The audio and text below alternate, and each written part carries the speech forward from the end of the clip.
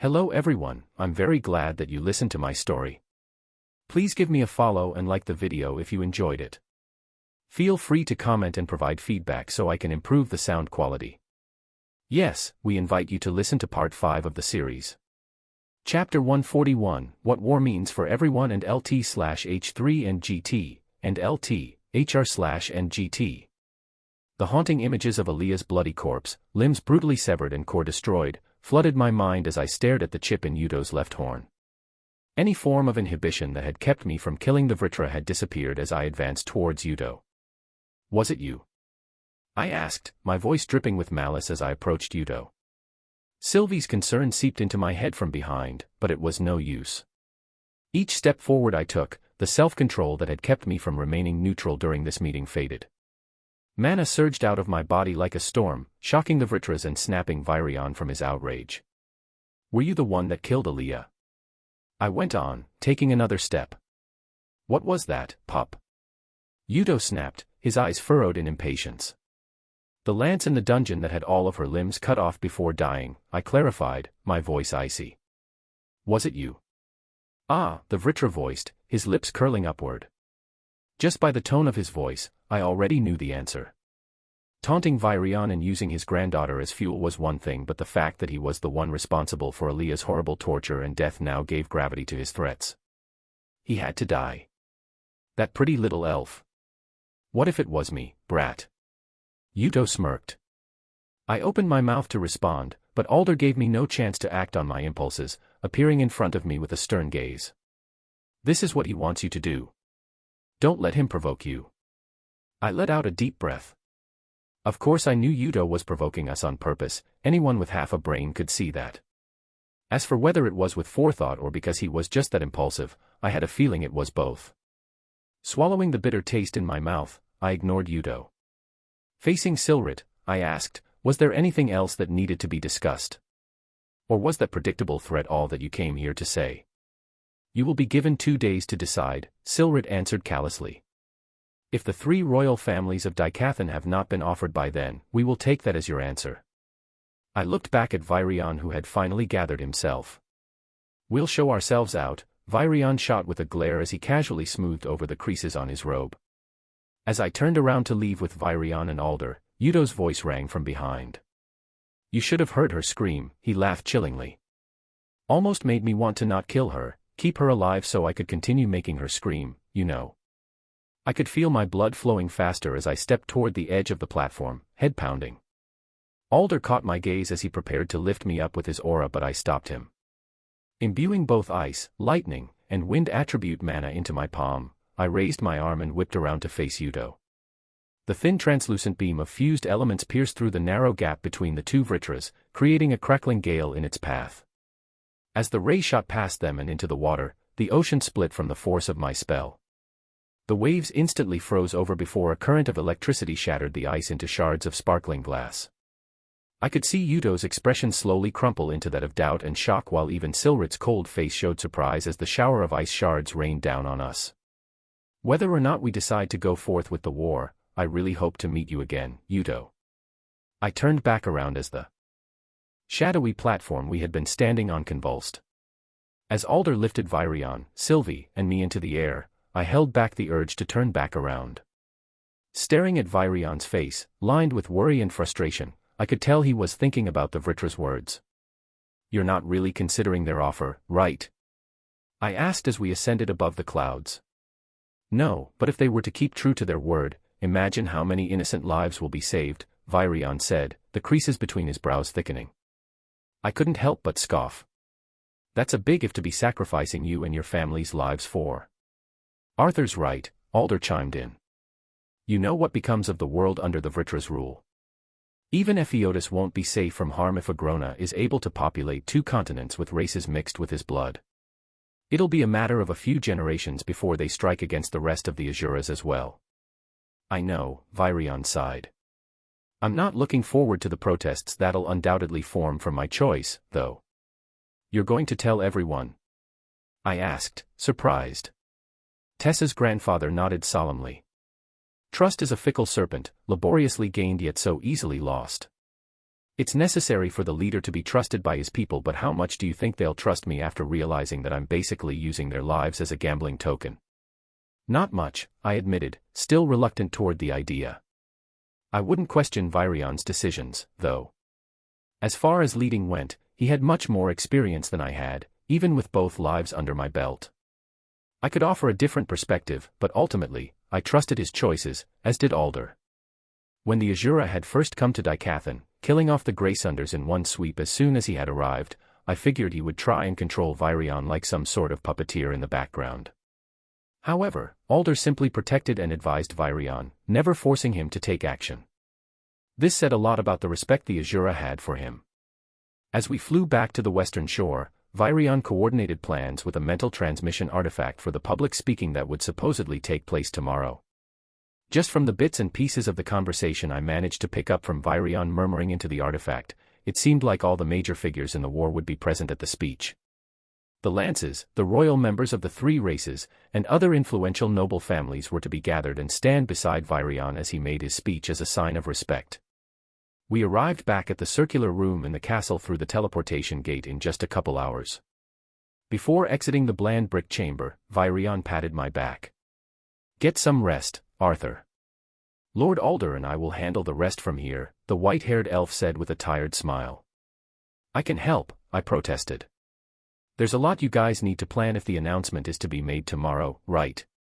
"Let me worry about that," he rejected. "Your family is here, right now, waiting for you. I'm afraid that after the true war begins, the amount of time you will be able to spend with your loved ones will be limited." "Listen to Virion," Alder agreed. "Judging by your little parting gift to those Lesserans earlier, you've prepared your body. Now, use this time to prepare your mind and heart." Tired and dirty from the journey, I didn't protest any further, and we went our separate ways. The living quarters in the castle were on the upper floors, where I was headed now. No matter how many times I came to this castle, it was impossible for me to imagine how large this floating structure must be to accommodate almost 100 people while still having space for luxurious amenities. Walking up the flights of stairs with Sylvie silently scampering behind me, I thought about how everyone's life would change during this war. Until now, the battles have been isolated past the Grand Mountains, never reaching civilization.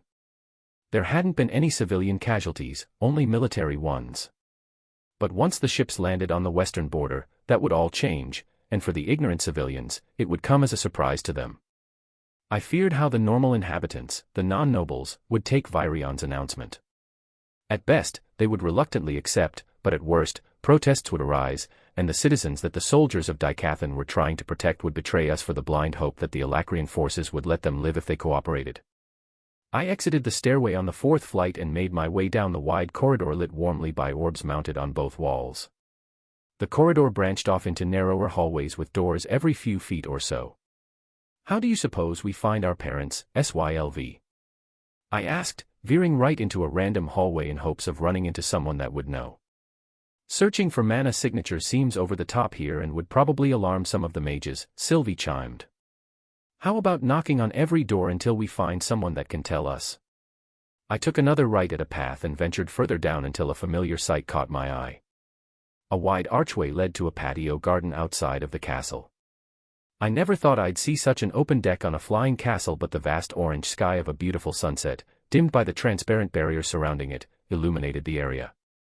Playing on the neatly kept grass lawn were groups of children, some sparring with friends, others simply chasing each other. What made me stop was the sight of the towering dark brown bear playing amidst the scampering children. I spotted an uncomfortable Ellie just beside her bond, talking to some blonde-haired boy her age. Puffed-out chest, chin held high, a fake smile that didn't reach his eyes. If I didn't know any better, I'd say he was trying to flirt with my precious sister. "Stick him, Sylv. Make him scream like a castrato," I grinned evilly. My vicious bond scampered to my sister, asking me in my head what a castrato was, when Ellie's mana beast picked up the blonde boy by the back of his collar and flung him away. The bear, I think Boo was his name, and I locked eyes for a brief second. I gave him a stern, approving nod as I raised my right thumb. Boo responded with a furry thumbs up as well, still seated next to my sister, and it was at that moment that I felt that Boo wouldn't be such a bad companion for my sister after all. "Sylvie. Ellie exclaimed when she noticed the little white fox scampering towards her. Looking up, her face lit up when she saw me. Brother. The children, all nobles that had come here for safety, whipped their heads, dropping whatever they had been doing. Some of the parents nearby, seated on the patio chairs talking to one another, turned around to look at me. As I walked toward my sister, I could feel everyone's eyes following me. Ellie scooped up Sylvie and embraced her tightly before looking back up at me. Brother, you're back already. Yup, I smiled, glancing around at the onlookers. Dipping my head, I whispered into my sister's ear. Why are they all staring at me? There's not a noble in Dicathan that doesn't know who Arthur Lewin is, she giggled. You should see how those nobles treat me. So that's what it was. I thought I had done something wrong to your friends here. I let out a relieved chuckle. Turning to Boo, who remained seated on his hind legs, I raised my hand. Good to see you, Boo. The giant mana beast responded with a low grunt and received my hand with a large paw. When did you two get so close? Ellie marveled. Men with common objectives tend to bond fast, I answered, the two of us nodding at each other once more. What? No, never mind, that's not important. It's good that you're here right now.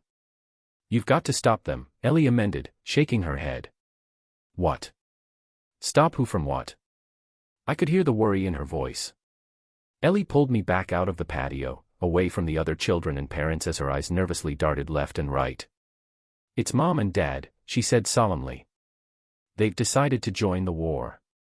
Chapter 142. Chapter 142. Chapter 142, Unexpectedly and LT/H3 and GT, and LT, HR/and GT. Leaving Sylvie with my sister, I made my way to my parents' room. I strode down the corridor, my gait growing faster with each step as I arrived in front of the door labeled, Lewin Family.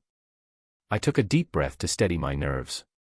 The thought of what Ellie said, that my parents really planned to take part in the war, filled me with unease. A dull thud resounded as I knocked on the wooden door. It's open, the warm voice of my mother chimed from the other side. The hinges creaked as I turned the knob and slid the door open. Bags lay open on the floor with clothes folded neatly beside them. I stepped inside and looked around to find my father polishing his gauntlets, a set of chainmail armor spread out beside him. My mother, who had been walking toward the door to greet their visitor, stopped when she saw me. She masked her surprise with a sullen smile while my father dropped his gaze as soon as he saw my expression. So it's true, I muttered, picking up a polished shin brace beside my father. Son. My father put down the gauntlet and rag but remained seated. We weren't expecting you back so soon, my mother added, taking another step toward me. Were you planning on leaving without saying anything to me? I asked, my gaze still focused on the shin brace in my hand. Of course not. But we wanted to finish preparing before you got back. My mother lifted her hand, hesitating just a bit before she placed it on my shoulder. A mixture of feelings welled up in me as I squeezed tightly at the metal armor, confusion as to why they had suddenly decided to fight, irritation that they hadn't even bothered to discuss this decision with me, and anger that they'd be willing to risk their lives when Ellie was barely 12. I finally pried my gaze off of my hands and looked at my father. I thought you guys were going to wait until after Ellie got older before joining the war. Commander Virion advised us to stay until Ellie was older or until you came, my father said, his gaze firm. I don't believe that you guys suddenly decided to fight in the war just because I came back, I replied doubtfully. We didn't, my mother answered, her hand squeezing my shoulder more tightly. I just got a transmission from Helen. My father stood up, his gaze unusually vicious as he tested out his gauntlets. They were attacked in a dungeon as everyone was getting ready to leave. They stayed back to buy some time for the younger soldiers to escape, but... I echoed. My father, Reynolds Lewin, the man who had always endured any hardships with an optimistic smile, looked up with an icy venom in his eyes. Adam didn't make it. No, I shook my head. That's impossible. I was there just yesterday. I was the one that cleared the dungeon and killed the mutant holed up inside. My father nodded solemnly. Apparently after you left, as everyone prepared to depart, another horde of mana beasts led by a mutant attacked them. Helen thinks that the bottom floor of the first dungeon was connected to another dungeon. The fight was a mess because no one had been expecting a battle. The Twin Horns and some other veteran soldiers stayed and bought some time for everyone else, my mother continued. Luckily, the mutant was only B class, but because its army was larger and caught them off guard, there were more deaths than necessary, including Adam's. A barren silence lingered in the room after my mother finished speaking. I couldn't believe that someone I had just seen yesterday was dead. Suddenly, a sinking realization made me bolt upright. Tess had been in that dungeon. Who else died? I asked. Despite my concern, I didn't want to seem insensitive of Adam's death by asking if Tess was okay. That was all I was able to hear from Helen. It was an emergency transmission, so the message was rather short, but seeing as she didn't include anyone else, I figured the others that died were soldiers we didn't know, my father added with a sigh. Although Commander Virion probably knows more now since some time has passed. Helen would have surely mentioned if something had happened to Tess, but it still made me uneasy, to say the least. I'm sorry about what happened to Adam, I consoled my father. Adam wasn't my favorite of the Twin Horns, as I had found his quick temper and cynical sarcasm to be distasteful, but he had been loyal. Underneath his impatient and cranky exterior had been a trustworthy comrade that stood by my parents' sides while they were in the Twin Horns. I could now see why the atmosphere surrounding my father was so heavy. Don't misunderstand, Arthur. We're not doing this out of guilt. A soldier's life is always in danger, my father said. Even still, I said, shaking my head. I knew I was being unreasonable. My father had every right to fight the battles he chose. But it was my own selfishness of wanting to keep the ones I loved safe that made me want to try. It didn't matter what level your core was or how knowledgeable you were about mana manipulation. No matter how much you strengthened your body or heavily you equipped yourself, death could come at any moment in a battle. No matter how strong I became, I firmly believed that. Yet, my father was willing to risk his and my mother's lives when it wasn't only unnecessary, but reckless. Arthur, it's not his fault, my mother consoled. I'm the one that wants to go back to the Twin Horns and help out in the war. What? I blurted, completely taken by surprise. You want to go to war? She nodded. Yes. But you can't. I turned to my father, bewilderment practically written on my face. I mean, Dad said you avoid using magic because something happened in the past. Why now? My mother cast a glance at my father, who dipped his head in a solemn nod. Arthur, sit down. I obeyed, taking a seat at the foot of the bed as my mother gathered her thoughts. What else did your father tell you? She eyed me guiltily as she amended her words, but I didn't take it to heart. She had told me to give her time to accept who I was, and I could tell that with her being overly mindful, she was trying. That's about all he told me, I said. He said the rest was to be told by you when you were ready. What we never told you, Arthur, about the Twin Horns, was that there was actually one more member. My brows furrowed as I glanced over to my father, who remained silent. Her name was Lensa, a talented and young augmenter at the time, my mother continued. She went on telling me a story of a very bright and hopeful mage that had joined the Twin Horns shortly after my father had brought in a young Alice from Valden City. My mother's eyes glazed over as she described how she and Lensa had hit it off immediately, Lensa's brash and straightforwardness meshing well with my mother's timidity. Lensa had done well for herself as an adventurer even without the help of a party, to the point where she was already fairly well known. So when she had asked the Twin Horns if she could join their party, it came as a surprise to everyone. My mother closed her eyes and paused for a breath. It had only been about 2 years since she joined when the accident occurred. My brows furrowed in apprehension as I imagined what sort of accident had transpired, when my mother faintly smiled. It isn't some dramatic calamity that befell us, not everyone's life is as exciting as yours is. Embarrassed, I let out an uncomfortable laugh as I scratched my cheek. We had gotten careless and ran into an ambush by a pack of stingers. None of us had sustained any major injuries, and I thought very little of it as I healed everyone's surface wounds. My mother pursed her lips to keep from crying. The thing about being an emitter is that everyone expects you to know how to heal every injury, that your magic is a one-spell cures-all when that really isn't the case. My father placed a consoling hand on my mother's back as her body shuddered. I didn't know at that time either, since it hadn't been that long since I had awakened and I never fully trained in the different aspects of healing. I didn't think I needed to. Wiping away her tears, she looked up at me with red eyes.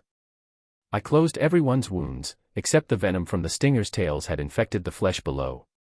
Your father and everyone else was able to get treated in time before it could do any harm, but for Lensa, the wound was close to her mana core, and after I had closed her wounds, the venom spread. I drew in a breath sharply. Then.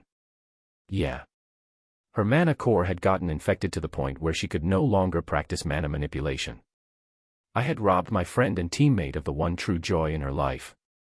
At least she's still alive, I said, trying to comfort her until she shook her head. She went off by herself into a dungeon and never came back out, my mother said.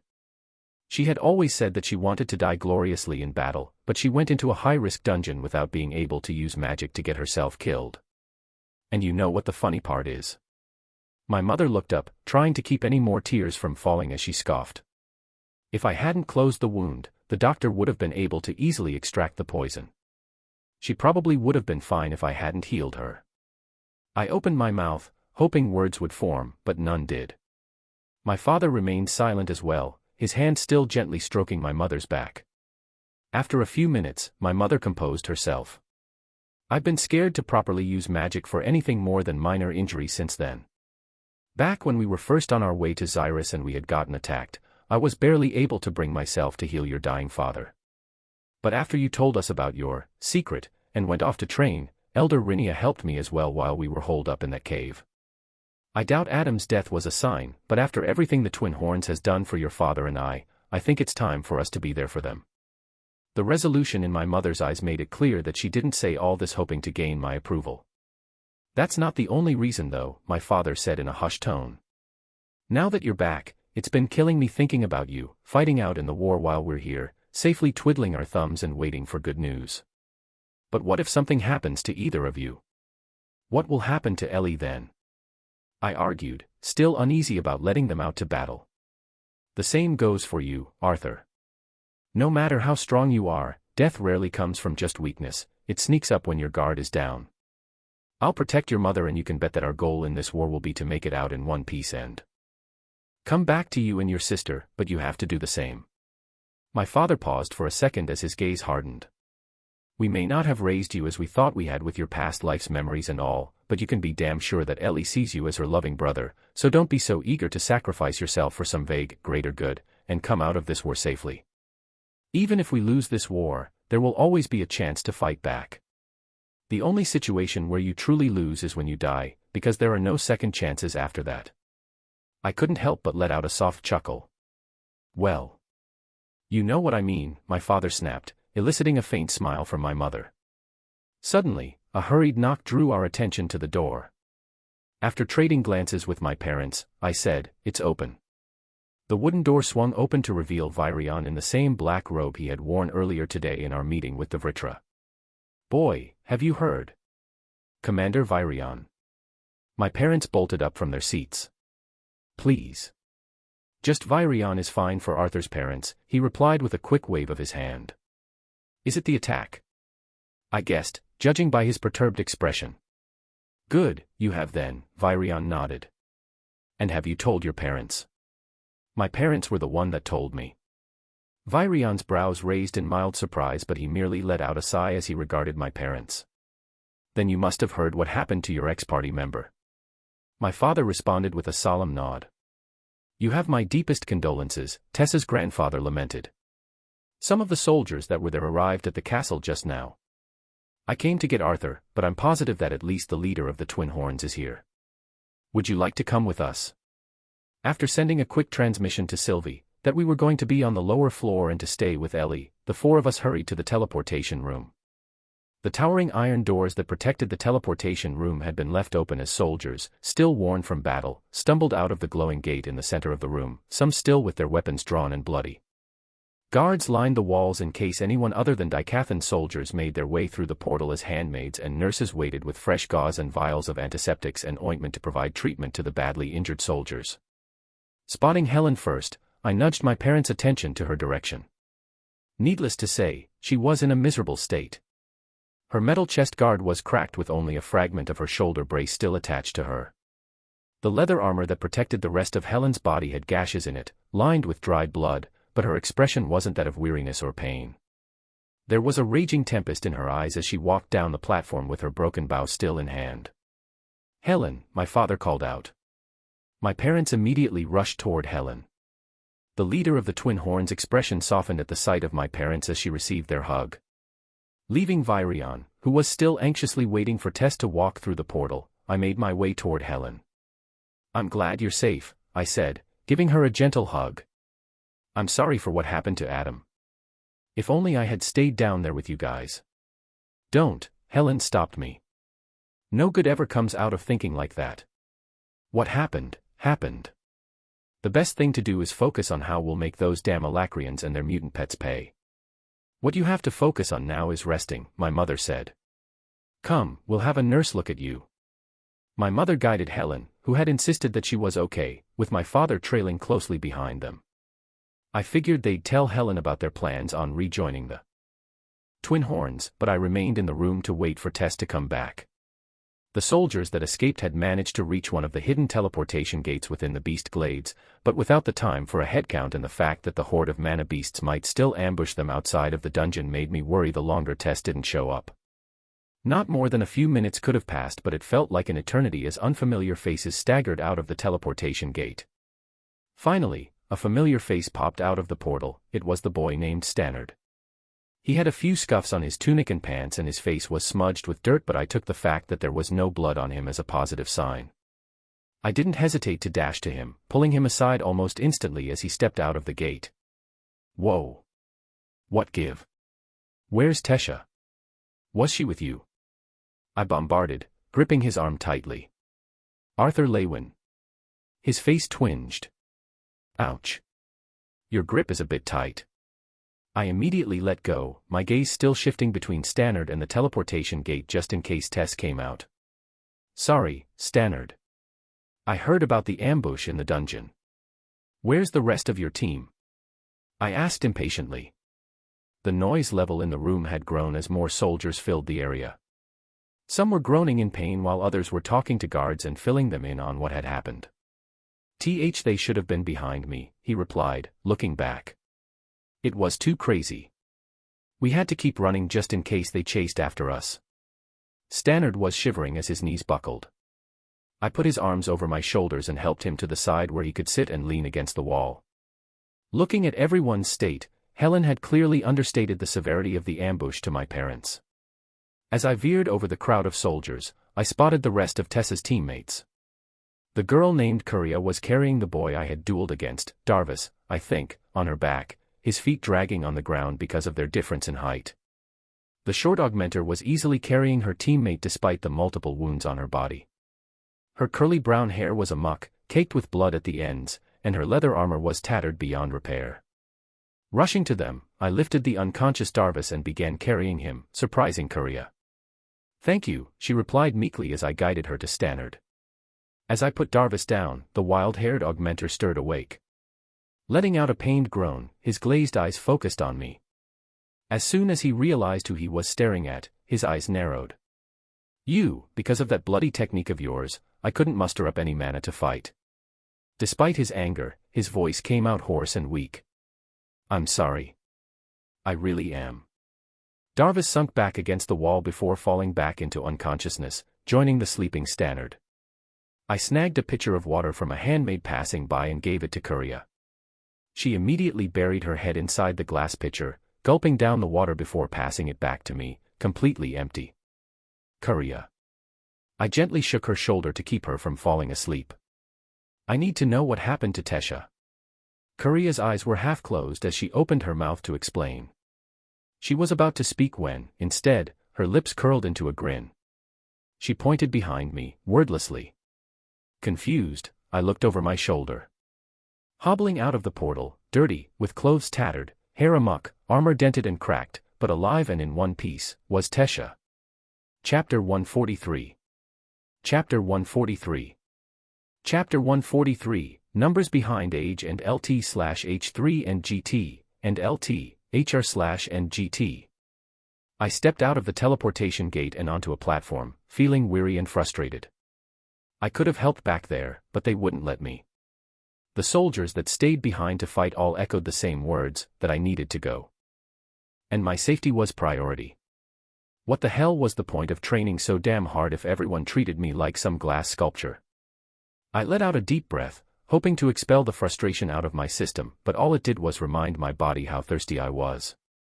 Looking around at the crowd of soldiers, guards, and nurses, I sought out looking for anyone holding a glass of water to quench my parched throat. Then I caught the sight of my teammates. Stannard and Darvis were asleep against the wall while Curia was sitting up, speaking to someone, when she pointed at me. The man she had been talking to maintained his crouching position as he turned his head. My chest tightened as he stood up. His furrowed brows and sharp gaze that regarded his surroundings instantly relaxed as he locked eyes with me. It was Art. I couldn't help but mindlessly stare as he walked towards me. The first time I had seen him in 2 years, he was covered in blood and grime, looking somewhat like a monster himself. However, the Art that was approaching me now was completely different. Dressed in a sharp white tunic lined luxuriously with gold and a long black mantle that seemed to shroud him in mystery, he exuded a sort of grand aura that belittled every royal family in Dicathan. His long hair was bound up, accentuating the sharp lines of his jaw while locks of auburn bangs fell messily over his forehead and past his azure eyes that crinkled from his breathtaking smile. He was almost upon me when I snapped out of my daze. There were soldiers and guards nearby that I had to keep my composure around. It had barely been a day since the last time I'd seen Art, and judging by his demeanor from the last time we had met in public, I'm sure he disliked emotional reunions. Letting out a hoarse cough, I tried to stand taller, puffing myself up to muster as much poise and dignity that I could despite my unkempt appearance. I stuck out my hand for him to shake, keeping my expression stoic. "Good to see you so soon, Arth." My gesture was ignored as a powerful hand wove underneath my arm, landing firmly on my back as he pulled me toward him. I stumbled forward by the sudden force and my face pressed against the thin tunic, bathing me in his warmth. I'd been approached, pursued, and courted by almost every man brave enough to look past my lineage, but the only thing I felt for them was either pity or annoyance. However, at this moment, my body felt as if it had been both frozen and melted at the same time as I remained motionless in his embrace. Whether the entire room had fallen silent or my sense of hearing had just disappeared, I couldn't tell, but my other senses had become overwhelmed. From inside the safe haven of his sturdy arms, a faint hint of oak and a crisp ocean breeze filled my nose as I felt the side of his face bury into my neck. My limbs remained frozen, but my empty stomach continued to flutter uncontrollably while Art's arm squeezed just a fraction tighter. "I'm glad you're okay," Art finally spoke. His warm breath blew against my neck, sending shivers down my spine. My arms twitched, instinctively wanting to hug him back, but the piercing stares of everyone around us made me stop. "Oh, of course I'm okay," I said, barely mustering up the strength to push him away despite how every fiber in my body wanted me to pull him closer. I could feel blood rushing up my neck to the very top of my head as I stared at Art, his face just inches away from my own. I could see his eyes moving, tracing every feature of my face as he studied me. He let out deep breath, as if a large weight had been lifted, and looked at me with a gentle smile.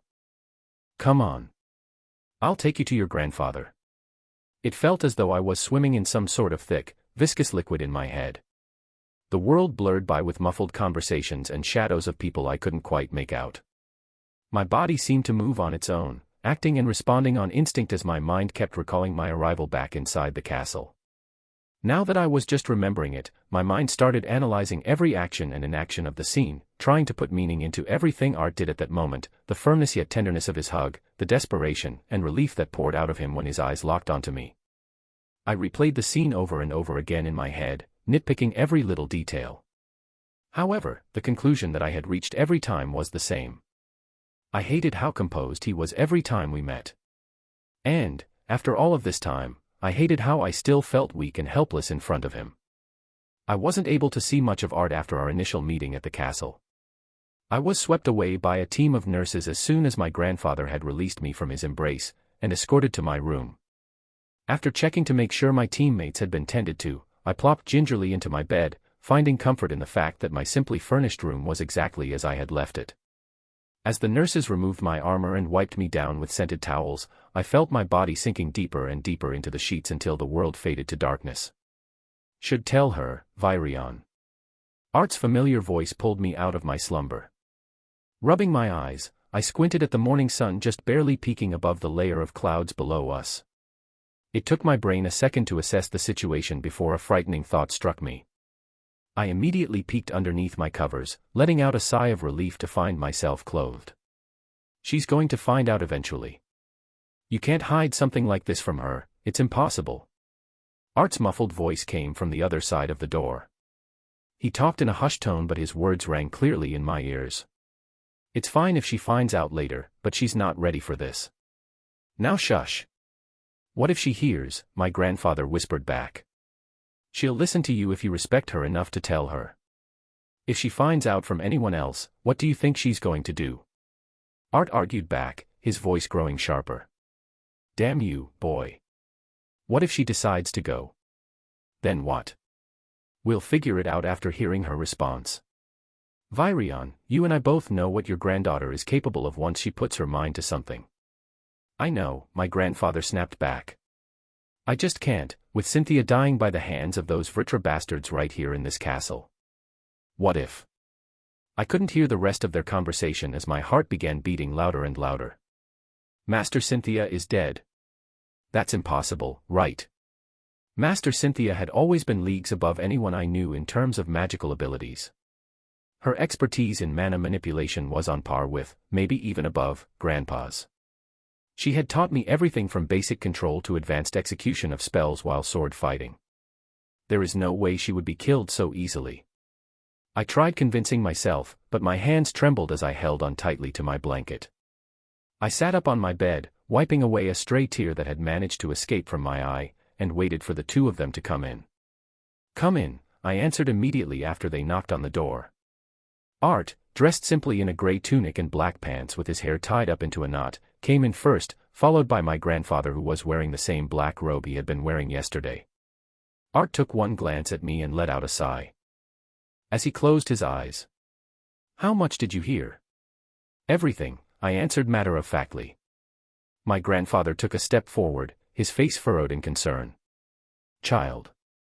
Take me to her, please, I cut him off, stepping out of bed to find something to wear over my nightdress. I stayed silent as we descended down the flights of stone stairs, the only sound coming from our echoing footsteps as my grandfather led the way and Art trailed closely behind me. My grandfather kept taking glances back, but didn't say anything until we reached the bottommost floor where the dungeons and cells were. Why is Master Cynthia holed up in such a filthy and degrading place reserved for murderers and traitors? I demanded. We don't have a burial ground in this castle, Tesha. We're keeping her here until circumstances permit us to safely give her a burial, my grandfather answered patiently. And the dungeon has been empty since the start of this war after we moved all of the prisoners to more remote dungeons on the ground. The dungeon floor differed vastly from the rest of the castle. Fungus grew between the stone blocks and mold lined the wooden hinges that the illuminating artifact rested on. The foul, musty smell blended with the near-toxic odor of decay and waste. The area seemed as if it was purposely designed to repulse the prisoners held here. What my grandfather said was true, only a hollow silence lingered rather than the screams and moans of prisoners. At the farthest end of the floor, there was a single metal door with a soldier standing guard. Open the door, my grandfather ordered. The armored guard nodded, his expression hidden underneath his helmet, as he stepped to the side and turned the rusted handle without turning around. As the metal door screeched against the uneven ground, a flawless stone casket lay in the center of the empty cell with a small pile of flowers resting on top. Only a few people know of her death, my grandfather explained, walking up and gently laying a hand on the top of the stone coffin. She deserves a public ceremony. All of her past students, the professors who taught at Xyrus, she doesn't deserve to be here, I muttered. My grandfather nodded. I know. Then why? I said harshly. Why is my master rotting away in a corner of this foul dungeon? For everything she had done for this continent, she deserves a diamond coffin and a countrywide funeral. She deserves anything but this. Tesha, Grandpa rested his hand gently on my back, hoping to quell my anger. How could you keep this from me, Grandpa? If I hadn't heard you through the door, when would I have found out? After the war. I scoffed, shrugging his hand away while my vision blurred from my tears. Is there anything else you're hiding from me? Despite everything I did to try and show you that I was mature, you still treat me like a child. That's because you are a child, Art snapped. What? I blurted, my face getting red from anger rather than embarrassment. How can you? You should know better than anyone else how I'm feeling, but you call me a child. You of all people. My childhood friend wore a calloused expression as I huffed in frustration, regarding me with a stern eye that made me doubt yesterday's memory of him affectionately hugging me. Maybe it's because I know both you and Grandpa Virion so well that I'm saying this, Tess. What you're doing right now, needlessly putting yourself in harm's way just to prove a point, is no better than a child throwing a tantrum, Art continued. Arthur, my grandfather cut in. Enough. How dare you? I seethed, tears rolling down my cheeks. If you took a minute to think this whole situation through, you'd realize why your grandfather had to keep this all a secret. What do you think would happen if he were to announce that someone was killed by our enemy in the supposed safest location in the continent? Art said, his gaze unrelenting. Well, I'm sorry that not everyone is as smart as you. I retorted. Art's gaze softened. You're only 17, Tess. And you're only 16. Yet Grandpa, Master Alder, and even Master Cynthia never looked at you as a kid even though you're younger than me, I argued. If they see me as an adult, that's something they've come to realize on their own, not by me deliberately trying to prove it, he answered. How is that even fair? I choked back a sob. You get to do what you want because you're good enough, but no matter how hard I try and what I do, I'll always be some damsel in need of protection. That's not it, Tesha. Your grandfather and I. What? You guys want me cooped up and isolated from anything potentially dangerous or potentially distressing so badly that you can't even tell me that my own master was killed. I cut in, my face numb with anger. Or is it because? Because if we told you, the first thing you'd have in mind is facing the Vritra that killed Cynthia, trying to get revenge, and getting yourself killed. Arthur exploded. This was the first time I had heard him raise his voice to this extent, stunning not just me and Grandpa, but the guards standing outside. You don't know that, I denied. Don't I? Arthur pressed. Because I think I know for a fact that you acting this way isn't because Virion didn't tell you about Director Gutsky dying. You're not mad at him, you're mad at yourself for leaving your master to go prove to everyone how strong and helpful you'd be to the war.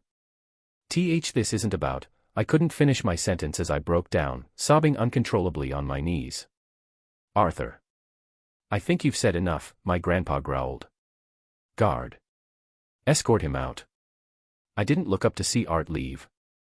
I didn't know what kind of expression he had on his face, or if he was sorry. It was too much. Tesha. Let's take some time together to pay our respects to Cynthia. I'm sure that, more than having millions of people at a ceremony, she'd rather have the few she truly cherished mourning for her. Grandpa kneeled beside me, gently stroking my trembling back. After this, I'll tell you everything. Mustering up a shaky nod, I let out a hoarse whisper. Thank you. The both of us turned to face the smooth stone casket that my master resided in, waves of emotions continuing to toss and turn inside me. Chapter 144. Chapter 144. Chapter 144, Invaluable Allies. I understand your problem, Gray, but I'm not sure if I'm the best person to help you with this, the headmaster said with a sigh. No matter how lacking your key pool may be compared to most kids your age, you're still a child with plenty of time for that to change. However, and I say this as a general life lesson, if you find yourself lacking in resources, use what you have when you need it the most. I pondered over her cryptic solution to my key problem. Thank you, Headmaster Wilbeck, I grinned before heading out the door. Oh, and Gray, the headmaster called from behind her desk. I halted, peeking my head out of the doorway. Yes. How is Cecilia getting along with you and Nico? Well, I paused. Besides her little accidents, I'd say we're slowly getting through to her. She hasn't said a word to you too, has she? Headmaster Wilbeck sighed. Nope. I affirmed confidently. Not a single one. Very well. I really do hope the two of you keep trying to break her out of her shell though. If anyone can do it, it's you two. I came back into her office. Headmaster. Why are you pushing so hard for us to be friends with Cecilia? I asked. The headmaster's lips curled into a gentle smile as she stood up from her chair. That, my child, is a story that I'm hoping she'll tell you herself. Well, I mean, she looks normal enough, but everyone's scared of her because of those accidents that happen every once in a while. I scratched my head. I mean, Nico and I aren't scared or anything, but there are a few kids that have been sent to the infirmary because of her, so I just thought it'd be better to know more to help her. Walking around her table, Headmaster Wilbeck tousled my hair. Your job isn't to help her, it's to be her friend. Let me take care of helping her. Yes, Mother, I saluted. The headmaster's gentle downturned eyes widened in surprise at my words. It's Headmaster Olivia or Headmaster Wilbeck to you, Gray. Her voice was firm but her eyes betrayed her words. I didn't want to leave. I wanted to stay in her office and help her with the pile of papers that never seemed to diminish, but I knew she would never let me help. Like a broken record, she always said that it was her job, not mine. Dragging my feet out of the small office, I trudged down the hall toward my room. I often imagined my life as Headmaster Wilbeck's son. Her stern, yet loving voice scolding me every time I got into trouble. I'd do what I could to help her around the house, do the dishes, take out the trash and mow the lawn. And when she came home, I'd massage her shoulders that she always seemed to be rubbing painfully from stress. Nico said it was weird for me to do so much for my mother, saying that it was usually a daughter's job to spoil the mother, but I didn't agree. If I had someone like Headmaster Wilbeck as a mother, I'd make sure to pamper her. I'd help dye the white streaks of her brown hair, and once I was old enough, I'd make a lot of money and buy fancy clothes and even a car and house for her. Maybe that was the difference between someone that had known their parents like Nico and someone like me, who didn't have a single memory of what his parents looked like. Nico hated his parents, and any mention of his last name, Sever, would set him off like a fuse. As for someone like me, who didn't have a surname, there was an odd comfort imagining being Gray Wilbeck, son of Olivia Wilbeck. The sharp creak of the floorboard underneath my feet snapped me out of my fantasy, and I sighed a breath of defeat. I kneeled down above the old misaligned floorboard and snapped it back in its place. Testing the floor with my feet, I let out a satisfied nod at the plank silence. Looking up, a group of kids were running through the hall, chasing one another. Gray. I'm going to tag you, a little girl named Theta giggled as she skirted toward me with her arms stretched out. Oh yeah. I stuck out my tongue. I bet you're not. Theta accepted the challenge as she picked up her pace. As soon as she was within range, she swiped at my waist, hoping to grab my shirt, but I easily twirled out of reach. I let out a victorious laugh.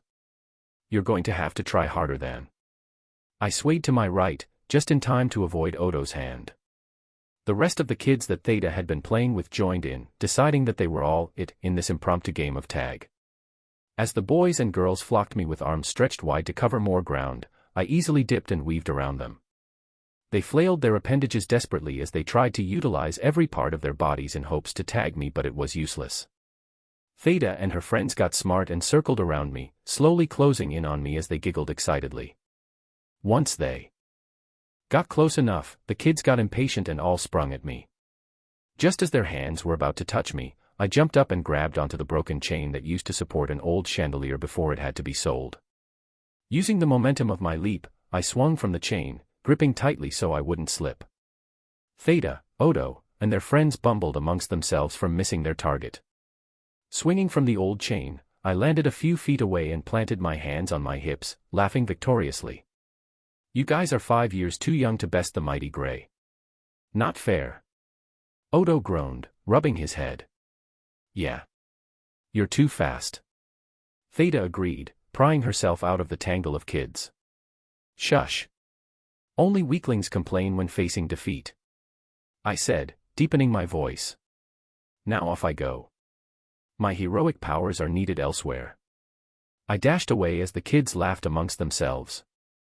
The mighty Gray has arrived, I announced, opening the door to my room. Yeah. Close the door on your way in, Nico replied, not even turning to look at me as he fumbled with something on his cluttered bed. The kids are more fun than you, I clicked my tongue. What are you doing anyway? Nico held up his right hand, covered in a fuzzy black glove, with a proud grin on his face. You're into knitting now? I asked with a smirk, reaching for the glove. Nico stretched out his gloved hand, gripping my forearm. All of a sudden, a wave of pain radiated like an intense muscle cramp from Nico's grasp. My friend and roommate immediately let go with a smug look pasted on his face. Never underestimate the power of knitting. What the hell? My gaze switched back between his glove and my sore arm. Pretty neat, right? Nico stared contently at his gloved hand. After the whole run-in with those thugs, I was researching a way to defend myself in case something like that ever happened again. And after compiling my notes, off a rather interesting book I found on key conducting material, I was able to design this glove. How does it work? Why did my arm suddenly cramp up when you grabbed me? I asked, my fingers itching to grab a hold of Nico's newest creation. It's pretty cool, actually, Nico said, slapping my hand away. There are these microfibers on the palm of the gloves that can conduct ki to a certain degree. The microfibers elongate in reaction to my ki and reach into the muscles when I grab someone. There's a small conducting stone on the inside of the glove that harnesses the ki that I emit, and it shoots out through the microfibers and into my enemy's muscle, which, in this case, was your arm. That's pretty neat, but why don't you just learn how to fight like me? First of all, you never learn to fight. And I need to have toys like these because, unlike someone, his eyes darted to me, I don't have the reflexes of some primitive carnivore. If I had to say, my reflexes range somewhere between a sloth and a turtle. I couldn't help but chortle at the comparison. Well, the glove looks useful and all, but it seems like it'd only buy you some time, I pointed out, flexing my cramped hand. Yup. And another downside is that the microfibers, which I had to buy with part of the money we got from pawning off the jewelry, don't last very long, Nico sighed as he took off the fuzzy black glove. I looked at the stacks of books piled all over his side of the room. I'm sure you'll think of something around it. By the way, how did you give the money we got to the headmaster? Ah. I gave it to a guy I know. He gave it to Headmaster Wilbeck as a generous donation in return for a percentage as a cut. I groaned. How much of the money actually ended up in the orphanage anyway? With you buying your books and material and giving a cut to a guy you barely know, I doubt even half the amount made it to the headmaster. I didn't have any other choice. No way in hell would Olivia take money from us. She'd just start bombarding us with questions. It's Headmaster Wilbeck, I corrected, thumping my friend's head. Besides, I got a few books that you could use too. Check it out. Nico exclaimed, pointing to a small pile of books behind him with his thumb. Oh. I could feel my eyes light up as I reached for the books. Very well. This Magnimouse gentleman will forgive you. It's magnanimous, Nico chortled, shaking his head. Unable to think of a witty comeback, I decided to let it go when the room began shaking. I groaned. Don't tell me. Yup, it's Cecilia again. She's having another accident, Nico said. As the rhythmless waves of shaking continued, we remained in our beds. It's longer than usual this time, I pointed out. Nico got up and put on his glove. Let's go check it out. It's dangerous. Remember what happened to one of the volunteers that tried to hold her down? Yup. That bear of a man couldn't even make it near her. Nico shook his head from the painful memory. I just can't stand having to wait like this until Cecilia passes out. I can't imagine how much it's hurting her. I let out a sigh and got up as well when a thought struck me. My lips curved up into a smirk. You like her, don't you? No way. I don't even know the girl. I didn't respond as my smile widened. Nico's brows twitched. All right. I just think she's a little pretty. That's all. I shrugged, dodging a slap from my friend. Pieces of broken plaster from the ceiling rained throughout the hallway as the entire orphanage shook. I spotted Theta and Odo hiding underneath the dining table along with some of the other younger children on our way to Cecilia's room. Veering left at the end of the hallway, Nico and I stopped in front of an iron door that stood isolated, away from all of the other rooms in the giant house. Headmaster Wilbeck was already there with a few of the adult volunteers that helped clean and maintain the orphanage. The shaking had intensified, and one of the volunteers named Randall, a kind and burly man in his prime that helped out with the garden, prepared to go inside as another worker was about to open the door. There was no way that Randall would be able to make it to Cecilia with the intensity of this outbreak. Snatching the glove off of Nico's hand, I bolted for the door. Wah, Gray. Nico called out. Before anyone had a chance to react, I zipped past Randall and into the room as soon as the door opened. Once inside, my body sidestepped on instinct, barely dodging a force that sent Randall crashing against the corridor wall. I had heard about Cecilia's peculiarity, but going against it head-on made the story sound like a bedtime story. Bracing myself, I ran toward the center of the large room where Cecilia laid, convulsing while a look of panic struck her face as she spotted me. This mysterious girl that Headmaster Wilbeck had brought was an irregularity amongst key users. While even the most capable practitioner would, at best, be able to produce a small gust of energy with his ki, Cecilia was able to send torrents of ki around her. That's how vast her ki pool was. However, she wasn't able to control it, and from what the headmaster told me, the outbursts of ki happened at the slightest provocation of her emotions. While many ki users would see this power as a gift, for a teenage girl like her, I could only see it as a curse. Going solely on instinct, I was able to clumsily dodge the blasts of ki that shot at me. One hit and I would be unconscious at the very least. Cold sweat rolled down my face as I played tag with a near-invisible force that had the power to break my bones like a twig. I felt a slight breeze, making me instantly roll to my left.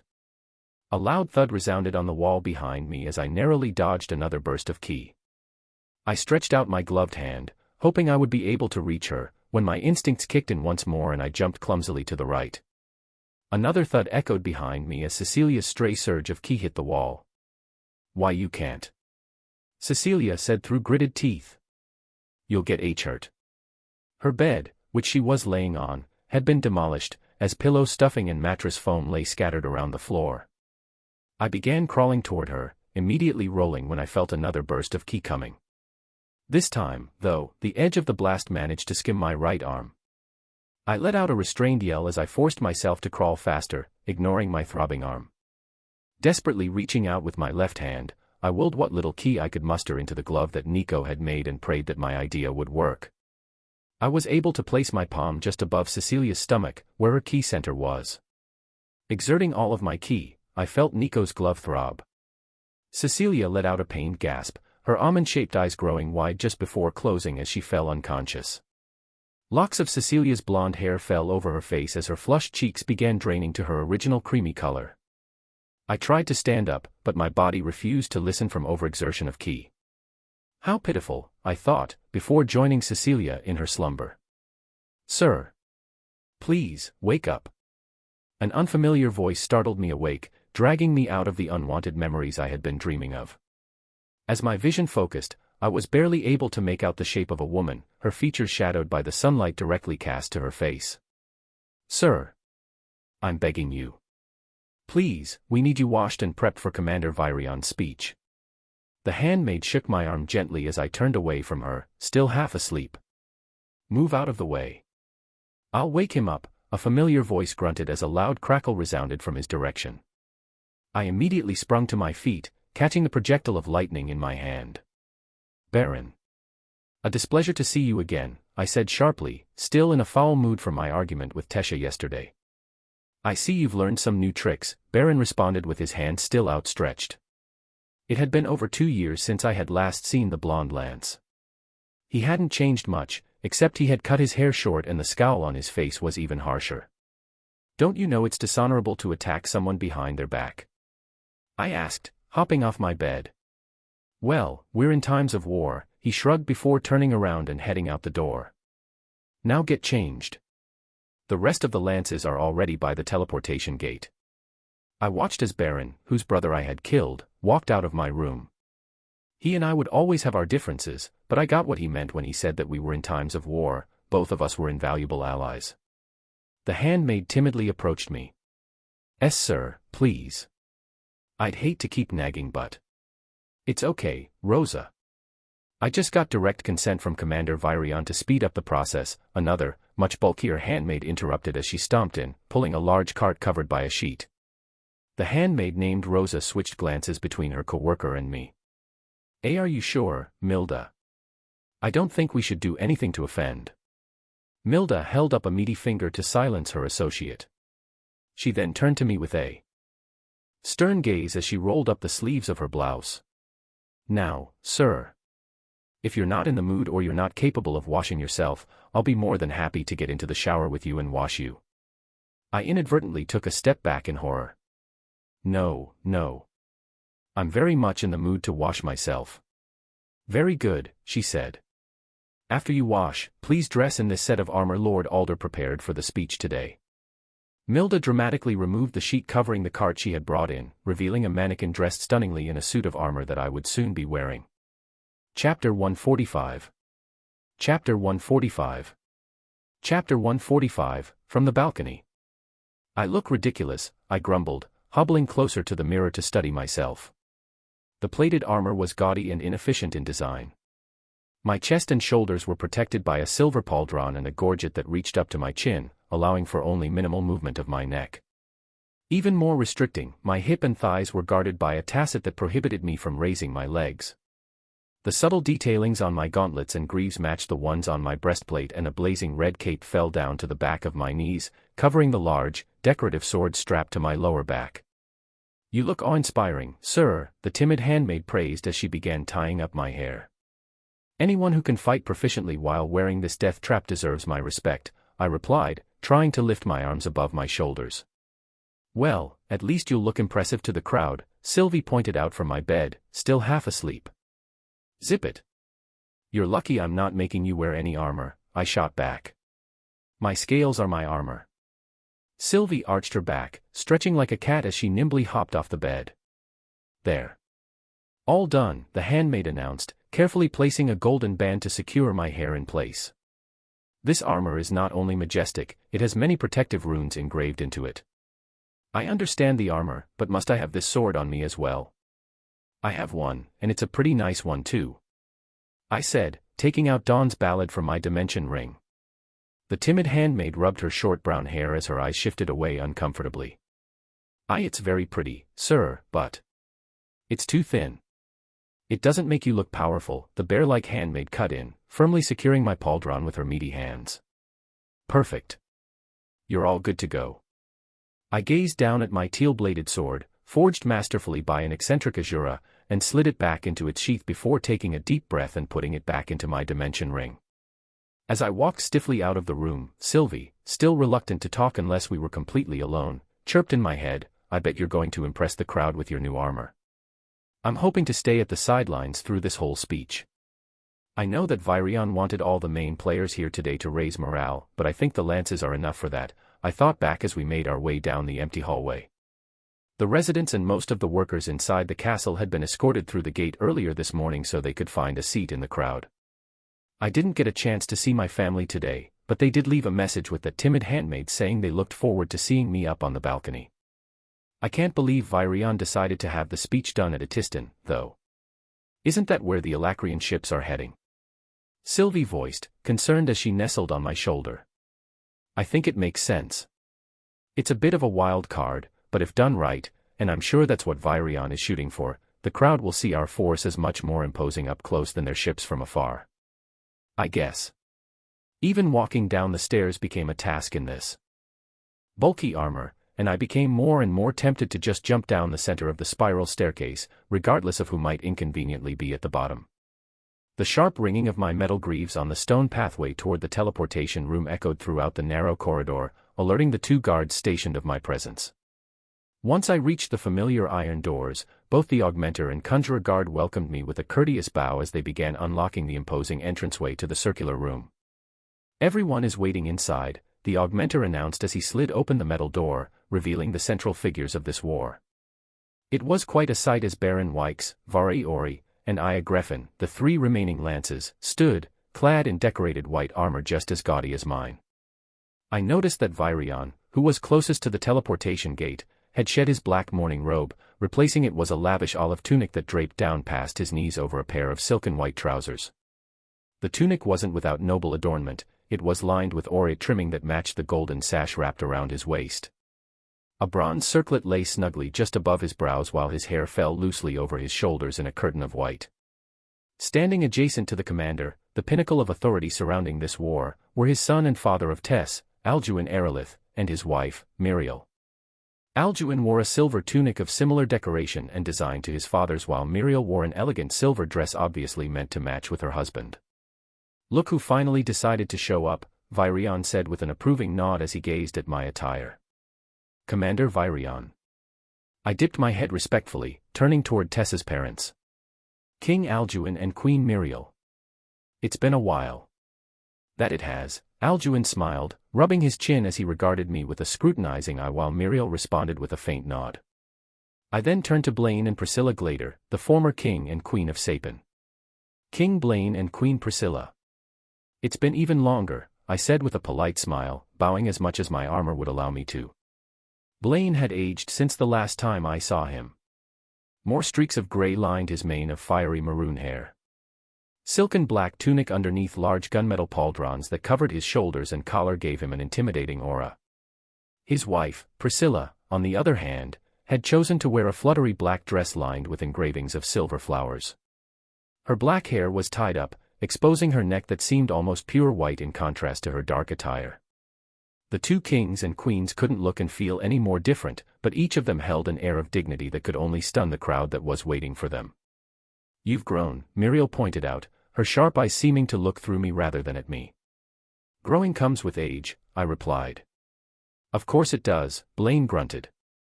"And you'll continue to grow, not just in height but in strength, which is what I need from one of my best soldiers." I glanced back at Baron and Vari, Blaine's lances, and shook my head. Regardless of my roots or race, with a war of this scale, I'd like to consider myself a soldier to this continent. "It's finally nice to meet you, Arthur." An elderly dwarf that had been standing hunched alongside Virion and the two kings and queens stepped forward, getting between Blaine and me as he extended a hand. While he only came up to my sternum, he stood ramrod straight with his shoulders squared, making him seem taller than he actually was. He had a scar that ran down the left side of his face, running through his closed left eye all the way down to his jaw. However, the eye that was open exuded a gentle quality, undermining his rugged appearance. I accepted his large hand, noticing the sandpaper-like texture of his palms. "I apologize for my ignorance, but I don't think I've had the pleasure of meeting you." "My name is Rodias, and no, you haven't," he chuckled. "But I've heard quite a bit about you from the letters that Elijah sent back." My eyes widened in realization. "Then you must be." "Yes. I'm the one that took the child in when he was an infant." He looked at me with a solemn smile that sent a sharp pain through my chest. "That's Elijah's guardian," Sylvie voiced in my head, surprised. I am sorry I couldn't get there in time to help him," I said, lowering my gaze as I ignored my bond. Rodias shook his head. "It's not your fault. That child was always a magnet for trouble." Clasping his hand with both hands now, I stared straight into his eyes. "If he's still alive, I'll be sure to bring him back to you. I give you my word." "Thank you," he whispered, letting go of my hands that somehow seemed so fragile now. "Rodias is the new delegate for the dwarves. We'll be going on ahead first," Virion spoke. "The gatekeeper will receive my transmission and signal you to go through when the time is right." As the six of them walked through the gate, the teleportation room became silent. I made a mental note to make sure to spend some more time with Rodias. I was curious as to what young Elijah and the men that raised him were like. Suddenly, I felt a light tap on my shoulder, or rather, I heard a light tap on my shoulder plate. Turning around, I came face to face with the lance named Iagreffin. "We've seen each other before, but I've never given you the pleasure of introducing myself," she smiled coyly, tucking her wavy black hair behind her ear as she dangled a hand for me to accept. "My name is Iagreffin." There was something off about her voice. An enticing timbre of faint sweetness spoken in a volume where you wanted to lean closer to her to hear what she had to say. From the allure in her voice to way she carried herself that made her seem irresistible. Every motion she made with her hands and fingers made my eyes focus on them, but it didn't feel natural. I felt the magic in her voice. "Well then," I smiled, taking a step back. "It's a pleasure being formally introduced, Iagreffin." I knew she was waiting for a kiss on the back of her hand, but I grabbed her hand and shook it instead. "I hope we can get along," she said, her smile unwavering as she snapped her hand back. Watching her turn around and stride back to her original spot, hips swaying, I couldn't help but grow uneasy. Apart from her pretentious seductiveness, just by being near her, I knew the remaining elf lance was no joke. I had seen for myself that Vari was stronger than Baron, but I'd yet to see Aya fight. From what I'd been told, and by her lance code, Phantasm, she was supposedly one of the deadliest of the lances. Being up close to her and having her stare at me, it was easy to see those claims weren't baseless. I see your training has gone well. You've just stepped out of the initiate silver stage and into mid-silver. Vari, who had been silently studying me, finally spoke. In contrast to Aya, Vari held herself in a very reserved and dignified manner. I had noticed that she had cut her long, white hair short, just past her neck. Vari's bangs were pinned to the side, revealing a small scar just above her right brow that anyone could have missed if they weren't looking closely. Her dark brown eyes were sharp and pointed while her brows seemed to be perpetually furrowed as she continued peering at me. Sylvie hunched over, baring her small fangs at the lance. It's okay, Sylv. She's an ally, remember. I've yet a long way to go if I want to get into white stage, I said to Vari, prying my eyes away from her intense gaze. Not as long as you might think, the white-haired lance responded. What does that? Gatekeeper. How much longer are we to wait? Baron interrupted as he impatiently tapped his armor-clad foot on the ground. General Baron, the elderly gatekeeper flinched. Commander Virion has not, I just received word from him now. Please enter. Baron made his way toward the teleportation gate first, eager to be out of this confining room. Well, that was uncomfortable, Sylvie thought. Tell me about it. I motioned for Aya and Vari to go ahead of me. The curvy elf threw me a wink as she swayed past me while Vari's expression remained stone as she looked at me and Sylvie. As I stepped through the teleportation gate, the scene around me blurred. Upon arrival, I couldn't help but cringe at the sudden difference in noise level. Cheers erupted from below as the castle or structure we were evidently in trembled. Sylvie and I had arrived in a large rectangular room that led out to the large balcony. Virion and the rest of the kings and queens stood, waving down at the crowd. It wasn't just them, next to their parents were Tess, Curtis, and Kathleen, all waving at the immense crowd that I could see even from back here. Please, generals, get ready to go on Commander Virion's signal, a thin handmaid instructed as she fixed Aya's hair which had gotten blown back by the frigid ocean wind. Generals? I asked to the handmaid, confused. Arthur, Lady Sylvie, I see that you both are finally here, a familiar voice called out from behind. Looking back over my shoulder, I spotted Alder seated in front of a tea set, a cup in his hand while his third eye stared at me. I see that you're staying in the shadows, I greeted the Azura as Sylvie dipped her small head in a nod. That is my job, he said, holding up his cup in a solitary toast. Well, can you tell me what my job right now is? Because I'm not a lance, which means I'm not a general. Patience. You just have to wait 5 seconds, he said, pouring himself another cup from the pot. The cheers had died down by now as Virion began speaking. Many of you have traveled far to be here, and that fills me with pride. As you all may have noticed, standing beside me are your leaders, the very people that have protected this continent as well as the ones that will protect this continent in the future. Another wave of cheers erupted as Radia's, the Glader family and the Aerolith family waved once more. However, while these are the heroes you see in the light, there are heroes of the shadows that continuously risk their lives to fight for this continent. I'd like you all to help me welcome the lances of Dikathan. Vari, Aya, and Baron marched out to the edge of the balcony with their heads held high and shoulders square while Virion and the royal families all turned to greet them. An even louder ovation exploded as the 3 lances came into view. The chaotic array of shouts and cheers soon became a collective chant that grew louder and louder. Lancey yes, Lancey yes, Lancey yes. After minutes of continuous chanting, Virion raised a hand, silencing the hundreds of thousands, if not millions, of humans, elves, and dwarves alike. Everyone. We are in a time of war, Virion spoke sternly after a moment of silence. I know that half of the lances are absent, and that is not by mistake. Some are in the middle of a mission and were not able to come. I exchanged glances with Alder at Virion's lie, but I made no remark.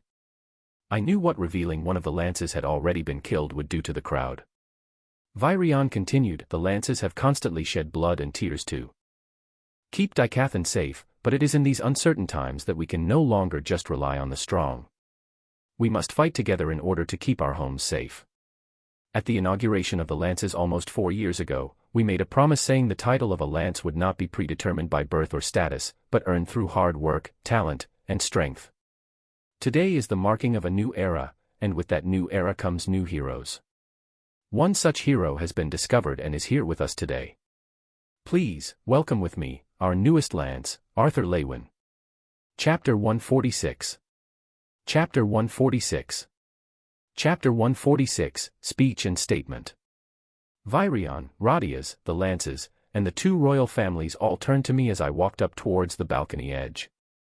The applause rose to a deafening crescendo at my appearance as Virion waited for me at the very end. While Baron and Vari had calloused expressions on their faces as they let me through, Aya's lips curled into a coy smile as she nodded approvingly. Tessa's expression was still brusque from yesterday's argument, while Cathal's eyes creased in a rare smile. Her brother, Curtis, waved while his parents and the rest of the central figures on the balcony joined the crowd's applause.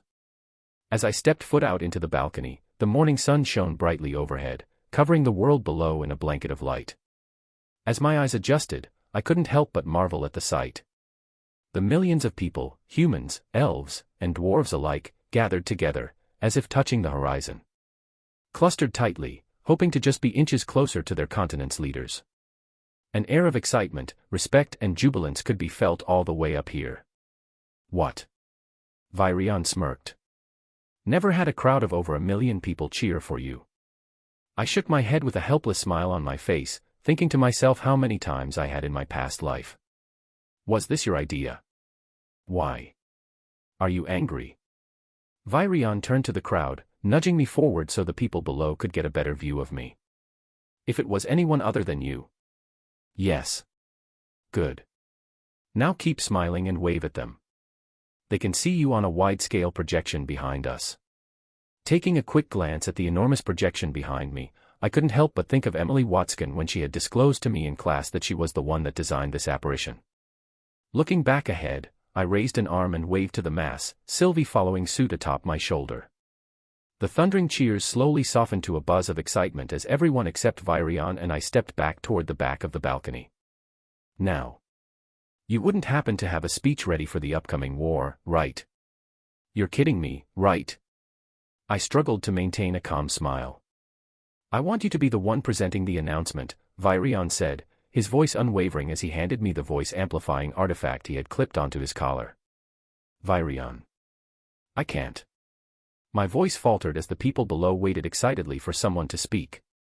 I haven't even prepared myself to accept this position as a lance, let alone give a speech as one. I didn't want you to prepare. These are your people, Arthur. You grew up amongst them and they'll listen to you with much more sincerity and empathy than if some spoon-fed noble spoke. That's only if I deliver a well-thought-out speech, I argued as I turned to shake Virion's hand as an excuse to prolong the inevitable. I trust you. Just speak from your heart. Virion stepped back as the trickle of cheers silenced into an anxious rest. While even the closest people in the mass were no larger than the nail of my thumb from where I was standing, I was still able to find my parents amongst them with my sister riding atop Boo's large shoulder. The apprehension that came with unpreparedness dwindled as I locked eyes with my mother. Even with augmented vision, I was barely able to make out the gentle smile on her face, but that was enough. I knew what to say. Letting out a deep breath, I stood at the edge of the castle balcony and turned on the voice-amplifying artifact. A loud buzz resounded, telling me that the artifact was now on. I took another step forward, so I was leaning forward on the balcony rail, waiting patiently for the last of the cheers to subside. Despite my age, I've read countless books on this continent's history and economy. Yet, in none of those books does it explain what makes their citizens love their country. Some historians have speculated that it's because they were born there that they have a natural inclination toward their homeland. One author by the name of Jespik Lemter argued that there is an intricate trickle-down effect that starts from the leaders being able to provide for their people, down to parents being able to feed their children. He stated that as long as that flow of security and livelihood is kept, natural loyalty to their providing country is kept.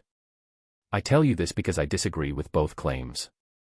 I believe that loyalty isn't a calculated maneuver by the citizens, and neither is it so singular that lives can be risked based on the area someone was born in.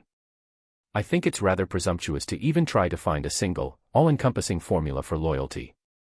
But one thing is certain, loyalty is always easier when times are easy. It's easy to cheer for your king when your children are well-fed and your land is prosperous. It's easy to rally behind an army when you know it's going to win. But this isn't like those times. Through this war, Your loyalty to this country, to this entire continent, will be tested, because there will be times when you'll be faced with a choice between dying with your people, or hoping to live with your enemies. The air amongst the crowd darkened as my voice fell into a whisper, but I continued. The fact that I'm up here right now speaks for the choice that I'm going to make when that time comes for me, but it isn't because of my title as a lance. My loyalty wasn't bought, nor was it freely given. My loyalty to this continent and to everyone in it was nurtured from my childhood in the countryside, then as an adventurer, then a student, then a teacher, and now, it'll be proven as a lance. Sure, this continent and its leaders have their flaws, but what no one can say is that they haven't tried. The joining of the three kingdoms to form the council would have been unheard of a few generations ago, yet the leaders of the three races put aside their pride and differences to unite and share the resources amongst one another to better this continent and those that live in it. While discrimination may still exist, this land we live in belongs to all of us, and just beyond this city is an army aboard over 100 ships approaching our shores.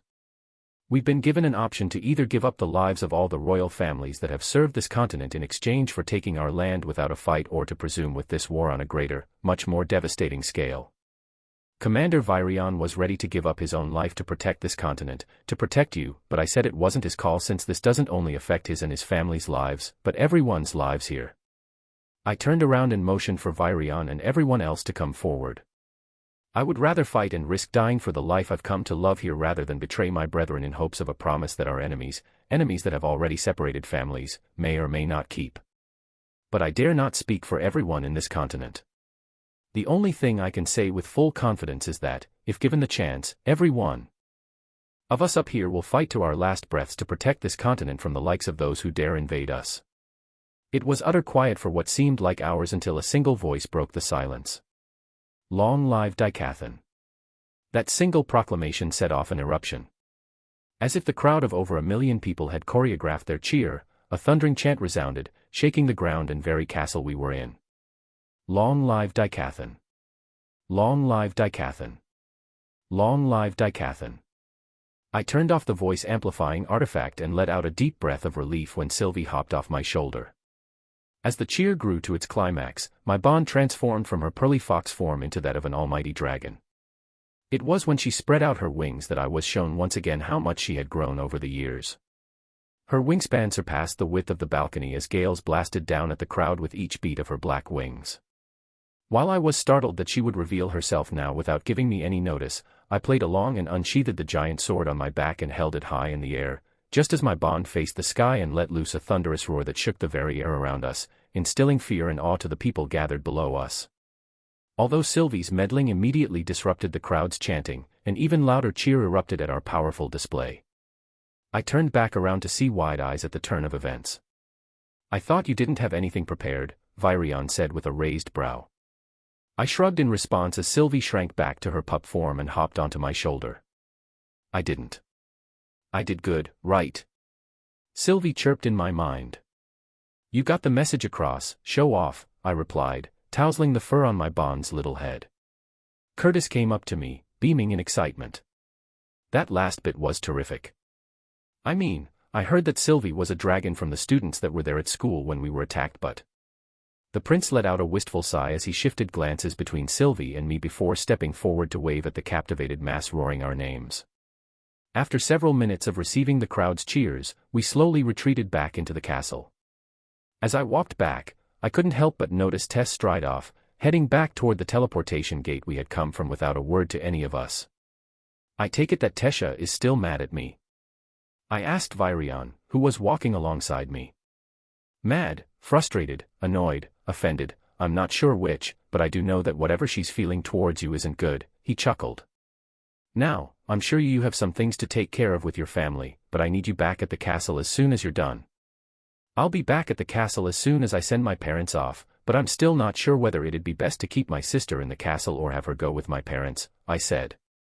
There are quite a lot of children and mothers that are going to be in the castle.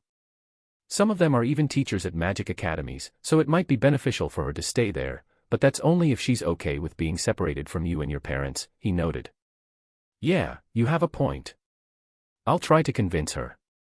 Virion nodded as he dug into the inside pocket of his robe. There's one last thing that you need to think about. He pulled his hand out and opened it in front of me to reveal a black coin the size of his palm. The coin glimmered at the slightest movement, drawing my attention to the complex engravings that were etched all over it.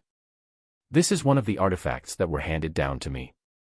I had given this and the other artifact to my son when I resigned from the throne, but after Aaliyah's death, he gave this back to me, saying I should choose the next lance.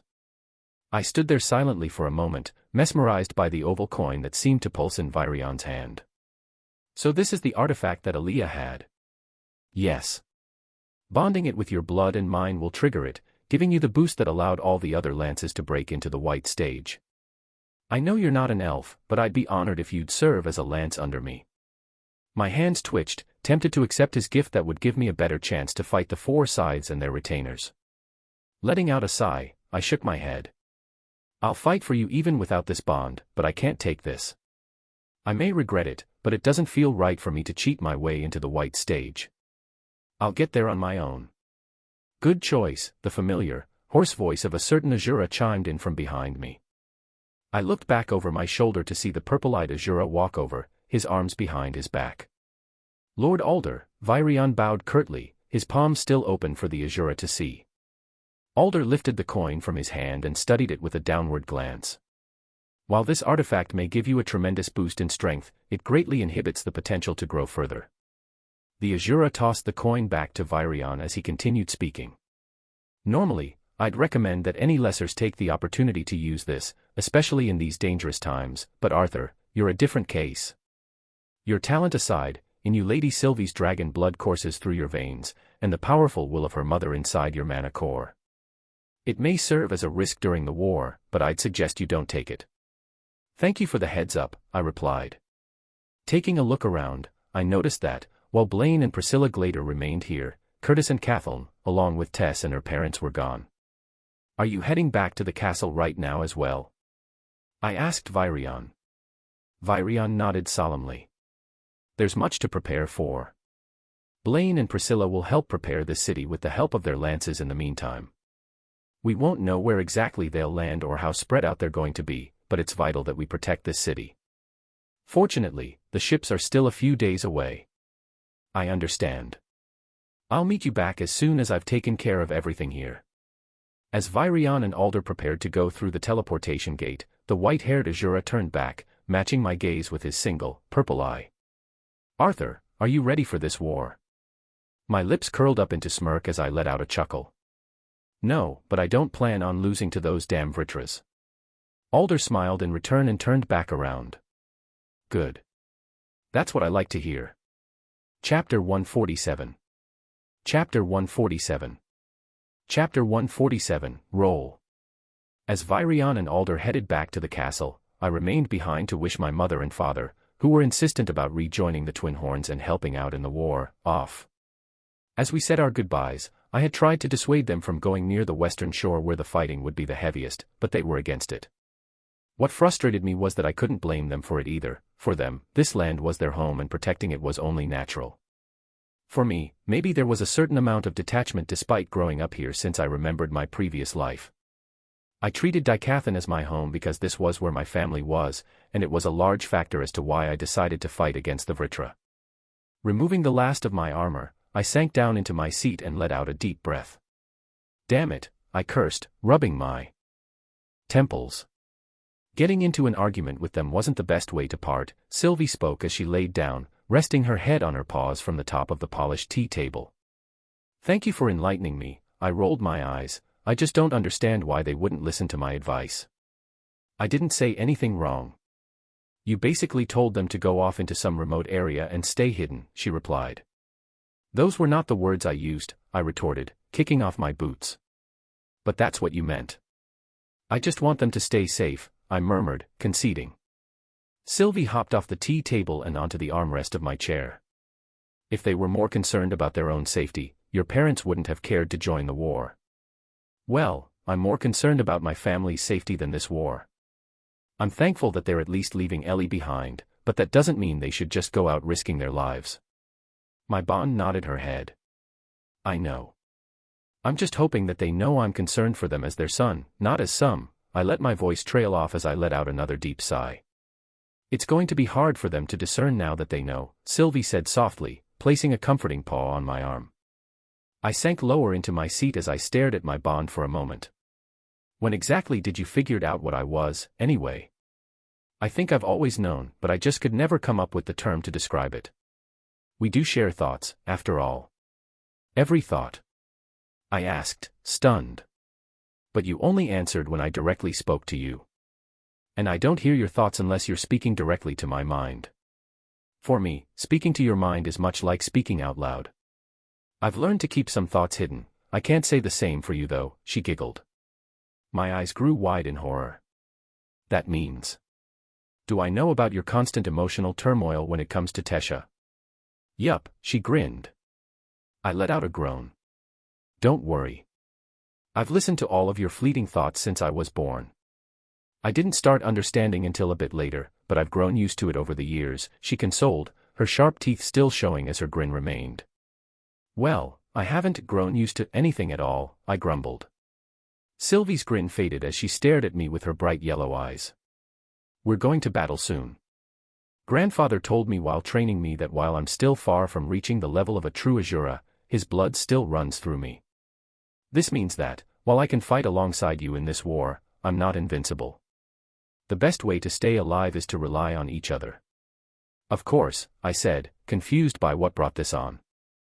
I'm saying this because I have things that I've hidden from you, things I've just found out recently, and I feel like you're the only one that I can trust with my life, she replied, reading my mind. SYLV, you know that you can trust me with whatever it is. I've raised you since you were born, after all.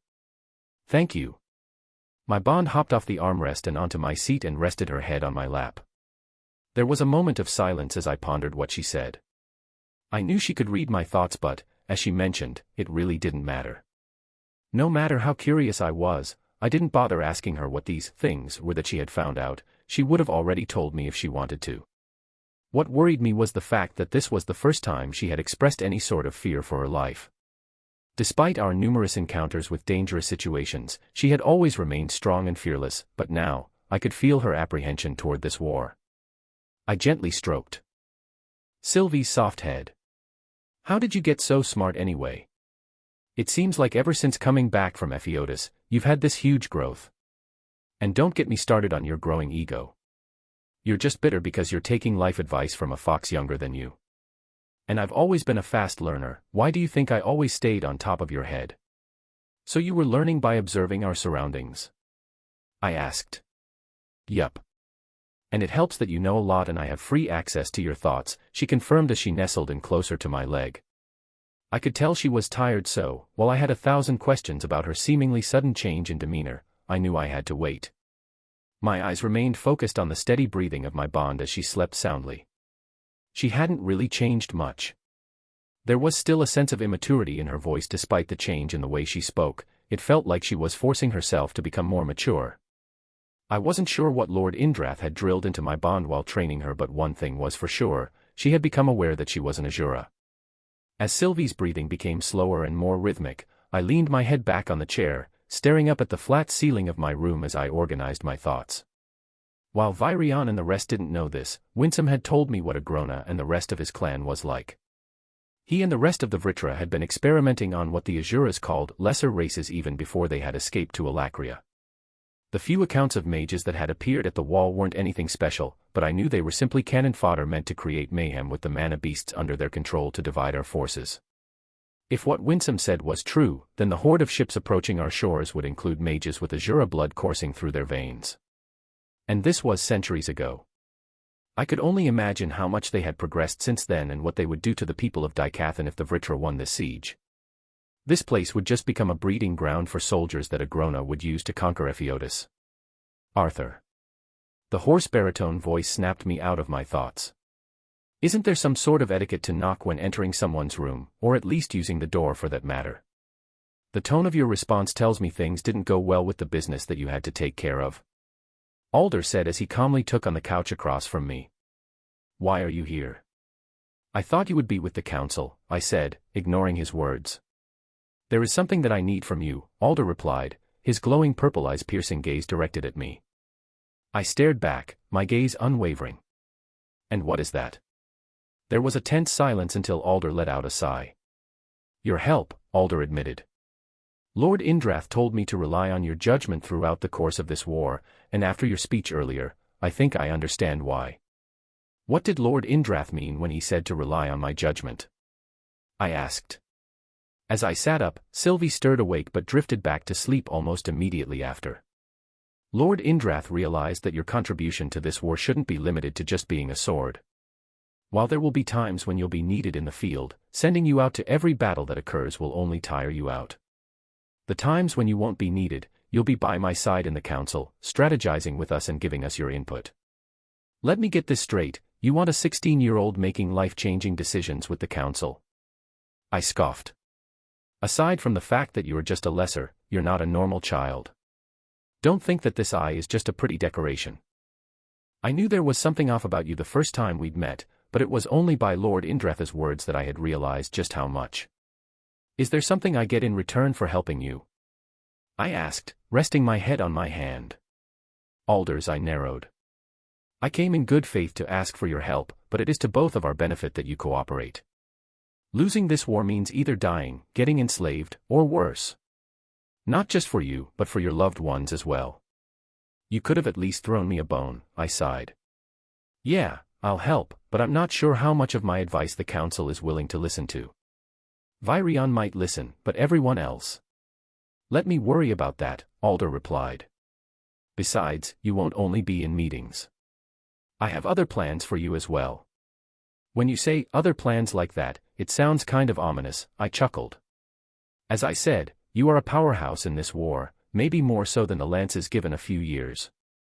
I would certainly not waste your abilities by having you sit through those lessers, I mean the council, bicker with one another. I shook my head and let out a helpless laugh. It must be frustrating for you, being here and restrained from helping despite the amount of manpower you could provide just by yourself. My time will come. If the defense of this siege is successful, then our army of Azuras will be able to take care of Agrona and his weakened force with the help of the Dicathan army. It seems like this war is far from over, I sighed. Yes, but this fight will be the start of a new era.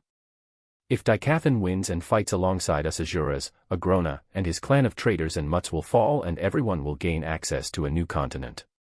Alder sounded hopeful, almost excited, despite usual calm demeanor. You've lost someone to Agrona, haven't you? I asked, seeing the expression on the Azura's face. Many of us lost a loved one in that battle. No, it would be better described as a massacre, Alder answered, the brow underneath his third eye twitching. Well, you heard what I said to Virion. I have no intentions of losing this war, but if you're going to ask my help in this, you need to trust in the advice that I do give. Letting out a laugh through his nose, he replied, never did I think that in all my years, a lesser would speak to me like this. Well, these lessers are fighting your battles for you, so at least have the decency to call them by the names of their actual race, I replied with a smirk. You ask for a lot, Arthur Lewin, but very well. The white-haired Azura stood up, smoothing out the creases in his ivory robe. It's about time I headed back down to the meeting room. It worries me every time I leave those people alone for too long. We will be expecting you shortly. I let out a chuckle. Sure, I'll go down soon, but I'm curious about something. What is it? The Azura replied, looking back over his shoulder. The 2 remaining lances that couldn't join us today. I know you said 2 years ago that they're working under you, but you didn't kill them or something, right? Alder shook his head. Even I wouldn't be so rash as to kill a lance on a whim. While political envoys can be replaced, the power of a lance can take years to develop, even if they had a particularly high compatibility with the artifact. I planned on bringing up the subject on those 2 at the meeting, but since you brought it up, I'd like your input on this matter. I nodded fervently as the Azura revealed what he had been planning by using the 2 lances, when an idea struck me. My lips curled into a wicked grin as I let out a devious laugh. Not bad, but I have a better idea. Chapter 148. Chapter 148. Chapter 148, First Assignment. A cloud of frosty fog formed with each breath as I made my way toward the bustling encampment. The soldiers had set up their tents and lit fires behind a formation of large rocks standing over a couple dozen feet high underneath a cliff by the shore.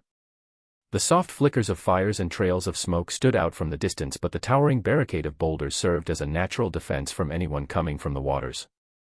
I could make out a few watchmen stationed atop the cliff overarching the camp, barely visible even with augmented vision due to the layer of haze surrounding the entire beach. Wrapping the woolen cloak tightly around me, I shrouded myself in another layer of mana to keep the sharp winter winds away. And LT, M and GT, almost there, and LT/M and GT, I informed Sylvie, who was buried deep within the layers of my clothes. My bond peeked her head out and almost immediately hid herself inside my cloak after letting out a sour grumble. For such a mighty being, you're sure weak to the cold, I teased, continuing the last leg of our trek. And LT, M and GT, you're not the one that had to fly through that cursed wind. It feels like my wings have holes in them even in this form, and LT/M and GT, she complained. And LT, M and GT, and I'm not weak to the cold, I just hate it. And LT/M and GT.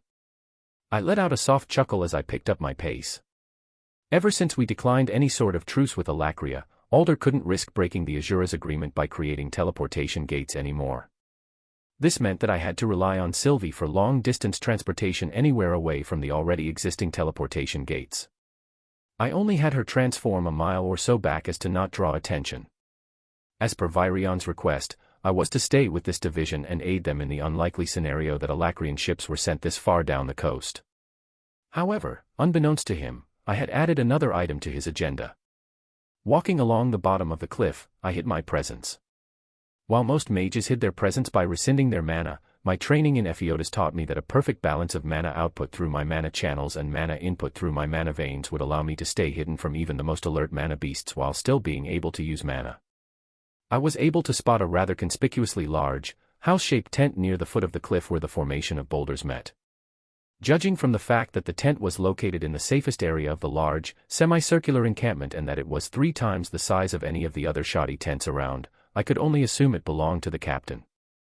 As I arrived near the edge of the camp, I picked up a few broken pieces of wood along the way and naturally walked past the resting soldiers. No one seemed to mind. With my hood up and an armful of branches and twigs, I probably looked like any other young soldier wishfully hoping to earn a title by contributing in the war. Some of the seasoned soldiers, polishing their weapons and armor against the dainty firelight, glanced in my direction with little regard while a group of younger soldiers, obviously conjurers of noble descent based on their embellished attire and flashy staffs, jeered and smirked at my plain attire. And LT, M and GT, those ignorant clowns have no idea who they're scoffing at, and LT/M and GT, Sylvie hissed as she peeked at their expressions, and LT, M and GT, they're better off used as bait. And LT/M and GT. And LT, M and GT, easy and LT/M and GT, I soothed. You sure learned some colorful insults from Lord Indrath. As I walked deeper into the encampment, I passed through the cooking station.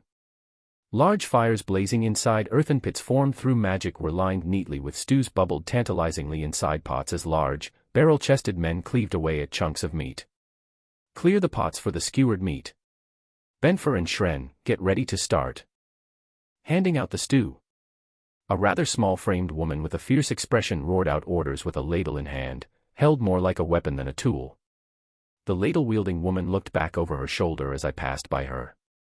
She gave me a respectful nod, which caught me by surprise since I had assumed no one would recognize who I was this far out from civilization. I had almost arrived at the large tent in the farthest corner of the camp when the high-pitched clash of metal on metal drew my attention. Dropping the branches I had in my hands, I peered over the group of soldiers that had formed a circle around the source of the sounds, seeing 2 augmenters engaged in a friendly bout. The sharp shrieks of their swords drew sparks even with the layer of mana covering their blades while they parried each other's strikes with obvious deft. You've gotten better, Cedri, said the short-haired soldier. While he looked a bit shorter than me, his arms looked almost unnaturally long. He used his slender frame and long, flexible limbs to his advantage by delivering fast, irregular strikes with dual daggers. And yet, you're still a pain to fight against, Jonah, the girl named Cedri replied with a confident smirk as she ducked Jonah's swipe. She was clearly at a disadvantage with her gauntlets against an opponent who excelled in long-ranged strikes, but she wasn't losing.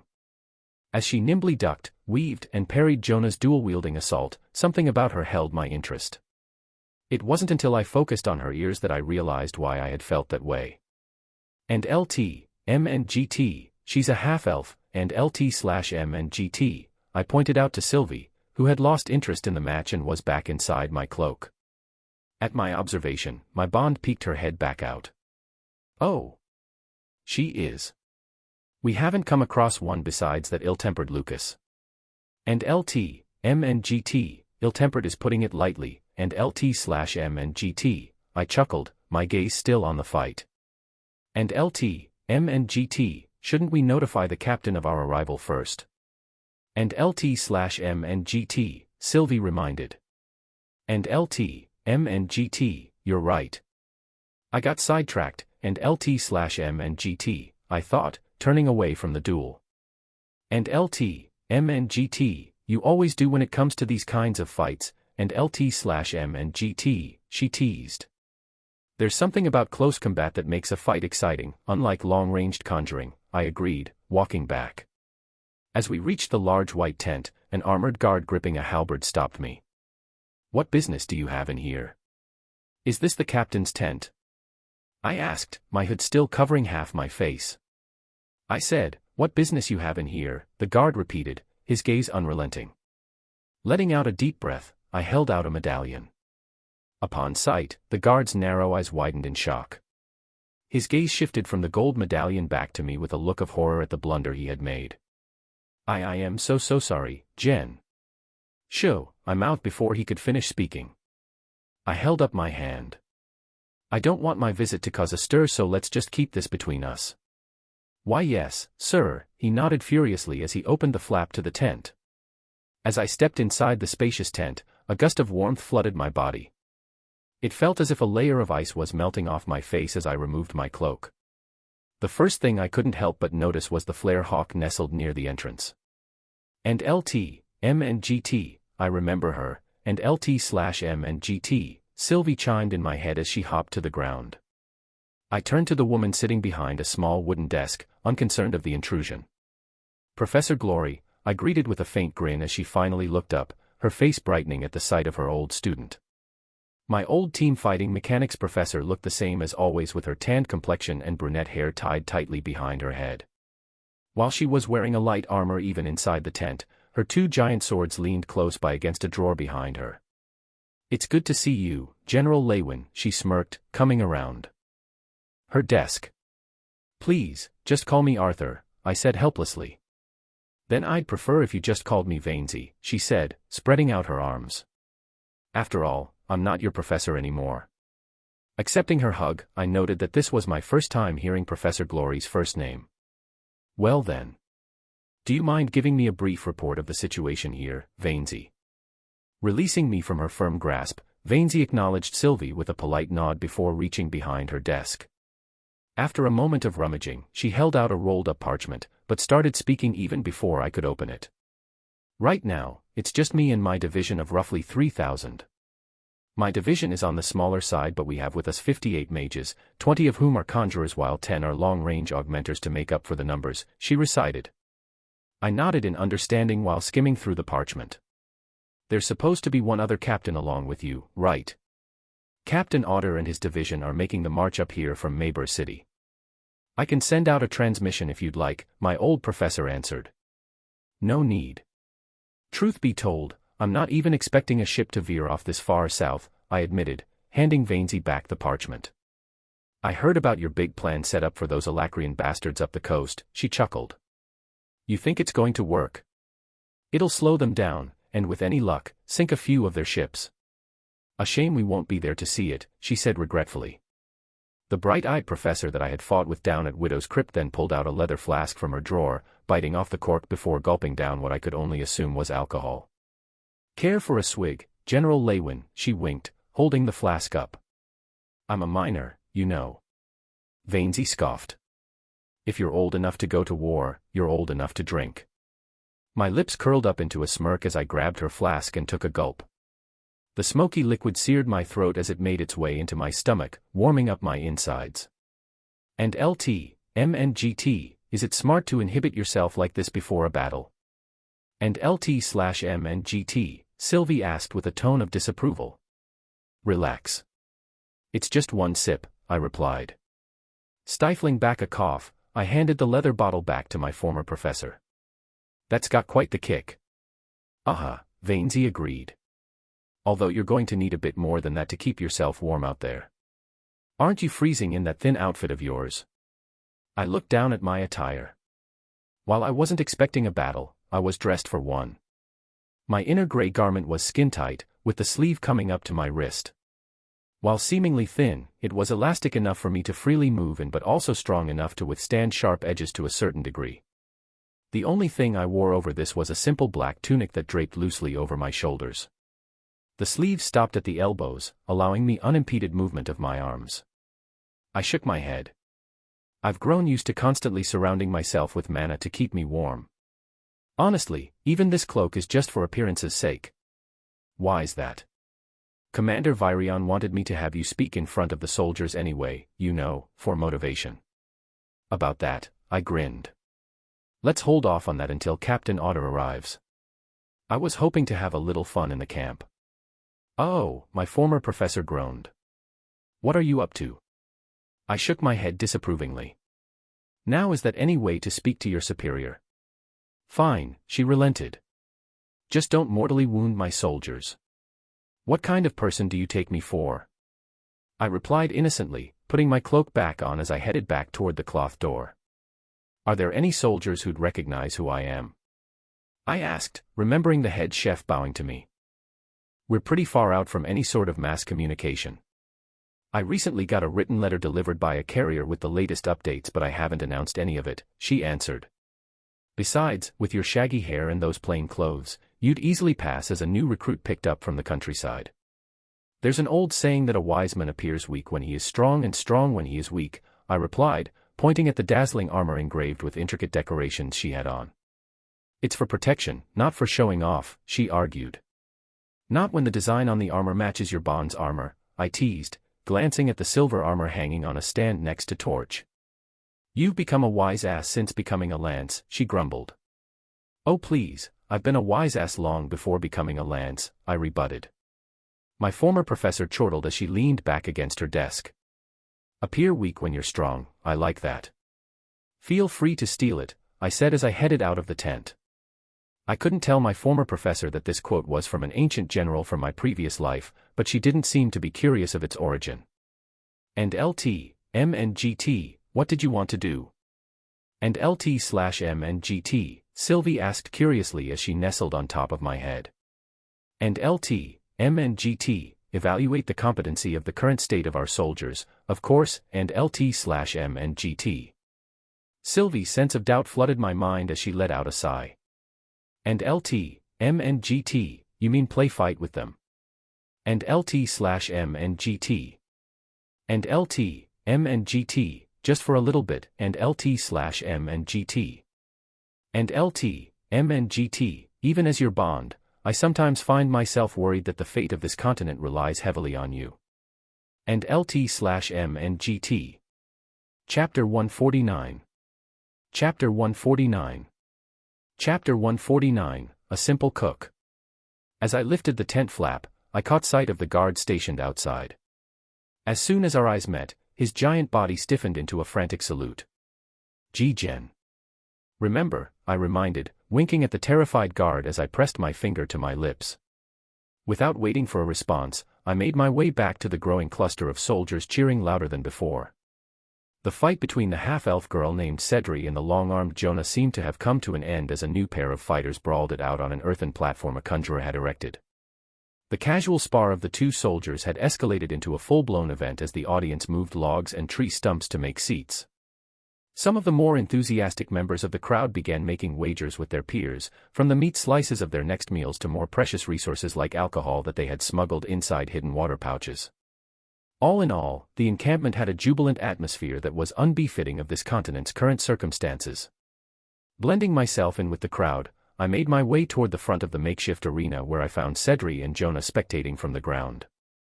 It was a good fight, I remarked, taking a seat next to the dagger-wielding soldier named Jonah. Who ended up winning? The half-elf who fought using gauntlets. Just like my father. Looked at me with a victorious smile as she raised up her hand flauntingly in front of Jonah. Jonah ruffled his short, disheveled hair in frustration.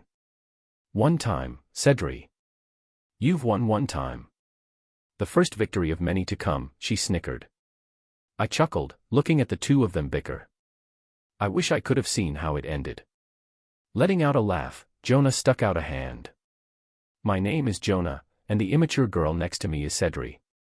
I don't think I've seen you around. Are you a new recruit? I guess you can say that.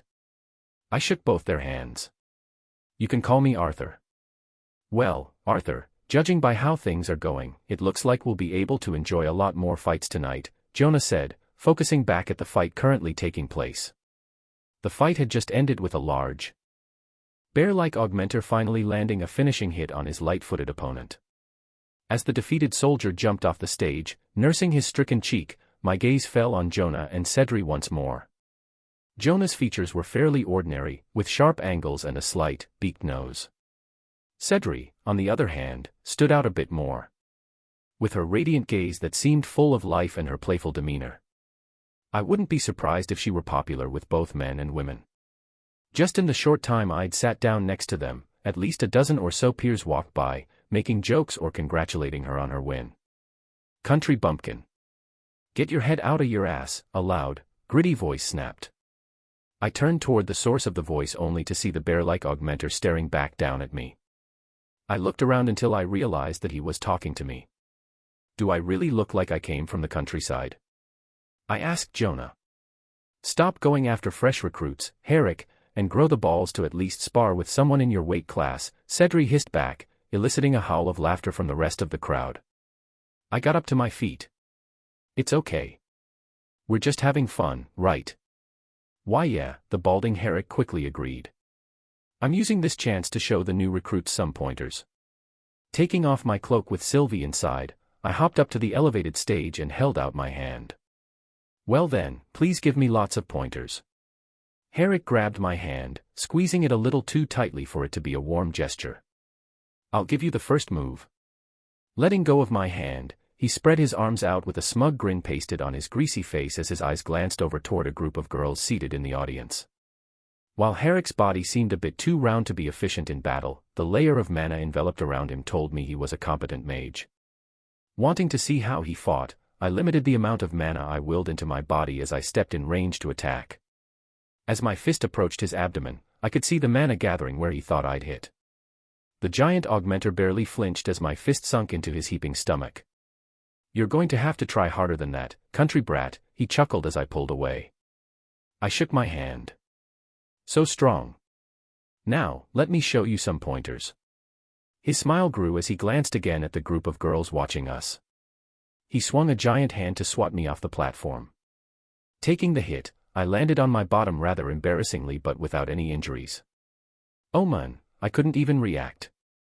There was a bit of irritation on my opponent's face as he assumed I'd go sailing off the stage, but his arrogant smirk was still there.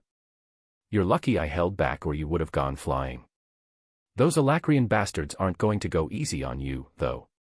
You're right. Thank you. I tried to sound enthusiastic like a country bumpkin who was now part of a military filled with mages of noble blood, but it was becoming tiring. The fight went on for several more minutes with Herrick trying to swat me out of the arena using his meaty hands while I pretended to get the full brunt of his attack only to stumble a few feet. Come on, Herrick. I know you're going easy on him but don't baby him all day, a soldier cried out while his peers agreed. I just don't want it to hurt the twig, you know, he replied, his frustration evident on his face. So far, I'd gathered that by the calluses on his hands and the way his arms naturally attacked, he used a heavy axe as his primary weapon. However, besides his decent control in body strengthening, he had no other tricks up his sleeve. Deciding that my assessment of him was over, I used the chance when Herrick reached over to grab me by twisting my body and tossing him over my shoulders off of the arena. The whole act looked like one big blunder. Even Herrick was surprised to see himself looking up at me from the floor. Wait, I tripped, he cried, looking around desperately as he waved his hands. That doesn't count. The crowd erupted into laughter and jeers as they mockingly booed Herrick away from the stage. Even while only using 10% of my mana and withholding any use of elemental spells, Herrick was a joke. But I couldn't say that out loud, of course. Looks like I got lucky, I said helplessly up on the stage while scratching my cheek. I wanted to beat Herrick's giant ass, but I guess it can't be helped. A tall woman with her black hair tied back tightly behind her head jumped up on stage. "Let's see if you really were just lucky, Greenhorn." "Please go easy on me," I said placatingly. My opponent was well over 6 feet, just a few inches taller than me, but her thin and toned frame made her look even taller than she actually was. With a dark complexion and sharp, narrow eyes to complement her straight black hair, she looked like a panther ready to pounce. "I'm used to fighting with a staff, so I'd appreciate it if you used a weapon as well," she said as a wooden staff appeared out of the dimension ring on her finger. From the ring she had just used and the rich colors of her clothes, it was obvious that she was a noble, but that fact seemed trivial to her. "Don't kill the kid, Nifia," her friend cried out in genuine concern. I chuckled timidly. "Sorry, the smith is repairing my sword right now, but I can." "Someone give the boy a sword his size," Nymphia snapped impatiently as she stretched her neck. An unfamiliar soldier threw me his short sword still in its sheath almost immediately. I let out a sigh as I carefully slid the blade out of its scabbard and covered it in mana to dull the edges. Unlike Herrick, my new opponent didn't let her guard down as she dropped to a low stance. She held her wooden staff out with its tip aimed at the ground while her feline eyes peered straight into me. "Poor boy, getting marked by Nifia," someone muttered behind me. Letting out a sigh, I took a stance as well. I was hoping to use this casual event to get a sense for some of the soldiers here, but this girl seemed to have other plans. "Are you ready?" The dark-skinned augmenter let out an irritated scoff, as if I'd somehow offended her. "Are you ready?" She pounced on me like a bolt of lightning as soon as I nodded in reply. Her body remained low even as she was in range while she pulled her staff in close to her body, ready to strike me. Just from her first strike, I could tell what sort of fighter Nifia was. Her control over mana was excellent, on a different tier than Herrick, but she lacked real experience. Her moves were fast but also obvious. Her intent all but leaked out of her body with each attack she attempted. Most likely, she only had experience fighting against guards or other professionals too scared to hurt her, which didn't help her short temper and overinflated confidence. Each lunge, swipe, thrust, and swing she threw at me, I parried or dodged, but just barely. On the outside, it looked like I was getting pushed back as I desperately tried to keep up. To Nifia, her temper reached a new high after each failed attempt to land a solid hit. As my back foot leaned off the edge of the platform we were on, I used the momentum from Nifia's over-emotional thrust to send her out of bounds to end the match, but she kept her balance with the help of her staff. Leaping back to the center, she shook her head. "Not this time. Amber, raise a cage around the arena." "This is just a friendly competition, not a death match," I argued. She disagreed. "No, this is practice for the war that's right in front of our noses. And in war, there are no out-of-bounds," she whipped her head over her shoulder. "Amber." The cage. Her friend, or lackey, stood up and raised an earthen gate around the arena with a short chant and a wave of her wand, locking me up with this rabid cat that thought herself a mighty tiger. I looked around, and while some of the soldiers shared glances of concern, none of them spoke up. I was beginning to regret this whole idea of blending in, and was tempted to just blow apart the arena and walk out, but I held myself back. With the possibility of an Alacrian ship, or several, veering down to this shore, I didn't want to take any chances. With experience from my past life, I'd come to realize that people become complacent when in the presence of a powerful ally. They come to expect to be spoon-fed victory from the comforts of the back line when someone as revered as a lance is amongst them. At least, that was the case in my life. I might have it backwards here, who knows, maybe having a lance with them would give them the confidence and zeal to fight harder, but I was skeptical of that. "You make a good point," I faked a smile, staying in character. "Please teach me well." With our weapons at the ready, we began once more. A real fight, especially if it involved a sharp-edged weapon, took only a matter of seconds to draw to a conclusion. But with mana as abundant as it was in this world, making mistakes more forgiving than it did in my previous world, fighters did little to correct their flaws and instead, focused on making their strengths even stronger. Even I had succumbed to that mistake when I first came to this world, that is, until that was beaten out of me by the Azuras back in Epheotis. Nifia dashed toward me once more, this time feinting left before using the other end of her staff in a quick, ascending swipe. I dodged close enough to smell the oaky smell coming from her polished staff and countered by pushing her staff up with my free hand. This threw her off balance. I finished by sliding my foot behind her back foot and pushing forward. With the strength of my assimilated body along with the added mana, Nifia was sent tumbling backward. The crowd of soldiers that had become tense since the cage had been conjured let out cries of dumbfounded amazement at the turn of events. Glaring at me balefully as her face turned bright scarlet with embarrassment and anger, Nifia was unable to form the proper words to express herself when a mellow husky voice rang from the crowd. "Mind if I join in on the fun?" "You're not joining anything. I just trip." The dark-skinned noble's words got caught in her throat as she realized whose voice it was. "Am Madame Astera." Nifia lowered her head as she spoke. "Forgive me for my rudeness." The woman that my opponent referred to as Madame Astera was none other than the head cook that regarded me with a respectful nod when I had first arrived here. The chef hopped up over the cage with a nimbleness that made Nifia's movement seem infant-like. I gave a quick bow, remembering to keep in character. "May I have the pleasure of knowing who I'm sparring with?" Madame Astera bobbed a quick curtsy with her apron. "Just a simple cook." Chapter 150. Chapter 150. Chapter 150, Rumination. "Just a cook," I repeated. Somehow, I have a hard time believing that. The head chef shrugged, untying her apron and tossing it over to Nifia. "Titles are merely an embellishment stuck in front of your name to establish a hierarchy. So yes, I am Chef Astera. Nice to meet you." Taken aback by the sudden words of wisdom, I dipped my head in reply. "And I am Arthur." "The pleasure is mine." "Well then, and LT, M and GT, Arthur and LT/M and GT, let's put a show on for the antsy soldiers here before they start throwing a fit." Her lips curved into a confident smile as she held up the ladle in her hand. "Of course. Will that be your weapon?" "Don't be silly. It'd be disrespectful to fight with a tool used to cook." Letting out a hearty laugh, Madame Astera motioned one of the soldiers up in the front for his weapon, a short sword, much like the one I was borrowing. "Now, do go easy on an old lady like me." With that, she disappeared from view at a speed that no simple cook could have moved. Madame Astera blinked into view in the air above me, already in position to swing down, her handsome face glowing with savage excitement. With a quick sidestep, I brought up my sword as well. Sparks danced around us as the edge of my blade met hers. Before Madame Astera's sword hit the ground, she kicked off the guard of my sword to gain distance. With only a minimal amount of mana infused in my body and sword, my hand became numb from blocking her attack. "Just a simple cook," I confirmed.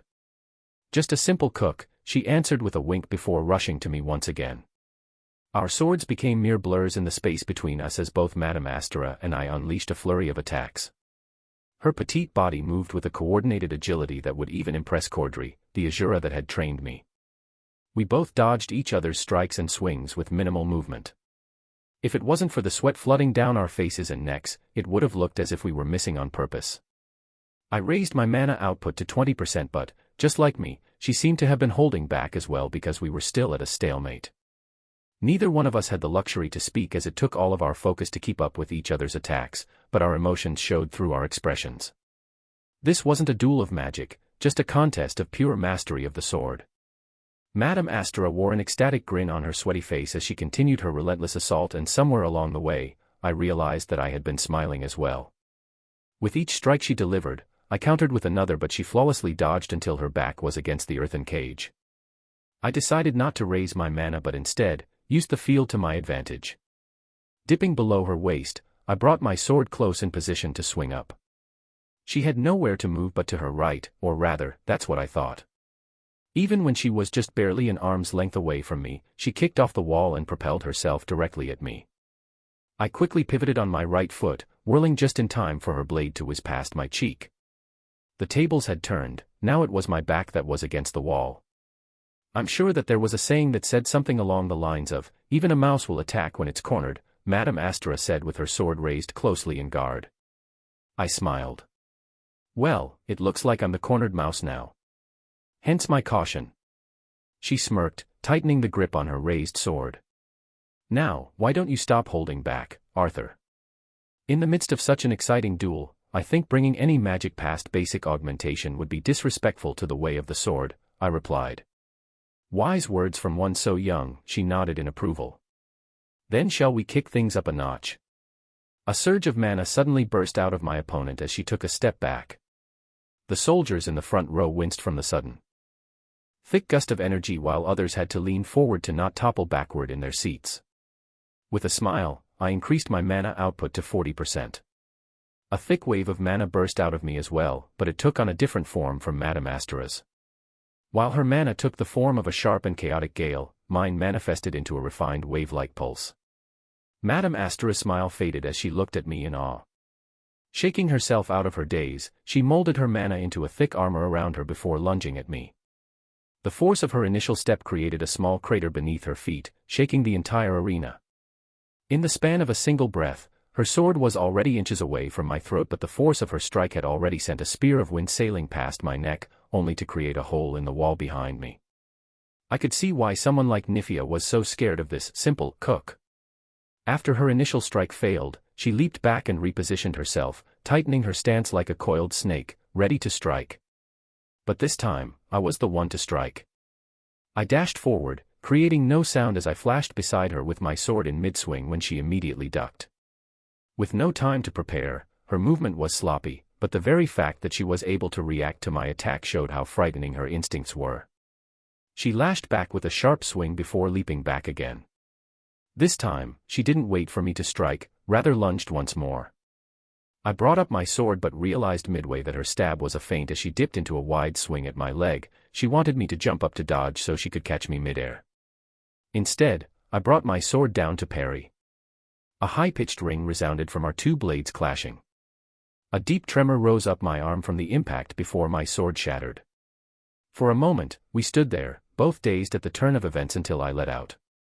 "It's my loss, Chef Astera." "No, I can't accept that. It was just that your sword's quality." I shook my head. "I think it's time for dinner anyway, right?" I walked over to the soldier I had borrowed the sword from. "I'm sorry about your sword. I'll get you a new one." "Wah, oh, yeah, sure. No problem." His voice trailed off as he stared at me blankly. It wasn't until I noticed his awestruck expression that I realized how quiet the camp had become. I looked around to see everyone with the same expression as the soldier in front of me, the only sound the occasional crackle of wood coming from the fires. "You heard the boy, move your asses or starve for the rest of the night," Madame Astera roared. "We're going all out tonight." With that, the silent crowd erupted into cheers as the large cooks began handing out plates stacked with steaming food. The atmosphere quickly turned festive as Madame Astera brought out barrels of liquor. I spotted Vainsy trying to limit the amount of alcohol passed around, but she later gave in, taking a glass for herself. I wasn't sure if it was a good idea to drink when we were supposed to be on the lookout for any stray ships, but the chances of that happening were too meager to actually stop them from having at least one good night. After a few drinks in everyone's systems, soldiers became more outgoing. Some began singing while others accompanied, using a hollow log as a makeshift percussive instrument. The songs seemed more like melodic tales of adventurers with no real thought put into rhythm, but it was enjoyable nonetheless, especially with a few drinks in me as well. And LT/MNGT, should a land succumb to peer pressure and drink so much? And LT/MNGT, Sylvie berated, choosing to stay inside my cloak for warmth. And LT/MNGT, who says it's peer pressure, and LT/MNGT, I replied, taking another sip, relishing the warm numbness spreading from the alcohol and from the fire as well. "Do you mind if I join you?" Madame Astera took a seat next to me by the dancing flame with a glass of liquor in her hand. "So who exactly is Arthur?" "Not at all," I replied, thankful since the curious soldiers lingering around me began dispersing as soon as the chef came. "And I thought you already knew." "I knew you weren't just a normal boy," she shrugged before gulping down the rest of the liquor in her glass. I followed suit and took another sip as well. "Then can I ask who you are?" "I told you, I'm just a..." "Yeah, the simple cook answer of yours isn't going to cut it," I interrupted. She let out a hearty laugh that didn't match her small frame. "Fine, I'll answer. But you could have probably found out from some of the soldiers here, a lot of them were my students, after all." "So you were a teacher?" "At Xyrus." "Oh please, I'd rather swallow a gallon of fire sand than teach at that school," she retorted. "I happen to have been a student there," I replied, pretending to appear offended. "Then you'd know how stuck up most of the kids there are," she replied with a smirk. "Can't argue with that," I sighed as my chest sank at the recollection of some unwanted memories. After the war with the elves, I decided to retire by teaching at Lancelor Academy, she said, looking idly at the fire through her empty glass. You've heard of us, right? Of course, I answered, thinking back to the time I spent researching the once famous school located in Calberg City, near the center of Sapin. The legendary school for any would-be elite soldiers. Except after the war, there was little demand for soldiers, she breathed, fogging her glass. More nobles wanted their children to attend Xyrus now that there is little tension between the races. I see, I muttered. Still. This war against the Alacrians should have brought in quite a bit of new students at Lancelor. No offense, but what are you doing here as a chef? That's a story for another time, she chuckled.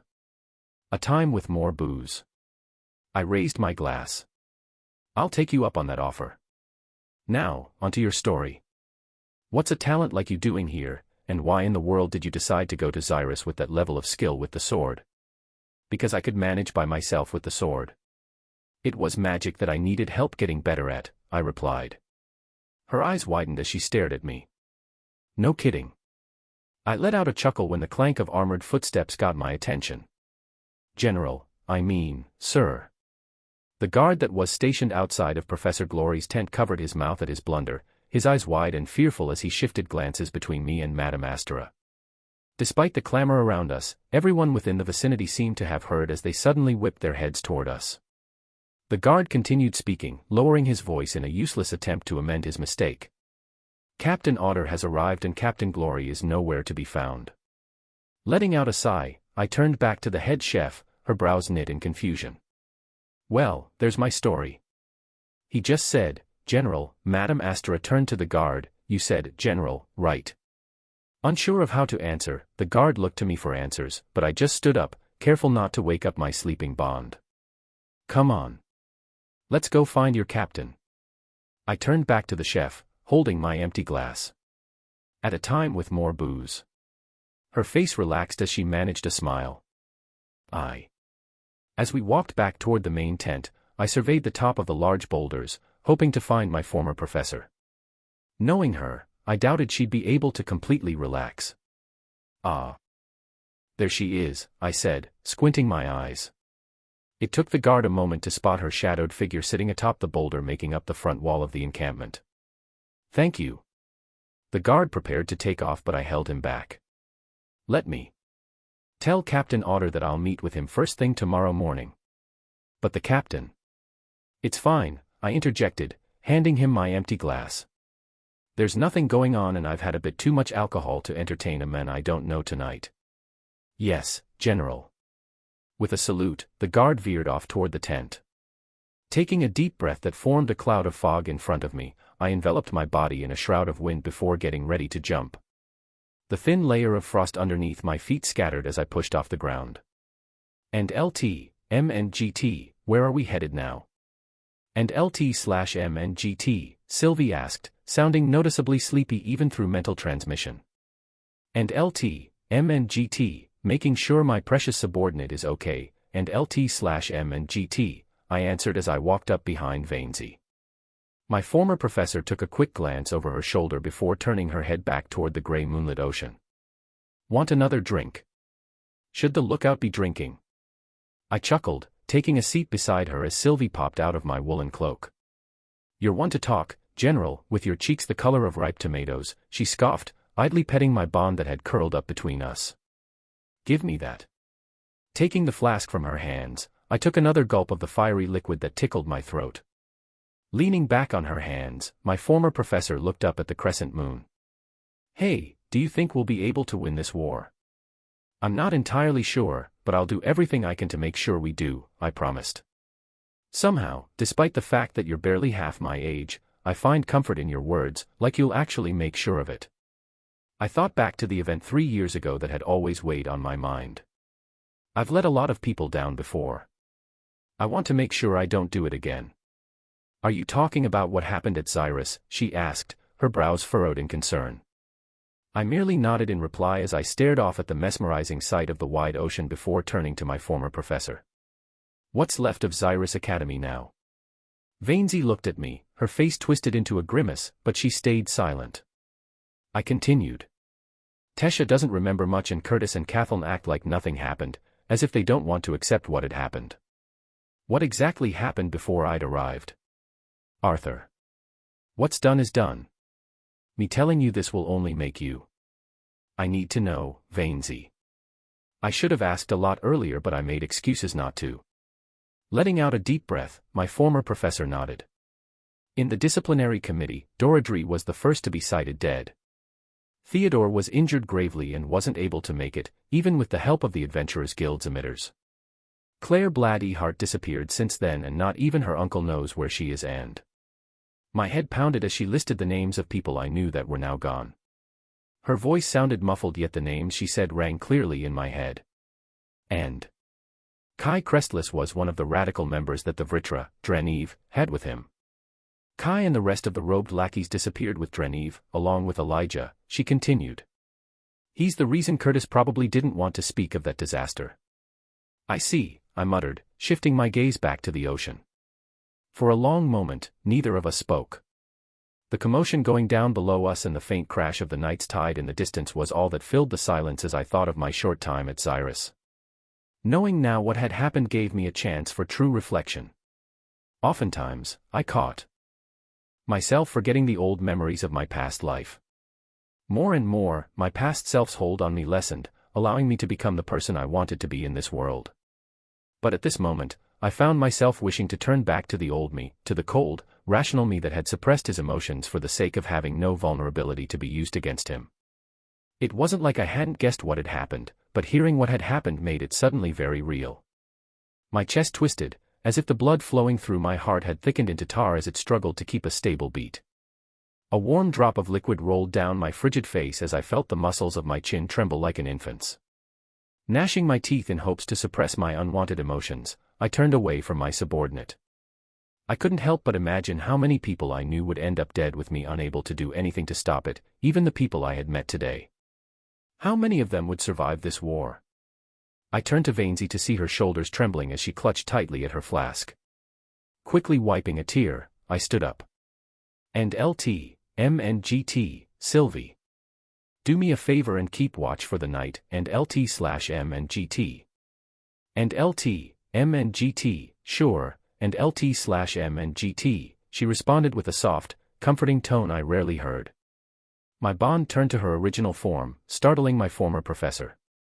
With a powerful flap of her black wings, Sylvie shot up, barely visible as she blended in with the night sky. Come. I held out my hand to Vainsy. The night's young, and it doesn't seem like the soldiers have any intentions of stopping. As their captain, I figure it's your duty to join instead of moping around up here. Chapter 151. Chapter 151. Chapter 151, Morning After. I lifted my makeshift practice sword, a crudely carved piece of wood wrapped in towels for weight. As I counted in my head with each downward swing, a soft voice shook me out of my trance.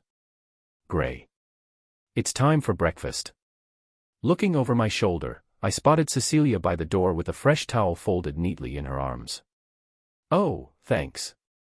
As I walked over, Cecilia handed me the towel. I still have to help get the table set up, she announced before she briskly walked away. I watched Cecilia walk back through the dimly lit hallway, remembering the incident almost a year back when I'd almost died trying to save her from the outburst of her key. Despite her aloof manner of speech, her attitude toward everyone in the orphanage had definitely improved. After I wiped myself down, I went back inside as well, making sure to close the mesh screen door for the summer bugs buzzing outside. Someone is apparently going through puberty, judging by the stink coming from his body. The figure of Nico's thin frame approached me from an intersecting hallway. Your sweat starts stinking when you go through puberty? I asked, sniffing my sleeveless shirt. Supposedly, according to an article I read on hormones, he shrugged. Getting a close whiff of the rancid smell for the first time, I winced. Cecilia probably smelled this too then. Did she react in any sort of way? No, she just gave me a towel and left, I said as I wiped my body more with the towel, hoping it'd get more of the stench off of me. Her devotion to remaining true to her indifferent character is strong, Nico nodded. I chortled. I don't think she's trying to be some character. I beg to differ, my friend.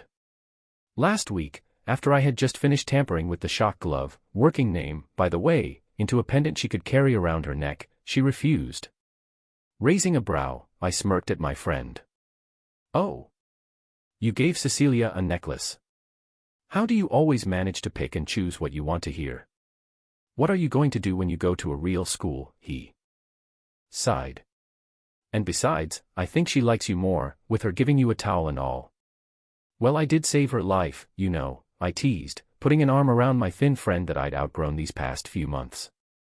Her knight in sweating armor, he said, pinching his nose.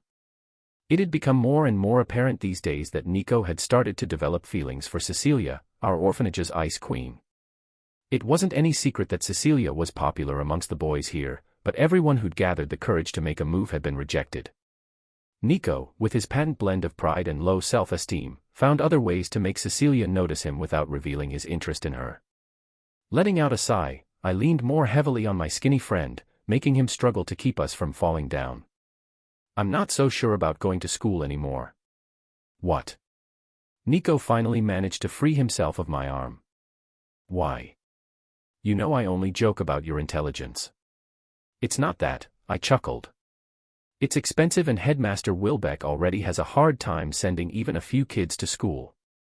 Then what do you plan on doing? My friend asked, his brows knitted seriously. I don't know yet, but maybe just help out as staff at the orphanage once I'm old enough. These days, I was even thinking about going to an institution to get better at key. I know that they offer free tuition and stuff if you're qualified, I shrugged. You're joking, right? He fumed, stopping in the middle of the hallway. I know we owe a lot to Headmaster Wilbeck and I get that you want to repay her, but staying here to do that is short-minded. With your talent, you can do so much more once you've gotten a proper education. Which brings me to why I was thinking of the institute. That's not education, Nico interrupted. Those institutions are designed to churn out mindless soldiers and find potential candidates for kings. I've read some journals about those places, how students there are worked to the point of near death, how candidates get booted out if they don't cut it. You sound like Headmaster, I grumbled as I started walking again. Because you don't have any motivation to do something. Sure, you like training, but you have no goal past it, he sighed. School is a place where you can find out what you want to do while learning about this world without restriction or bias like the institution. Well, money is still an issue, I pointed out. If we want to go to school, it'd have to be by next year. Nico's expression softened by my compliance. Well, lucky for you, you happen to have a friend that actually thinks and plans for the future. I've almost managed to save enough money with our little missions for us to go school, of course, banking on the assumption that I'd get at least a partial scholarship. Wait, weren't you supposed to give the money to the orphanage? I did, Nico put on an innocent expression, just not all of it. Letting out a groan, I shook my head. I should have known. After we get a proper education, we can properly help Headmaster and the kids here. I guarantee it'll be better for the orphanage that way. My friend patted me on the back. Come on. Let's go to the dining area before our food gets cold. Why not save enough money to take Cecilia to school with us as well? I teased one last time as I followed Nico down the hall. Zip it. I'm telling you I have no interest in her, he retorted, refusing to look me in the eye. I opened my eyes to be greeted by the glow of the morning sun. Even its soft rays, hidden behind a layer of clouds, somehow seemed to bore holes into my retinas. The aching in my skull pulsed rhythmically, a constant reminder of the glasses, if not bottles, of alcohol I had consumed during the remainder of the night. Squinting, I attempted to get up but immediately retreated back underneath my woolen cloak I'd used as a blanket, letting out a sickly moan through my dry mouth, sticky with thick saliva. Suddenly my cloak, the only thing protecting me from the outside world, was ripped away from me. Morning, General, Vainsy's familiar voice chimed from above. The bright timbre of my former professor's voice was normally easy on the ears, but through the power of alcohol, her voice came off sharp and grating. As your superior, I order you to unhand my blanket and let me sleep, I mumbled impatiently. No can do. You were the one that decided to push the meeting off with Captain Otter until the morning, she said, pulling my unwilling body up. Splash some cold water on your face and meet us at the tent. Here. Read this before you meet with me and Captain Otter. Vainsy handed me a small stack of papers clipped together before leaving. Grumbling under my breath, I got up, taking in my surroundings for the first time today. I'd somehow managed to get to the top of the cliff overlooking the camp. "You didn't manage to do anything last night," Sylvie's voice sounded in my head like a kick to the brain. "Easy, Sylv. My head is killing me," I complained as I spotted my bond in her dragon form approaching from the forest behind me. "What happened, anyway?" "I dragged your drunk corpse of a body up here to let you sleep without making a fool of yourself before even announcing to everyone your position," she chided in a mellow voice I hadn't heard in a few days. "How was the watch last night?" "Nothing unusual," I asked, attempting to change the subject. Glowing brightly before shrinking into a pearly white fox, she hopped on my shoulder. It was quiet. There was a thick layer of fog throughout the western shore, so I couldn't find any enemy ships. I would have gone further, but I was afraid that they might find me. "You did good," I said. "Now, where's a place I can wash my face?" "There should be washing stations in the encampment, but there's a nearby stream just a little into the forest that I think you'd prefer," she answered, a wisp of fog forming in front of her snout as she spoke. "Stream it is." The crisp air helped my recovering state, but it was the first splash of cold water on my face that really cleared my head. I wished I could wash away the toxins in my brain as well, but I was at least in a fully functional state by the time Sylvie and I arrived in front of the captain's tent. Glancing through the information on the papers that Vainsy had given me, I peeked up to see the familiar guard stationed outside of my former professor's tent. "You. What's your name?" "It's Mabel Esterfield, sir, General," he stated as he looked straight in front of him with rigid posture. "What an unfitting, pretty name," I commented, patting him on the shoulder as he regarded me with a confused expression. Making my way into the tent, I was greeted by a gust of warm air from the small furnace beside the desk. Standing next to my former professor was a man primed from head to toe in overly elegant military attire. Next to him, Vainsy looked like a mere foot soldier while, compared to the both of them, I was no more than a peasant boy. With silvery blonde hair slicked back neatly behind his narrow ears, Captain Otter stood poised with his back ramrod straight. While he looked to be no older than my father, there were wrinkles lining his face that told me how often he had spent his life scowling.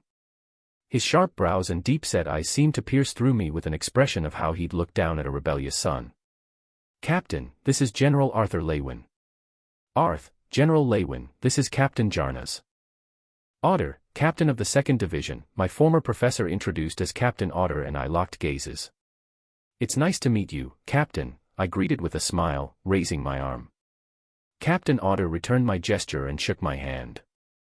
"The pleasure is mine, General," he said with a grunt, immediately turning to Vainsy after. "Captain Glory. My division has made camp in the nearby woods up the cliffside.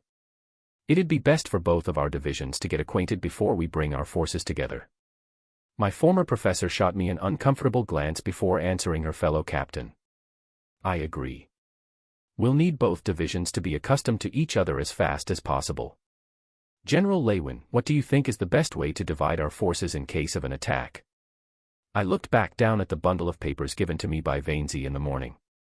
It contained the hard numbers of the squads within each unit that the heads had gathered for Captain Otter to be a part of his division. I was looking through the numbers of mages and foot soldiers when Captain Otter spoke up. "Integrating our division so that all of our foot soldiers are lined up and in position to receive an attack from the coast would be the best," he declared. My former professor shook her head. "Captain Otter. General Lewin was entrusted to be in charge of overseeing our division, so it'd be best to.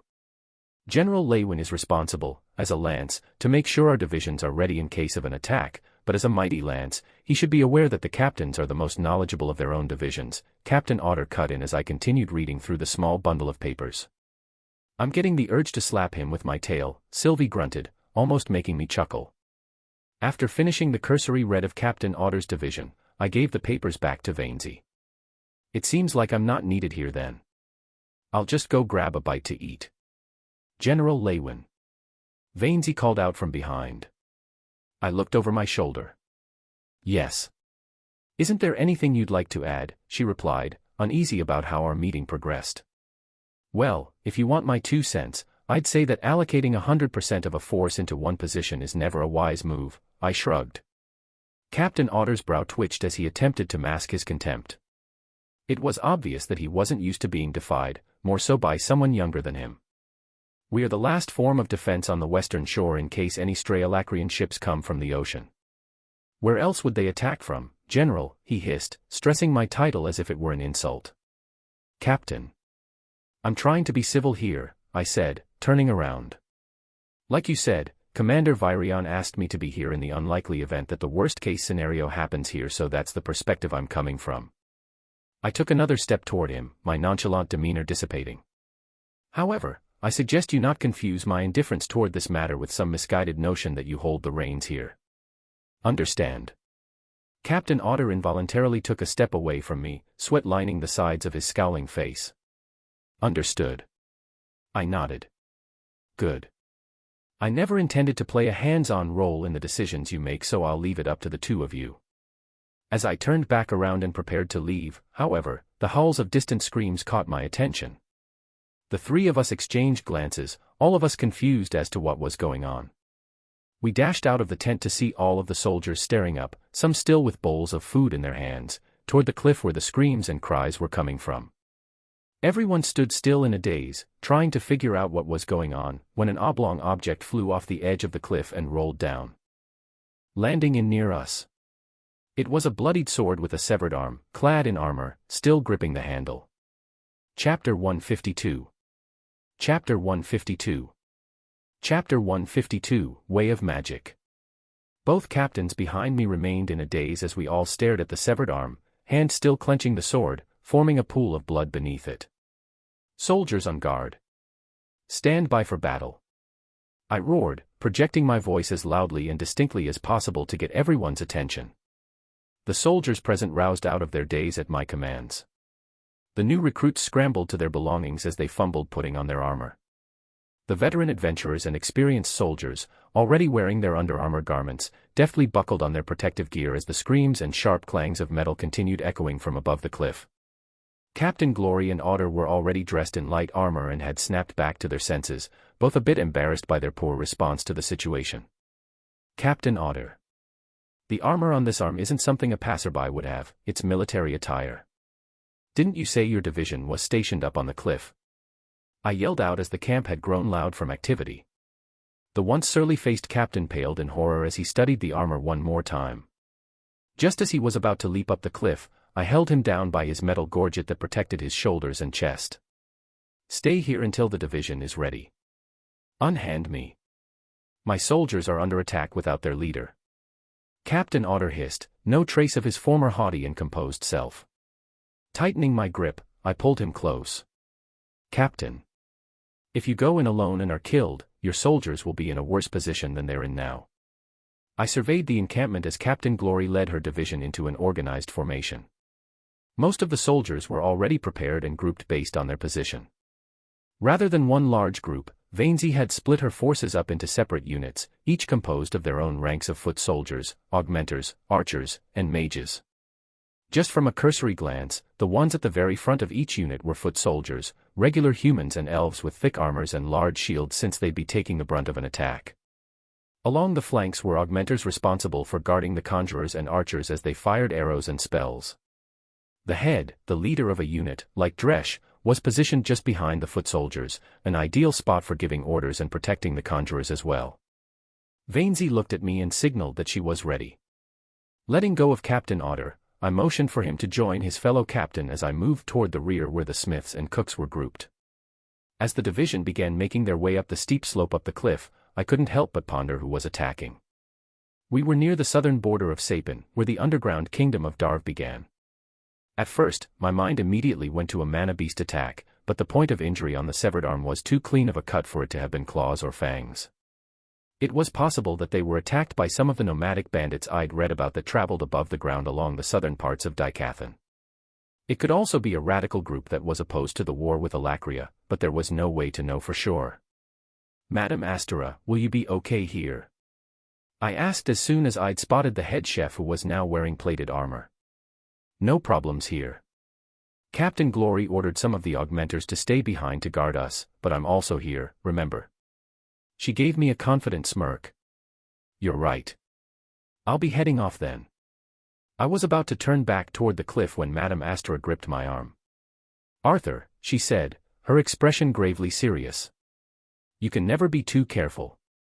I gave her a quick nod as I signaled for Sylvie to come out. I hope you practice what you preach. And LT, MNGT, is it okay for me to transform out in the open so soon? And LT/MNGT, my bond asked as she hopped out of my cloak. And LT, MNGT, no need to hold back right now.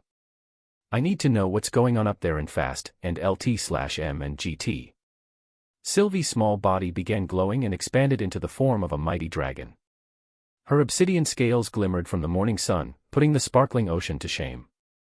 Her translucent yellow eyes looked down at me with intelligence and an animal-like ferocity. The burly cooks and barrel-chested smiths with arms as thick as my torso gawked in reverence as some toppled over like infants learning to walk. I leaped to the base of my bond's neck and grabbed onto a ridged spike. I looked over my shoulder once more only to see the awestruck expression plastered on Madame Astra's delicate face as Sylvie's large wings beat down to produce a powerful gale. Sylvie kicked off the ground and swung her wings once more to lift off. The powerful winds produced underneath startled the marching units led by their heads with Captain Glory and Otter in the front, but I was already too far up to make out any of their expressions. I had planned on directly flying over where Captain Otter's division should be, but Sylvie instead soared up into the layer of clouds overhead. Arthur, you should know before we engage in battle that I'm limited on what I can do to help.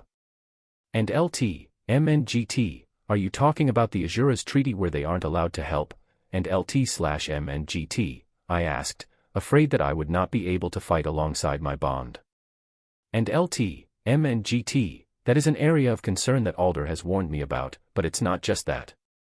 With the awakening process that Grandfather Indrath made me undergo for my ether powers, it'll still take a while before I'm able to assist you with any magic. Until my powers are fully awakened and under control, I'll be limited to what I can do physically in this form. I'm sorry I didn't tell you earlier. And LT/MNGT. I stroked the side of my bond's large neck, berating myself for not taking into account my bond's condition. I knew her training was cut short by me, but I never realized what a crucial time it had been for her. And LT/MNGT, no, don't be. At least I know now, and LT/MNGT. It didn't take us long to reach where the sounds of battle were coming from, but the fact that a severed arm was able to sail down the cliff made me think that there was something else going on.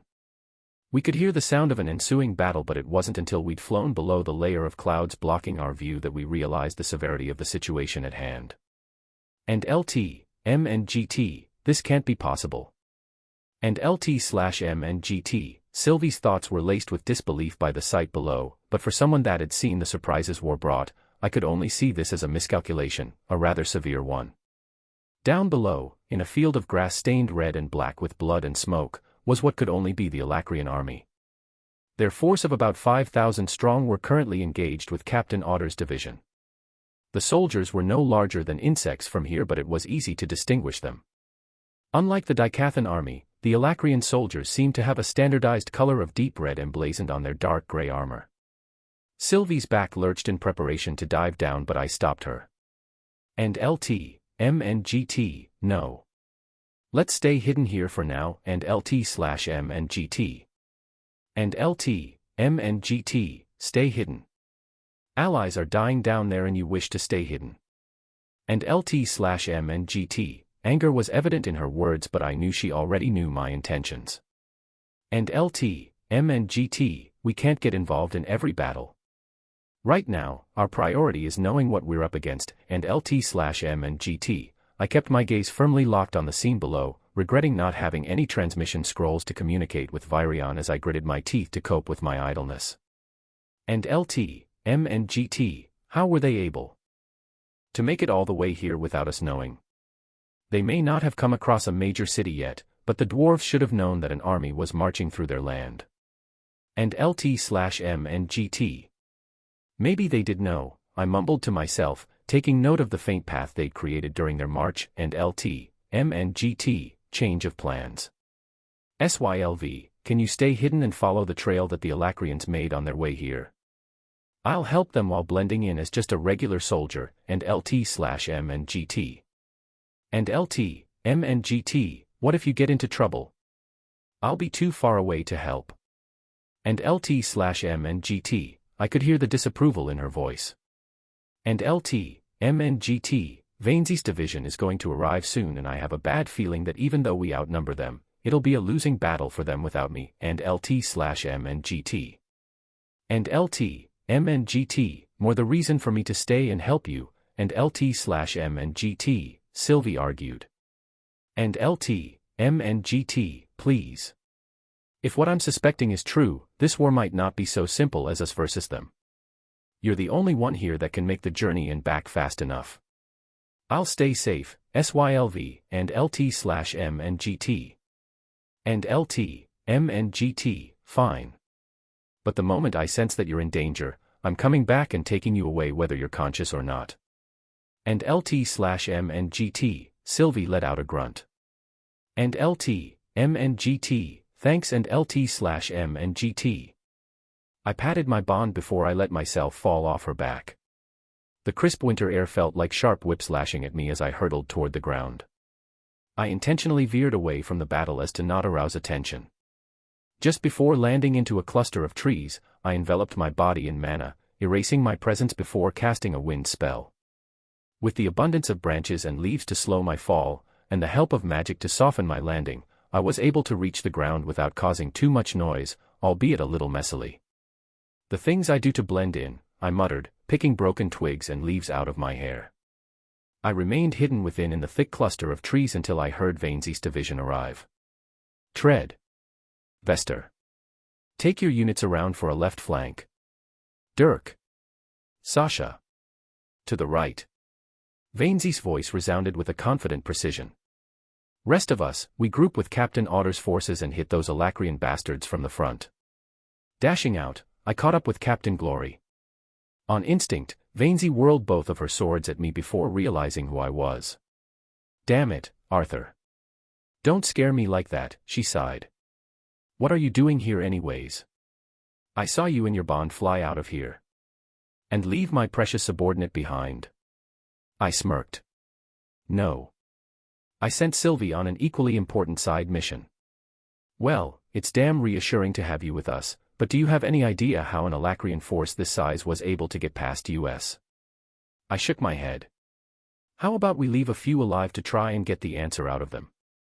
Vainsy's lips curved into a wicked smirk as she raised both her long swords. Sounds like a plan. Vainsy's soldiers roared, men and women alike, as they reached the Alacrian army. I stood behind for a minute, watching as steel cut into flesh.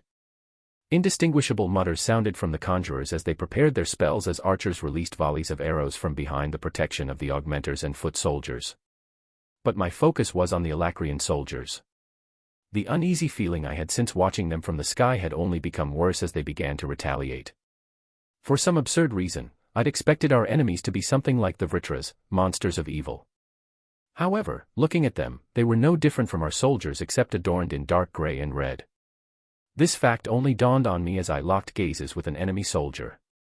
The soldier's eyes narrowed as he readied to strike. I picked up a blood-stained sword from the ground as he dashed toward me. When I tried to sense what sort of level his core was, I was surprised to be unable to read it. The soldier spread his arms while his fingers curled like claws. Suddenly, without even the influx of mana to warn me, gauntlets of mana in the form of gigantic claws manifested around his hands. He lashed out with his mana claws at a ferocious speed. I ducked, only to see a row of trees behind me topple at the strength of my opponent's attack. With the speed of his spellcasting and the power behind it, I could only assume he was at least a yellow core augmenter, maybe even a silver core. I countered with an upward swing with my augmented sword when a translucent barrier shimmered just below the mage, protecting the area underneath his chest, where I'd been aiming. And LT, MNGT, what the hell? And LT/MNGT, I whipped my head over my shoulder, sensing that the spell hadn't come from him. About 30 feet away from me was another soldier, his hands held out and brows knitted in concentration. Realizing that my focus was directed at him, his eyes widened in surprise as he aimed his hands at me. The translucent panel that had protected my initial opponent moved and enlarged, serving as a wall between me and the conjurer. I'd never seen someone manipulate a barrier to such efficiency, so it was obvious who I had to take out first. However, the clawed soldier had already repositioned himself in this time, leaving me no choice but to finish him off. Dropping the sword I'd found on the ground, I dashed toward my opponent. Just before reaching striking distance, I stomped down my lead foot, conjuring a pillar of earth right in front my opponent's feet.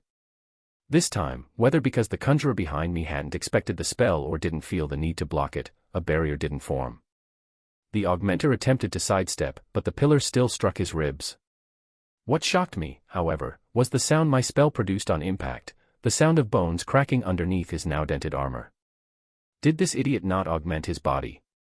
Gnashing his teeth with a pained expression, the augmenter ignored his obvious injury and dashed toward me with his mana claws. With my fists wrapped in electricity, I met his strike head-on, expecting him to counter or use another spell, but he didn't. My lightning-clad fist shattered his mana claws and broke his wrist on impact. I held off on finishing him, my curiosity getting the better of me. He was someone that didn't pose a real threat to me, but something about how they fought didn't make any sense. I'd thought the opponent in front of me was an experienced augmenter, but his body wasn't even protected by mana. If it wasn't for the barrier that guarded his hand at the last minute, his arm would have been torn off. The augmenter soldier was down on one knee, his left arm dangling to his side. A flicker of disbelief and awe was written on his face before the soldier clicked his tongue, turning his gaze toward the barrier-casting soldier. "Oi, shield," he barked. Total body enhancement, now. Chapter 153. Chapter 153. Chapter 153, A Normal Soldier. Multiple battles going on at once, the sound of metal clashing and spells firing resonant in the air. The musty stench of burning wood overwhelmed all other smells as a thin layer of smoke surrounded us. However, despite the chaos, my battle with the augmenter seemed confined, almost isolated, as if the soldiers around us deliberately left us alone. Whether the people nearby were too focused on their own fights or if there was some sort of illusion put in place, I couldn't quite tell, but it left me with more questions. Just from the short exchange I had with this augmenter and his helper, now just barely a yards away, I could tell that their fighting tactics were fundamentally different than ours. The conjurer manifested a thin veil of mana around the augmenter's body at his command. While my opponent's injuries remained, he no longer looked fatigued as he rose from his knee with renewed vigor. With a click of his tongue, he peeled his eyes from me and focused his gaze elsewhere. It was obvious he was signaling to someone else, but he was looking in a different direction from where the conjurer that had protected him was. With a stern nod, his gaze fell back to me. Mana enveloped his hands into the same claw-shaped form as before, and just as he readied himself to attack, the faint hiss grew louder behind me, confirmed my suspicion. Remembering my mana interpretation training with Meyer back in Epheotis, I was tempted to activate Realm Heart to finish this off quickly, but decided against anything that'd draw too much attention to myself. I whipped around in time to see a blast of fire hurtling toward me. Condensing a gale of wind to spiral around my hand like a drill, I dispersed the fire spell only to pivot away from the augmenter's strike immediately. The moss-covered roots nearby caught on fire from the scattered embers of the conjurer's spell. The once lush clearing within the forest was turning into a pit of blood and fire as more and more soldiers on both sides began piling on the ground. The augmenter's movements were rather concise and well-coordinated despite the uneven terrain, but years of sparring against Cordry had made his attacks seem sluggish. The augmenter landed deftly, his mana claws only hitting air. He was right. "You're not just some foot soldier," he spat as he whirled back around in preparation to pounce on me once more. And LT, M and GT, was he only capable of using those mana claws, and LT/M and GT? I asked, bewildered as to who could have possibly given him this information. He remained silent and dashed toward me, using a tree stump as a foothold to leap off of with his mana claws poised to strike. I positioned myself to meet the assault head-on, but when his claws were just inches away from my face, I withdrew my own fist and swayed to the left. I drove my fist toward the augmenter's open ribs when the veil of mana surrounding his body gathered toward the area I had intended to attack. My augmented fist was met with a solid thud before the mana barrier protecting my opponent's ribs cracked. Just the force of my punch sent the augmenter tumbling to the ground, but when he got back up, there was only an expression of frustration, not pain. I looked over my shoulder, focusing my gaze at the conjurer again. With his brows knitted in concentration and hands trembling, I could tell that he was the one that had blocked my attack, not the augmenter. What confused me, and further defending my suspicion, was how the soldiers around the conjurer seemed to ignore him, allies and enemies alike. And LT, M and GT, is there really something like an illusion around us, and LT/M and GT. Just then, another fireball shot toward me, but it was little more than an annoyance at this point. The spell had come from a different direction, but I knew where the conjurer was hiding, 50 feet away directly ahead, positioned somewhere on top of a cluster of large moss-covered rocks. "She's over there, right?" I asked with a smirk, pointing in her direction. The augmenter's face paled, but he remained silent. He pulled himself up to his feet with the help of a nearby tree despite his fatigue, desperation evident on his rugged face. Keeping his deep-set eyes locked on mine, he clapped his hands just once. As soon as he did, multiple images of the augmenter began forming around me, resolving my suspicion there was illusion or deceptive magic involved. Soon, there was at least a dozen figures of the augmenter, all in different, very lifelike, poses, all ready to attack. I looked at the illusions manifested around me, noticing that both Dicathan and Alacrian soldiers were unaware of what was happening, and let out a stifled laugh. "This is funny," the augmenter growled, his voice coming from all of the clones as well. "I'm sorry," I sighed, still smiling. Looking up, I surveyed the dozen or so augmenters, all with glowing mana claws that couldn't be distinguished from one another. Thanks to this illusion, I can let loose a little. Poking my conscience deep into my mana core, I activated Realm Heart. A burst of mana exploded out of me as my vision faded into an achromatic state. I could feel the comfortable warmth as the glowing runes flowed down my arms and my back, while my long hair began shining with a twinge of silvery hue rather than turning completely white. The clones that had once seemed identical in my normal state were now no more than clusters of mana shaped into the form of a man. All but one appeared to be a mass of white mana particles. What surprised me was that the illusion wasn't invoked by the hidden conjurer but the shield. Locking my gaze on the augmenter, it was obvious from his expression that he knew there was something dreadfully oppressing about me. Beads of sweat rolled down his face as he regarded me with fearful perplexity. Ignoring his wariness, the augmenter, along with all of his clones, dashed toward me.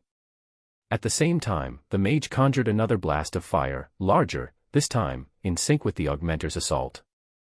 Raising my output of mana, I ignored the illusions of the augmenter and aimed for the real augmenter's mana claws head-on, shattering his spell. Grabbing a tight hold of his exposed hand, I used his momentum to redirect him toward the fire blast. I caught a glimpse of my opponent's eyes widening in horror before being struck by the full brunt of his ally's spell. Several layers of barriers attempted to protect the augmenter, but they all shattered from the force of the blast. Still, the augmenter's life was preserved thanks to that. The illusory clones flickered before disappearing as I turned my attention toward the conjurer hiding in the tree. Wordlessly, I raised my left arm and coalesced mana into the tips of my fingers. "Shield, Kafir. Protect Malin," the augmenter roared, still struggling to get up from the ground. The conjurer named Kafir that the augmenter had referred to as Shield nodded furiously as I finished preparing my spell. Jagged vines of electricity coiled down my arm like a serpent, gathering at the tips of my index and middle finger. Using my right arm to help stabilize my aim, I concentrated on the hidden conjurer that was now clearly visible thanks to Realm Heart. "Release," I muttered. The thin bullet of lightning shot out from the tips of my two fingers, piercing directly through the trees that stood in between me and the hidden mage. The layers of translucent barriers that formed in the bullet's path were instantly shattered until my spell hit the cluster of rocks I had been aiming at. There was no dramatic scream or howl of pain in the distance, only the soft thud of the mage's limp body falling off the boulder. "No." Malin, the barrier caster, cried out as he ran toward his fallen comrade, abandoning his post. As the mage fell and Kafir's concentration broke, the illusion surrounding us disappeared. As if a window had been open, the world became clearer around me and the near-muted volume of the battle going on resumed in full blast. It wasn't long before I got swept up in the chaos of battle. I released Realm Heart but brought out Dawn's Ballad from my dimension ring. The translucent teal sword glimmered as its blade arched around me, drawing blood wherever it hit its target. The battle between the two sides had gone on for less than an hour, yet the ground was littered with corpses and body parts, severed legs, lopped-off heads, and chopped arms still spewing blood. The cold winter air did little to mask the acrid stench of blood and burning flesh, while the dense array of trees surrounding the battle further amplified the cacophony of screams.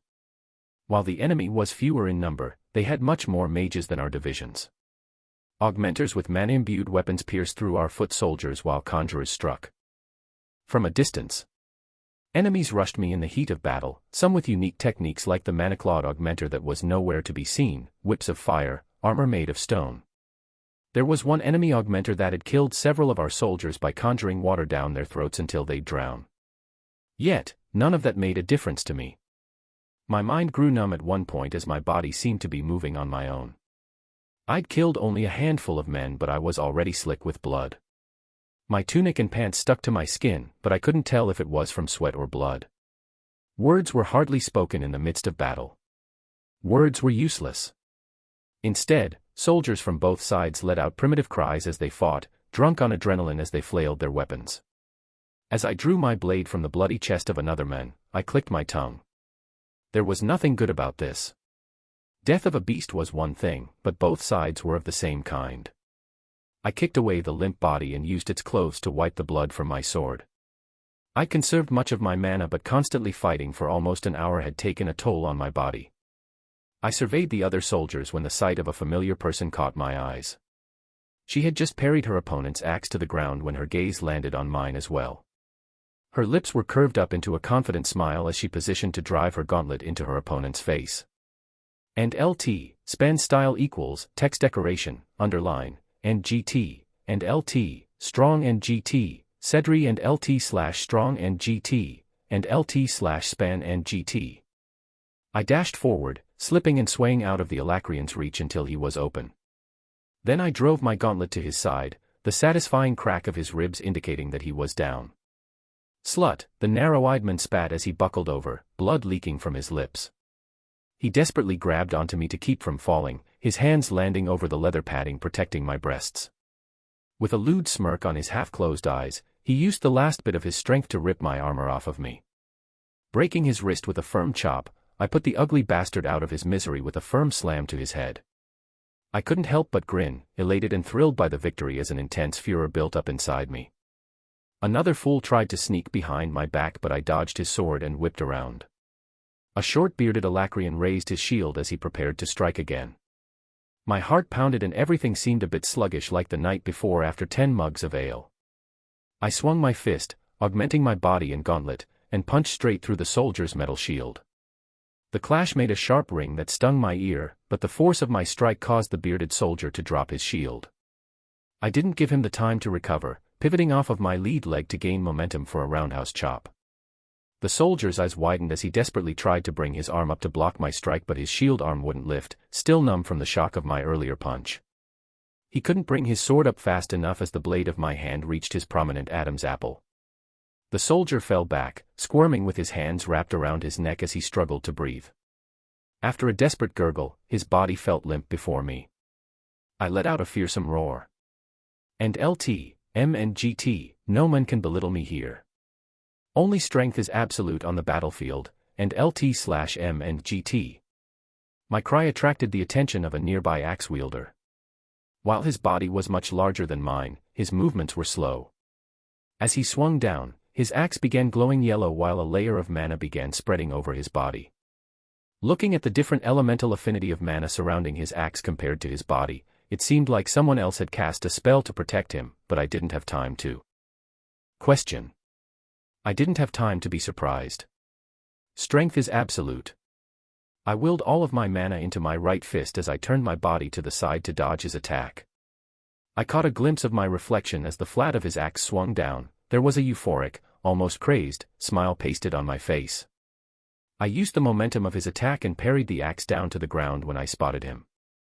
It was the country boy that beat everyone he'd sparred against, even Madame Astera. There were talks of some of the soldiers mentioning the kid was a lance. I'd scoffed at the ridiculous notion at the time, but as I stood here, just a few dozen feet away from him and the pile of corpses strewn around him, I couldn't help but wonder if they were right. My eyes finally met his, but rather than the calm, playful expression he'd worn all through last night, his eyes were widened as he desperately mouthed something to me. I couldn't hear what he was saying, but it didn't matter, I'd ask him later. The axe wielder was still struggling to pull his weapon out from the ground, when I felt a sharp searing pain in my chest. In an instant, all of my strength and furor was seeped dry. My hands could no longer clench into fists. The ground suddenly seemed closer as I realized I'd fallen to my knees. I looked down at the source of my pain, only to see a gaping hole where my chest used to be.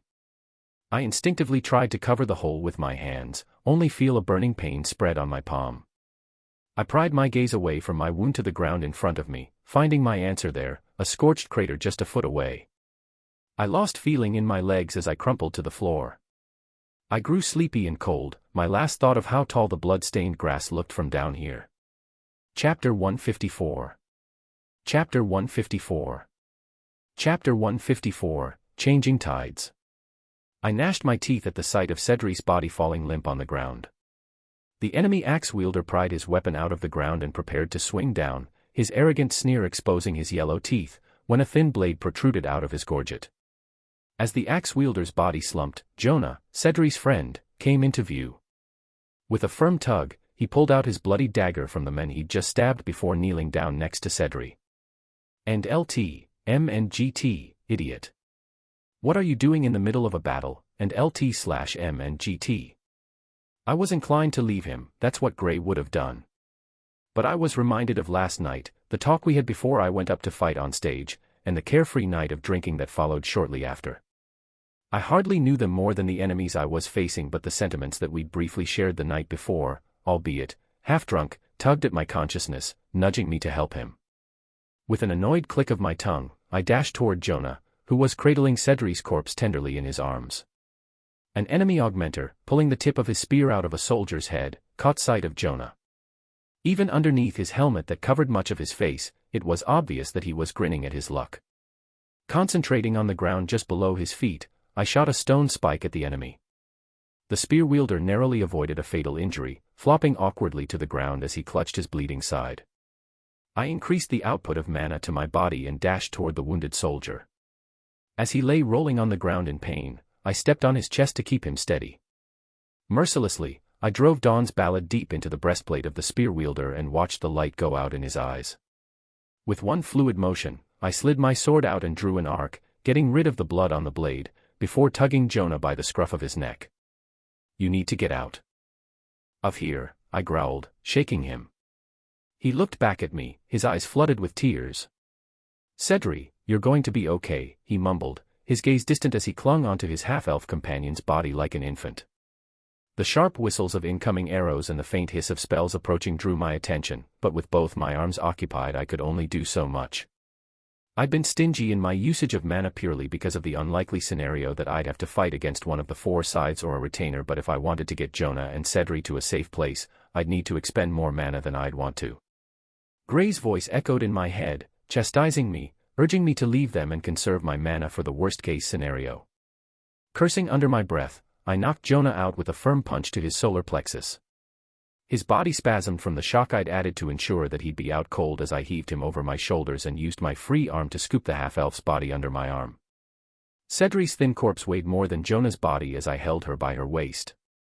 I couldn't do anything about her arms and blonde hair dragging on the ground, but Jonah's unconscious body seemed to take offense, his arms dangling towards her from my shoulder, as if trying to scoop her up. Ignoring the creeping desire to just drop them back to the ground, I freely released the mana I had been conserving. An intoxicating sense of power rushed out of my core, spreading out to my limbs and filling me with renewed strength. Tuning out the chaotic clamor around me, I focused entirely on the mana surrounding me. Because of the expanding layer smoke and fire, I willed a spiraling barrier around us as I prepared to rush them back to base. A translucent layer of mana whirled around us as a torrent of wind and stone began shaping itself into a sphere. Strengthening my body, I pushed off the ground. Immediately, I had to tighten my grip around Jonah and Cedric to keep them from falling. The barrier I'd conjured remained strong as arrows and spells bombarded it. Sparks ignited each time an enemy hit my barrier, deflecting or redirecting anything that came our way, but the spell was constantly eating away my mana reserves. Thanks to the mana rotation technique I'd learned from Sylvia, even such a superfluous spell like this could be recovered back in a fairly short amount of time. I plowed through the battlefield, gritting my teeth to cope with the weight of my two passengers as I concentrated solely on keeping the barrier active despite the intensifying attacks on it. My body jerked as a particularly powerful spell bombarded my barrier, but I held firm and increased the amount of mana into the barrier. Cries from the enemy soldiers ordering their subordinates to bring me down echoed within the forest. And LT, M and GT, at least with all of their conjurers focused on me, and LT/M and GT, Vainsy and LT, MNGT, and her soldiers will have an easier time, and LT/MNGT, I thought. As soon as I was out of the main battle, I released my spell. Immediately, an augmented arrow skimmed my cheek, drawing blood. The force of the arrow brought down a tree beside me, catching me by surprise. With Jonah's limp body sagged over my shoulder, I had to turn around to see who I was up against. Before I could spot my attacker, 2 more arrows whizzed toward me. I had barely a second to react, but that would be enough. Letting out a deep breath, I murmured, "Static void." The deadly arrows were only inches away from me when I released the first phase of my dragon's will. The world grew still as even the chaotic sounds of battle deafened. In one swift movement, I positioned my right foot on top of one arrow and bit down on the shaft of the other arrow. Releasing static void, my neck immediately jerked from the force of the arrow in my mouth as the arrow beneath my foot buried into the ground.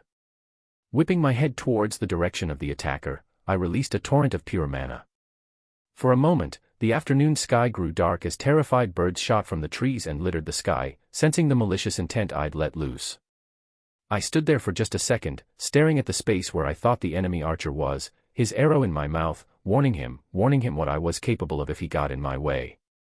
My unspoken threat seemed to have done the trick because there were no more arrows or spells headed my way. Turning back, I bolted into the dense forest, making my way back toward the edge of the cliff where we'd come from. "Arthur." "What happened?" a voice called out as I lowered Cedri and Jonah to the ground at the edge of the encampment. I looked up to see Madame Astra, blood on her face and on her once white apron. Noticing my gaze, she looked only to shake her head with a faint smile. "Don't worry, it's not my blood. I'm just helping the medics and emitters patch up some of the wounded that were brought back." I nodded. "I see. In that case, please take care of her," I pointed to Cedri, "and look after Jonah." Without waiting for the head chef's response, I turned around toward the cliff, ready to head back, when something tugged at my boot. "Why? Why couldn't you have saved her like you saved me?" Jonah's hoarse voice trembled as he tightened his grip around my ankle. "I can't save every soldier in a war," I replied, unable to look back and face him. "Liar. I bet you could have if you really wanted to. You're a lance, right? I wasn't sure until you caught that arrow with your mouth." For a second, I thought I was dreaming because the arrow stopped mid-flight. I gnashed my teeth in frustration, not at him, but at myself, and kicked my leg free from his grip. Like I said, my priority isn't to save every soldier I come across in war. We might not have known each other that long, but if Cedri was alive, there's no way she would have just thought of you as, just a soldier, General. There was venom laced in the hiss of my title. Whipping around, I lifted Jonah up by the scruff of his shirt once more and pulled him close. "I'm sorry for your friend, Jonah, but pull your head out of your ass. There are enemies out there stronger than you can imagine, stronger than any adventurer you've probably worshipped, and you want me to expend all of my energy to save everyone here.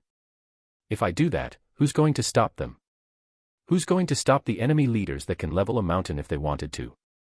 The hate and blame from Jonah's eyes disappeared, replaced by guilt and sorrow as tears rolled down his cheeks. "What am I going to do, then? I promised her when we were little. I was finally going to keep the promise. I was going to ask her to marry me." At his words my chest ached, twisting into knots as my breath became short and ragged.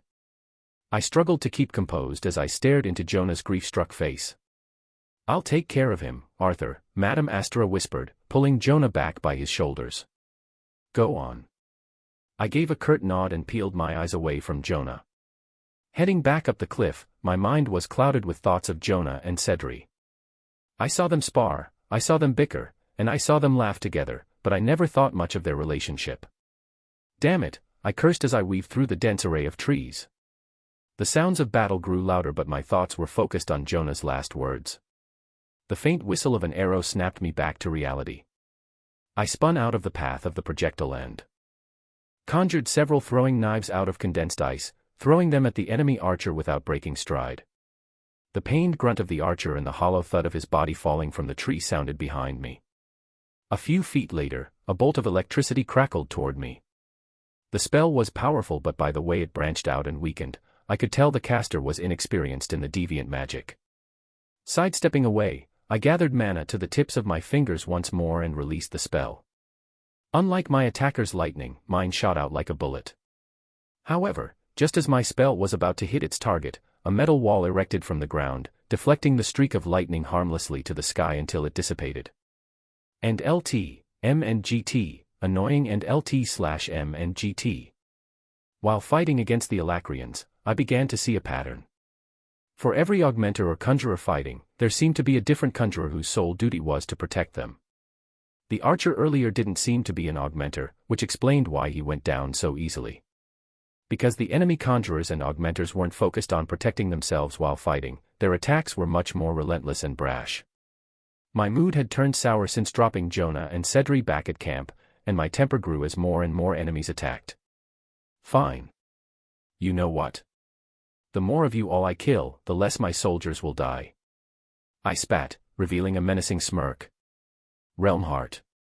Conjurers and augmenters that were hiding now stuck out like sore thumbs as they prepared their attacks. As the particles gathered around them, swirling and spinning in preparation, it became all too clear what sort of spells they were conjuring, but I needed more time to counter them. All thoughts of conservation were gone as I once again released the first phase of my dragon's will. The world froze once more and I quickly assessed the spells needed to counter the attacks of 12 different enemies. 3 blasts of fire, a barrage of sharpened rocks, augmented arrows, a lightning spell, condensed bullets of water, and one of the conjurers was planning on burying my feet from under me to keep me from moving. Easy enough, I murmured. Like I thought, conjuring the barrier earlier to save Jonah had drawn a lot of attention. Seconds ticked inside the suspended realm of static void. My body felt heavier but I didn't care. This was nothing. I released static void as soon as I was ready and retaliated. Immediately, spells detonated from all around me, a cacophony of screams and wails mixed in as well. Enemy and ally soldiers alike looked around, confused by the sudden explosion. As I heaved out a breath, I couldn't help but smile in satisfaction. Rather than canceling the enemy spell like how Lady Meyer had taught me by using mana interpretation, I overloaded the Alacrian soldiers' spells, causing a deadly backfire. How's that, Jonah? Are you satisfied? I fumed. Arthur, a clear voice called out from behind. Looking over my shoulder, I spotted Captain Glory. She wore a hardened expression as her 2 long swords dripped with blood. Her once tied hair had come loose and was caked with mud and dried blood, and her armor wasn't any better off, but there was still a fire raging in her eyes. You look like crap. My lips formed a pained smile, relieved to see a familiar face. The corner of her lips curved up into a smirk.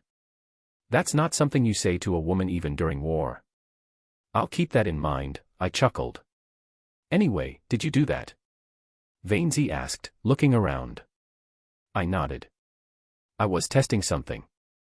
Testing something during battle. You never change. She let out a sigh. Do you think you can do it again? Probably, I answered when suddenly, Sylvie's thoughts poured into my head. Arthur, I'm coming back. There was a flood of emotions that was laced together with her message, worry, desperation, and fear.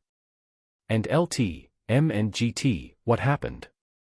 Did you find something already? And LT/M and GT, I sent back to my bond, her emotions affecting mine. And LT, M and GT, no, I had to stop midway. She grew silent for a moment but there was a grim sense of foreboding that made my heart beat faster until she spoke again. Someone is headed your way. Arthur, he's strong. And LT/M and GT. Chapter 155. Chapter 155. Chapter 155, Why I'm Here. My heartbeat quickened and my palms grew slick with sweat as Sylvie's emotions leaked onto me, but I had no time to rest. With their conjurers and archers nearby sustaining serious injuries, the enemy augmenters and soldiers were quick to approach us. We got some headed our way. Don't get cold feet on me now, my former professor chuckled. Her light-hearted tone didn't suit the screaming and clashing of weapons resounding in the background. Cold feet. I've been taking the brunt of attacks from their conjurers and archers, trying to establish a pattern in their attacks, I answered, drawing Dawn's ballad and burying its sharp blade in through the breastplate of an enemy soldier in one swift motion. Is that how you were able to set off those explosions just now? Vainsy asked as she parried a large warhammer. It was compelling watching my former professor fight up close without holding back. Her fighting style, combined with her utilization of both earth and fire in a unique way to conjure glass, produced an array of glimmering attacks. She was able to create a layer of sharpened glass around her swords to extend her reach, cleaving down enemies several yards away. No, that was something else. I pulled my sword out from a different enemy. Vainsy. We should end this battle soon, or at least take it away from here. You say that as if we, Vainsy ducked, narrowly avoiding the head of an axe, were purposefully prolonging this battle. I swung Dawn's Ballad, sending a sharp crescent of wind at my former professor's attacker. With a sharp hiss, blood splurted out from the barrel-chested Alacrian's unprotected neck. He was only able to let out a soft gurgle before collapsing to the ground, his eyes wide and frantic while his hands pressed down on his fatal injury. My tone grew stern as I replied. I'll admit my priorities may have been a bit different until now, but there's no time now. Take the battle elsewhere, anywhere away from here. Her forehead creased. What's going on? There's going to be someone coming, someone as strong, if not stronger, than me. Get everyone away from here so they don't get caught in our crossfire. Vainsy's furrowed brow deepened. You can't mean. I nodded gravely. This is why I'm here, in case something like this happened. Get everyone away from here. I know you're strong, actually. I can't fathom how strong you actually are, but damn it, that doesn't mean you can't use any help. My eyes loosened as I gave my former professor a look of concern, but remained silent. Shit, my former professor cursed, surveying the battlefield. She looked back at me with a resolute gaze. Fine, but you better come back alive or I'll pull you out of hell myself just to send you back. I couldn't help but let out a chortle from her ridiculous threat. I promise. Vainsy took a step back and saluted me before Torch swooped down from the sky. The captain jumped onto the flare hawk and bellowed out, Dicathans. Retreat. Like that, the tide of battle shifted. Vainsy flew overhead, rallying her men that might not have heard, but already our soldiers had begun edging back while defending themselves from our enemies. I watched as our soldiers withdrew, holding back any enemies that tried to chase after them, but there were simply too many. And LT, M and GT, it's okay and LT/M and GT, I told myself. The Alacrian soldiers weren't the problem. Vainsy and Captain Otter's divisions were going to have to manage. I put away Dawn's Ballad and made my way toward the edge of the clearing. Jumping up onto a tree, I conjured a cushion of wind underneath my feet and made my way southward, hopping from one branch to another. Just beyond the clearing, the tame trees, evenly spaced and maintained by woodcutters from the nearby town, became more wild and dense. There were large trees strewn below, fallen in storms. The harsh winter had stripped away much of the bark, but by the thin layer of frost on the untouched ground, it seemed like the Alacrian army hadn't passed by here when they made their way up. The only sound around me was the rustling of leaves and the occasional snaps of branches from the wildlife. And LT, M and GT, Sylvie. Are you there? How close are you, and LT/M and GT? I was met with only silence from my repeated attempts at establishing contact with my bond. She was either too far away, which shouldn't be the case, or intentionally ignoring me. And LT, M and GT, aren't you a cute boy? Could it be that you're lost? And LT/M and GT.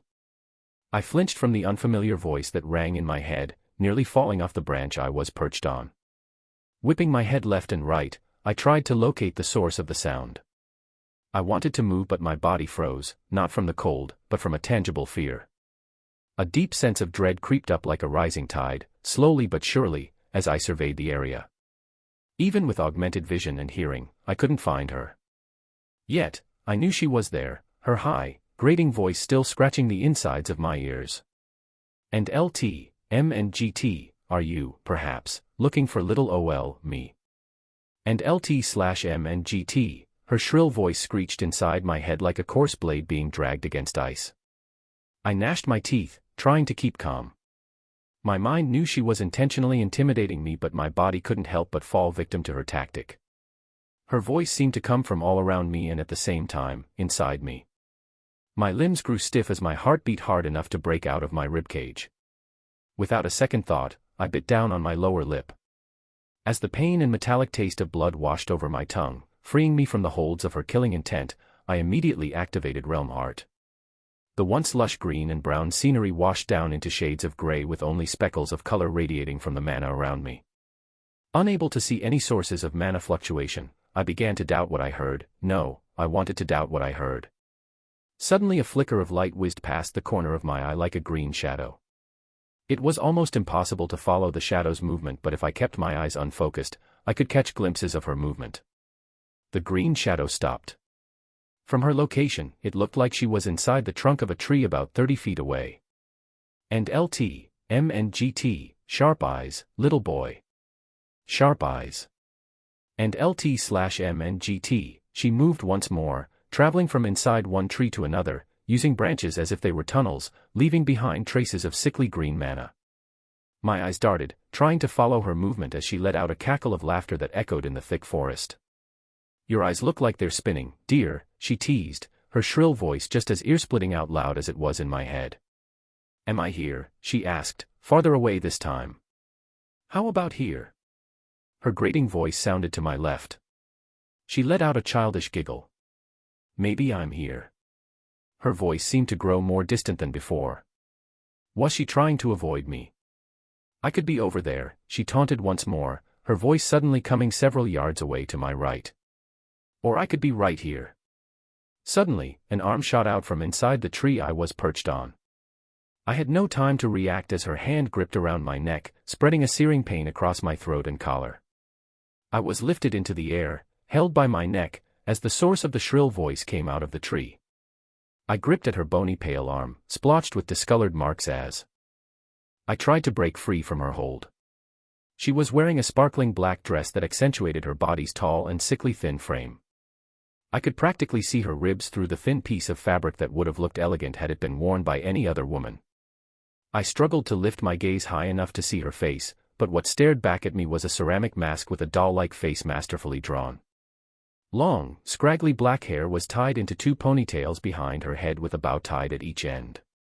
My, what a handsome young boy you are, she whispered from behind her mask, the drawn eyes looking straight at me. Like a bolt of electricity, a shiver shot down my spine at her words, making me struggle harder. My neck felt like it was being constantly branded as the burning pain became almost unbearable. Struggling with the last of my consciousness, I willed mana into my palms. With Realm Heart still active, I could physically see the specks of blue mana gathering around my hands, turning into a shimmering white as I formed a spell. Tightening my grip around her wrist, I released my spell. She immediately let go of my neck and pulled her arm away from my grasp. Upon release, I fell from the tree, crashing through a hollow log on the ground. The little puppy has a bit of a bite, she reprimanded from atop the tree. I hurriedly got back up onto my feet, ignoring the burning pain still radiating from my neck, but the woman was already in front of me, looking down through the small eyeholes of her mask. Her right arm was discolored and swollen from where I was able to briefly touch her with the spell. She shook her head. No matter. I'll just have to be a bit more strict in your training. My body involuntarily took a step back. She had no intention of killing me, she just wanted me as some sort of pet. What's your name, my dear? She whispered, looking away as she buried her right arm inside the tree behind her. My mother told me not to talk to strangers, especially ones as strange as yourself, I answered, wincing from the pain as I gingerly touched the wound on my neck. Usually, thanks to assimilating with Sylvia's will, I'd feel my body already healing, but the injury she inflicted was different. Not to worry. We'll get acquainted soon enough, she replied, pulling her arm back out of the tree, the wound marked by my spell nowhere on her arm. The tree she'd pulled her arm out from now had a gaping hole in it, like someone had branded it with acid. She took long strides, her scar-marked legs sinking into the ground as if she were wading through water. Unfortunately, we don't have much time as I have tasks to finish. Any chance that you'd willingly be this beautiful lady's slave? I drew Dawn's ballad out of my dimension ring. Sorry, I'll have to refuse. They always do. The bony woman let out a sigh as she shook her head. It's okay, half the fun is breaking the will of a disobedient slave. As she finished talking, mana the color of rotted seaweed began gathering beneath my feet. Immediately, I jumped back, just in time to avoid a cluster of murky hands that shot out from the ground. The humanoid arms or mana clawed the air before sinking back into the corroded ground. The woman tilted her head, but I couldn't see her expression through her disturbing mask. Through Realm Heart, the spells seemed to have a similar attribute to wood, like Tesha, but with every spell she conjured, it left a mark of corrosion. I slid my fingers down my burning neck, afraid of what I'd see in my reflection. More of the murky green mana gathered around the mysterious enemy, but before she had the chance to finish her spell, I shot out a stone spike from the ground beside her. I watched as the earthen spear dissolved instantly the moment it made contact with her. "You're just prolonging the inevitable, my dear," she cooed in her high, grating voice that made me want to claw my ears off. She raised both arms, conjuring more pools of mana on the ground and on trees around me, only visible because of my unique vision. My first thought was how I should save mana during this battle when I realized for the first time in a long while that I had no reason to hold back.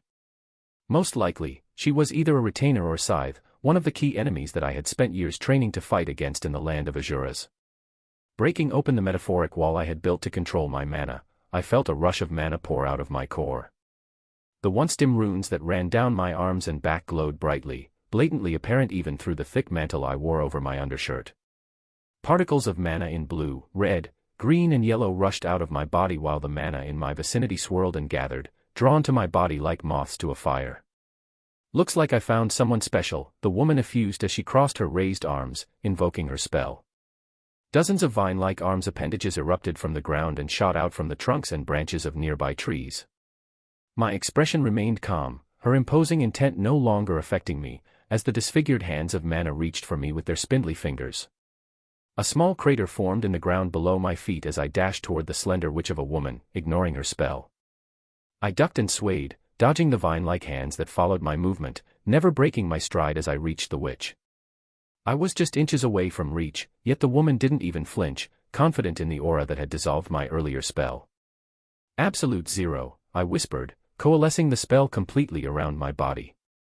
The murky green hands that froze inches before contact became a disturbing statue that only philosophers could put meaning to.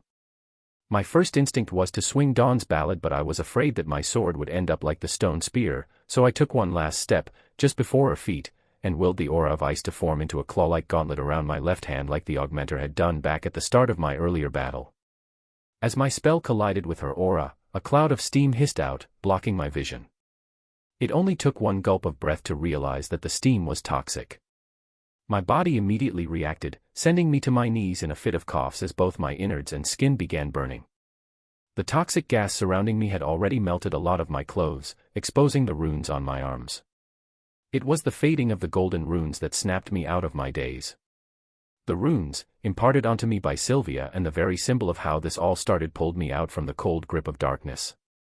I promptly created a small vacuum to suck the toxins out of my searing lungs. It helped, but with no air to breathe and the oxygen from my lungs sucked out, I was left with just a matter of seconds until I blacked out. The fog, as toxic as it was, covered me from the witch's eyes. She'd assumed I'd have fainted by now, or worse, so I used that opportunity. Locating her mana signature with the help of Realm Heart, I waited for the right opportunity to strike while fighting my body's unwillingness to stay conscious. Seconds seemed like hours, reminding me of my time spent with my consciousness in the ether orb, when she finally drew close enough. While she shouldn't be able to sense the mana fluctuation around me from the effects of Mirage Walk, I could only pray that she wouldn't be able to see the dim glow of my sword. With the last bit of energy, I triggered Static Void, stopping time around me as I exploded to my feet and struck her with Dawn's Ballad. My sword crackled as it seemed to tear through space, imbued with a gleaming white lightning that seemed almost holy as I released time just before my blade made contact with her face. The force of my swing spread the cloud of acid covering both of us, but even without seeing, I knew I'd somehow missed my target. I shuddered as my gaze fell to the blade in my hand, or rather, what was left of it.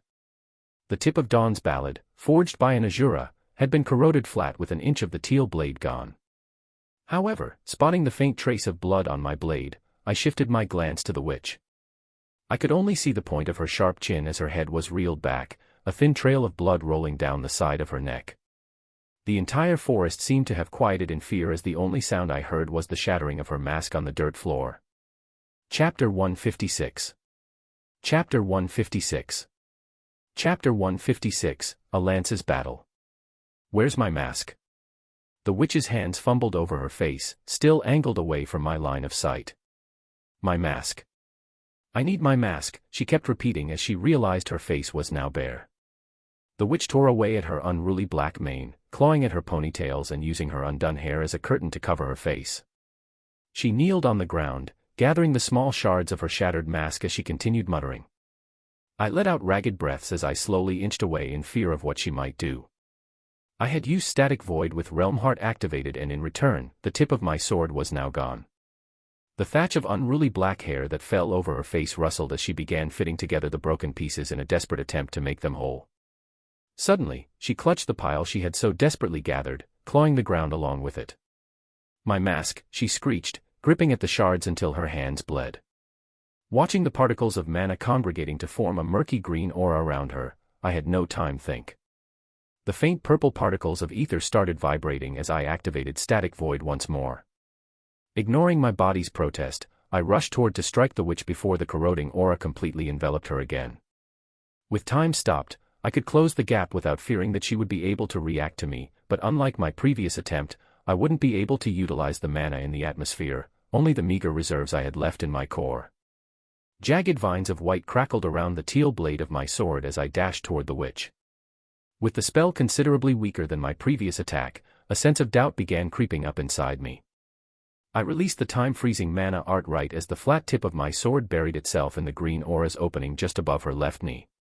The ever-familiar sensation of metal piercing through flesh was accompanied by the crackle of electricity spreading through the witch's body. Yet the blood that leaked from her wound wasn't the same red that came from her hand but rather a muddy green. The site of where the wound should have been hissed as the murky green blood began congealing around Dawn's ballad. As the witch raised her gaze from the ground, her thick wiry hair parted, she revealed to me what she had been so desperately trying to hide. I tugged Dawn's ballad, wanting nothing more than to retreat. It wasn't just her gnarled skin that looked more aged than the bark of the centuries-old trees surrounding us, or the two narrow slits between her sunken cheeks. It wasn't even her thin leathery lips that were darker than her hair or her jagged teeth stained yellow. It was her blood-curdling stare, radiating from the ghoulish pair of misshapen eyes, that filled me with a sense of dread. Unlike any monster or beast I'd faced since coming to this world, her dark hollow eyes that seemed like they had been gouged out and shoved back deep inside her skull made me wonder if this was the sort of demon that spawned from the depths of hell. "Now that you've seen me in this state, I'm afraid that I can't keep you as a pet," she muttered, nearly whispering as she gripped my sword with one of her bloody hands. I winced involuntarily as she spoke. My mind spun as I tried feebly to pull Dawn's ballad out of her grasp, trying to figure out what to do in this situation. As I tore my gaze away from her terrifying stare, I watched in despair as her aura had nearly enveloped her whole body. Unable to muster up the strength to trigger Static Void again, I looked down at my legs. I could still hear Lady Myers' voice, warning me not to use Burst Step again. Glancing up, the murky green cloud slowly spread until only faint gaps the width of a feather were left. I made my decision. Letting go of my precious sword, I released a sharp breath to brace myself for the pain soon to come. Like the pistons of an engine in my old world, mana burst into specific muscles in progression with precise timing in the span of a millisecond, allowing my body to near instantly flash from my original position. I gritted through the mind-numbing pain that felt like the bones in my lower body were slowly smoldering inside a fire, and stabbed my hand through the faint chasm in her aura. Even with my hand coalesced with absolute zero, the deteriorating effects of her defenses seeped into my hand upon contact with her skin. The witch let out a pained growl as she tried to pull herself away, but my grip around her right arm stayed strong. The flesh of my bare hand soon became painfully red as more and more layers of flesh began corroding.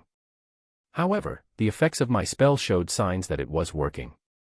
Her right arm, which had been gripping my sword impaled in her left thigh, turned a sickly dark color. Unlike frostbite that occurred in nature, her arm began to freeze from where I was gripping her rather than from her fingers. She could no longer move her arm as the layers of skin and tissues had froze. Before the effects of absolute zero could spread to her body, the witch cleaved down at her frozen arm with her other hand, tearing the limb completely from the shoulder. A sharp, burning pain spread from my hand, reminding me of the injury I had sustained in exchange for her severed arm, which shattered like glass as I dropped it on the ground. I wasn't sure whether it was a good thing or not, but looking down, the wound looked worse than it felt. Almost as if the skin on my left hand had been dipped in a batter of acid, yellow pus formed on the raw flesh of my hand, sending a surge of pain with even the slightest twitch. Ripping off a piece of cloth at the end of my mantle, I gently wrapped it around my injured hand, keeping my jaw clenched through the entire process. "How dare you?" the witch snarled. With a deranged fire in her hollow green eyes, she tore off chunks of her thick black hair to reveal a small stump just above her forehead. "I am a Vritra. I'll thoroughly make sure you feel the consequences of making a lady go through such disgrace," she screamed as she ripped off more of her mangled hair. "I'll melt your limbs off and keep you as a trophy. I'll cut off your tongue and feed you through a tube so you can only dream about dying. Oh. You'll have to at least be a scythe to even think about doing that," I huffed, hoping she'd take the bait. "A scythe. A scythe," she howled, hobbling toward a nearby tree with Dawn's ballad still impaled in her left knee. "I'll wipe that condescending woman off the face of Alacria and take her place. Just because she's a little attractive and her grunts fawn over her, she thinks she's better than me. I'll show her how degrading it is to be her retainer."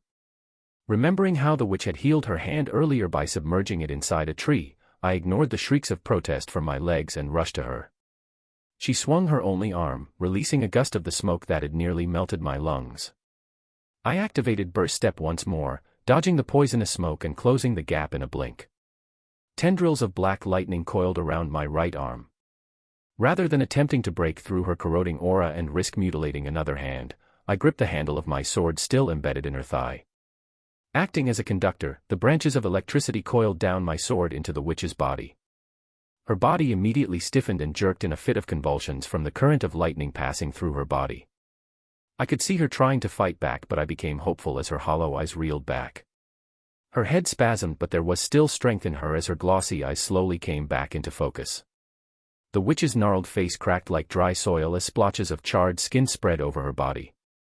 "Please, just die," I pleaded in my head as my decreasing mana reserves made me fear for the possibility of backlash. Suddenly, I was wrenched back from the witch. As if I had been prodded by an iron brand, a searing pain radiated from my shoulder as I was sent tumbling back on the ground. Without looking back, I coated my hand in an icy aura and reached over my shoulder to pry off the fingers of mana she had conjured. The witch was once again desperately trying to reach a nearby tree, just a few feet away, when I conjured an earthen wall. Despite the thick wall surrounding her, she continued on with her staggering gait, unfaltered. The green aura surrounding her, despite being weakened because of my attack earlier, still managed to easily dissolve the wall. I had no choice but to rely on burst step once more to stop her from healing her wounds when an all-too-familiar voice rang in my head. "Arthur." Sylvie cried as her large body cast a shadow over my head. "Perfect timing," I replied, my voice sounding strained even in my head. Gathering up as much mana as my body would allow without succumbing to the harsh effects of backlash, I conjured a torrent of wind underneath the witch's feet. "Catch!" I roared as I sent my opponent spiraling up in the air toward my bond.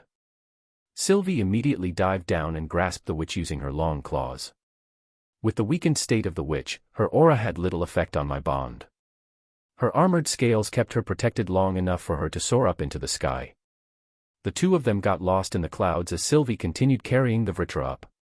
"She's lost consciousness," Sylvie stated, the mental transmission sounding distant and muffled.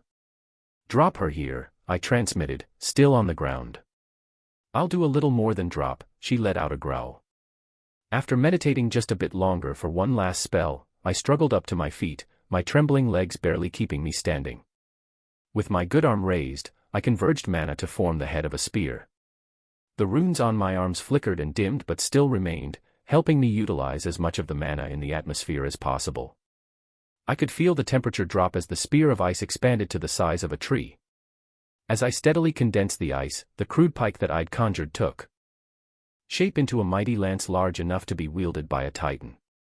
The lance continually changed, further refining itself as I condensed and molded it with the surrounding mana. Feeling my legs giving out, I quickly raised the ground around me to support my legs, planting me to the ground in an earthen splint. Compressed and sharpened so the spell that was once the size of a tree was now just a few feet longer me, the spear of ice, still suspended in the air, glimmered like the sky during the aurora constellate that occurred every decade.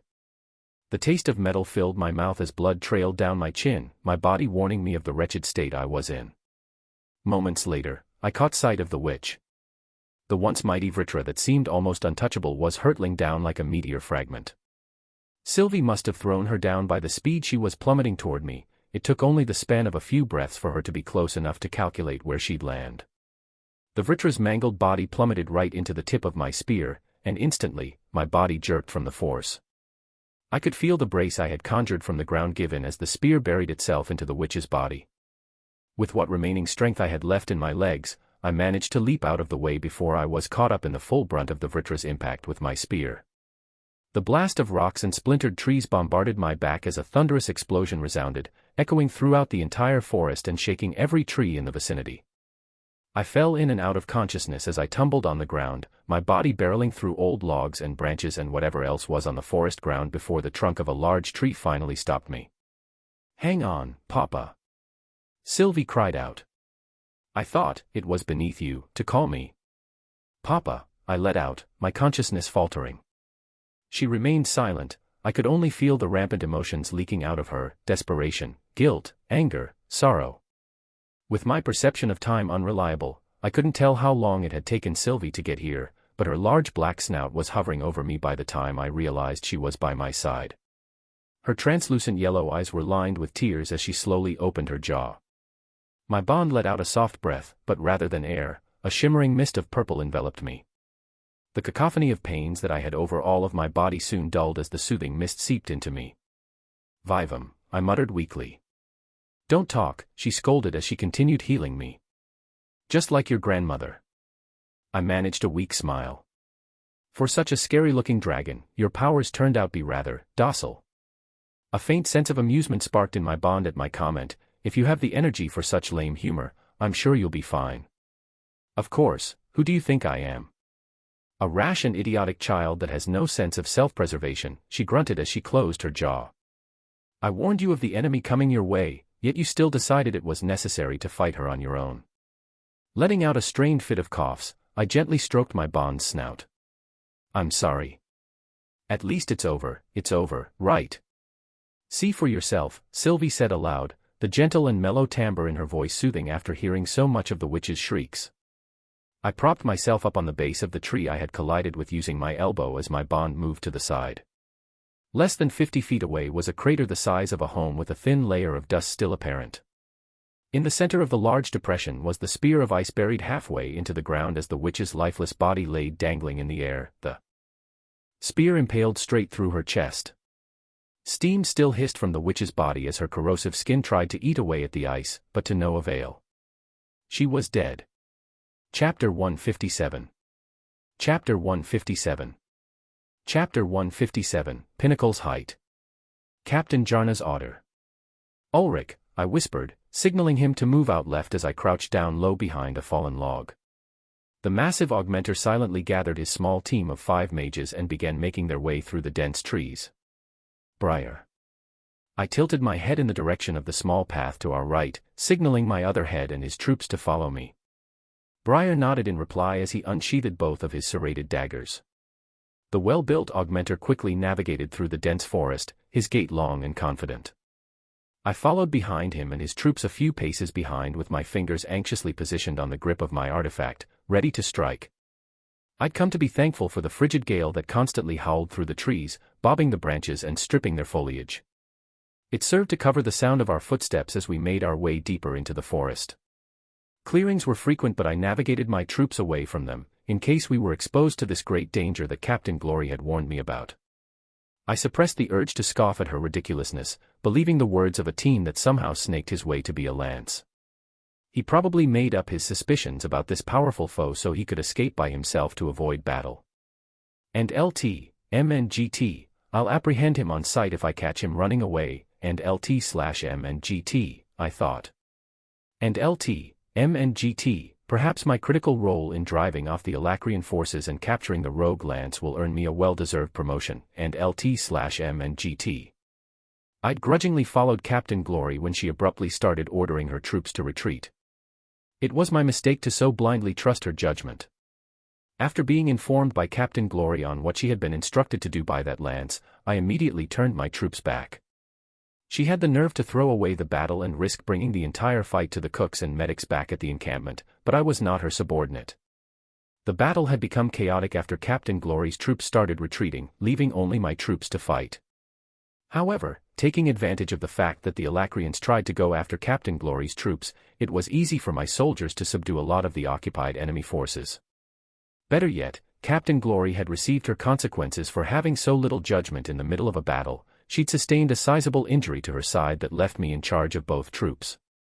With my expertise as a commander, I quickly meshed together the two disjointed Allied forces and we resumed the fight until an explosion resounded just a bit south from where we'd been fighting.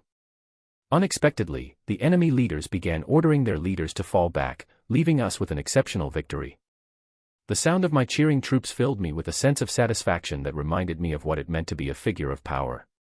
Resuming my duties as the acting general in charge of both divisions, I ordered every able-bodied soldier to pick up an ally's body and head back to camp.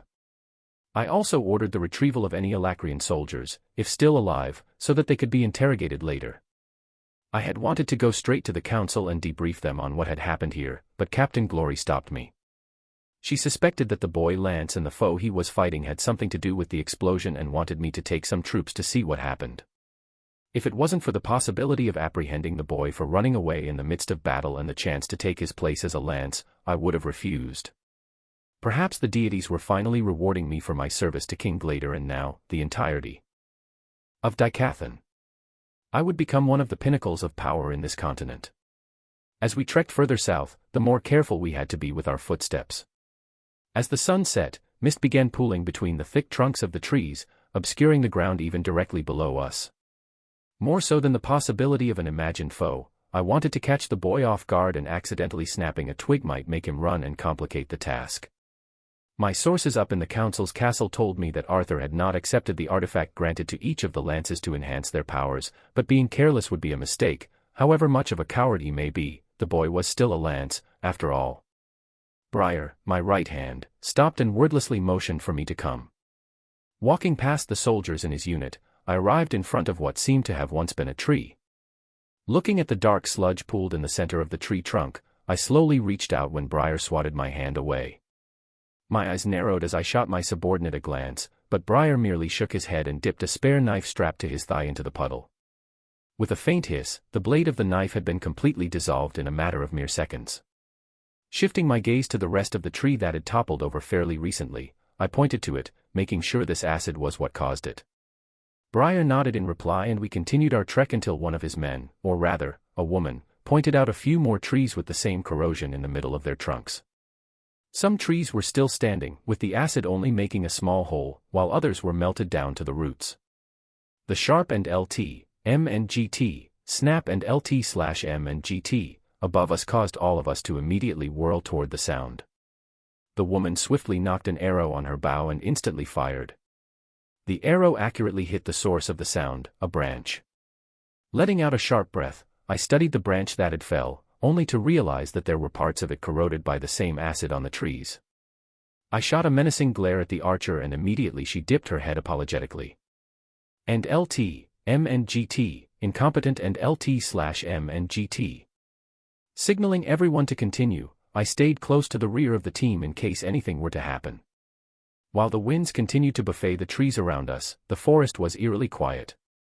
There were no scutters of nearby animals and I had yet to hear the crow of a single bird, almost as if the inhabitants of the forest had all run for their lives. Suddenly a pained scream resounded, piercing through the trees into our ears. The quietness of the forest only seemed to amplify the sound as everyone looked toward me for guidance. From the deep timbre of the scream, it sounded like Ulrich, but was it really worth giving our position away if he had already been caught? Whether it was the lance or the supposed enemy he was facing, the element of surprise was one of our only advantages. Briar, who was close friends with Ulrich long before he joined my division as a head, stared at me with knitted brows. His eyes seemed to say to let him go, but I motioned for him to wait. I separated our team of 5 into 2 groups, with Briar in the team of 3. We slowly fanned out with the archer staying by my side while Briar's group slowly made their way toward the sound of Ulrich's scream. The density of trees dwindled as we approached a large clearing, with more and more signs of the acid evident around us.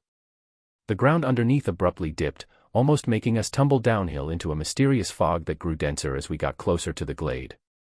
With the archer covering me and Briar and his group a few paces ahead to my left, I unclipped the handle of my artifact, Stormcrow, and imbued mana to transform it into a mighty halberd.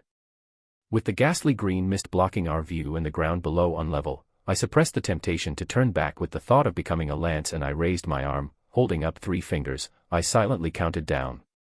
And LT, M and GT, 3, and LT/M and GT.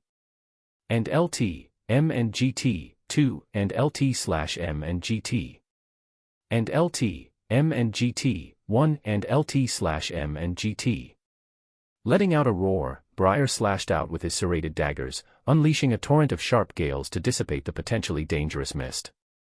And LT, M and GT, what in the, and LT/M and GT. My will to fight all but vanished as the green fog cleared. Stormcrow nearly slipped out of my loosened fingers as we all stood, jaws slack, at the scene just a few yards ahead. We had unknowingly stumbled on the edge of a massive crater. In the center stood an enormous and awe-inspiring spear that made my priceless artifact, handed down in my family for generations, look like a used toothpick. And impaled on it was what seemed to be a lanky imp-like fiend. The ground sizzled underneath the suspended monster with the same murky acid dripping from its grotesque body. A faint hiss sounded from the fiend as the green fog continuously spewed from its gaping wound, but it was undoubtedly dead. But perhaps the only thing more striking than the scene below was that of the obsidian dragon so casually sleeping next to the boy slumped against a tree on the other side of the crater, a boy who could be none other than Arthur. If it hadn't been for the fact that I had seen the dragon when Arthur was first knighted as a lance, the fear currently gripping at my chest might have just squeezed the life out of my heart. For a second, I thought that both the boy and his bond had both died during the fight, but the steady rise and fall of the dragon's body said otherwise. I pried my gaze off of the black dragon to see Ulrich on the ground on the other side of the crater. His troops, -1, were huddled around him, nursing the stumps where his left arm and leg used to be. And LT, M and GT, perhaps the boy died in battle, and LT/M and GT, I thought, hopeful. I assessed the situation the best I could from this distance. It was hard to see the state of the boy from here, but by the ragged breathing of the imposing beast beside him, it's safe to say that both had incurred some kind of damage. I loosened my grip around Stormcrow. Retrieved the general's body. Briar signaled for one of his men to go forward when Ulrich, who'd now located where we were, flailed his only arm. Don't. Ulrich and his troops screamed, but Briar's subordinate had already leaped into the crater to make his way to the other side where Arthur was. Suddenly, just as Briar's subordinate dashed past the lanky fiend, a murky tentacle erupted out of its body, clamping onto his ankle. The soldier howled in pain, but rather than pulling his body, the tentacle severed his foot that was protected in mana, sending him tumbling down to the center of the crater. The soldier's arm landed inside the puddle of green sludge, and almost immediately, the acid worked its way through his armor and flesh until not even bone was left. The soldier, who'd been shrieking in agony, cradled the stump of his arm when the tentacle that had grabbed him earlier dragged the rest of his body into the puddle. We stood there silently, horrified, the only sounds coming from acid working through the soldier's body and the archer retching behind me. "Don't go near that monster." Ulrich huffed, his voice labored from pain. The general said that it won't attack if you keep your distance." "What is going on?" I roared, losing composure. "Give me a report." "We don't exactly know, Captain," one of Ulrich's troops sputtered. "We sensed mana fluctuations nearby, so we scouted around the area when Head Ulrich and Esvin slipped and fell down the crater. Head Ulrich was able to make it out, but Esvin. Is that monster still alive?" I asked, taking a step back in case another tentacle sprouted out of its body. "No, it's not." I whipped my head toward the source of the hoarse voice, only to see that the boy was now awake. "You." I raised Stormcrow, pointing it at Arthur. "Did you have anything to do with this?" The lance's hardened eyes, his irises nearly glowing with an azure radiance, focused on me between his auburn bangs. "With the death of that retainer?" "Yes." His gaze remained harsh and voice even. "With your soldiers' deaths?" "That'd be because of that thing's automatic defense spells that are still active even after she's died." I could feel my cheeks burning in embarrassment while the boy talked to me as if I was a fool. "Why didn't you help them, then, or warn us?" "I'm sorry, did you want me to put up a caution sign?" the boy mocked. "Quite frankly, I'm having a hard time staying conscious, let alone warning mages that obviously didn't want to be found. General Arthur, You were under suspicion for fleeing in battle, but now that new information has come to light, we'll ask that you come with us so that we can take you to the council for further questioning, I announced, afraid to take even a single step despite Ulrich's earlier reassurance. I'll go to the castle on my own accord. Right now, I have other matters to attend to, the boy replied as he remained seated against the tree. I'm afraid that's not possible, General, I said through gritted teeth. Information on the enemy leaders is crucial and the council needs to be informed at once. Gathering my wits, I made my way toward the boy, steering clear of the tentacle's reach, when the obsidian dragon's eyes shot open, freezing every one of us on sight. Its shimmering topaz gaze bored directly into me, making my body shrivel on reflex. The dragon's eyes contained a ferocity and wisdom that made every mana beast I had bested seem like plush doll. Take another step if you wish to lose your head, the dragon rumbled, baring its fangs. It speaks. Briar cried out, stepping back in fear. Gripping the handle of Stormcrow harder to suppress my body's instincts to retreat, I replied. My apologies, mighty dragon. We have no intentions of hurting your master. We simply wish to bring him safely to the council and see to it that his wounds are treated. The dragon huffed out a fog of air from its snout, almost as if it had scoffed at my words. My promise still stands, and LT, M and GT, Captain and LT/M and GT. Take another step. Enough, Arthur cut in as he leaned against the dragon to get to his feet. He took slow steps toward me, but had no intention of stopping. He was fairly tall for one his age, standing just a few inches over me, but I couldn't help but feel as though he was somehow towering over me. Unconsciously, my body had stepped out of Arthur's path as he walked past me, without a single word, and made his way down to the center of the crater where the tentacle had killed one of my soldiers. I cursed in my head, not at Arthur, but at myself for being so ignorant. It was only now that I'd begun to realize the gap between me and this boy. I stood silently as Arthur trudged carefully down the sloped ground. Even when the boy got in range of the corroding vine made of some mysterious mana, the tentacle froze and shattered on contact. Arthur casually placed a foot over the puddle capable of melting even armor and bone. As the acid froze into a solid state, the boy stepped on it and reached out toward the monster, pulling out a worn teal sword. Sylvie, let's go. The obsidian dragon beat down its wings, creating a surge of wind below it. The dragon hovered over Arthur and lowered its tail for its master to grab onto. Mounted atop the mighty beast, Arthur sheathed his sword and peered down at me with a harsh gaze. Get Captain Glory or someone else capable to take the retainer's corpse to the council. There was a sharp sting to his words that I would punish anyone else for, but I held my tongue. The fear still lingering in me and the overwhelmingly imposing pressure Arthur radiated as he gave out his instructions made me lose all the remaining confidence I had. He truly was a lance. I sheathed my weapon and got down on one knee. Yes, General. Chapter 158. Chapter 158. Chapter 158, Covert. Nico, Cecilia, and I remained silent, staring at the words printed on the fabric-like sheet of paper in our hands as we sat around the shoddy patio table. We got in, I muttered, not taking my eyes off of my acceptance letter. I can't believe we got in. Speak for yourself. The only one Cecilia and I were worried about was you, Gray, Nico chortled, but even he couldn't hide his excitement as his lips spread into a wide grin. I can't believe it either, Cecilia whispered, her voice trembling. Whoa. Are you crying, Cecilia? And no. I just have something in my eye, that's all. I finally pried my eyes from the acceptance letter in my hand to see Cecilia hurriedly wiping her eyes with the ends of her sleeves, her usual creamy cheeks flushed bright red. Congratulations, you three, Headmaster Wilbeck's clear voice sounded from the entrance to the backyard. Headmaster. Nico exclaimed, proudly holding up his letter for her to see like a trophy. I'll need to find some spare frames to hang those letters up, she smiled as she walked toward us, giving each one of us a hug. Looking at the gentle smile on her face, a pang of guilt struck my chest. She was the woman who raised me like a son since I could remember, yet I was selfishly going away to a distant city. Headmaster, are you sure it's okay for us to go? I can stay and help out at the orphanage. It's no big deal. I'm no good at studying anyway like Nico and Cecilia, plus, it's expensive and you're getting old so, ouch. I yelped, rubbing my stinging forehead.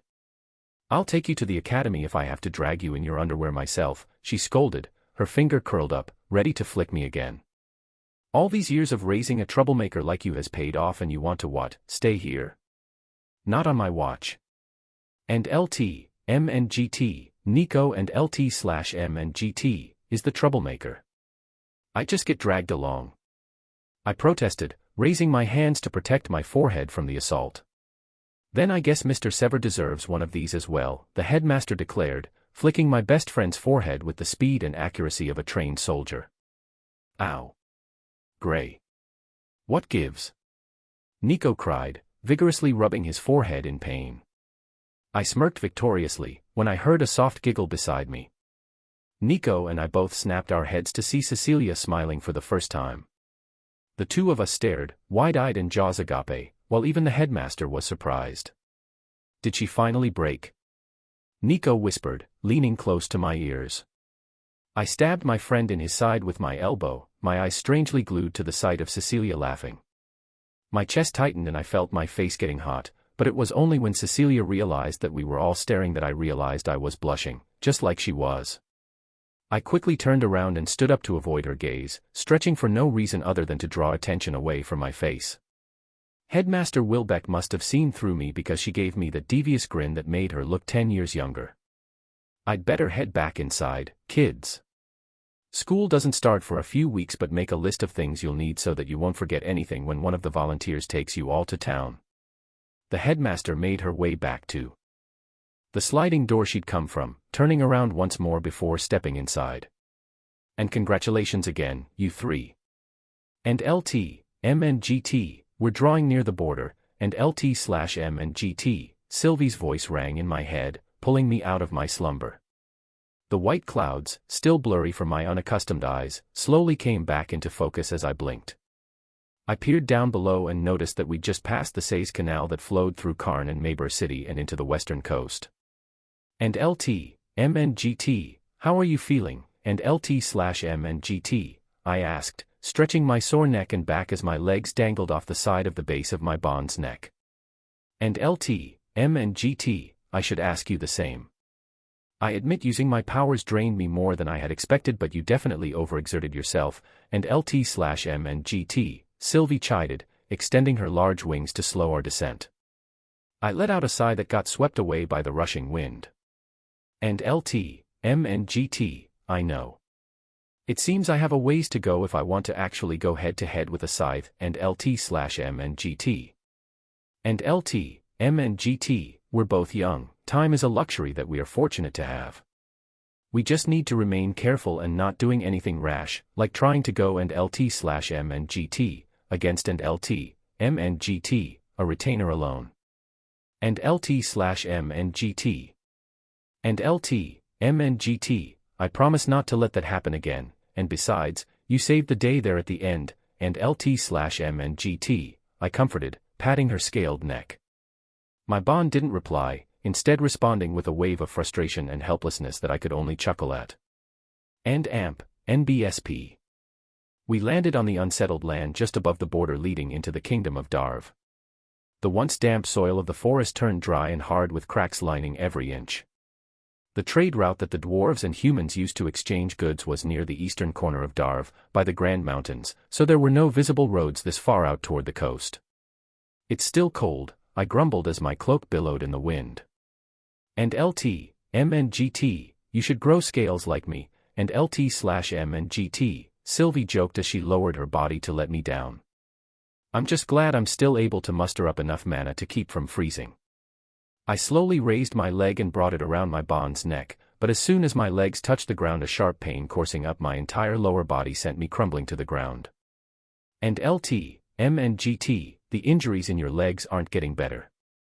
And LT/MNGT, Sylvie's voice was wrapped in concern and guilt, as if she was the one responsible for the pain. And LT/MNGT, maybe it'd be best if you keep riding me. And LT/MNGT. No, I gasped, willing more mana into my legs as a temporary solution. If my suspicions are correct, we're going to need to lay low, and we've already taken the risk of being exposed by riding this far down. And LT/MNGT, very well. And LT/M and GT, Sylvie's large body began glowing as she shifted back into her fox-like form. Rather than ride on top of me like usual, she trotted beside me. Looks like Lady Myers' prediction was right, I said, taking careful steps. Even after being healed with the Vivum ether art, my lower body feels like it did when I was a newborn. And LT/M and GT, grandmother's control and knowledge of ether in the and LT/M and GT, Vivum and LT/M and GT, path is much greater than mine. Maybe if she was here, and LT/M and GT, another wave of guilt washed over me from my bond as her pointed ears drooped. And LT/M and GT, stop with the sulking, and LT/M and GT, I chided, picking up the pace as we ventured into the dwarven territory. And LT/M and GT, your grandmother's warning was rather vague, but I think with some rest and the help of my assimilated body, I should be fine, and LT/M and GT. I tried to hide how unconfident I was with my own words, but it was obvious that my emotions had leaked onto her. Because of how intensive the explosions of mana were on each of my muscles, I should be thankful that I'm even able to walk, but I couldn't help but be frustrated at how weak my body was.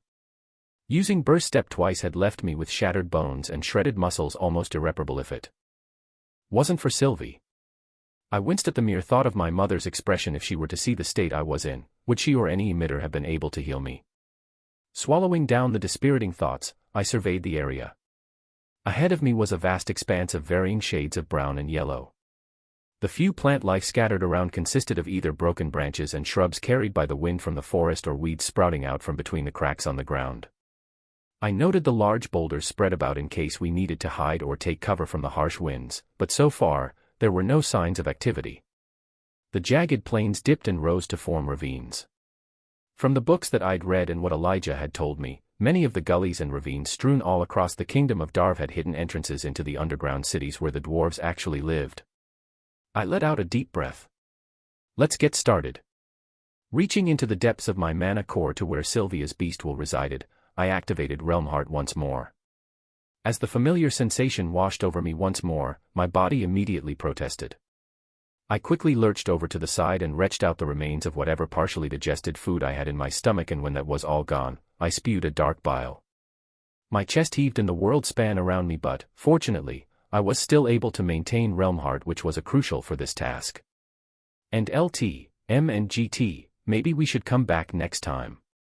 With my lineage, I'm almost positive that I'll inherit Realm Heart once my powers fully develop. We can come back then and both of us can search, and LT/M and GT. I shook my head. And LT/M and GT, it doesn't work that way. By then, the mana fluctuations in the atmosphere caused by the soldiers and the retainer will have equilibrated.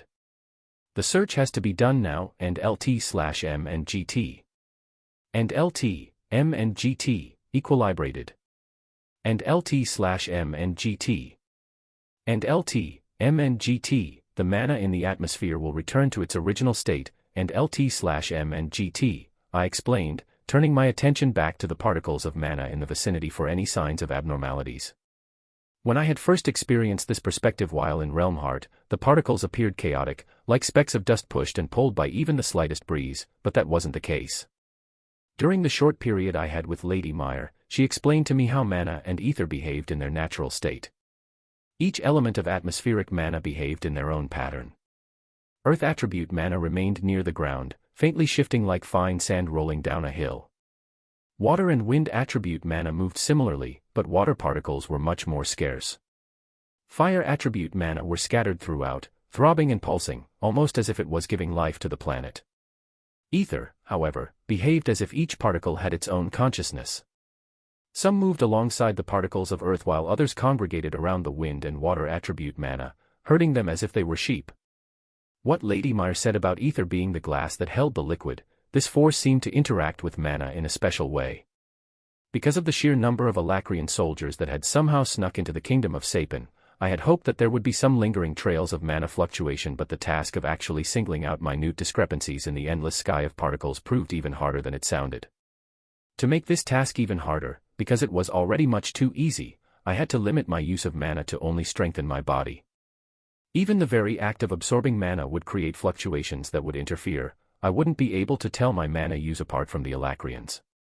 Taking long strides, Sylvie and I skirted one rock formation along the border that separated Sapin and Darv. Luckily, the soldiers weren't able to hide their trail in the forest. Sylvie was able to find where they had traversed, but in this rocky desert where the wind constantly wiped all traces of activity, I was left with the cumbersome task of locating traces of mana fluctuations.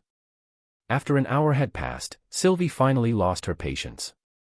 And LT, MNGT, shouldn't we be making our way toward the coast for signs of and LT/MNGT, Alacrian and LT, MNGT, ships?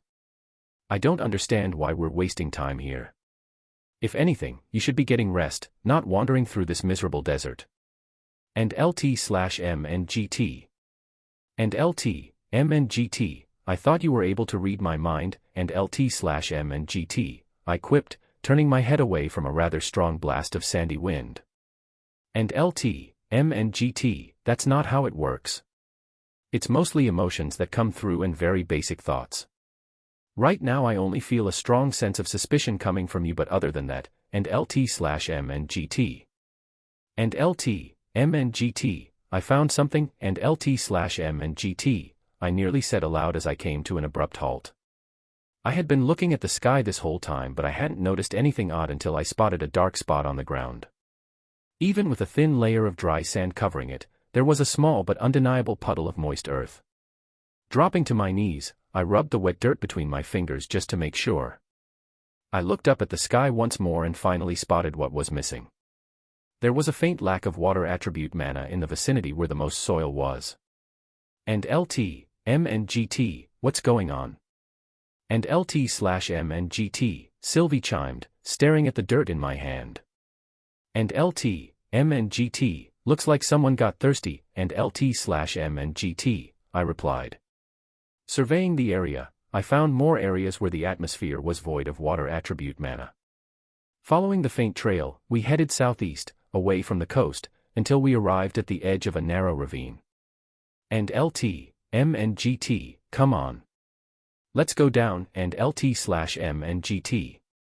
We slowly climbed down the steep slope, the whistling wind masking all other sounds. Once we were at the bottom of the ravine, the faint trail of missing water attribute mana disappeared, but it didn't matter. Damn it, I muttered softly, peering down the cliff.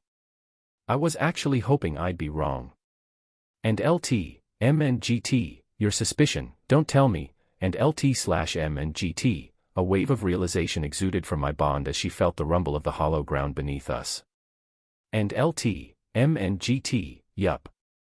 After this, I'm still only 80% sure, but I suspect that the Alacrian army we fought got into Dicathan with the dwarves' help, and LT/MNGT. Chapter 159. Chapter 159. Chapter 159, Down Within. There were radical implications if the dwarves were really allied with the Alacrians, but regardless of my hunch, I needed to make sure my suspicions weren't just me being over-skeptical. It took me another hour or so to locate one of the hidden entrances to the dwarves' underground kingdom, but even that was only possible with the help of realm art. And LT, MNGT, your breathing is strained, and LT/MNGT, Sylvie noted from inside my cloak as I carefully ran my fingers down the faint crease, camouflaged to look like an ordinary crack along the steep cliff. And LT, MNGT, it's fine. I just used realm heart for too long, that's all, and LT/MNGT, I replied as I stared down at my arms. Without the golden runes etched into me and my vision returning to normal, I realized how pale my body had become. It wasn't the sort of creamy pale that girls wished for, but the sickly pale that made you worry for your well-being. And LT, MNGT, I feel like I shouldn't need to remind you, but do know that there is a concept called moderation that works wonders on both mind and body. And LT/MNGT. Ignoring my bonds nagging, I tried pushing at the concealed entrance once more. Despite the added mana to strengthen my body, the earthen door refused to move. There should definitely be some sort of way to open it. I'm missing something.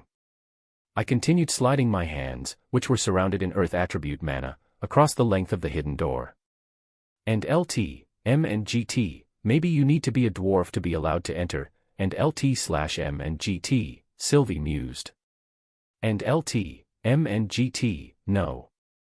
I highly doubt that there is a specific mana signature that only dwarves could have besides deviants, and if that were the case, more than 80% of their population wouldn't be able to get in through their own doors.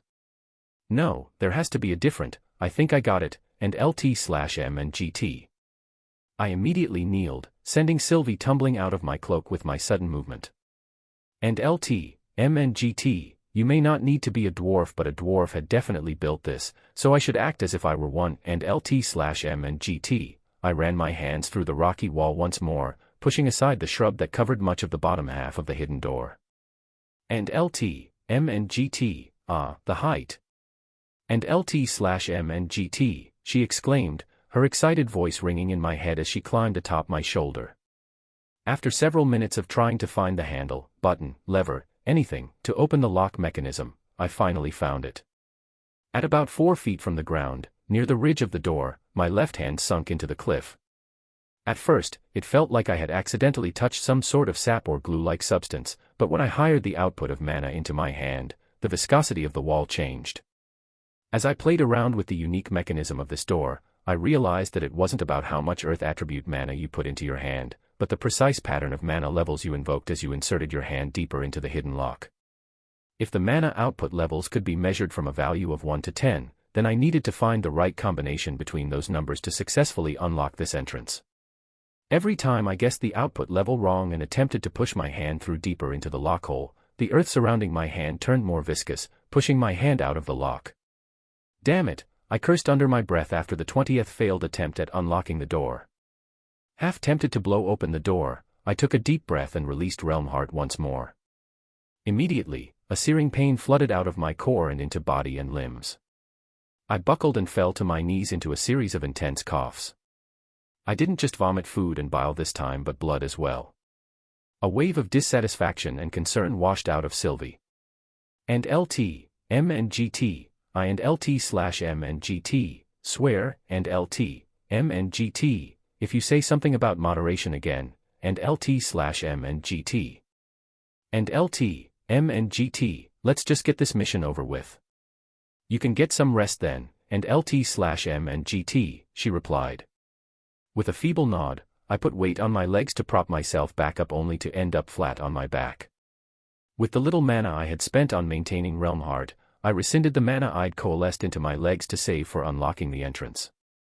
I could feel the emotions of my bond once again as she peered down at me. Staying silent, Sylvie helped me into a sitting position by pushing me back up with her head. Taking breaths felt like I was swallowing needles, but I was thankful that I could even activate Realm Heart again. Wasting no time, I focused on the area where the keyhole was, my hand barely reaching it with the help of Sylvie. Using the last bit of mana that I'd saved, I willed Earth attribute mana into my hand. Immediately, I could see the fluctuations of mana particles gathering around the concealed keyhole. When I willed the correct amount of mana into my hand, the particles lit up and dispersed, allowing my hand to go further into the hole without fear that I'd have to start over. And LT/M and GT, I bet you dragons never thought of using Realm Heart for things like this, and LT/M and GT, I smirked as my hand submerged into the wall, now up to my forearm. And LT/M and GT, things like unlocking a door.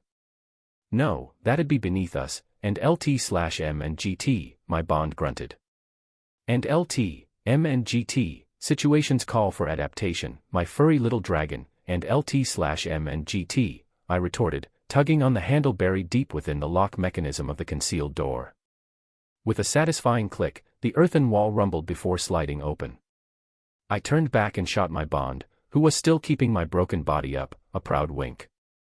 And LT/M and GT, I get embarrassed at the thought of ever referring you as Papa. And LT/M and GT, even in her furry little fox form, there was a palpable sense of mockery as she rolled her eyes. And LT/M and GT, hey, you were the one that hatched for me, and LT/M and GT, withdrawing Realm Heart, I wiped the trail of blood that ran down my chin from the corner of my mouth and reallocated my minuscule mana into my legs once more. Working with a single-digit percentage of my mana barely allowed me the luxury of being able to use my mangled legs, and even then standing was an arduous task. Using the wall as a support, I got up and spared no time heading down the narrow corridor. The passageway that was about 5 feet wide and had a ceiling that scraped the top of my head even when hunched was more like a crude tunnel than an actual hallway. Fortunately, there were candles casting a dim light inside little cubby holes dug into either side of the walls. Without the need for mana aside from strengthening my legs, I was able to take advantage of this brief downtime to use mana rotation and replenish my empty core. I could feel the heat from the candles, but after venturing through the harsh sandy winds I wholeheartedly welcomed it. I stuck to the left side of the hallway, partly to be somewhat hidden and also because I desperately needed to lean against the jagged wall for support while walking down the small slope. Meanwhile, Sylvie trotted carefully a few steps ahead, checking and testing anything remotely suspicious that could be a hidden trap. And LT, is this really a good idea? You're in no state for battle if, by chance, we encounter an enemy. I'm limited to what I can do in this form, and even if we see that the dwarves are allied with the Alacrians, what can we do? And LT/MNGT, my bond bombarded as we slowly made our way down hallway. And LT/MNGT, it's not a good idea, but we need to do this, and LT/MNGT, I replied seriously. And LT/MNGT, you're right, I can't fight, and there's not and LT/MNGT, much place and LT/MNGT, to hide in case we do run into someone, but we can't waste time recovering. If I'm right, even if I can't gather proof, I know at least Virion and Alder will listen to me, and LT/MNGT. And LT/MNGT, fine, but our arrangement still stands. The moment we run into trouble, I'm breaking these walls and we're getting out of here. And LT/MNGT. And LT/MNGT, sure, and LT/MNGT, I complied as we continued making our way down the dimly lit hallway until something luminescent, that wasn't a candle, appeared in the distance. Exchanging a glance with each other, my bond and I made our way toward the light. The tunnel curved slightly the closer we got to the still light, and my ears were able to pick up distant echoes of sounds. The sounds grew louder as the two of us continued down the tunnel, but there were too many things going on at once for me to pick apart specific sounds. There were conversation and echoes, multiple sharp footfalls, as well as the clanging of metal. Finally, after about another few minutes of steady staggering, the exit of the tunnel lay just ahead. With my back against the wall, I sidestepped toward the exit, careful not to accidentally kick any pebbles or create some other noise that might alarm a guard that might be around the corner. Sensing no signs of activity just outside the tunnel, Sylvie and I shuffled quickly to the edge of the exit where a curtain of shadow hid us from any unsuspecting eyes. We gazed blankly at the magnitude of what we had stumbled onto. The hallway opened up into an enormous cavern with a domed ceiling so without imperfection that, for a second, I doubted that we were still underground. Rather than candles, massive torches lined the walls to reveal just how large the cavern actually was and who were within. I let loose a string of curses in my head as I peered down. In the center of the cavern floor, roughly 2 stories down, was a massive teleportation gate surrounded by dwarves and steadily trickling out from the shimmering gate were Alacrian troops. Before I was able to get a closer look at what was going on, the sound of footsteps approaching the tunnel we had come through made me whirl back. The massive cavern seemed like a beehive, with dozens of other tunnels dotted uniformly along the wall. Dozens of staircases carved of stone lined the walls, each one of them leading to a different tunnel, and approaching the tunnel that Sylvie and I had come through was a platoon of Alacrian soldiers. And LT/MNGT, I'm getting us out of here, and LT/MNGT, my bond stated, her body already beginning to glow. And LT/MNGT, not yet, and LT/MNGT, focusing on one of the entrances to a tunnel just a few yards away, I managed to will a few rocks to dislodge. I immediately heard the flurry of movement as the platoon whirled around, weapons and armor clanking. Using the opportunity, I quickly picked up my bond and held her tightly against my chest. Flattened myself against the corner of the entrance and wall as much as possible, I mustered more of the mana I had gathered on our way here and willed a curtain of rock from the wall to surround us. Just a loose rock. Let's go, the soldier leading the platoon grunted. And LT/MNGT, hold your breath, and LT/MNGT, I ordered Sylvie as I activated Mirage Walk. Coalescing the atmospheric mana around us to hide our presence was something that I'd never had the need to use since coming back to Dicathan, but in this situation where enemy mages would be marching just inches away from us, I didn't want to take any chances. Inside a coffin of earth, I was surrounded by complete darkness. I could hear the synchronized marching of the soldiers as they went past us, their deliberate footfalls echoing against the tunnel walls. They were so close that I could hear the hushed whispers of the soldiers. "When do you think we'll go back home?" a voice murmured. "Why? Miss your family already," a husky voice mocked. "Just focus on racking some achievements through this war. Your blood will be thankful if you can finally afford to move them out of that little hut you call a home." "Great Vertra, both of you hush," a gruff voice hissed. "Our whole team is going to be on night watch if you two keep it up." I couldn't help but become absorbed in their conversations. Their way of talking was rather similar to ours, but certain terms, like blood and Great Vertra, I could only guess from their context.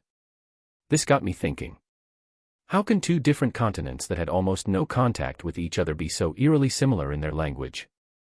And LT, M and GT, grandfather told me that it was as of the Azura's intervention, and LT/M and GT, my bond chimed in, her voice tense even in my head.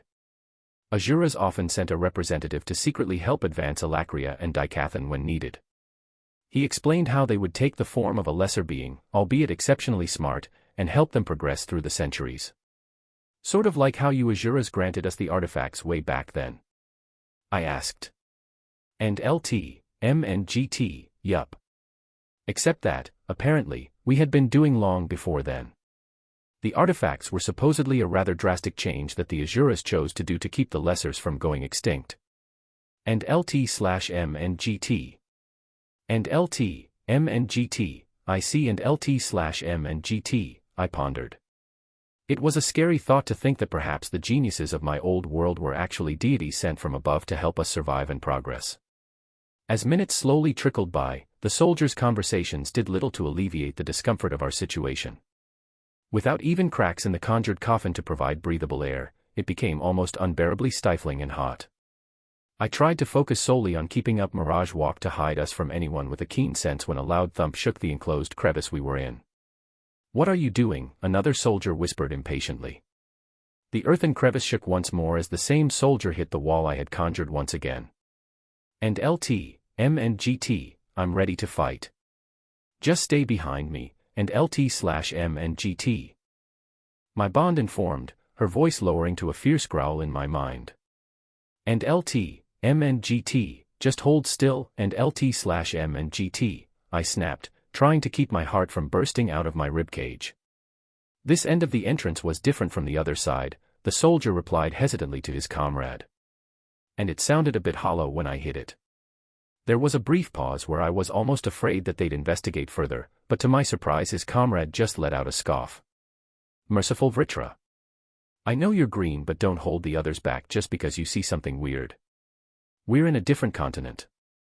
I almost let out an audible sigh of relief as the sound of footsteps resumed, slowly subsiding as they made their way up the tunnel we had just come down from. After making sure the soldiers had all passed by and no one else was coming, I opened a tiny hole to survey our surroundings. Only after another few minutes did I revoke my spell. And LT, M and GT, we got what we came here for. Now let's go back to Tel Virion so you can actually get some rest to heal your wounds, and LT/M and GT, Sylvie pleaded. "Yeah, let's go," I agreed. Even with Sylvie's unique healing techniques using ether, my legs were on the verge of collapsing, and the only brief rest I had gotten was when I passed out on her back while coming here. Already contemplating the best way to tell this critical news to Virion and Alder and the precautions I would need to take just in case things went south and I needed to fight against the two dwarven lances, I merely took a glance back at the domed ceiling cavern when the Alacrian soldiers that were present suddenly all kneeled, facing the transportation gate. After confronting two retainers and even defeating one, I thought that I'd be prepared to face a scythe. Even under the suspicion that the dwarves were betraying Dicathan, I was confident in being able to win this war. But as a figure clad in obsidian stepped out of that gate, I couldn't help but feel shaken. Being here, barely standing on my own 2 feet, I felt like a mere flicker against the wind. I felt despair. Chapter 160. Chapter 160. Chapter 160, Healing Procedure. The mysterious figure cast a suffocating pressure throughout the cavern as it stepped out of the gate. Even Sylvie, who had been so eager to leave, was frozen stiff as she helplessly peered down at the sight below. As the rest of its body appeared through the teleportation gate, my eyes immediately became fixed on its horns. The horns I'd seen on all of the other Vritras so far looked menacing, as if they were part beast, but looking at the two spikes protruding from above the figure's temples and veer back toward the crown of its head, they exuded a sense of prestige and regality, like a tiara placed gently on its head. Unlike the murky black horns I'd seen up until now, this Vritra's obsidian horns all but glowed like precious stones, contrasting starkly against its pearl-colored mane that flowed back past a set of narrow shoulder. As the Vritra indifferently surveyed its surroundings, I was able to catch a quick glimpse of its face before retreating back behind the entrance of the tunnel out of fear that the Vritra would be able to sense me even with Mirage Walk activated. It was then I realized that this oppressive aura had come from a girl that looked no older in appearance than Tesha. She possessed elegant features, dark eyes, and a thin frame underneath a fur-trimmed obsidian robe, yet even amongst a crowd of dwarves, she appeared small and petite. After a few seconds, I mustered up the courage to look down once more. Lady Nezera, a barrel-chested Alacrian soldier greeted as he remained genuflected in front of the crowd of kneeling dwarves, confused.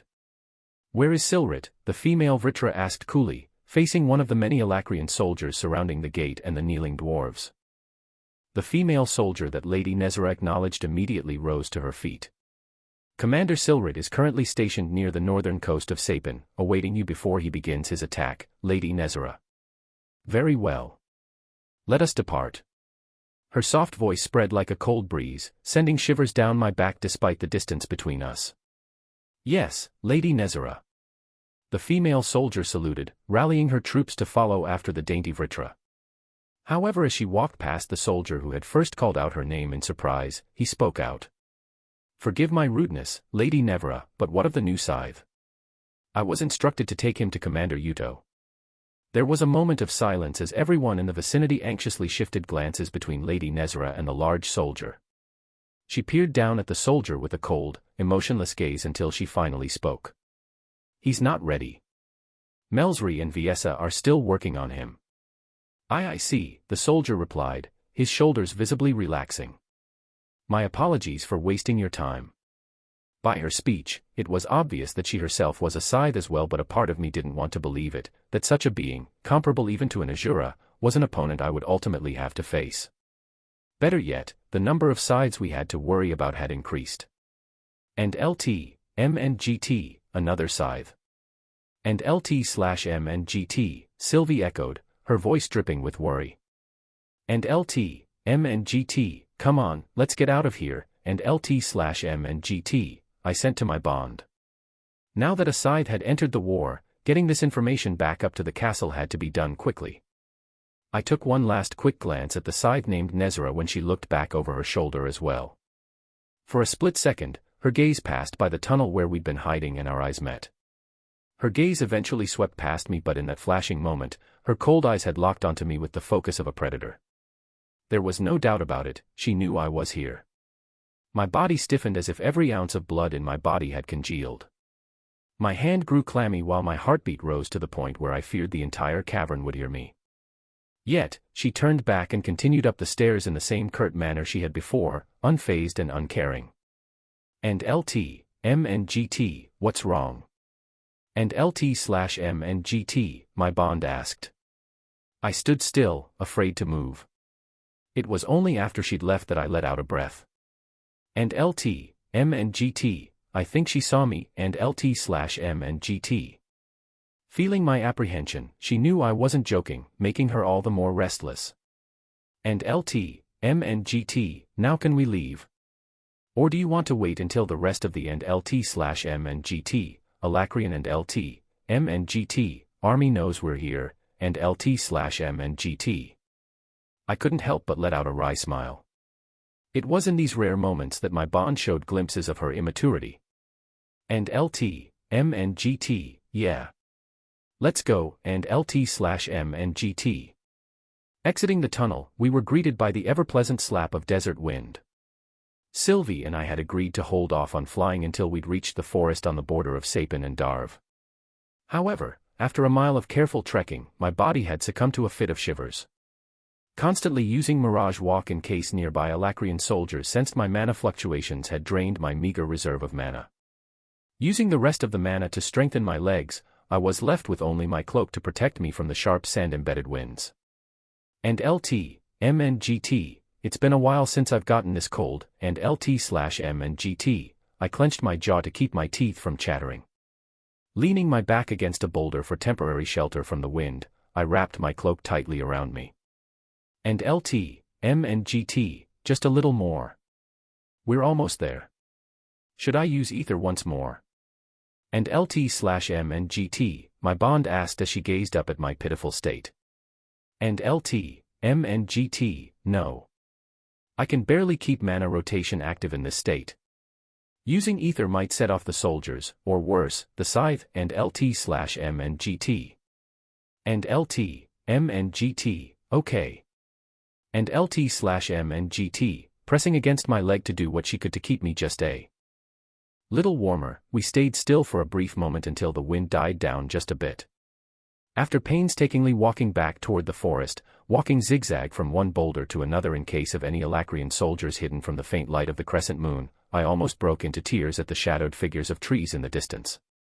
Just a few minutes into the forest, the wind had died down significantly and, despite it being the same temperature, my body slowly began to thaw. And LT/M and GT, let's rest here for a bit, and LT/M and GT, Sylvie said, pointing with her snout at a nearby hollowed log.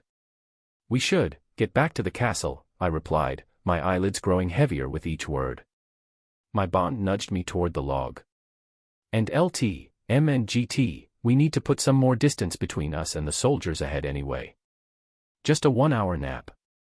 At this rate, you'll freeze without mana to protect you while flying. And LT/M and GT. There was a comforting power to her words that seemed to drain the rest of what little energy I had left in me. Suddenly hit with a wave fatigue, I stumbled into the hollow log.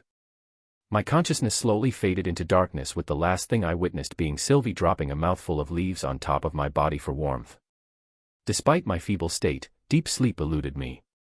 From the tension of being out in harm's way with little strength to protect myself and the recent turn of events, my mind worked overtime to stay at least half-conscious. After about an hour of resting my eyes and body, Sylvie and I climbed out from the comfort of our blanket of leaves and departed. Without the need to use mana to strengthen my legs while riding Sylvie, I was able to protect myself from the prevailing winds. The journey back to the castle was silent aside from the howling gales. Conversation was almost non-existent between us as both of us had become lost in our own thoughts. The war had just gotten exponentially more complicated now that we knew the dwarves were aiding the Alacrian forces. It wasn't as black and white as us versus them now. There was still the possibility that it was only a specific faction of the dwarves that were aiding our enemy, but if Radia's, Elijah's foster guardian and now leader of the dwarves, had something to do with this, then that meant we were potentially down 2 lances. Assuming the worst, the only positive that came out of this was that Radia's was still acting as if he was on our side. This meant that he either had more to gain from being a double agent or that he wasn't confident enough to openly defy the rest of the council. And LT/M and GT, we're here, and LT/M and GT, Sylvie announced. Looking up, I could see the floating castle floating amidst the layers of clouds. Dotted around the large structure were soldiers mounted on flying mana beasts on all sides. With the unabated sun shining directly above, casting shadows on the sea of clouds below the castle and flying guards, it was a rather awe-inspiring sight that would surely make the jaws drop of anyone who had never visited, but for me, all I looked forward to was hibernating on the first comfortable surface I came across inside. Most forms of entry came through teleportation gates, so when we approached, the guards immediately gathered between us and the castle. Weapons glowed brightly at the ready as the bonds the soldiers were mounted on also prepared for battle.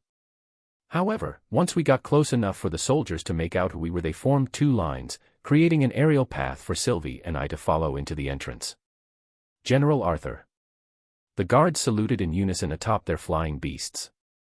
As we slowly made our way through the pathway, the double doors that towered over even Sylvie slowly creaked open just ahead. It was obvious that Captain Otter had already arrived since there was a team of medics and emitters waiting for me. The landing chamber was a flurry of activity as soon as the large double doors opened. Medics and emitters who were assigned to remain there until I'd arrived, some of which were casually playing with a deck of cards, all dropped what they were doing and immediately prepared to treat me. The area had turned into a flurry of activity with indiscernible noises bombarding my ears from every corner of the expansive room. As soon as Sylvie landed, the medics got to work by bringing over a contraption similar to a gurney. "I'm okay," I croaked, my voice hardly coming out. Let me talk to Virion first. Strap him in and don't let him walk, Sylvie rumbled, startling everyone in the room, including me.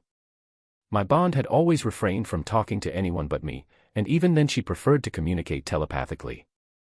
Taken aback by my bond's sudden commands, I complied to Sylvie's wishes and allowed myself to be carried by the gurney as both medics and emitters began examining me. My bond transformed into her fox-like form and trotted along beside me as I was being moved from the landing chamber to a proper medical facility.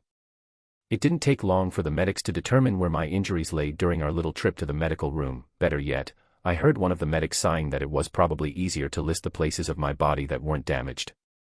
That was always reassuring.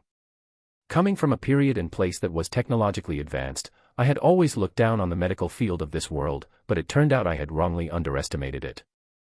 What this world couldn't achieve through technology, they made up for with magic. Teams of deviant mages, whose powers were all specialized toward the medical field, were all waiting for me as I was pushed into a large square room with vaulted ceilings. As time trickled by, I could feel the injuries and deprivations of my body catching up to me. With the adrenaline that had been keeping me able dwindling, it felt like my limbs had turned into lead weights. I struggled to stay awake as medics and emitters began carefully probing my body.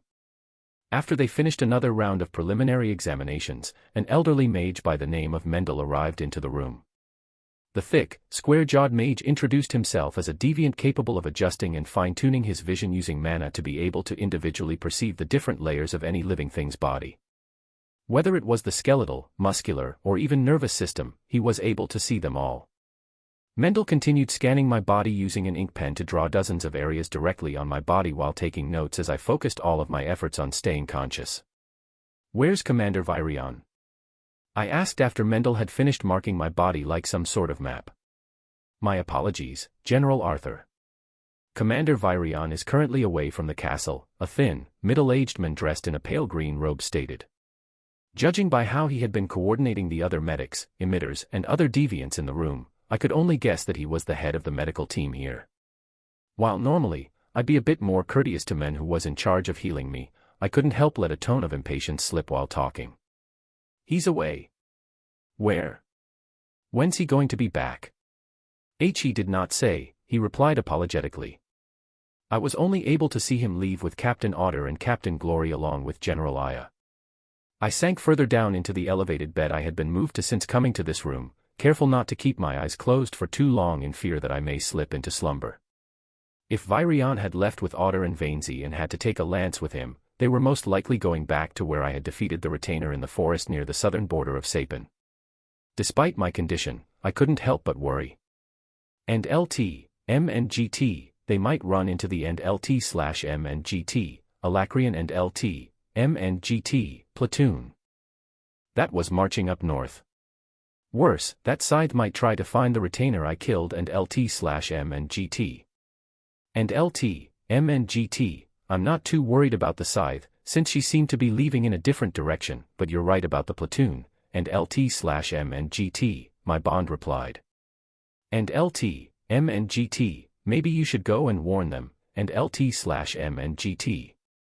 And LT, M and GT, and leave you here alone.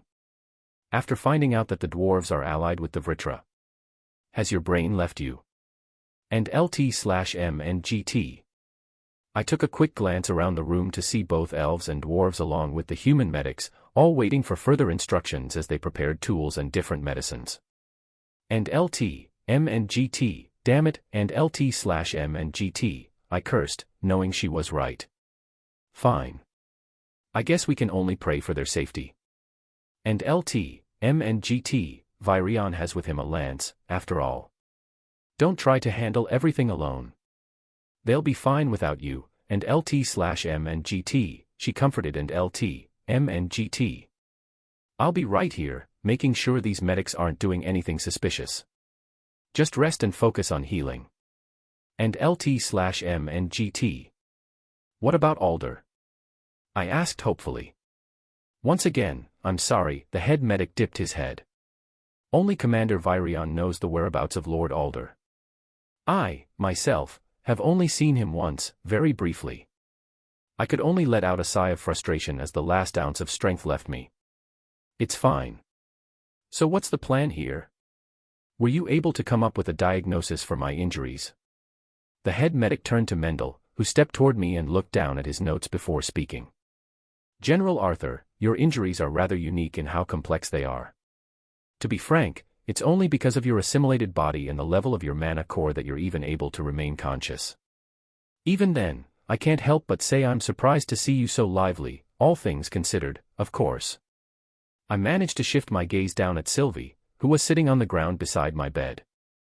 And LT, M and GT, I have you to thank for that, and LT/M and GT. And LT, M and GT, you're welcome, and LT/M and GT, she replied curtly, and LT, M and GT, although, I fear I'll have to do this again in the future. And LT/M and GT. I shot my bond a weak grin before looking back to Mendel. So what sort of procedure should I expect? The deviant shifted uncomfortably as he stroked his short beard. The injuries on your lower body have healed, but not perfectly. In order for you to be able to walk without the use of mana, we're going to have to, very accurately, break your bones and tear your tissues in very small increments and guide them to heal properly. Prying open my tired eyes, I locked gazes with the head medic who had been silently waiting for further instructions. I wasn't sure whether it was because I was so desperate to be in full health again or because I had undergone countless surgeries after battles during my time as a king in my previous world, but my mind was at peace. I took one last meaningful glance at my bond before closing my eyes. In a place where anyone in this room could potentially harm me, I was thankful to have Sylvie here. Go ahead. Yes, General Arthur, the thin medic nodded vigorously. Rest assured, upon hearing news of your condition from Captain Otter, Commander Virion spared no efforts in gathering the most elite mages of all three races to make sure you are back in full strength. I'll be in everyone's care. At my whispered words, the mages and medics in the room immediately bowed. Seldia, you're up, Mendel barked. A young female elf approached me, giving me a gentle smile. She extended her hand, pressing my forehead with her forefinger. Excuse me for the intrusion. As she closed her eyes, a soothing wave radiated from her fingertip into my head and down the rest of my body. My eyes fell shut as a gentle blanket of darkness wrapped around me. Chapter 161. Chapter 161. Chapter 161, Why are you crying? Where to next, Nico? I asked, cheerfully swinging the plastic bags filled with school supplies by my side. We still have to pick up our uniforms, right? Cecilia answered, cradling a textbook in her arms as if it were a baby. It hasn't been 2 hours yet since we got ourselves measured. We'll make that our last stop, Nico replied. He looked down at his little notepad. We need to buy backpacks and calculators. The three of us strolled casually on the city sidewalk. The streets were old and crooked, with paving stones that wobbled and shifted out of place from the weight of passing pedestrians. Dull buildings towered over us, blending in with the murky gray sky. A recent rain shower covered the usually grimy stench of the area with a fresh earthy smell, while puddles had gathered in the dips and potholes of the neglected streets. Arkestead was by no means a pleasant or appealing city. Yet, at this moment, everything around me was at least bearable. From the homeless people lurking behind the trash bins in back alleys to the scowling soldiers threatening to arrest any passerby that accidentally bumped into them, the usual sight that I hated southwest much about this place somehow seemed charming. Nico let out a sigh, snapping me out of my daze. Our uniforms might be the same as everyone else's, but if we go in there with worn-out backpacks it'll be obvious that we're orphans. I'd rather not have us be excluded by the other students. Fine, I relented, following Nico as he crossed the street. The sun had fallen by the time we finished purchasing all of the necessary supplies to start our new lives as students. As we headed toward the outskirts of Arkestead, both the number of patrolling soldiers and street lights became more scarce, keeping us on our toes. Nico and I knew the area well enough to outrun any potential thieves or kidnappers, but having Cecilia with us made the walk back to the orphanage all the more tense. Are you excited to go to school, Cecilia? Nico asked quietly, hoping to fill in the awkward silence. Her brows furrowed in thought, but she ultimately nodded with a smile that had become more frequent as of late. I'm nervous and scared, but yes. As I was about to chime in, a faint rustle drew my attention. Pretending as though I was digging through the plastic bag of school supplies, I took a peek behind us to see a shadow flit behind an alleyway. Right, Gray. Nico nudged my arm. Huh. I whipped my head back forward. Sheesh, don't space out on us, Nico admonished. I know we've been through this area hundreds of times, but it's still dangerous to be daydreaming like that. Scratching the back of my head, I let out a wry chuckle. My bad. And I was just saying to Cecilia that we would be there in case anything happened to her, Nico sighed. Cecilia, who was walking on the other side of Nico, let out a giggle when I heard another faint noise. A shiver ran down my spine. I could feel my heart pound against my ribcage, trying to break free. Suddenly, I was all too conscious of my breathing. The shallow, ragged breathing I'd heard so many times in movies when the main character was scared. I was scared. I didn't know of what, but my body was telling me to run, to get out of here. Out of the corner of my eye something fast twinkled against the flickering street light, and once again, the world seemed to slow down around me. I lunged sideways, knocking both Nico and Cecilia into the grimy street. Run! I roared as I heard the click of another projectile being loaded from the shadows. Although startled and confused, Nico was able to gather his wits. Abandoning his bags, he pulled our disoriented friend into the nearby alleyway. It felt as if someone else was taking control of my body as I instinctively dipped down and picked up Cecilia's textbook. I raised the thick hardbound book up to my chest, just in time to feel the force of the projectile sending me staggering back. I took a quick glance down to see a syringe-like object embedded into the textbook. A clear liquid oozed out of the buried end, dripping to the ground. It wasn't a bullet. I knew that for sure. The memory of my trip to the zoo with Headmaster Wilbeck sprang to mind. It was one of those needles they shot at animals in order to make them fall asleep. Yanking the needle out of the textbook, I followed after Nico and Cecilia into the narrow alleyway. After them. I don't care what you do with the boys, just keep the girl alive, a gruff voice barked out orders from behind me. Keep running. My voice echoed off the worn stone walls as I ran, ducking under the rusted fire escape ladders and vaulting over trash bins. It didn't take long for me to catch up to my friends, which meant that it wouldn't take much longer for the crooks behind us to reach us as well. Nico was fine, but there was a trail of blood running down his legs and arms from scrapes and scratches while running. I knocked down metal trash cans and discarded boxes, throwing anything hard at the pursuers in a desperate attempt to slow them down. They're going to catch up, Nico wheezed, running out of breath. Why are they after us? Cecilia panted as she exerted all of her energy and focus into not tripping over something on the ground. I shook my head, ignorant as well aside from what the men had said. Nico, do you still have that glove on you? I should. Wait, you're not seriously thinking of. Can you think of any other way? I cut him off, my voice laced with impatience.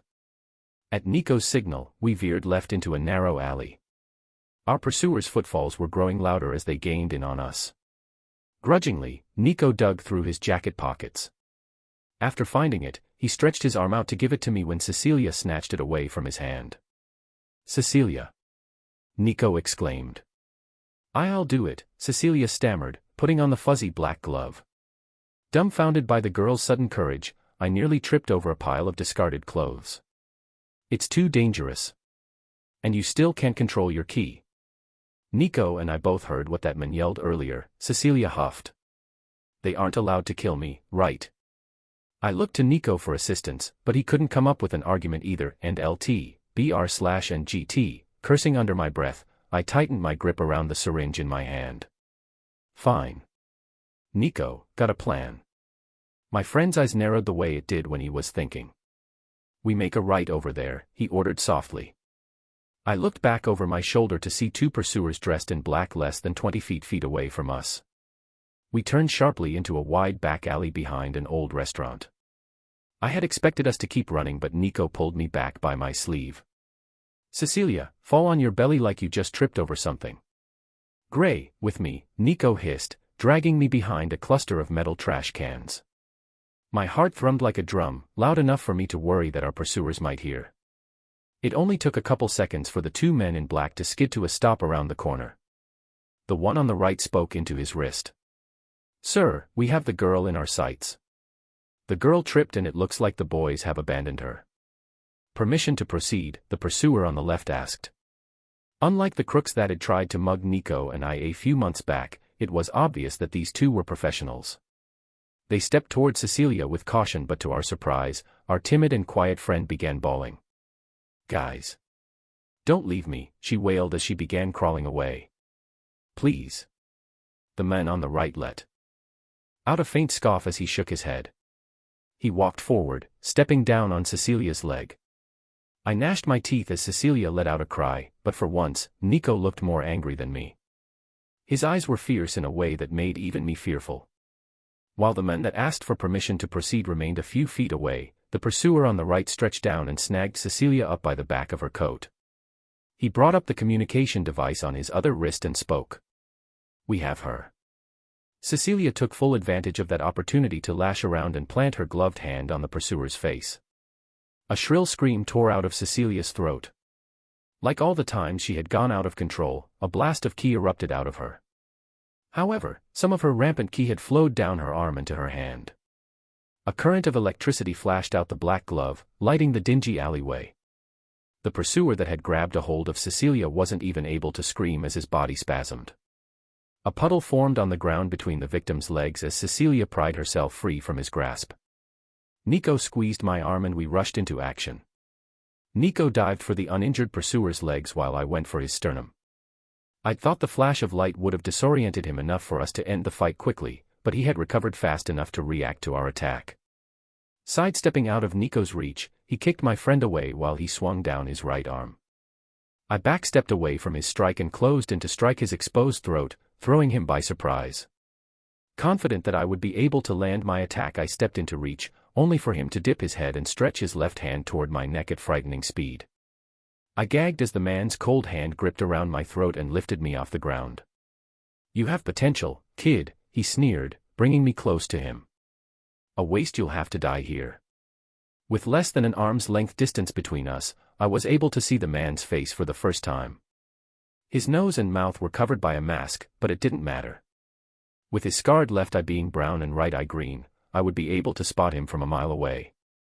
My vision was darkening and I could feel the strength leave my body, but despite the situation, I shot the two colored men a smirk. Praying to whichever higher being could help me, I drove the point of the syringe into the man's neck. "What?" he gasped, letting go of me as he fell to the ground.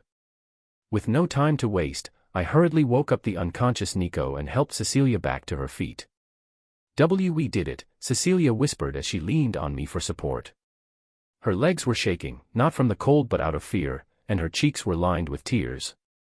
"Good job, you two," Nico muttered weakly as he put Cecilia's other arm over his shoulder for support.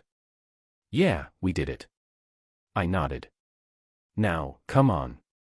We need to get out of here before more of them come. You'd best kill us and run far away, brats." I whipped my head over my shoulder to see the guy with the brown and green eyes squirming on the ground. "You have nowhere to go," he mumbled, his voice slurring from the effects of the clear liquid. I made sure of that. "Let's go, Gray," Nico urged, tightening his arm around Cecilia to keep her steady. None of us talked as we made our way to the orphanage.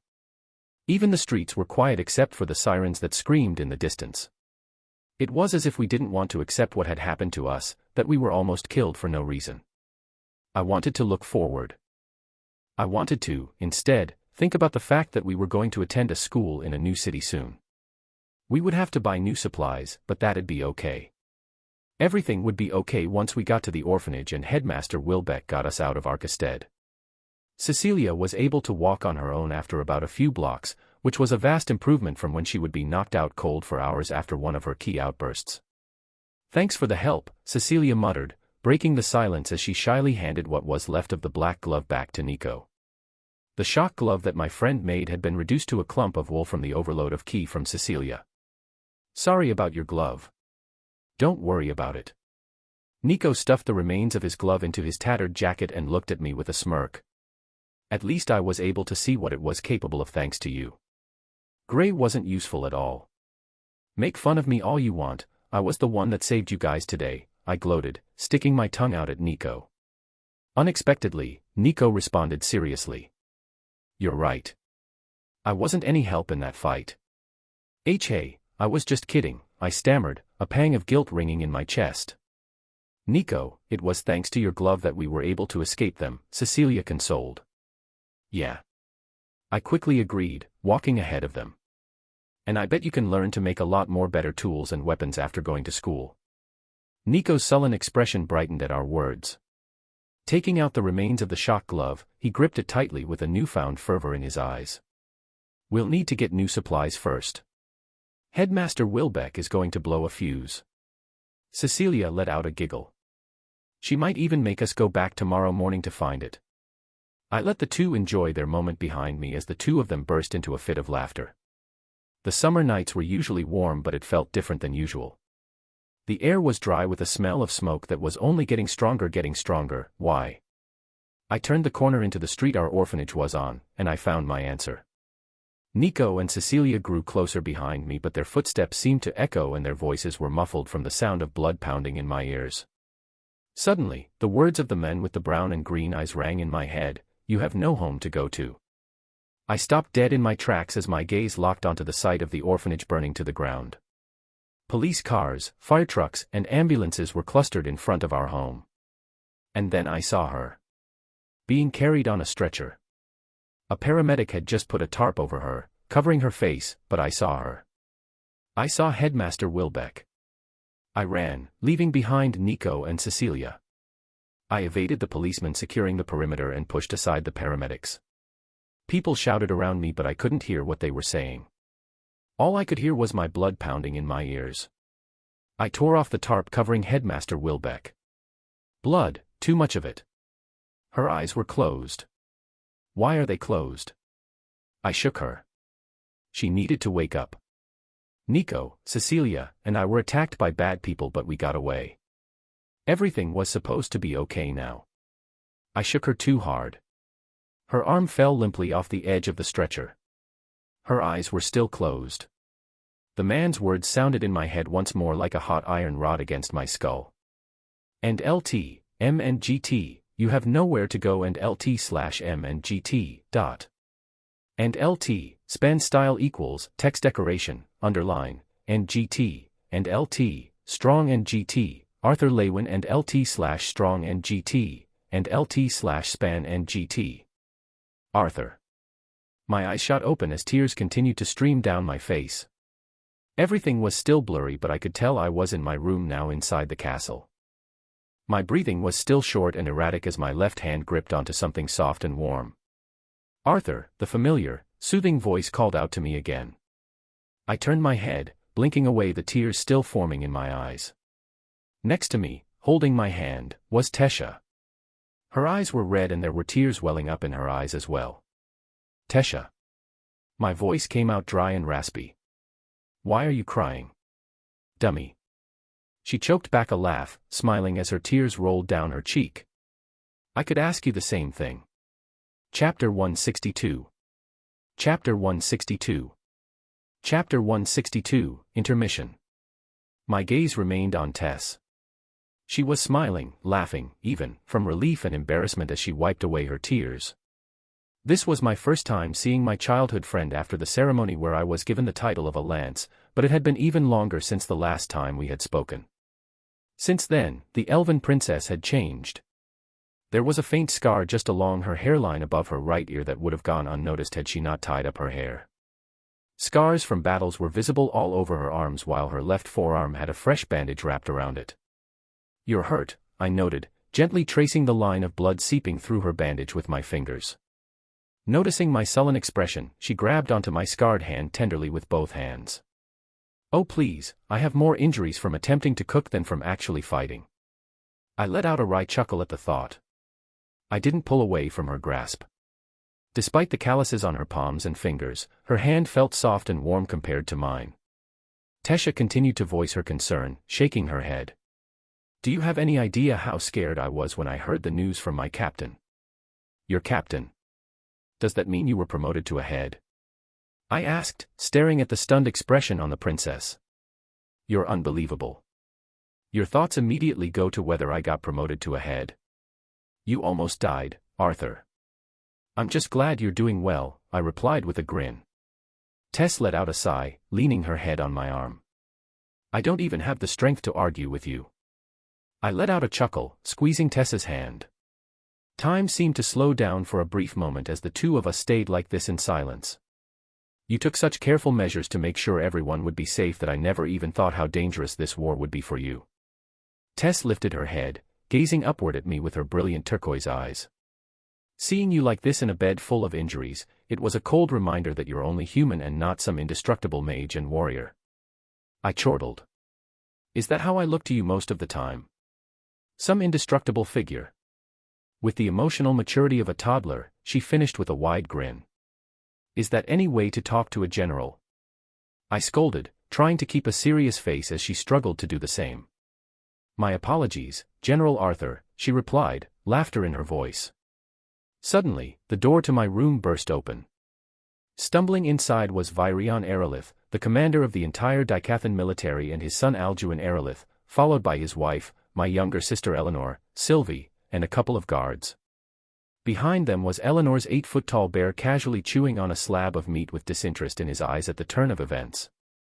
The room turned silent once more. Tesh's parents and my own sister feigned ignorance of the situation, refusing to make eye contact with us. The guards awkwardly shuffled away while Virion coughed uncomfortably as he straightened out his robe. The commander of Dicathan cleared his throat, his gaze wandering around the room as he tried to keep a dignified demeanor. Grandpa! Tess exclaimed, dumbfounded. I see you haven't spent much effort furnishing this room, Arthur. He noted, still unable to look us in the eyes. You guys were eavesdropping. Tessa's face was beet red while she raised an accusatory finger at her family. Virion wagged a finger in denial. Of course not, dear. We were simply overhearing the well-being of Arthur, a prized general that had been tragically. The commander was unable to finish his excuse as he dodged a book Tess had picked up from the nightstand and thrown at him. I let out a chuckle, sitting up on my bed as my gaze fixed on my sister awkwardly holding onto my bond. Your sister has been patiently waiting for you to wake up, Sylvie informed. It hadn't been that long since I had last seen my sister, yet it felt like only now that I noticed how big she'd gotten. I couldn't call her my baby sister anymore. Come here, Ellie, I said gently. My little sister's lower lip trembled as tears began flooding down her face. Letting go of my bond, she bolted into my arms, nearly knocking the wind out of me. I was so worried, she said angrily, her voice breaking down into sobs. What would have happened if you had died? I'm okay, Elle, I coaxed as her face remained buried in my chest. I reached up to stroke my sister's brown hair when I noticed that the injuries I had gotten from the witch-like retainer were still there. My expression darkened at the sight of the ugly red scar that spread all over my left hand up to my wrist as if the skin had been burned off. The injury had diminished greatly and appeared as if it were a few years old thanks to Sylvie's Vivum abilities, but my entire hand had turned a shade of sickly pink. Boo, Ellie's bond, regarded me with a suspicious eye as he gnawed on the bone of the meat, but allowed me to continue embracing his master. Sylvie casually hopped onto my bed and curled up beside me. She didn't say anything, but a wave of relief flooded from my bond. After the initial chaos had subsided, Alduin and Muriel had to depart due to problems with one of the elven cities up north. My sister remained a bundle of sniffles and hiccups for a while as her emotions swayed from sorrow and guilt all the way to anger. Rubbing the tears from her eyes, Ellie's gaze landed on my scarred hand. How could you let yourself get hurt like this? Scars fade, I said with a weak smile, hoping to dismiss her concerns. Physical appearances had never been of great importance to me, but it was still a bit nerve-wracking to see how bad of a mark my injuries had left behind. Working up the courage, I carefully got out of bed, making sure my legs were able to carry me. Standing up on my own two legs without the help of Mana was a blessing that I had always taken for granted. I took slow and steady steps toward the mirror as everyone in the room watched with apprehension. Taking a deep breath, I looked up to study my reflection and I was immediately able to see the toll the battle with the retainer had taken on my body. Even without taking off my robe, my gaze immediately landed on my neck. The same red scars that covered my hand and wrist had been branded across my throat. Untying the band across my waist, I slipped out of my robe so I was only wearing my undergarment.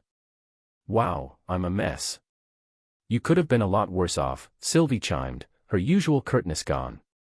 Scars of varying lengths were littered all over my toned body like chips and cracks on an ancient statue weathered by time and the forces of nature. More of the red scars were visible across my shoulder and part of my back. The scars that ran down my waist down to my knees were particularly gruesome, as if someone had torn apart me legs piece by piece and crudely stitched together. Consider it a godsend that you were even able to recover to the state you're in now, a clear voice sounded, rousing me from my thoughts. Casting a sideways glance, I caught sight of the three-eyed Azura, Alder, stepping into my room. "Master," Tess greeted, getting up from her seat. My childhood friend's cheeks were flushed as she awkwardly positioned herself away from me. Realizing that it was probably my lack of clothing that made her uncomfortable, I slipped back into my robe before greeting the Azura. "Alder." "Arthur Lewin," he nodded before dipping his head at Sylvie. "Lady Sylvie. What you said just now. What did you mean?"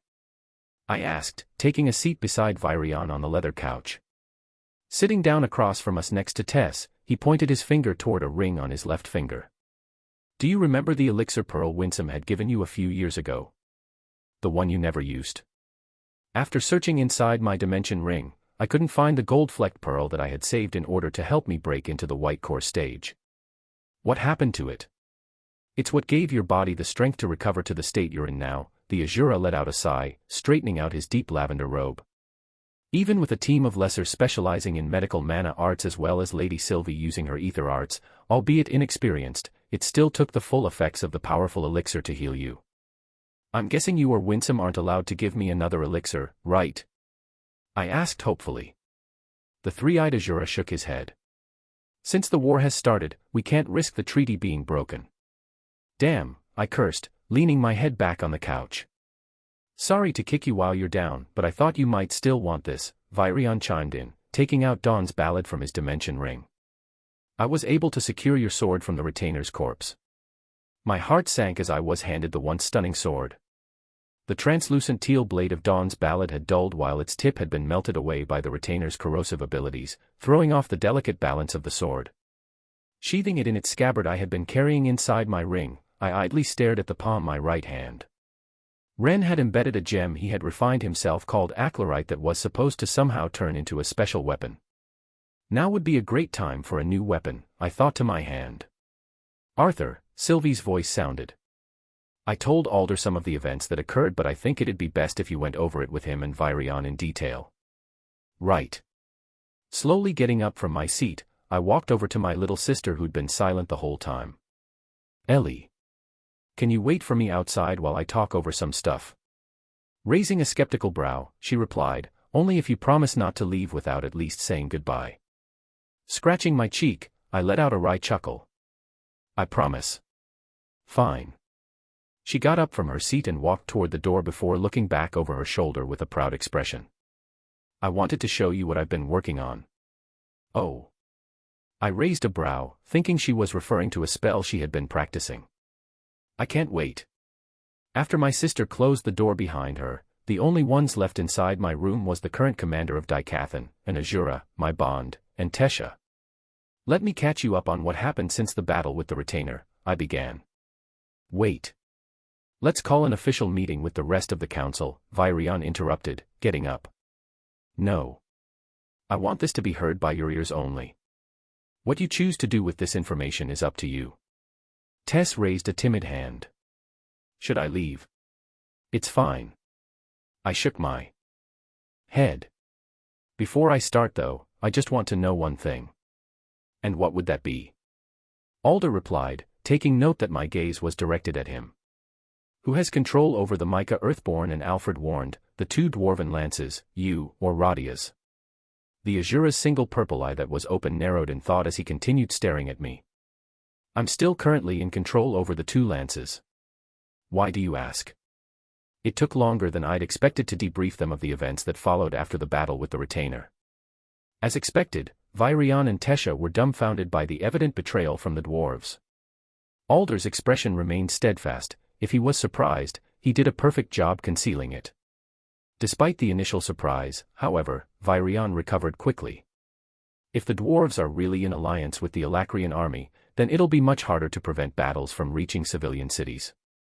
Were you able to discern whether it was just a separate faction of dwarves or if it was more large-scale than that? I can't say with certainty without getting some answers out of Radia's, I said through gritted teeth, regretful of the circumstances implicating Elijah's former guardian. The news of a scythe appearing is troubling, Alder added. If she intends to wreak havoc with her retainer by her side as well as an entire division of troops, then this isn't something 1 or 2 lances can take on even with an army backing them. Which is why I need to know where the allegiance of 2 dwarven lances lie, I replied. A large-scale battle is nearing and I don't want any unforeseen obstacles. Chapter 163. Chapter 163. Chapter 163, From Lance to Brother. Leaving Sylvie in my room to rest, I ventured through the brightly lit halls of the castle. Looking down at my feet as I made careful steps, it was the first time I had noticed the vibrant patterns of the thick carpet in the upper residential halls. It was a funny thing to note. I'd always been in such a rush and always had a goal that I never even looked down to enjoy the subtle pleasantries around me. It didn't take long for me to find Ellie. She was sitting by a large window, gazing outside the sea of clouds while idly combing her fingers through her bond's thick fur. Boo opened an eye, sensing my presence, but went back to his nap after seeing that it was me. "May I join you?" I asked. "You don't need to ask," she smiled weakly, taking a glance back at me before gazing out at the blue sky once more. I sat down next to her on the ground, admiring the rolling clouds twinkle and shine from the rays of sunlight above. I could see the tip of a mountain in the distance, but besides that, only an endless expanse of white and blue. "Do you miss them?" Ellie spoke in a soft voice. "Mom and Dad." "Not much as I should," I admitted.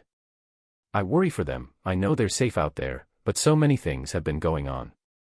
There was a moment of silence as my sister simply continued petting her bond. "You know, there are a lot of adults and kids that come up to me saying how lucky and fortunate I am to have a brother like you. The ones that aren't jealous of me are jealous of you, that you're a lance, that you're so talented in magic and fighting, and that you have the recognition of all of this continent's leaders. You know, some even say that you might become one of the next leaders when you get older." My sister let out a scoff. "But it's funny. I never told you this, but there was a time when I hated you. I felt like it was because of you that my life was like this now. I blamed you for Mom and Dad feeling like they needed to help out in the war too, and I blamed you for my not being able to have a regular life in school with classrooms and a bunch of friends." My sister was looking away from me as she turned her body toward Boo, but I could see the hand petting her bond trembling while her shoulders quivered. "Ellie. But the funny thing is, I don't blame you anymore. How can I blame you when your life was worse than mine? Most of the memories I have of you were you coming in and out of the house full of injuries, with unbelievable stories of how you faced this monster or that monster. It was really fun and amazing to hear back then. I thought you were so cool and strong, but I feel like I know better now. The things you had to give up to get where you are today." My sister hurriedly wiped her eyes with her sleeves and turned back to me with red eyes and a wide, forced grin. I reached out to her, but she grabbed my hand and shook it before getting up. "Phew. Now that I got that off of my chest, come on. I want to show you something." "What is all of this?" I asked as we reached the outdoor terrace of the castle. My gaze swept through the dozens of wooden planks hanging from various tree branches. While there were arrows protruding out of the planks, more were on the ground and the tree trunks around them. "What I've been working on," my sister proclaimed proudly as her bond curled up on the ground beside her with an aloof yawn. Ellie was abnormally perky after our conversation by the window as if she was trying to forget about it. Trying not to dwell too much on my sister's inconsistent behavior, I watched as she picked up a peculiar-looking short bow propped up against a pillar and a stray arrow with its tip buried into the nearby grass. Raising the flexible bow so that the nocked arrow was at eye level, she held her still trembling breath and took a moment to aim before letting go of the string. The thin arrow whistled as it sliced through the air, curving ever so slightly around a plank and hitting a different wooden target behind it. Genuinely impressed, I applauded my sister, but she held up a hand and shook her head. "Now, watch this." Raising her bow once more, she mumbled a brief chant. The tip of her guiding finger that was holding onto the bow began emitting a soft glow, and when my sister slowly pulled the string back, the mana took form into a thin glowing arrow. I remained silent, half from focus, half from surprise, while Ellie fired the mana arrow at a nearby target plank. The arrow let out a soft hum rather than a sharp whistle as it hastily approached its target, but before it was able to reach the plank, the arrow dissipated. Letting out a sigh, my sister's shoulders sank. I swear I was able to reach the target a couple days ago. That was amazing, I exclaimed. I failed though, she replied, disappointed. You're barely 12, Ellie. Most kids your age can barely conjure a ball of mana, let alone shoot it out that far away, I said, my voice still laced with enthusiasm. My sister was silent for a moment as she absent-mindedly stared at her bow. Aren't you glad that your dear brother is impressed after all of that practicing? A voice chimed from behind. I looked over my shoulder to see a rather odd duo walking out into the terrace, Emily Watskin and Helen Shard. Surprised, General. Helen smirked, noticing my confusion. While it was reasonable for Emily to be in and out of the castle since she was apprenticed under Gideon, seeing her with the leader of the Twin Horns and current head of a large platoon of soldiers made for a head-tilting moment. However, with the peculiar bow in Ellie's hand and her sudden adeptness in archery, I could only put two and two together. I won't deny that, I replied back with a smile. You look like you've been through a lot. Emily noticed my injuries. Just about as any other soldier out there, I shrugged. After Ellie and I greeted the two friends, we talked around the round patio table. We discussed how my sister was struggling in mana manipulation despite awakening at an early age. You're having a hard time? I asked my sister. Why didn't you tell me? I could have helped. You're a general now, and even before then, you were always busy. I didn't want to bother you with it. Besides, Mom and Dad were helping me before they had to leave. My sister tried to sound cheerful, but the faint sullen tone in her voice, along with our conversation earlier, made my chest ache. I stopped by one day to check up on her after finishing a dungeon tour and she asked me for help, Helen chimed in, trying to lift the mood. I'm not a conjurer so I couldn't exactly help her, so I asked the artificer, Gideon, to run some tests on her. He pawned off what he called a chore to Emily here, and that's when we found out about her little gift. Eleanor let out a shy laugh as she rubbed her head. I wouldn't call it a gift. What gift? I demanded, my curiosity growing. I think it'll be easier for you to just show your impatient brother, Ellie, Helen chuckled. Okay, she agreed. Raising her hand, she concentrated on the center of her palm when a faint orb of mana manifested. While there were no attributes, the pure orb of mana began slowly changing shape until its once spherical shape turned into a seven-pointed star.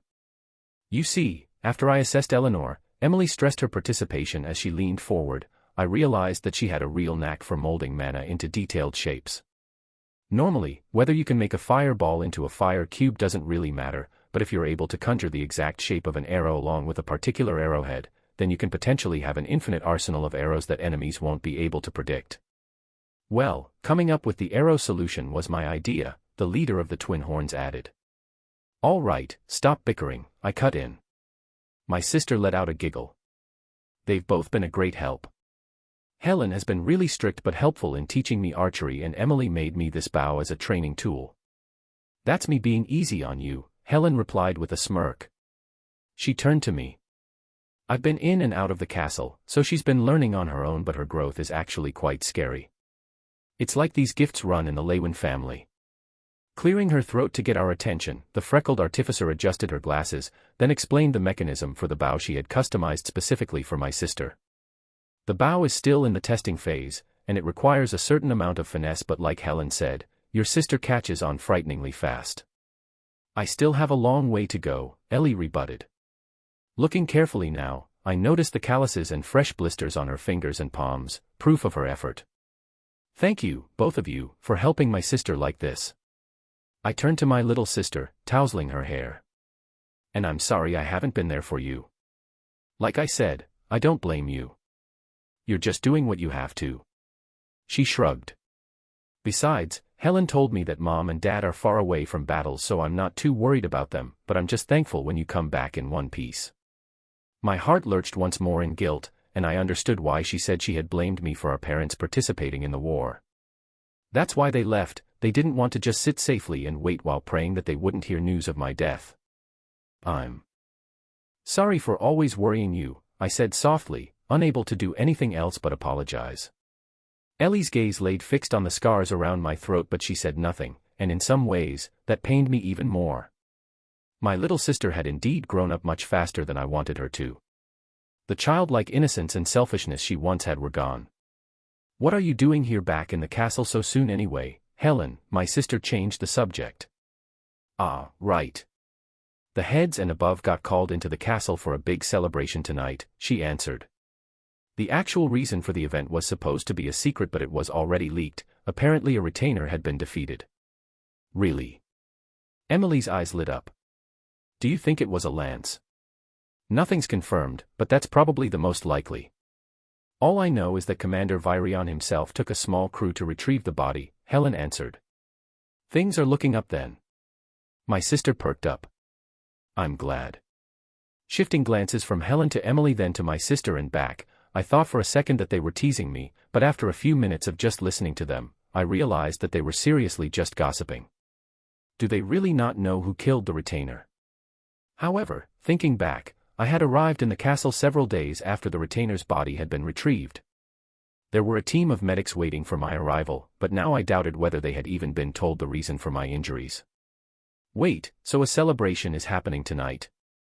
I asked, veering the conversation back to its original path. "Yeah, isn't that why you're back at the castle too?" Helen replied with a raised brow. My sister answered in my stead. "My brother had to come back because he got hurt." "What? How? Where? Are you okay?" Emily bombarded. "I was just careless. It's no big deal." I was tempted to tell them the truth, especially my sister, but I assumed Virion had a reason for keeping all of this a secret. "It was a big deal." My sister pinched my side. "You were out for more than a day, and even then, you still have those scars." Wincing as she twisted my skin even further, I apologized once more to my sister, assuring her that I wouldn't make the same mistake again. The topic of the conversation changed, but for the rest of our little gathering during the afternoon, Helen regarded me with doubtful eyes. Coming back into my room, I was greeted by my bond. "How was spending time with your sister?" "Ellie's all grown up now," I sighed. "You make that sound like a bad thing," Sylvie replied. "Wisdom and maturity stemmed from enduring hard circumstances is a painful thing to see as a big brother. But I was able to at least catch up with her and learn a bit more about what's happening in her life." "Did you know she's learning archery from Helen?" She and Emily even came up with this new practice of combining conjuring with archery for Ellie. Sylvie let out tiny puffs of air from her nostril, and it was only after a second that I realized she was laughing. "I haven't seen you this excited in a while." "That's not true," I rebutted. "Oh." Sylvie raised her head, looking up at me from the bed. "Tell that to your grinning lips." "Shush," I dismissed. Despite my sister's heavy words, it was enjoyable spending time with her. "How are you feeling?" "Sluggish, heavy, sleepy, and weak," she sent, curling back up into a ball. "It's like being a hatchling all over again." "Well, there's supposedly this big event happening later tonight. Do you feel up for it?" I asked. "I'll pass," she replied, her voice becoming listless. "Save me some food though." Taking a seat on the couch, I let out a chuckle. "I'll have the maids bring some up. Make sure it's meat. Go to sleep." With the soft hum of Sylvie making the otherwise cold and silent room a bit homier, I took some time to sort out my thoughts. Reaching into my dimension ring, I pulled out Dawn's ballad, placing it gently on the tea table in front of me. I couldn't help but let another sigh escape my lips as I looked at the poor state of my weapon. This sword had been by my side for nearly 5 years. Without the need to polish, sharpen, or even clean the blade while being able to withstand just about anything, Dawn's ballad was truly a valuable asset. Studying the sword, I assessed that, even when damaged, it was better than any other sword I'd be likely to come across. I had no idea if and when the weapon that the quirky Azura, Ren, implanted on me would manifest, so it'd be reckless to rely on having it during this upcoming battle. My thoughts then shifted to my recent journey to Darv. I needed to make sure whether or not Radius was the leader of this treason, and if so, what I should do. Even if Elgia's foster parent wasn't in control of the 2 dwarven lances, according to Alduin and Miriel, he still held a large amount of support from the overall dwarven citizens. Along with the fact that the dwarves' overall dissatisfaction of the Glader family and humans ran deep, killing him would mean a mass uprising from the dwarves. I couldn't tell how much time had passed, but by how dim the room had turned, it wouldn't be long until the event. Arthur. You're in there, right? I'm coming in. With a loud bang, the door to my room burst open and a crowd of maids and guards filed in with Virion at the back. I had no time to prepare, or even react, as the guards pushed aside the furniture inside to make room in the center while a horde of maids began undressing me. What disturbed me more, though, was how accustomed I was to being thrown into situations like this. Shall I call this the Virion effect? Virion stepped up, already elegantly dressed in a black robe with silver trimmings that accentuated his silver hair tied neatly behind him. Now, you're probably surprised by. Nope, I cut in. What is it that you're planning this time, old man? A few maids gasped at my crude response, but Virion just waved for them to continue. I see that barging into your room and abruptly having a team of maids strip you naked doesn't put you in the most amiable mood. No offense taken. I've taken the liberty of arranging this event as a sort of trap, harmless, for our dear Radias, and you, my soon-to-be grandson, have the lead role. Chapter 164. Chapter 164. Chapter 164, Old Face. And LT, span style equals, text decoration, underline, and GT, and LT, strong and GT, Tesha Aerolith and LT/strong and GT, and LT/span and GT. The figure standing in front of me, head tilted ever so slightly in scrutiny, wore a lavishly decorated dress of shimmering black. The silky fabric came up just above the base of the neck, with subtle frills adding a girlish touch. The sleeves covered the length of the arm with the same delicate frills at the ends, while the dress fell on the shorter side, coming up just short of my knees. Locks of gunmetal hair flowed down on one side in perfectly organized twirls that contrasted starkly against the dark color of her attire. After wearing armor and being covered in grime for the past months, I couldn't believe that the person standing in front of the mirror was me. You look beautiful. My mother shifted glances between me and my reflection with a warm smile on her face. Looking at her sitting properly in a chair beside me, however, I couldn't help but lose confidence even in my new dress. While I knew she was much younger than my father, my mother should still be past her prime. Yet her bright silver hair was still lush, her blue eyes still radiant, and her skin still youthfully supple. She and my father had already finished preparing for the event, and unlike my dark gown, my mother wore a beautiful dusty rose dress that flowed gently, emphasizing her slim waist and wide hips while still maintaining a reserved elegance. I studied myself, turning left and right so I could see every angle while a team of maids nodded with reserved content. I'm not so sure about this. The dress is a bit bleak, isn't it? Maybe I should wear something a little brighter. I think the black makes you look mature, she answered. What do you girls think? I agree, the head maid quickly replied. This was made by a famous silk weaver in Calberg City, who designed it specifically for you, Lady Tesha. The lacing and frills add a very cute touch while the overall shape and color of the dress gives off a very, excuse my language, sensual semblance. Sensual. I pondered, twisting left and right once more. Laylak, the designer, believes that the clothing itself shouldn't be beautiful. Rather, the clothing should bring out and accentuate the beauty of the wearer, a younger maid added. I think this dress does a fine job of that. If I didn't know any better, I'd think that your hair and eyes were actually glowing in contrast to the dress. Oh please. You girls said the same thing to me when I first wore my armor. I can't trust any of you, I argued, unable to hide the smile from creeping up on my pouting face. A wave of laughter filled the room as the maids hurriedly completed the finishing touches. Stepping out of my room, I spotted Stannard, Darvis, and Coria chatting with one another. Your Majesty, the three stiffened at the sight of my mother before greeting her in unison. Mr. Barrick, Mr. Clarel, and Ms. Reed, my mother responded with a soft smile before turning her head toward me. Tesha, I'll see you up there. I have matters to attend to with your father and the other council members. As the event was being held in the uppermost floor of the castle, my mother was escorted toward the stairwell as we remained in the hallway with a couple of castle guards.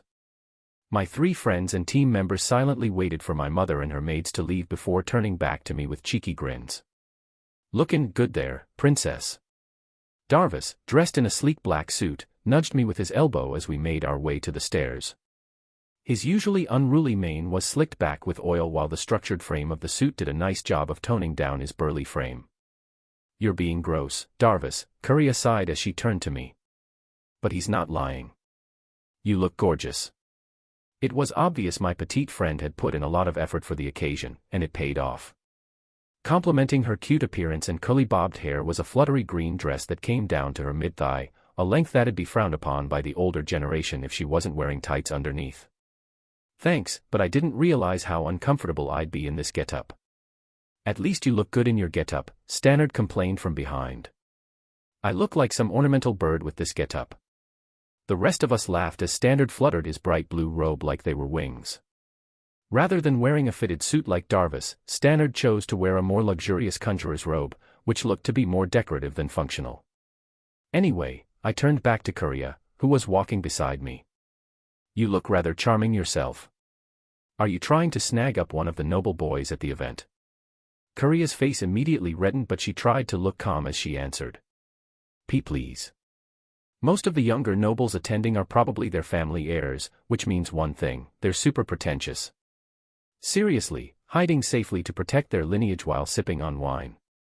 My oldest brother happens to be one those heirs you speak of, Darvis replied. And you happen to be absolutely spot on about him. Then maybe help Stannard find a nice lady to settle down with after the war is over, I added.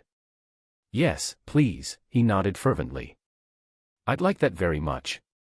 Hey. Why don't you help me? Darvis complained.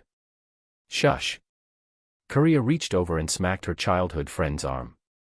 Why would the Princess of Elenoir introduce people to such a crass lump of muscle? Excuse me. Darvis clutched his heart as if he'd been stabbed. After I so kindly invited the two of you, this is the thanks I get. Tesha would have invited us even if you hadn't, Stannard retorted. Regardless. I'm just going to use the opportunity to listen to the big announcement and eat some good food, Coria said. I'm also curious as to what the announcement is going to be, I said. Your grandfather didn't even tell you. Must be big, Darvis said with brows raised. By the time we reached the stairwell, the traffic had reached a standstill due to the sheer volume of people trying to get up, but amidst our pointless banter and talk of recent missions, time moved rather quickly. Unlike some of the past events held by the council, this one was open to nobles outside of the castle as well, so the large spiraling stairway was packed with nobles, unaccustomed to being crammed in such tight quarters, loudly voicing their complaints. Some used the opportunity to casually brag to their peers about the large expanse of land and wealth their families had in a not-so-casual volume, hoping to impress potential suitors nearby. While I felt some glances come my way, few nobles had the audacity to try and approach me. Those that did were easily scared away by my guards. It was apparent how uncomfortable Coria and Stannard were being in the middle of so many nobles. While Coria had had some exposure since her family had served Darvis' family for generations, Stannard came from a more humble background. I'm tired already, Stannard mumbled as he was pushed and pulled by the crowd. You think it's bad here? Imagine how packed it is in the lower floors closer to the teleportation gate, Darvis consoled. Coria agreed. Yeah, I heard there are a lot of nobles coming from outside of the castle since this is the first time since the war began that the castle has been open to more than just the residents. Inching slowly toward the top floor, I couldn't help but glance around every now and then, hoping to maybe spot Arthur. Chances were that he was either still resting or he'd come later on, but my eyes seemed to subconsciously search for a head of long auburn hair. As if reading my mind, Coria asked, by the way, where's your handsome lover? He's not my lover. I said a bit too loudly, turning heads around us. And he got injured recently, so I think he's resting, probably. Mr. Lance got hurt. Darvis gasped mockingly. I guess he's not as strong as they say he is. Yet you got your ass handed to you, Stannard chimed innocently. Shut up, my burly friend retorted before glaring back at Coria. And he's not that handsome. With his long hair, I bet people mistake him for a girl. Ah, is someone jealous? Coria grinned. I've heard that after Arthur's little appearance at the dungeon, there were quite a few girls smitten by him. Looks like our princess has to now fend off competition on top of Alacrians and mutant mana beasts, Stannard chuckled. You guys know I can demote all of you now, right? I threatened. After half an hour of inching up the stairwell, we finally reached the top floor of the castle. Looking up, I, along with everyone else that had just come out of the stairwell, let out a gasp in amazement. Just like the terrace on the residential floor, the top of the castle was enveloped in a transparent dome-shaped barrier so that the entire venue appeared to be taking place outdoors. The sun was just beginning to set, so the entire castle was surrounded by an endless expanse of a serene magenta and burning orange.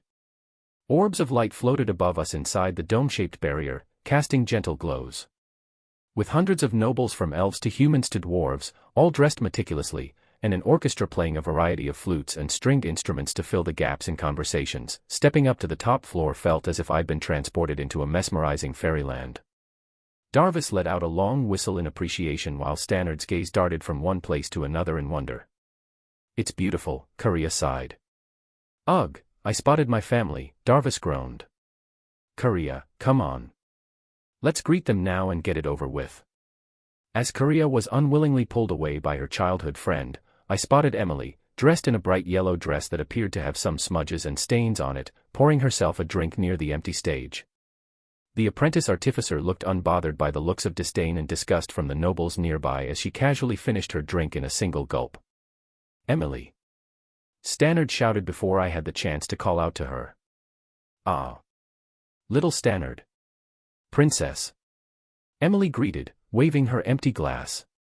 I broke down into a fit of laughter at the sight of her, with no regard or care for outward appearance, running awkwardly as she held up her dress. Emily was breathing heavily by the time she reached us. "Finally, people I know." "I didn't expect to see you here," I said after greeting my friend with a hug. "Who do you think was responsible for setting up all of these lighting artifacts?" She rolled her eyes. "You did all of this?" Stannard exclaimed. "Well, it certainly wasn't my carefree and lazy master," she mumbled sourly. "Is that how you got those stains?" I giggled. Emily looked down and gasped. "Oh no. I didn't even notice these. Must have been when I was filling in more of the mana-conducting fluid." "Hey, Emily. Isn't that your master over there?" Stannard pointed near the tables where, lo and behold, the master artificer Gideon was alternating between biting into a foul leg and sipping on a glass of wine. "Damn old coot," Emily muttered before stomping after him. "Master Gideon." The old artificer choked on the foul leg he had been consuming at Emily's loud outcry while the two of us followed after her with our heads down in embarrassment. "You old bat. After pushing aside all of the work saying you were feeling unwell, you show up here to drink and eat." Emily huffed, snatching away the foul leg Gideon was trying to take another bite of. "Must you raise your voice so much, dear apprentice?" "I'm standing right in front of you," Gideon grumbled, taking a sip from his glass before acknowledging our existence. "Princess Tesha, Stannard, glad to see you two are still alive. That's always a good thing. It's been a while." I greeted back while Stannard bowed respectfully.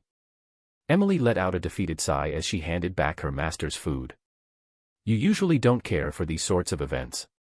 What brings you here besides the free food and liquor?"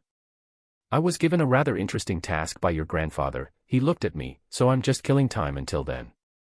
Plus, I get to see the one person that I dare say is smarter than me in this entire continent." "There's someone smarter than you, Master Gideon?" Stannard asked, genuinely surprised. Meanwhile, Emily leaned in, eyes glowing with curiosity. "What's this task?" "The princess lover boy, Arthur," Gideon sighed in wonder. "Boy, what I'd give to be able to extract all of the secrets out of that boy's head." "What is the task?" Emily pinched her master's arm. "It's a secret." Gideon mocked back, slapping her away before rubbing his arm. The eccentric old artificer followed after a butler holding a plate of finger foods, while Emily chased after her master to try and get more information. "So you are going to be here?" A faint smile escaped my lips. "How is that possible?" Stannard muttered to himself. "There's no way Arthur can be smarter than Master Gideon. If I hadn't known Arthur since we were both children, I probably wouldn't believe Gideon either," I consoled. As I began following after Emily and her mentor, my gaze drifted toward a gathering crowd by the top of the stairwell where we had first come. I recognized the head sticking out of the crowd. With his black hair still split down the middle and sharp eyes softened by his thick glasses, it was undeniably the guild hall manager of Xyrus. "Tesha," my blonde-haired friend called out, snapping me out of my daze. "Why yes. What is it? I just asked you if you wanted to try and look for Darvis and Korea. His pale blue eyes shifted between me and where I had been staring. You go on ahead, I said, already walking toward the small crowd. I'll meet up with you guys later. Pushing aside the people gathered, I headed toward the familiar men when my eyes caught sight of the girl my age he and several guards were protecting from the crowd. Claire, I blurted. The former leader of the disciplinary committee, the one whose state and whereabouts had been kept hidden by the Bladdyhart family, was standing in the center where the nobles had gathered. Princess Tesha, Caspian Bladdyhart, Claire's uncle, greeted. It's been a while, I acknowledged. Uncle, it's a bit stifling here. Let me get some fresh air with Princess Tesha, Claire said. The usually expressionless guild hall manager's brows furrowed in concern. But it'll be fine. She gave her uncle a soft smile before pulling me through the crowd. I remained silent as we made our way to the edge of the roof of the castle, where a small set of stairs led down to a deck overlooking the sky. Neither of us talked while we leaned against the railing. The medley of noises surrounding the big event were muffled by the whistling of wind against the barrier surrounding us. You look great, I finally said. I wasn't lying. Claire was an upperclassman that I, along with many other students, had looked up to at school, always bright and never afraid to take challenges head-on. Seeing her today, dressed in an ivory dress with a thin shawl draped over her shoulders, I felt a gentle and calm air had replaced her normally lively and spirited aura. It wasn't just that, though.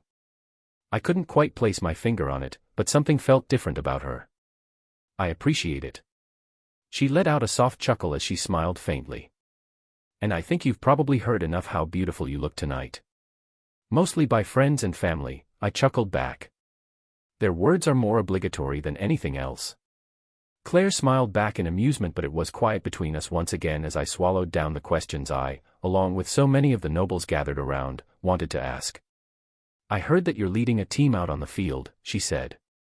Yes. Although it's been fairly recent. I'm jealous, she continued. You must have gotten a lot stronger. Oh no, I still have a lot to learn, I replied.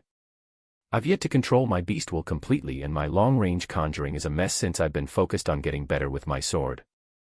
I see, she nodded. I don't think I've ever told you this, but the Bladdyhart techniques played a big part in shaping my swordplay, I continued. Speaking of which. Noticing my hesitation, she shook her head. I still practice with the sword every now and then, but not nearly as much as before. Are your injuries still? She shook her head. My injuries from Xyrus are mostly healed. That's great. I said a little too loudly. Do you plan on taking part in the war then? No, she answered flatly. Oh. I was surprised by Claire's answer. She'd always had a strong sense of justice, which was a big part of why she was selected as the leader of the disciplinary committee. Did your family not approve because of what happened at school? It's not that. She gazed up at the stars surrounding us overhead. I don't understand, I pressed. Just a few minutes ago, it seemed like you wanted to take part in the war. And if your family is okay with it and your injuries have gotten better. My physical injuries have gotten better, she interrupted, leveling her gaze back at me. She began removing the straps of her dress, catching me off guard. She turned around, so her back was to me, before lowering her dress to reveal the large scar on her lower back. While she had other scars from past wounds, none of them compared to the large disfigurement just next to her spine. Lifting her dress, she turned back to me, her expression calloused. But the one thing the emitters and medics couldn't fix was my mana core. My hand came up to my mouth as I inadvertently let out a sharp gasp. I now realized what had been different about the former disciplinary committee leader. The thing that I couldn't place my finger on. Then. She nodded, her face masked with an expression that told me she had accepted this long ago.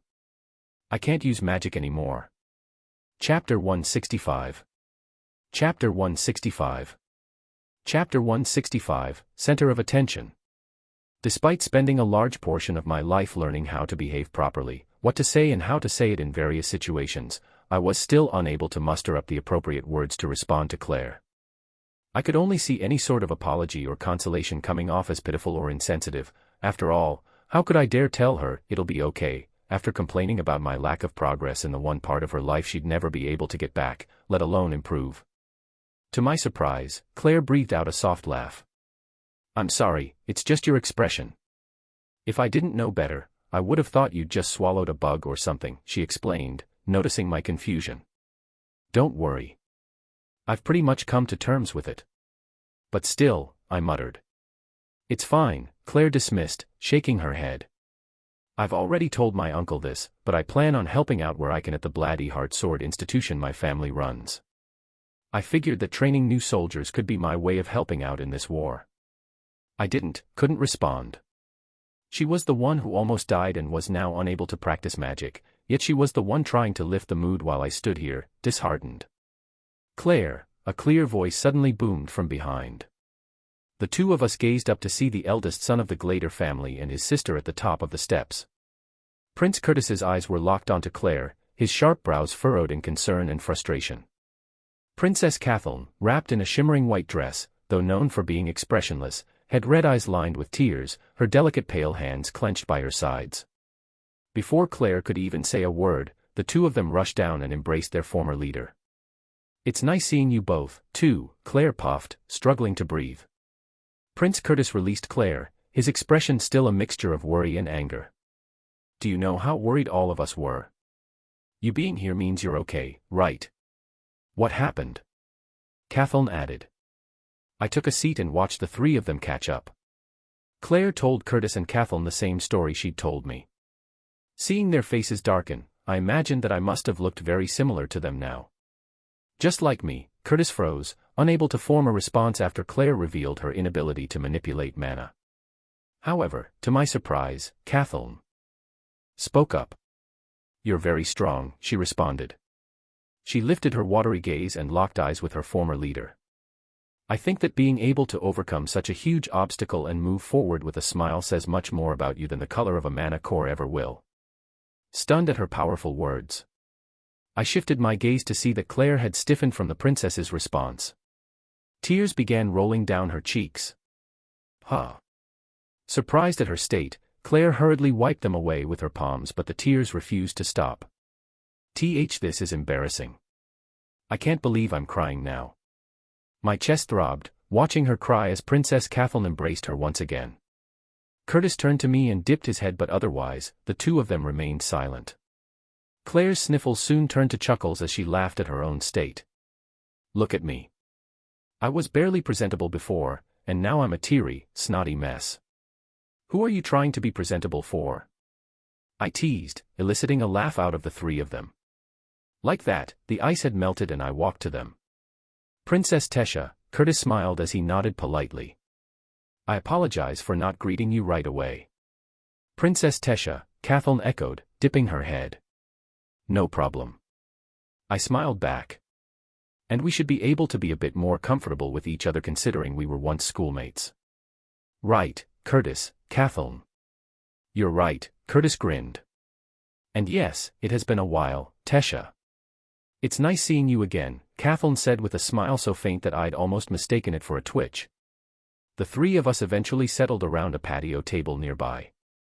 I wasn't particularly close to them, but all four of us had a mutual friend that helped us quickly bond, Arthur. The three of them had much to say about my childhood friend, and soon enough, we were sharing laughs about stories involving him.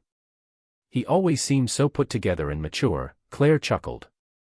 "And then I spot him doing weird things, like fighting over the meat on his plate with his bond at the cafeteria." "Tell me about it." "I've known him for more than a decade and I still can't always put my finger on what he's thinking," I sighed. "What was Arthur like when he was younger?" Kathleen asked. I had to think for a moment before answering. "I remember him being much colder. He kept his distance from everyone. Even during the times we laughed together and teased each other, there always seemed to be some restraint on his part. Of course, I had no clue back then, but looking back now, Arthur has come a long way as a decent person." "There've been moments when I was truly jealous of him though," Curtis admitted, scratching his cheek in embarrassment. "He's certainly someone most guys would be jealous of when it comes to magic and fighting, but he's rather lacking in other aspects," I replied. "And what aspects might that be?" Claire grinned deviously. "Is it perhaps knowing the female heart?" I didn't have a specific aspect in mind. I looked away, hoping the evening sky would mask my burning cheeks. Claire turned her head to the quiet princess. Your most fearsome rival in love can't even admit to her feelings, Kathleen. What? Rival in love? Curtis exclaimed, turning to his sister as well. Who? Arthur. The princess's once pale face turned such a bright shade of red, I feared she might pass out. And no. I mean, it doesn't matter. I think Arthur suits Princess Tesha much more. That won't do. Claire continued to tease. You can't give up without a fight. Curtis jumped in, lecturing his sister about how she's too young to date, while Kathleen denied all accusations made by Claire, taking quick peeks at me. I smiled along, but I also took a long look at the princess sitting across from me. Large, dark eyes with long, thick lashes on a face so small you could cover it with one hand. Milky complexion and such a small, delicate body that even I wanted to protect. On top of the fact that she was an extremely gifted deviant conjurer, she had no flaws. I wonder if Arthur prefers the cute, reserved type. Tesha. I snapped out of my daze at the sound of Curtis's voice. Ah, sorry. I was thinking of something else. It's okay. I was just curious where Arthur was. I haven't seen him anywhere around here. I saw him this morning, I answered. He was still recovering, so I didn't think he'd make it to the event, but it turns out he will. Arthur got hurt. Kathleen blurted, surprising her brother and Claire. I nodded. He's okay now. Supposedly, it was a blunder on his part, but I feel like they're not telling me everything. Arthur isn't the type to make a blunder during a fight, Curtis noted. I wonder what happened. Claire let out a deep breath. You know. I really have come to terms with my injury, but if there's one thing I regret, it's being unable to fight by Arthur's side during this war. I'm curious as to what he'd be like too. If he's anything like how he was during the incident at Xyrus, I know it'd be worth it, Curtis said. Memories of when the soldiers and I found Arthur atop the mountain of corpses still sent chills down my spine. It was a part of Arthur I wouldn't mind not seeing ever again. We continued our conversations until it had become apparent by the drastic increase in noise level that something was going on. I think it's about time we went back to the main hall, Claire suggested, getting up. The rest of us began following her up the steps when she suddenly came to a stop. What's wrong? I called out as she stood rigidly at the top of the stairs, but my concern had been answered by the time we reached her. Donning an elegant set of armor composed only of a pauldron and greaves made of mithril was the Lance Zero, Vari Ori. Traditions that dated back to when the receivers of these legendary artifacts operated in the shadows forced them to be regarded only by their aliases. After these bestos were made public as lances, these code names were rarely used, but I always thought that they were kind of cool. Master. Kathleen immediately bowed. General Vari, I greeted. Good evening, she nodded, switching her gaze from Kathleen to her brother and back to me. I'm here to escort you three during the event. Of course, Miss Bladdyheart is welcome to join. Claire. Are you okay? I asked, shaking her gently.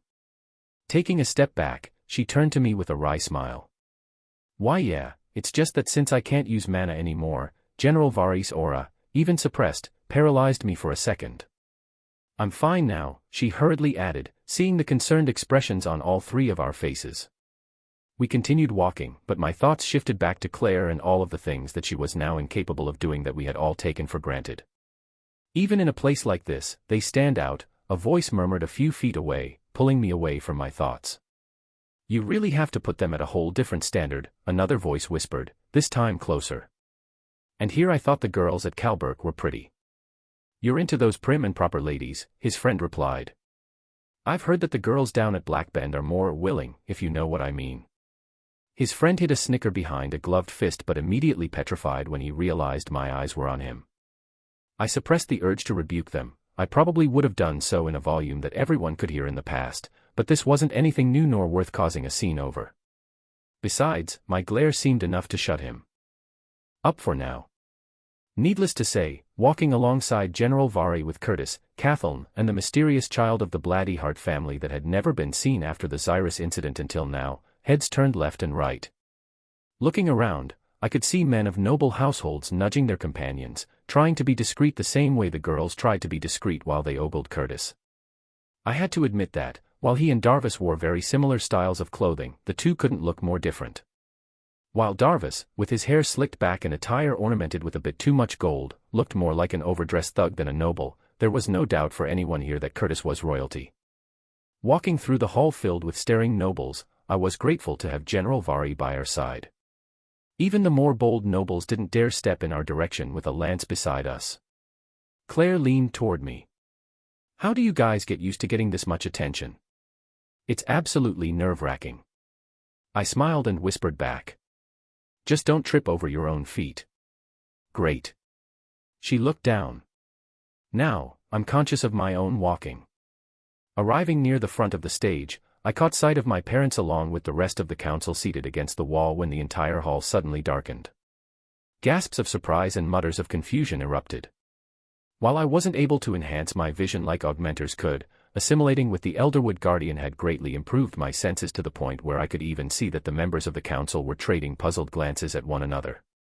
The noise inside the hall slowly died down, as most had begun to assume that this was part of the event, until only the soft ruffling of clothes could be heard. Footsteps echoed on top of the wooden stage, creating even more suspense amongst the guests until an illuminating artifact floating above the stage shined a pillar of light at the stage to reveal my grandfather. "Thank you all for waiting," his sharp voice rang with authority, evoking applause from the nobles, but I could only groan in embarrassment. Everyone seemed to love the theatrics, but I found them tacky. My grandfather, the person with highest authority in Dicathan during this war, had certainly dressed for the part. With a rich burgundy robe embellished with gold trimming and gleaming black jewels.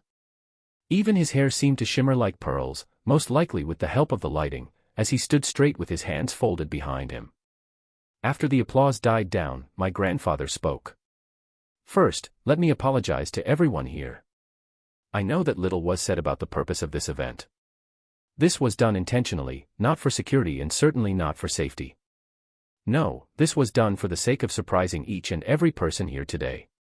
Heads turned as nobles looked to one another in confusion, making sure that they had heard right.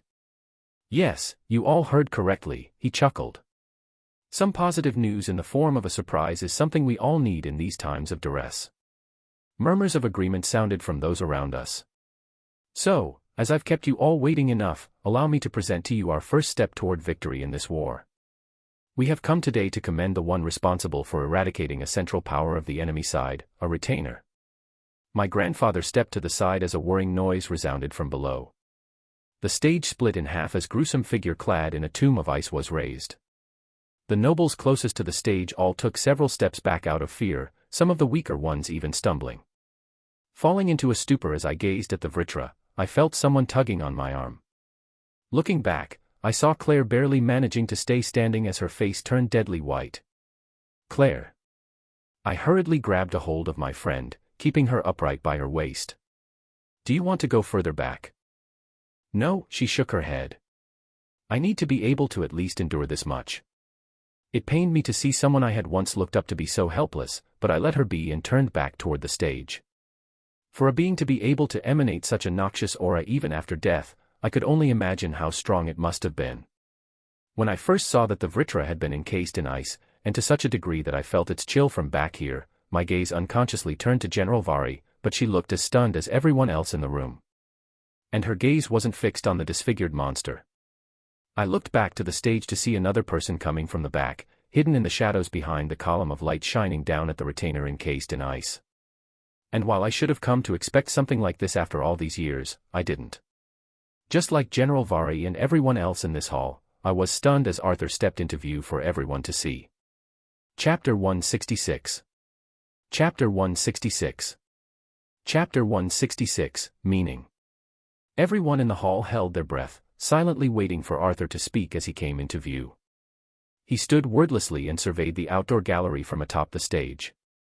Every person present seemed to ingrain the image of Arthur in their minds the moment he had reached the spotlight. I had seen my childhood friend just hours before, so I was even more stunned by how different he looked compared to when I was with him then. His long auburn hair was tied loosely in a knot behind his head, held together by an ornamental pin.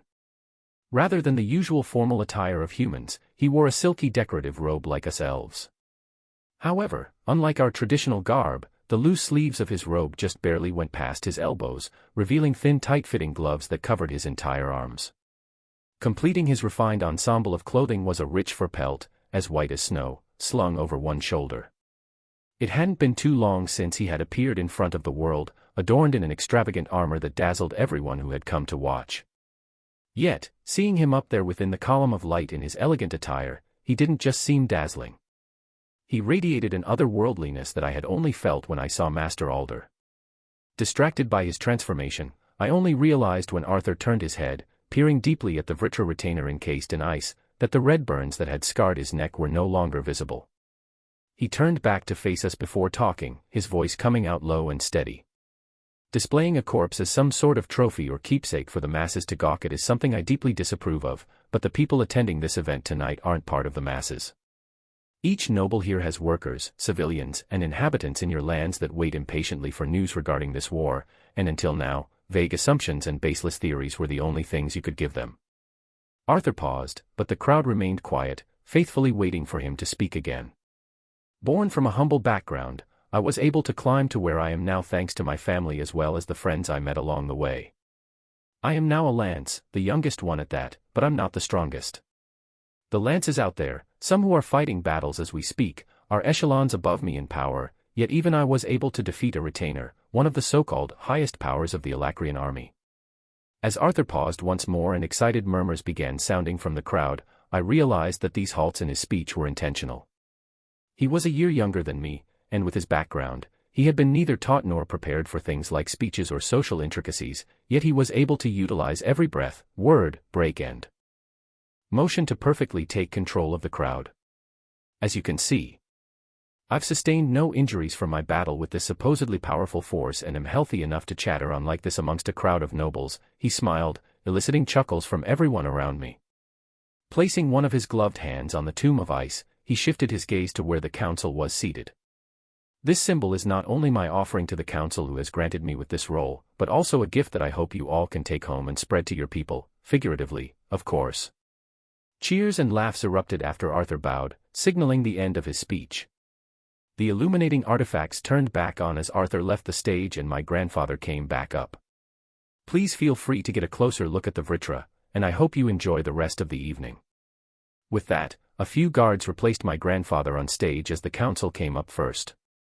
While they tried to hide their astonishment, it was obvious by their expressions that it really was their first time seeing the corpse as well. I watched as my parents as well as Curtis and Kathleen's parents studied the frozen tomb. Only the dwarven elder named Rodius kept his distance, his expression subtly strained. Princess Tesha, would you like me to take you to the corpse? General Vari asked, a rare hint of anticipation in her sharp eyes. Not wanting to disappoint the lance, Curtis, Kathleen, Claire, and I followed her toward the stage where more and more nobles began surrounding the frozen Vritra. Reaching the front of the premises where the soldiers stood guard, I examined the corpse inside. It was hard for me to look at the Vritra for too long though. Physical attribute-wise, she, looked human, but staring at the two hollowed cavities where her eyes should have been filled me with a fear that couldn't be blocked by mana. Seeing Vari stare intently at all angles of the Vritra with her hands moving along the ice tomb as Claire studied the corpse wearily, I suddenly remembered. Claire. I gently tugged on her sleeve. Wait right here. Let me go get Arthur. What? Tesha, no. Ignoring Claire, I quickly made my way to the back of the stage behind the curtains.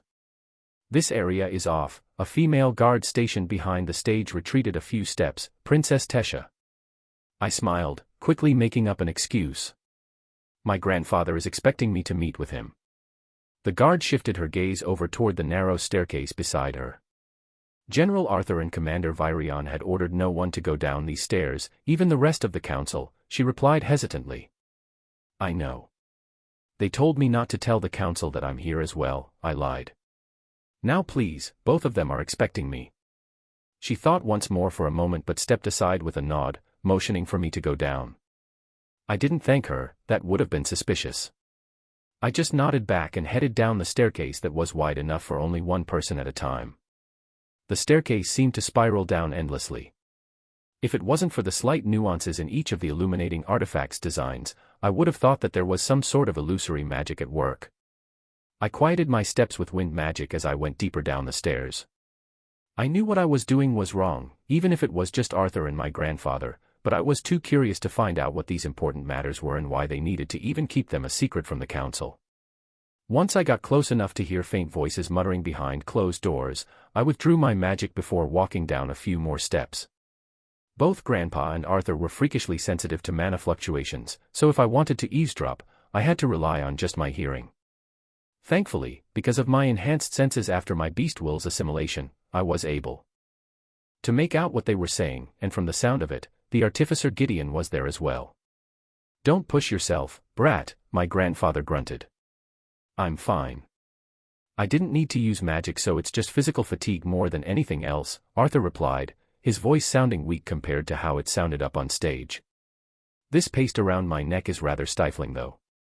Best not touch it or the substance will wear off more quickly," Gideon muttered. "You wouldn't want your scars showing during the party." Arthur let out what I could barely make out as a sigh. "Right, I still have to go back out there." "Of course you do.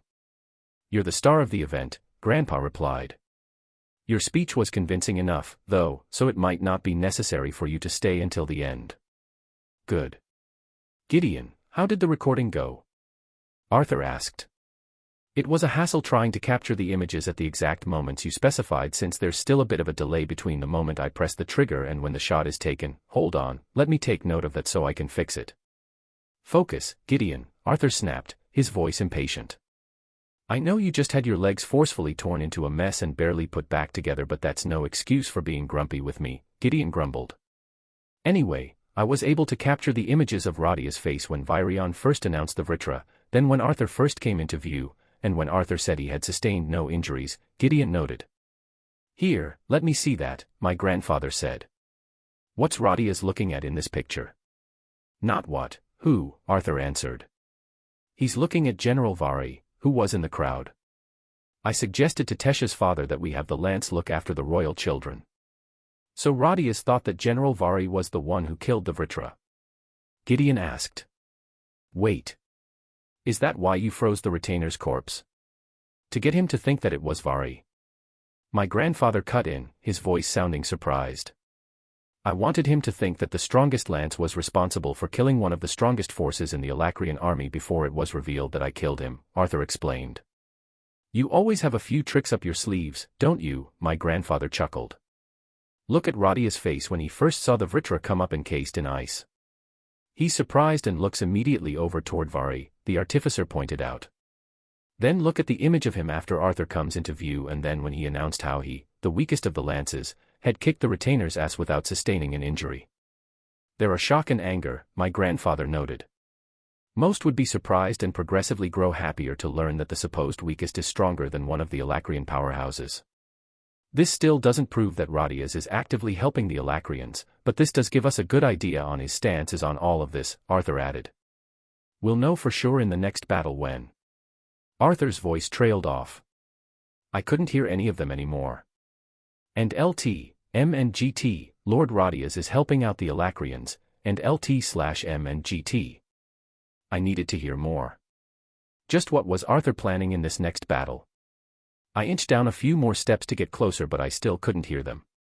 Damn it. I knew it was risky, but I decided to take the chance and hope that Arthur's weakened state would allow me to use just a tiny bit of magic when a sudden surge of mana erupted from down below. I covered my face with my arms on instinct. So we had a little mouse. My stomach sank as I realized Arthur's voice was just inches away from me. "Surprise," I said weakly. I smirked back at my childhood friend as she mustered a smile. Virion, who followed behind me, let out a sigh as he realized it was his own granddaughter that had been eavesdropping. "You know, boys don't like girls who snoop around like this," Gideon chuckled. Tess' gaze flickered to me before looking away. I wasn't snooping. I came back here to look for Arthur and the guard let me in rather easily." "Yes, I'm sure the guard did," Virion replied before he cast a barrier around the four of us. "Now how much did you hear?" "Enough," she answered, her expression turning serious. "Is Lord Radius really We're not sure yet, I cut in. It's too soon to assume or act on any of the information we've gathered so far. Her gaze fell, downcast. I see. Is there anything else we need to go over, Virion? I looked back over my shoulder at the old elf. I think we've shaken up Radia's enough. Good work today, brat, Virion responded with a nod. I turned back to my friend. Then would you like to accompany me for the rest of the event? She was taken aback at first, but her lips curled up into a bright smile. Sure.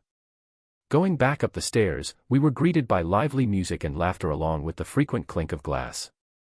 The mood sure turned festive, I noted when Tesha causally linked her arm around mine. If I don't do this, every nobleman within eyeshot will try to either ask me for a dance or a drink together, she explained, looking the other way. And LT, M and GT, every and LT/M and GT, nobleman, huh?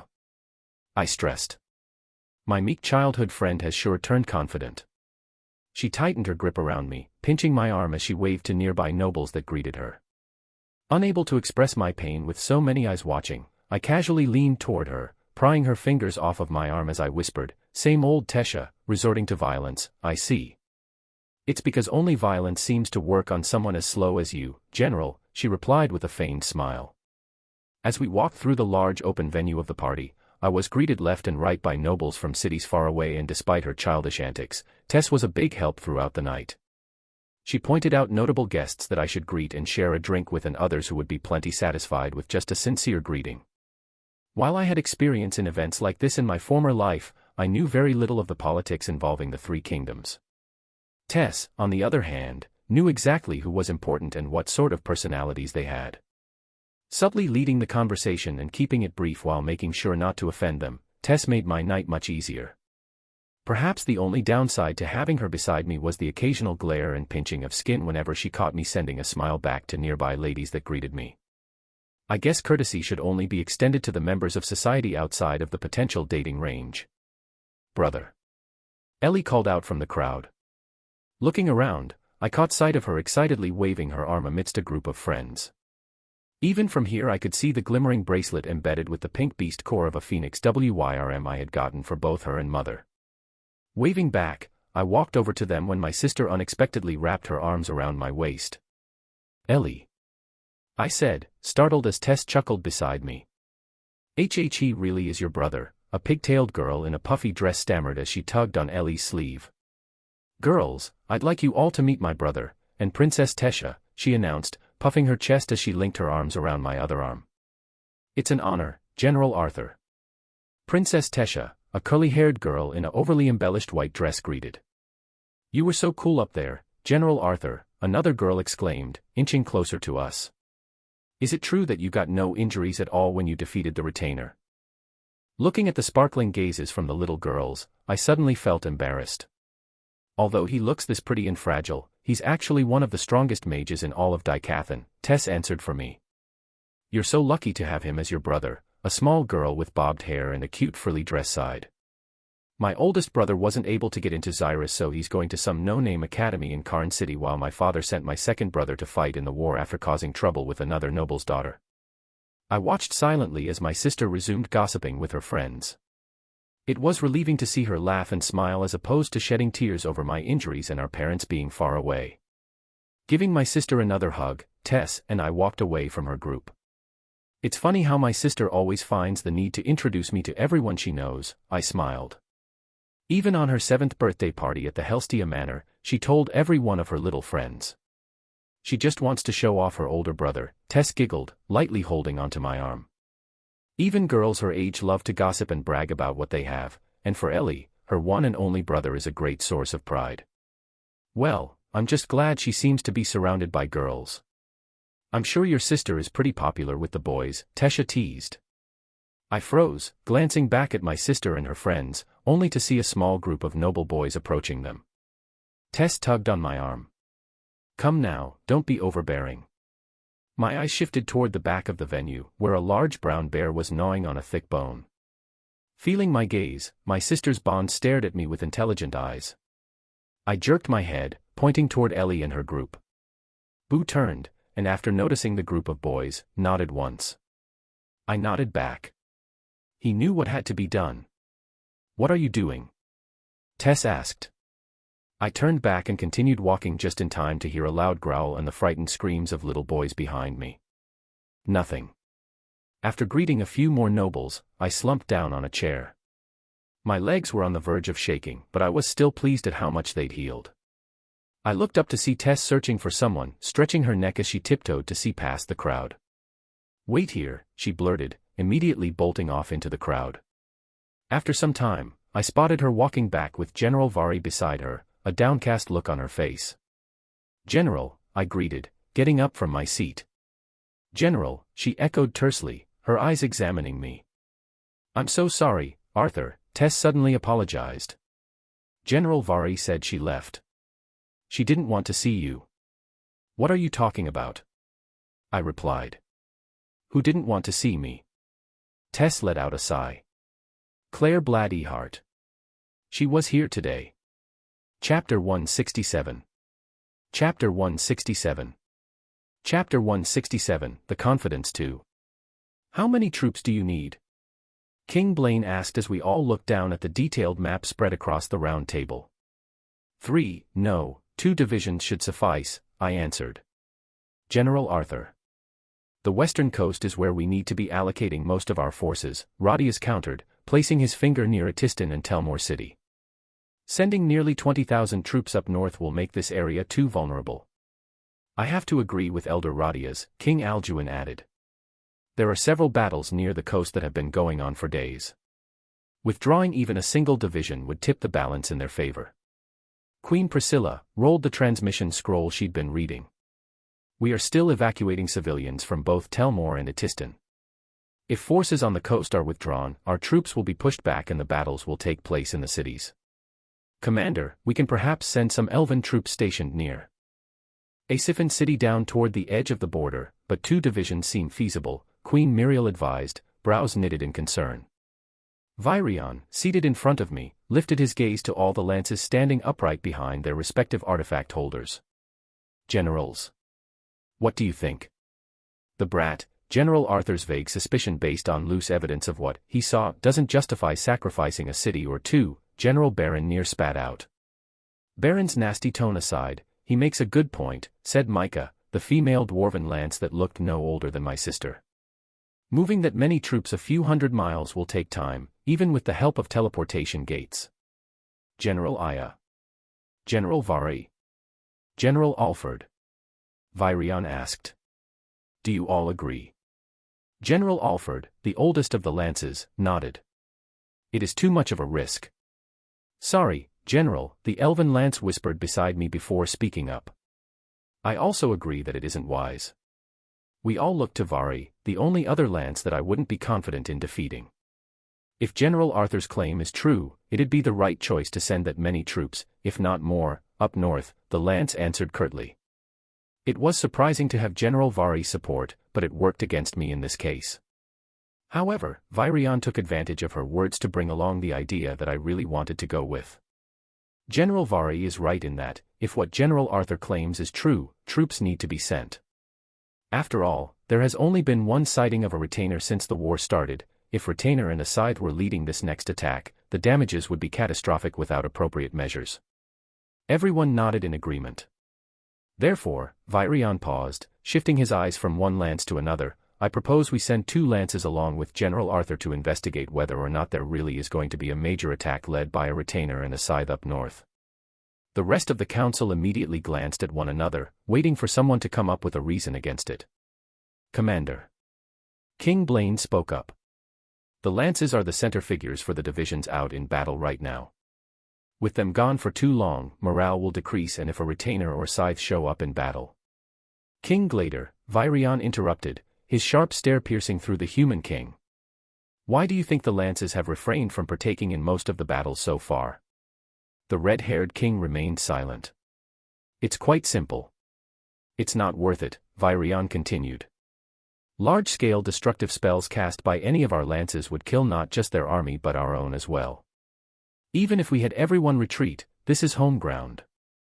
Land will be destroyed and uninhabitable. Even if the lances withheld their power and helped the soldiers out on the field with sword in hand, there will still be casualties and deaths on top of the risk of attracting the Alacrians' retainers or scythes. Always keep in mind when fighting that our citizens have to live on this land. The goal is to win this war, but also to preserve as much of our cities as possible. Virion's authoritative gaze shifted from one king or queen to another, directing this lesson to everyone present in this room. With that being said, if sending 2 lances is all it takes to avoid a large-scale battle with both sides and retainers fighting on the other side, then I'd say it's a small price to pay. Our troops can go a few days without their leaders holding their hands. Although expressions of reluctance were evident on the leaders' faces, they slowly nodded in agreement. Virion clasped his hands together with a smile. Good, now which 2 lances will accompany Arthur on this investigation up north? A thin hand rose from across the table. While Lord Alder is the artifact holder for my 2 lances, since he is not here I think it's safe to assume that I can volunteer to send them. With Arthur. I resisted the urge to smile at the turn of events. Everything was going as I had planned. Virion played it cool as well, appearing as though he was pondering Radia's decision. Indeed.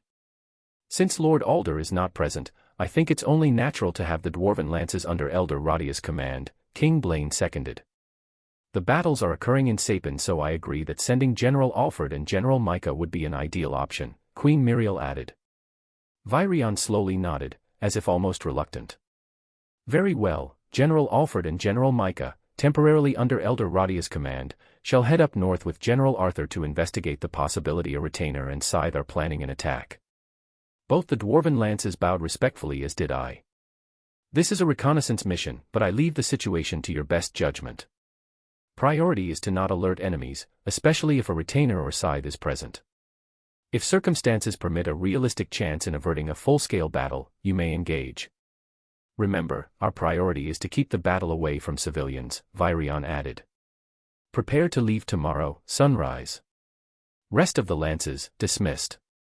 Walking through the dim hall outside of the meeting room, I let out a deep breath. I had always hated meetings like these, always tense and full of roundabout ways to say no or give a reason not to do something that'd hinder your own gains. While the council appeared to be a unified front of leaders from all 3 races, deep-rooted ideals and selfishness toward their own kingdom were more apparent than anything else. King Glader, who had been too afraid to act out since Alder had threatened him after killing the Greysunders for their betrayal, had become more outspoken. Only with Virion there did the council function even remotely well. While Virion and I got the end result we had wanted, this was just the beginning. I scratched at my neck. Gideon's concealing bandage made my skin itch profusely, but I couldn't take it off until I was alone. The trick to appear unharmed worked during the event a few hours ago, and I had somewhat enjoyed the rest of the evening, but one thing weighed heavily on my mind. Claire had been at the party, she had seen me. She had seen me, yet she didn't want me to see her. I hadn't seen her since Xyrus, and the last sight of her I remembered was her being impaled. I tried to think of reasons why she would avoid me, but the sound of footsteps behind me snapped me back to reality. Looks like we'll be on a mission together, a high voice sounded several paces behind. General Micah, General Alfred, I greeted politely, turning to them. Just call me Micah, the childish dwarf smiled while General Alfred simply nodded in acknowledgement. I'd prefer to keep formalities, I gently refused. You are my seniors as lances, after all. At least the boy knows some manners despite his meager upbringing, General Alfred said with a raised brow. And LT/INGT, boy, we're really going to get along. And LT/INGT. The only real impression I had of General Alfred was when I had first been taken to the floating castle after the incident at Xyrus Academy. He had saved me back then from Lucas' brother, General Baron. However, that was simply because he was following orders. Well, if you'll excuse me. I should get some rest for the long journey tomorrow. I dipped my head before turning back to the main staircase. Walking up to the residential floors, I probed Sylvie's mind to see whether she was awake. Seeing that my bond was deep in slumber, I took a small detour. Reaching the room at the end of the hall, I knocked on the thick wooden door. Coming, Tesha, voice called out. The door slid open without a single creak, and on the other side was Tess. She was dressed in sleepwear but her hair still dripping with water. Your law, Arthur. Tess gasped. What are you doing here? Sorry, I smiled. Were you expecting someone? Why yeah, Korea was supposed to come over. Arthur, what's wrong? She asked, noticing my blank gaze. Nothing. You just look different from when you were at the event. Tess wrapped a towel around her head as she scowled at me. Wow. Thanks for pointing that out. Realizing my mistake, I quickly shook my head. No, I meant that in a good way. You look more like the Tesha I spent 3 years with back then. You need to work on your flattery skills, she sighed. Wait, no, actually. Don't work on them. I let out a chuckle. Do you want to take a little walk with me? After putting on a thin robe over her sleepwear, she followed me down the hall toward the balcony where my sister had set up her target planks. Neither of us talked on the way there as we stood side by side. Unlike at the event, our arms weren't linked, but it somehow felt more intimate. We reached the grassy terrace surrounded by trees but continued walking until we were at the very edge. Sitting against the thick trunk of a nearby tree, I stared out at the night sky. The clouds below us moved slowly, dimly lit by the large moon overhead. The stars are beautiful, I admired.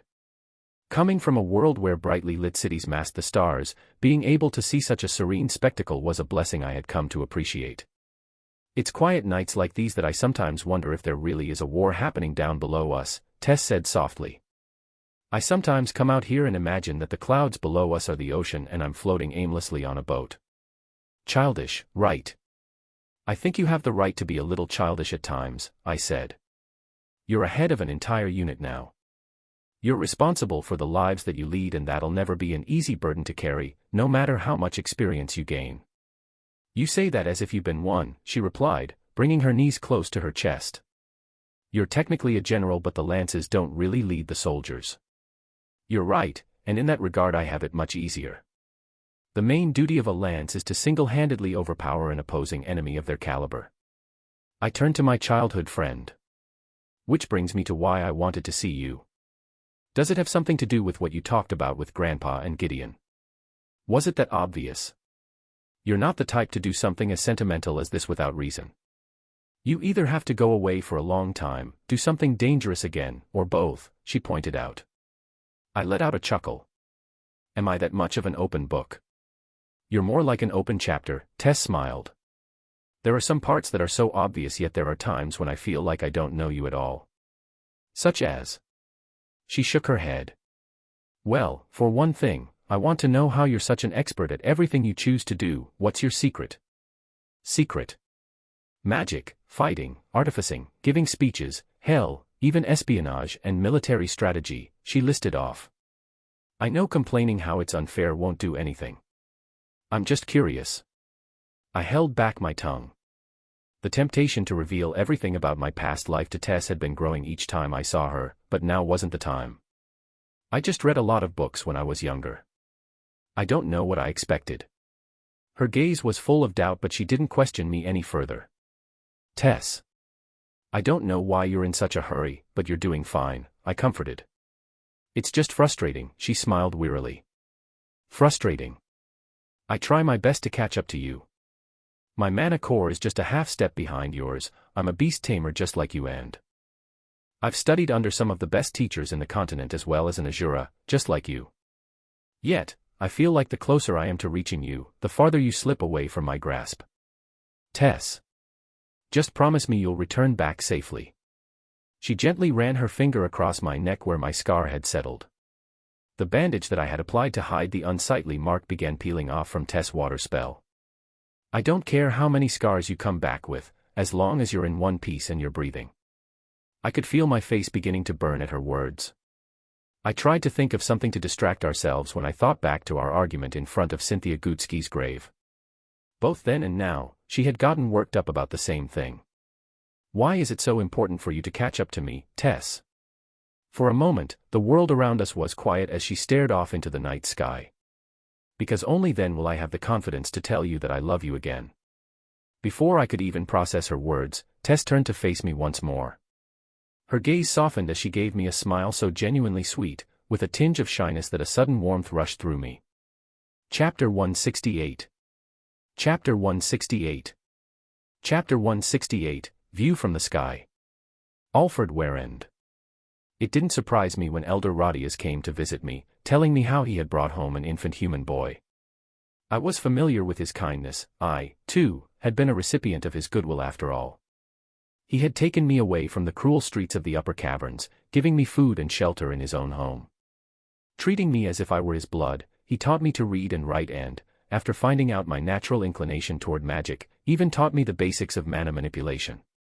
But even then, I was cautious. Growing up without a home or family taught one to be suspicious of everyone. There was always a nagging thought that maybe this man was just nurturing me to sell me off one day. However, that wasn't the case. Years passed happily and my suspicions had long since evaporated. I had come to consider myself his son. After graduating as one of the top conjurers in Earthborn Institute, located in the capital city of Vildoral, I had been selected to be one of the trainees to become a guard of the royal family. The Greysunders were greedy and looked down on their entire race, always discontent with how they were perceived, inferior to the humans and elves. But I served the king and queen faithfully and with the highest respect. That is what Radias taught me. After decades of serving the royal family faithfully, talk of choosing the next 2 lances came to light and I had become one of the candidates. At first, I had planned to drop out of the private tournament. If I had wanted my life bound to someone, it would be to no one but Radias. Radias had respected this decision until the day he brought home the boy he named Elijah.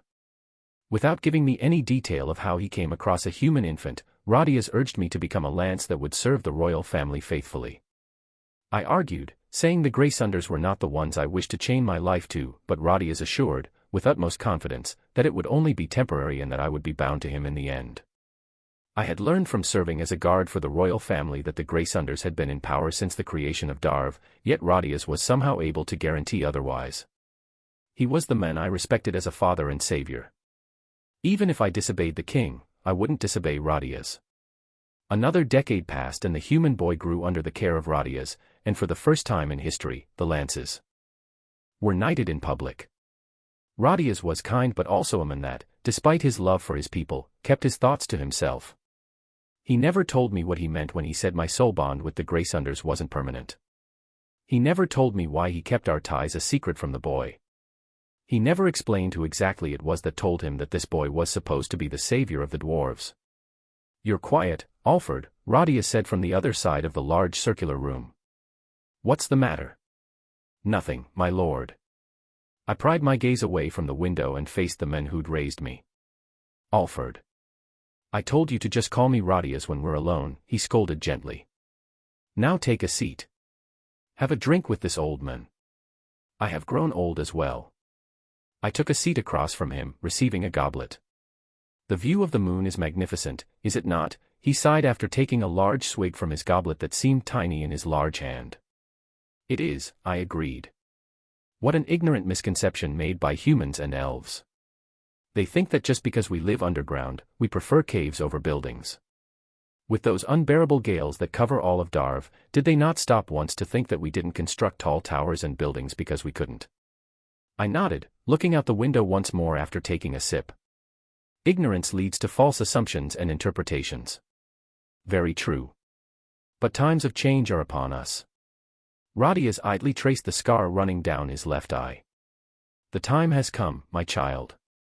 Reaching over the table, Radias gently grabbed my wrist, clasping his hand over mine. "Are there any doubts or hesitations clouding your mind?"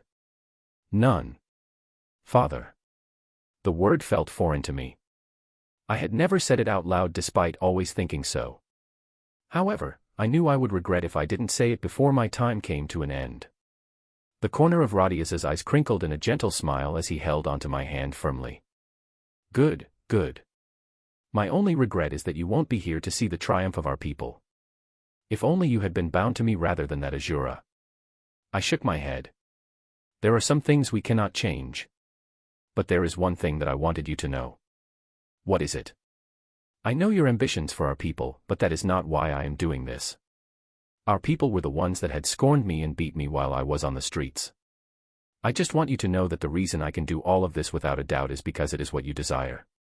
Closing his only able eye, Radias nodded slowly. "Good child. Very good." I sat down at the edge of my bed, removing the pin that held my hair up. My bond let out a soft grunt of acknowledgement before falling back asleep, leaving me to the silent peace of the night. Tess' voice echoed in my head, her words conflicting with my priorities. To and LT, span class equals, Apple converted space, and GT, and LT/span and GT, tell you that I love you again, I repeated softly to myself. There were only a few things I truly wanted in this lifetime. It wasn't fame, power, or wealth, I had that and more during my previous life. What I wanted, and the reason why I was fighting this war, was simply to grow old with my loved ones, something I wasn't able to do as Grey. For that, I was willing to go against any enemies, Azuras or not. What I had trouble fighting was the temptation to throw everything away. There were times when I wanted to just escape to the edge of the beast glades with Tess and my family. Greed constantly questioned my every move. This isn't your war, Arthur. Your legs are near crippled and you have scars all over your body, haven't you done enough? You're fighting for your people again. You did that in your last life and look where that got you. Letting out a sigh, I realized why I was constantly pushing Tess away, giving her excuses or roundabout answers for a later date. I was afraid. I was afraid that if I let her in, my greed would become uncontrollable, that I would throw away Dicathan to save the few I truly loved. Time trickled by while I was lost in my thoughts, and by the time I realized, the rising sun, covered beneath the clouds, had given the sky an orange tint. Removing the luxurious attire I had been wearing since the event last night, I slipped into a comfortable shirt and vest, tucking in the ends of my pants into my boots before draping a thick cloak over my shoulders. It's time to go, SYLV. Sylvie's bright yellow eyes fluttered open. Hopping off the bed, she walked beside me, watching me as I carefully applied the special bandage to hide the large scar on my neck. I'm ready. Before heading toward the stairs, I stopped by my sister's room and knocked on her door. Ellie, it's your brother. The door slid open, revealing my sister in mid-yawn, her hair frizzy on one side and flat on the other. Behind her, laying on his belly beside the bed, was Boo. He peeked at us with one eye before going back to sleep. Brother. What's Ro? She stopped mid-sentence, staring at my clothes. You're leaving again. Already. I forced a smile that didn't quite reach my eyes. I'll be back soon. I pulled my sister into my arms. You don't have to come back soon, just come back alive. She squeezed me tight before pulling herself away. Ellie kneeled down and did the same to my bond before getting back up. My sister smiled widely, but tears had already begun welling up in the corners of her eyes. I tousled her nest of ash-brown hair. I promise.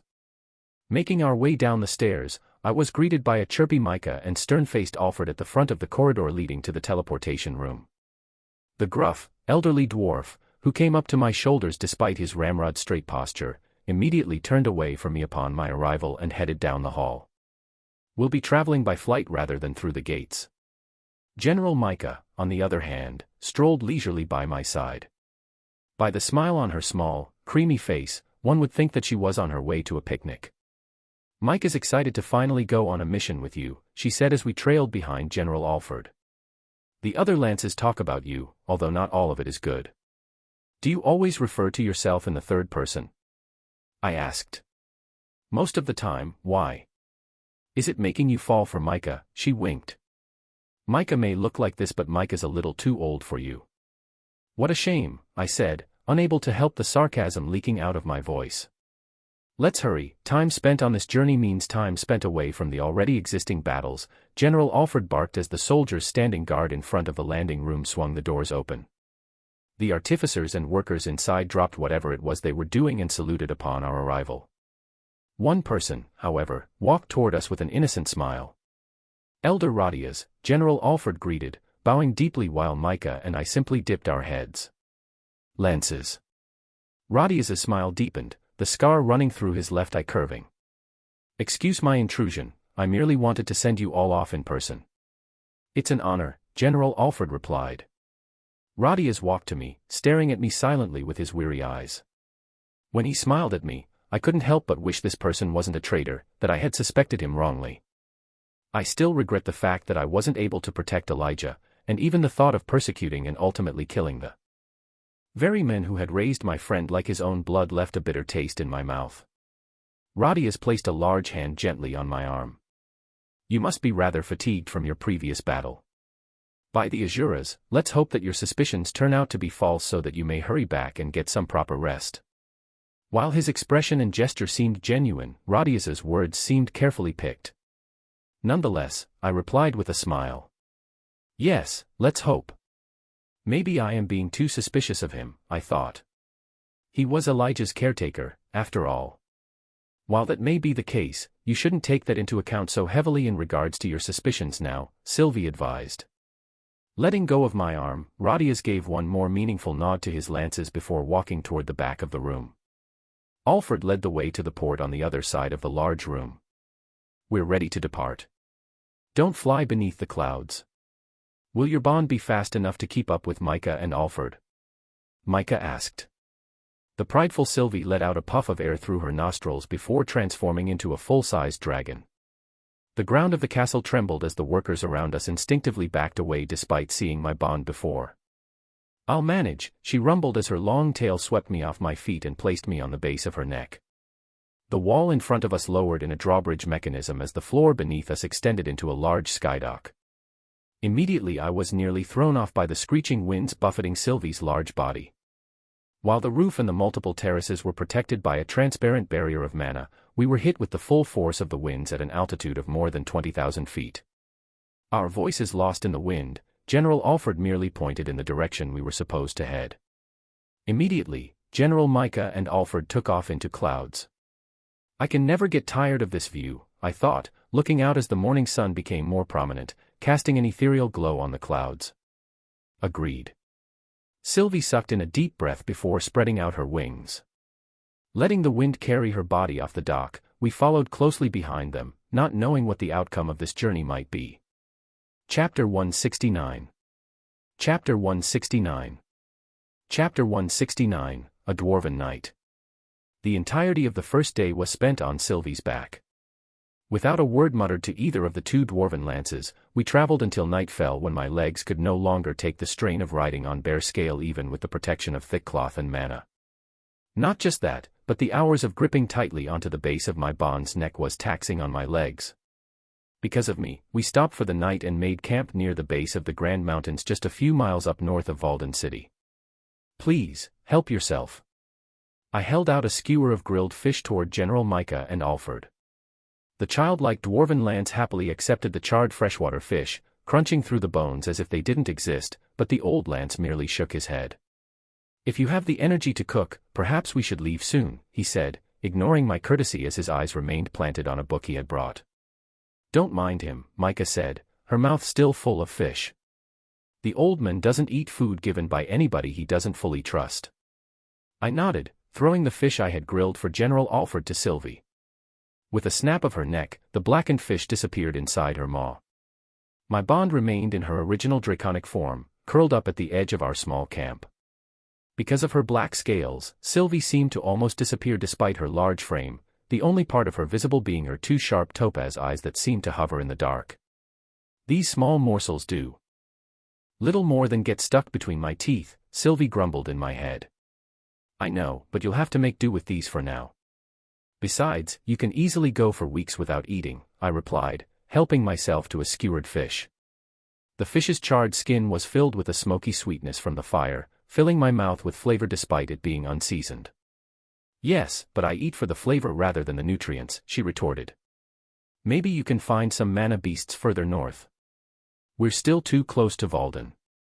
The rest of the meal was rather quiet except for the soft gurgle of the nearby stream where I had caught the fish and the occasional snap of a twig in the fire. Alfred didn't say a word after rejecting my fish, remaining still, almost like a statue, as he leaned back against the earthen backrest he had erected while reading his leather-bound book.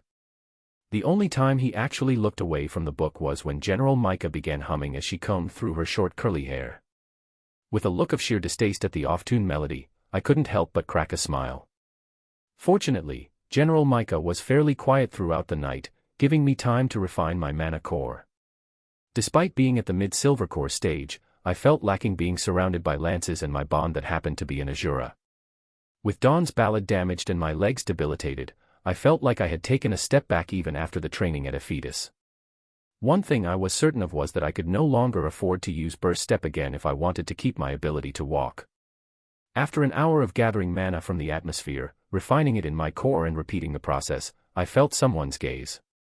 I pried an eye open only to see Micah just a few inches away from me, staring intently, while even Alfred had closed his book to observe. "This is Micah's first time feeling something like this," Micah whispered. "What's wrong?" I asked, shifting glances between the two lances. "Your refinement process," Alfred answered, his eyes narrowed in thought. "Usually it's not very apparent when someone refines their core. But when you do it, it feels like Micah's body is getting pulled toward you." Micah cut in excitedly. "I've never had that pointed out," I replied. "Is it maybe because I'm a quadra elemental?" Micah let out a gasp. "Quadra? So that's how you were able to become a lance despite your age?" "I've heard this being discussed once by the council, but to think it was actually the case," Alfred whispered as if talking to himself. "What's it like being able to utilize so many elements?" Micah asked as she leaned in closer, her large eyes practically sparkling. "Careful what you reveal," Sylvie advised from behind, her body still appearing as if she were asleep. "I know," I thought back. "There are still some elements that I still have a hard time grasping, like gravity, but for the most part, it's practicing and always self-reflecting on what spell and element to use under specific situations." Right. Micah nodded fervently.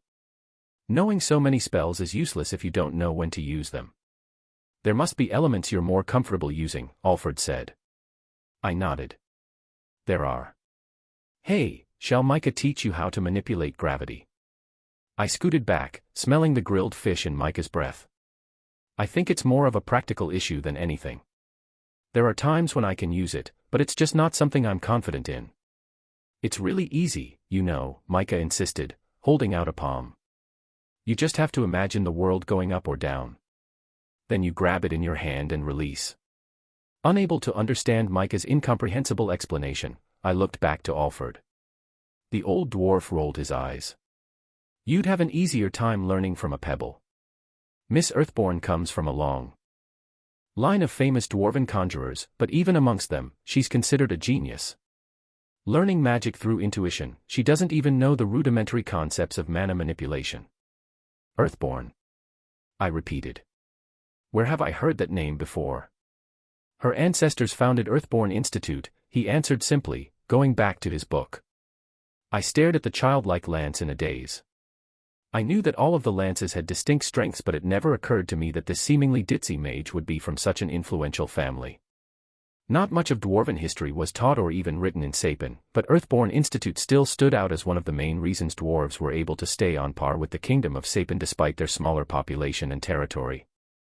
Even after Xyrus Academy had begun accepting different races, much of the dwarven nobles still chose to send their children to Earthborn for their more specific disciplines and areas of study suited for dwarves. "Micah's amazing on top of being beautiful, right?" The small dwarf puffed out her chest. General Alfred let out a scoff, his face hidden behind his book. "That again. I applaud your confidence, but if you're so beautiful, why is it that you have no experience in relationships when you're nearing fifth?" He couldn't finish his sentence as he had to defend himself from a massive war axe that seemingly appeared out of thin air. The ground beneath the old general split from the sheer force exerted by General Micah. With an innocent smile that seemed to contain a ferocious demon inside, Micah swung down her weapon once more. "My, grumpy old Alfred is getting ahead of himself. You should know best that the reason why I have yet to invest in a man is that my tastes don't suit the standard dwarves." I scooted back closer to Sylvie, not wanting to be a part of this dispute. "I think I liked her more when she referred to herself in the third person," Sylvie admitted. "I wholeheartedly agree." Alfred, who had instantly erected a shield of solidified earth above him to guard against his companion's weapon, let out another scoff. "Please, the only reason you weren't blatantly ostracized is because of your background. Perhaps you'll find a human with a rather unique taste for little girls to sweep you off your feet." The force of gravity increased around us, and it had become hard to breathe without the help of mana to strengthen my body. The fire had gone out, the wood that had once been burning reduced to rubble. I stared at the two of them, dumbfounded at the sight of two lances, pinnacles of power in all of Dicathan, bantering like children. And LT, span class equals Apple converted space, and GT, and LT/span and GT. Wheel, I let out a sigh, collecting myself, will attract attention if the both of you keep this up. Ignoring me, General Micah swung her giant axe once more, but rather than cleave the stone golem that General Alfred had conjured, her axe obliterated the golem into pebbles. I don't see you with a lover in your arms, old Fred. The fact that you were able to become a lance with your childish antics never ceases to amaze me, Alfred grunted as he erected another golem, this time much larger. Letting out a sigh, I gathered water particles from the nearby trees and hosed the both of them until they were both dripping wet. The both of them whipped their head, eyes glaring. Are you guys done, or do you want to level a mountain while you're at it? Micah clicked her tongue. It's old Fred's fault, bringing up a lady's age. Those born sipping milk from a silver goblet need to be educated of their ignorance, Alfred muttered. Fighting the urge to roll my eyes, I watched as the two of them retreated to their own corners of the camp. General Micah, with a single stomp of her tiny foot, erected a cottage from the ground. Large enough to almost fit Sylvie inside, the stone house even had textured walls and came equipped with a chimney that soon began puffing smoke. General Alfred, on the other hand, chose to build his lair underneath within the side of the cliff just a few feet away from our camp. The earthen cliffside in front of him glowed a deep red and began melting to form a pool of molten rock. A large area almost immediately hollowed out, and I was able to catch a glimpse of the detailed stone furniture inside before the lance closed the gaping entrance he had made without even glancing back. Very covert, I muttered helplessly before turning back and crawling underneath one of Sylvie's black wings as a makeshift tent. You might be more comfortable conjuring a tent as well, Sylvie suggested. I'll feel safer here in case they decide to do something in my sleep, I replied sluggishly. I drifted in and out of consciousness as scenes from my past life flashed in between the peaceful lulls of slumber. Memories I wanted to forget resurfaced like worms on a rainy day. After the night Headmaster Wilbeck was murdered, my goals had changed. Despite both Nico and Cecilia trying to convince me to go to school, I had no intention of trying to be a normal boy like the headmaster wanted me to be. I hated myself for being unable to protect her, the woman who raised me like a mother when every other adult had regarded me as a pest or burden. She took me in, wanting nothing in return except for my own happiness, and for a time, I thought I had found it. During that short period in my life with Nico and Cecilia by my side in the orphanage with Headmaster Wilbeck to watch out for us and scold us, I was happy like any normal child. She had no sins, she did nothing wrong. The headmaster was the type of person to give up her own lunch to a homeless man she had just passed by, yet life repaid her kindness with a horrible and bloody death. The orphanage was left in charge by another headmaster, and after a few months, the kids laughed like nothing ever happened. Not me, though. I had become obsessed with finding out who had sent those killers after me and Nico and Cecilia, as well as Headmaster Wilbeck. Nico's words rang clearly. What are you even going to do once you find them? You're going to take them out all on your own. With your ability. That was when I realized I had to get stronger. Withdrawing my application to the school, I enrolled in one of the military institutes where they trained candidates for the army. Both Nico and Cecilia tried to talk me out of it. They urged me to give the school a chance to break me free of my obsession. Looking back now, I wish I had listened to them then. My life would have been much less painful and lonely if I had. Perhaps the thing I regretted more than refusing to listen to them was allowing the two of them to follow me into the training institute. I know I had advised them against it at the time, but if only I had tried harder, pushed them farther away from me, then at least my life would have been the only one affected. Arthur. We should depart before the sun rises. My bond's voice rang gently, but I still woke up with a gasp. You were having nightmares of your past life again, she stated rather than asked. You know about these? I asked, sitting up. Yes, although they come in flashes, I'm able to make them out. You seem to be getting these more frequently, she answered, concerned. I'm sure it's nothing, I replied, getting out from underneath Sylvie's wing. I certainly hope that's the case, she said dubiously. I responded with a smile, drawing our mental conversation to an end. We'll shoot for reaching the northern coast by the end of today, Alfred announced as he destroyed the stone tents he and Micah had conjured, while Micah was covering our camp in case adventurers or hunters strayed too close. My suspicions of the two lances' involvement in the betrayal of Dicathan had lessened after their behavior last night, but I remained cautious. Conjuring a small gust of wind, I helped the two cover our tracks and we were back on our way. Chapter 170. Chapter 170. Chapter 170, Old Roots. A haze of magenta and orange spread throughout the horizon, giving life to the tranquil ocean in the distance. Sylvie and I plummeted near the edge of the Grand Mountains. The darkened figures of Micah and Alfred cast a shadow over us as they levitated down above us, preparing to catch me right after Sylvie transformed into her fox-like form. We were still several miles away from the northern coast, but we couldn't afford flying any closer. Assuming the worst, a scythe might be able to sense substantial mana fluctuations even from this distance. Sylvie latched onto me as soon as she shrunk. At the same time, I reached out, grabbing Micah's outstretched hand.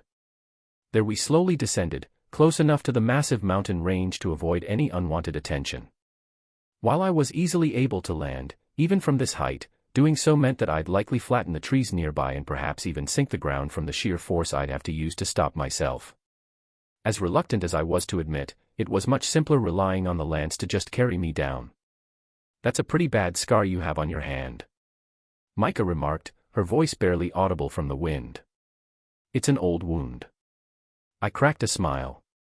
I had made sure to hide the scar on my throat with the concealing bandage, but the scar on my left hand was of little issue to people that didn't know me very well.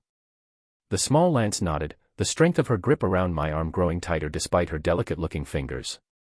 We landed at the base of the Grand Mountains, on a field of dry grass and boulders where and LT, span class equals Apple converted space and GT, and LT/span and GT, frigid winds whistled around us.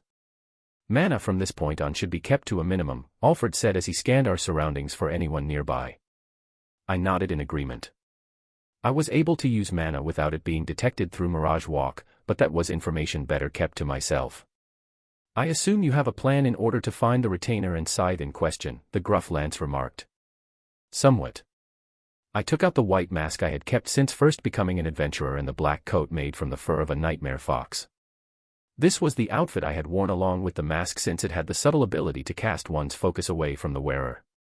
Wearing it over my clothes, I also fished out a thick cloak from my dimension ring and draped it over my shoulders. "We'll need to head toward the main road, so take out your cloaks and put up the hoods." Alfred studied my black coat with a curious gaze. "An intriguing effect. Were you once an assassin or thief?" "No," I chuckled, looking down at my outfit. "I just didn't want to stand out." With a dismissive nod, he and Micah followed my request, each taking out a lavish cloak of rich mana beast fur. Without saying a word, I walked over to Micah as I took out a spare cloak from my ring. Dropping it on the ground, I stepped on it, staining the brown cloak with dirt and grass before handing it to the small lance. "Wear this instead." "Why, you just dropped it and stepped on it?" Micah exclaimed, flabbergasted. "I know," answered as I dropped my own cloak and stepped on it, rubbing my heel to thoroughly coat it with dirt and grime. "The two of us are going to be Alfred's slaves." "Why can't Micah be the master?" she huffed, holding my spare cloak with just 2 fingers. "Because you have the appearance of a middle schooler," I answered bluntly with an innocent smile. Alfred let out a small laugh as he clasped on his fur cloak. Glaring daggers at her cohort, she reluctantly put her cloak back into her ring and put on the dirty one I had given her. "Sorry. This is for safety measures," I said. Bending down, I dipped my finger on a muddy patch of dirt. "No, please," Micah begged, protecting her face with the hood of her cloak. "We're slaves that have been traveling a fair distance. It'd only be natural to be dirty, and it'd be a good way to get by unnoticed." Without waiting for her consent, I pulled off her hood and smeared the moist dirt on her face before doing the same to myself. I dipped my head down and tousled my long hair until it became disheveled and covered most of my face. After putting on the hood of my cloak, I handed the mask that I was holding to Alfred. "Wear this along with your cloak, and if anyone asks, it's to hide a gruesome scar you received years back." Alfred nodded, accepting the mask. As he slid it on over his face and propped up his hood, I couldn't help but be reminded of my time as an adventurer under the guise of Note. The blue streak running down to the right eye hole of the mask had faded over the years, but with Alfred's height being similar to how tall I had been when I was an adventurer, along with the mask and cloak, really brought back memories. "The mask fits well," Alfred said, his voice sounding deeper from the effects of the mask. "Oh. It has this sort of function as well." "Micah wants to go home," the small dwarf sulked, her youthful face caked with dried mud while her short hair poked out in messy curls from underneath the dirty and tattered cloak. "How's my disguise?" I asked my bond, turning to face her. It'll have to do, although it worries me what would happen if someone looked too closely. Her small feline head nodded in approval. Why does that sound more like an insult than a compliment? It's a bit of both, her calm voice chuckled in my mind. Sylvie hopped inside my cloak since she needed to be hidden from view as I posed as a slave. You're positive no one will suspect us? Alfred's deep voice rumbled from behind the mask. No one's going to be out looking for lances, and there are quite a bit of adventurers that like to use masks, I replied, trailing next to Micah behind our temporary master. Besides, there's an old saying that the best place to hide is in plain sight. Who's going to suspect a noble and his 2 slaves that got raided by bandits on our way up north to escape the battles? While you do make a point, I've never heard of such a saying. Perhaps it's used only by humans. Alfred asked. Something like that, I chuckled, remembering now that I had learned it in my previous life. We trudged for hours silently. I constantly used Mirage Walk to strengthen my legs with mana while hiding the fluctuations, satisfied that not even Micah and Alfred were able to notice anything off. I ran the plan that Virion and I had come up with in my head with Sylvie. Assuming that both Alfred and Micah were traitors, I didn't know what they planned on doing to me. Worst case was them killing me when they had the chance, while another scenario was them taking me to the Vritra. Whatever the case, the 2 dwarves wouldn't attack me so brazenly with Sylvie around. Even if they were able to overpower us, it would be a hard fight and attract attention even in the most remote areas. If I were them, I'd lead me and Sylvie to the retainer or scythe in order to swiftly dispose or capture us. Having said that, the only real way to make sure that their plan was to lead us to their backup was to intentionally act like I could not find them. With Realm Heart, I could make use of the visible mana fluctuations to find the Vritra's base. After a few days of leading them in the wrong direction, they would either give up and want to head back, in which case my suspicions would be wrong, or they would provide me with suggestions or hints to lead Sylvie and me to our demise. Your plan rests on a lot of assumptions, my bond noted, shuffling inside the pocket of my cloak. What if they forcibly lead you to the Vritras? I highly doubt they'd want to reveal their position. You can't get much better than having one of the council members as a spy. Which is why it's safe for me to assume that they'd try to avoid suspicion until they're sure they can get rid of us without drawing attention. So we'll just run away if it seems like they're trying to lead us to them? Sylvie asked, her tone doubtful. If we can head back after finding the location of the Vritra's base without fighting Alfred and Micah, that'll be the best case scenario, I responded, following closely behind the masked noble that was posing as my master. But just in case, Virion sent another lance behind us. Sylvie didn't answer, but a wave of surprise flooded my mind. You can't sense her at all, can you? No, I can't, she admitted. Is it the elven lance? Despite her demeanor, she was given the code name Phantasm because of her abilities to deceive and hide from opponents. An assassin, Sylvie noted. The 2 of us conversed mentally, shortening the passage of time as we trekked through the rugged plains. Throughout the way, I activated Realm Heart in brief increments, trying to catch any fluctuations of mana around us. I had to be careful to not let the 2 lances see my eyes, but my hood and long bangs were able to hide the fact that my pupils changed from blue to a light lavender. As we continued our journey northwest, trees became more abundant as the plains slowly shifted into acres of woodland. With mana rotation, the skill I learned from Sylvia, constantly replenishing my mana supply while I used Mirage Walk to conceal the mana fluctuation around me caused by using magic, the time I spent walking had become a sort of training. We've made it, Micah sighed as we finally reached the main road. The dirt trail was wide enough to accommodate 2 carriages with ample space in between, and while there were wheel tracks from use, there seemed to be no carriages within sight. Where to now, boy? Alfred's deepened voice rang. We follow the road to the nearest town, I simply answered. More walking. Micah groaned in protest. The closest town isn't too far off, I comforted. Micah and I kept our heads low as we followed behind Alfred on the side of the trail. Suddenly, I picked up the faint clack of hooves and wooden wheels. Both the lances perked up less than a second later, picking up on the sound as well. The 3 of us stopped and waited for the carriage to appear in our line of sight.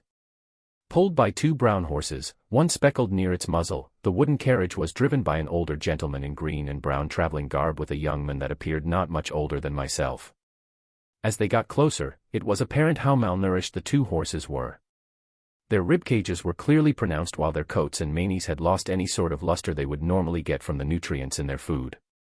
Alfred waved his arms at the approaching carriage. "Hello there." With a swift pull of the reins, the horses and carriage came to a dusty halt. "You lost," the older man barked, his eyes scanning Alfred's garb while the younger one eyed Micah and me suspiciously. "My slaves and I were on our way up north when our carriage was attacked by some bandits," Alfred explained, his voice steady while he dramatically told a tale of woe. "They slit my horses and tried to rob us. Luckily my slaves were able to fight off the bandits. These two munchkins." The older man's eyes narrowed. Alfred shook his head. "No, no. Different slaves, but unfortunately they didn't last much longer from infection of the wounds." "MMM. And the mask?" the driver asked with a raised brow. He and the younger man both gripped the hilts of their sheathed daggers on their waists. By their awkwardly placed hands, it seemed that their weapons were more for intimidation. "My father insisted I hide my identity in these dangerous times," Alfred answered with a weak chuckle as he held up his hands in submission, noticing the weapons as well. "Dangerous times indeed, as you've already experienced." The older man loosened his grip on the weapon. "Fighting slaves are hard to come by and even harder to afford since the war started. Pity for your loss." "A great loss," Alfred agreed. "Well, times are hard for all of us. I'm not sure my horses can handle the weight of more people." The older man ran his fingers through his scraggly beard as he let out a cough. "Naturally, you'll be compensated," Alfred replied calmly as he dug into his fur cloak and pulled out 2 silver coins. The younger man reached out and snagged the silver coins, testing their pliability with his teeth before giving an okay to the driver. "Hop on then," the older man motioned to Alfred. "But your slaves will have to walk." "Of course," Alfred said without hesitation. I caught a glance of Micah's devastated expression before she lowered her head again. Without saying a word, I pulled the childlike lance back and waited for the carriage to resume before following after it with Micah. "Micah is going to kill that old man," Micah muttered, her face hidden beneath her hood. "Just bear it for a little longer. The next town is only an hour away." "You're familiar with this rural countryside?" Micah asked. "Of course," I said softly. "It's where my hometown is after all." Chapter 171. Chapter 171. Chapter 171, Inside the Tavern. The flickering fires of street lights glowed in the nearby distance, a sight for sore eyes after hours of non-stop walking. I had come back to Ashbur, the small town where I was born, for the first time in more than 10 years. "Micah is ready for a nice cold mug of ale," the general whispered, licking her dry, cracked lips. I nodded wordlessly, keeping my pace brisk to match the speed of the carriage we were behind. "Just out of curiosity, sir. How many slaves do you own?" the younger man asked eagerly, his narrow eyes shifting between Alfred and me. "I never counted," Alfred answered with a shrug. "We have many at home, some owned by myself and some owned by my family." "Wow." The younger man sighed. "If you have so many, how about you leave those 2 slaves with us?" Ouch. The older, bearded man leaned back from his seat and smacked the boy upside his head. "Are you hollow in the head? Who in their right mind would just freely give away their slaves?" The boy rubbed his head, fixing his dirty blonde hair. "I was just asking, old man." "Sheesh. Sorry about my boy. I've had to raise him on my own after his mother ran off, and manners weren't always a priority on my list of things to teach him." "No offense taken," Alfred said with a deep chuckle. "Normally, I might have just left them with you once I'd reached my destination, but these 2 offer at least a bit of security in these chaotic times."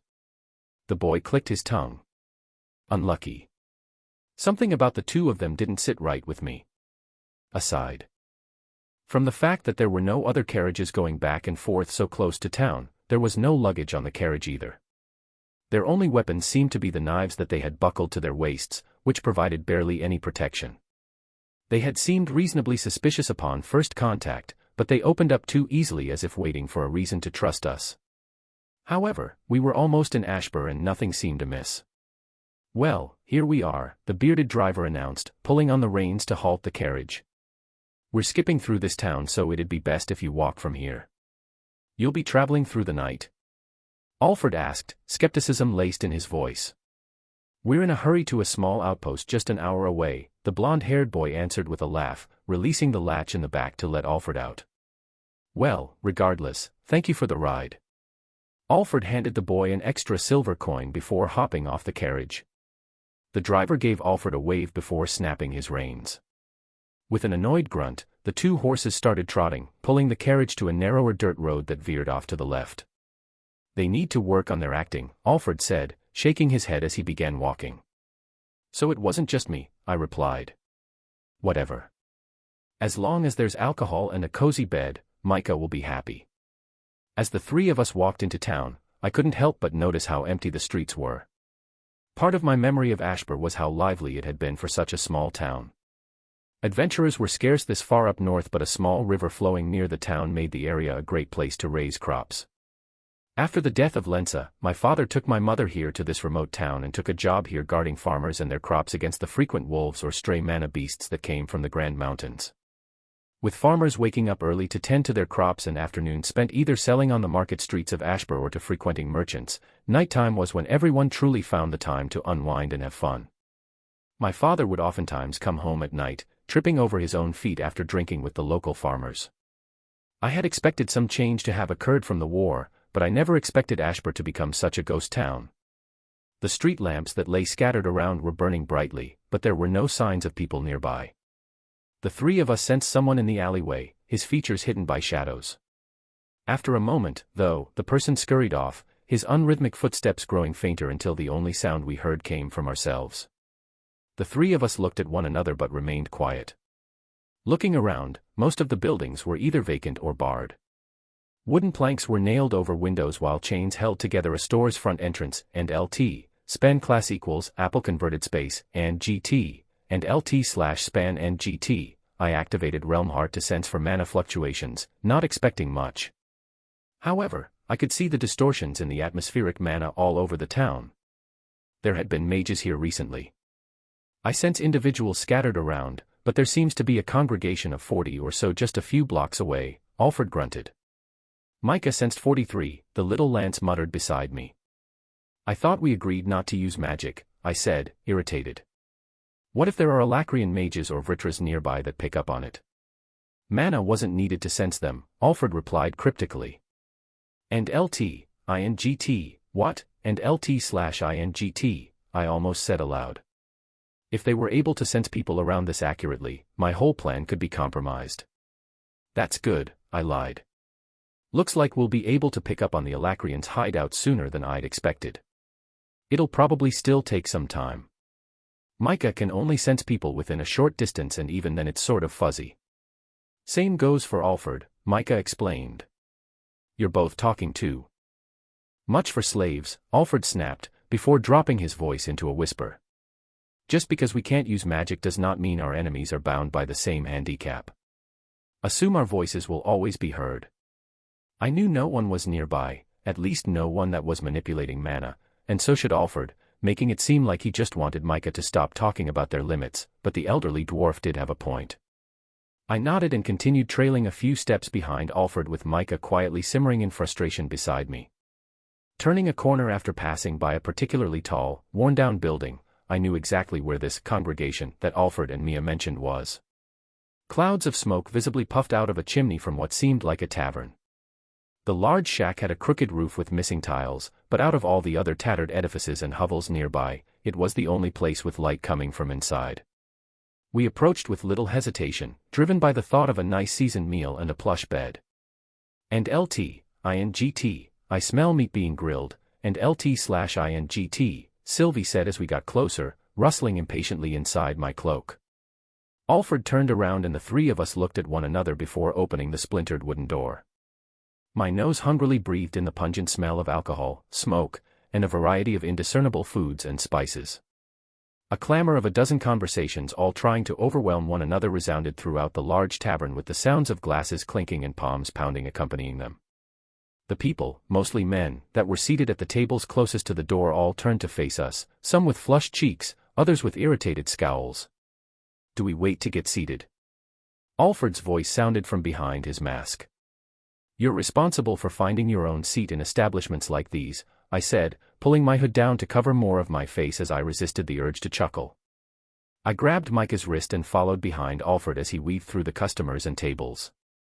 It was impossible not to notice the glares as we passed by. A burly man with long, tangled hair purposely leaned back, hoping to bump into one of us as an excuse to start a commotion. Never mind. It's only 42, Micah said as she pointed to a fanged hound that stood near its barrel-chested owner, drool leaking out of its flat muzzle. I raised a brow. What? 42 people, not 43 like Micah said earlier. Micah mistook that mana beast for 2 people, she explained.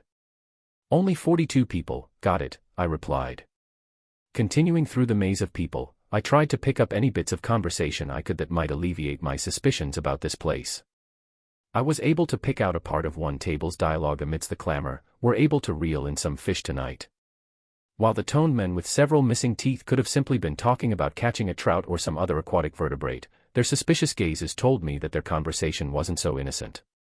Eventually, we seated ourselves around a wobbly table in the far corner of the tavern next to the bathroom. A vile stench caused by the absence of proper plumbing assaulted my nose, getting rid of every trace of the appetite I had built up. "What'll it be for you tonight?" a barmaid asked as she nonchalantly pulled down on her dirty gown to further expose her breasts. She leaned down on the table next to Alfred, blatantly inviting his eyes toward her cleavage as she herself scanned his fine cloak. Micah and I apparently didn't exist to this server as she swayed coquettishly next to Alfred, waiting for him to order. "I'll take 3 mugs of cold ale and whatever stew you have tonight along with some bread," Alfred said, unfazed by her attempts at wooing him.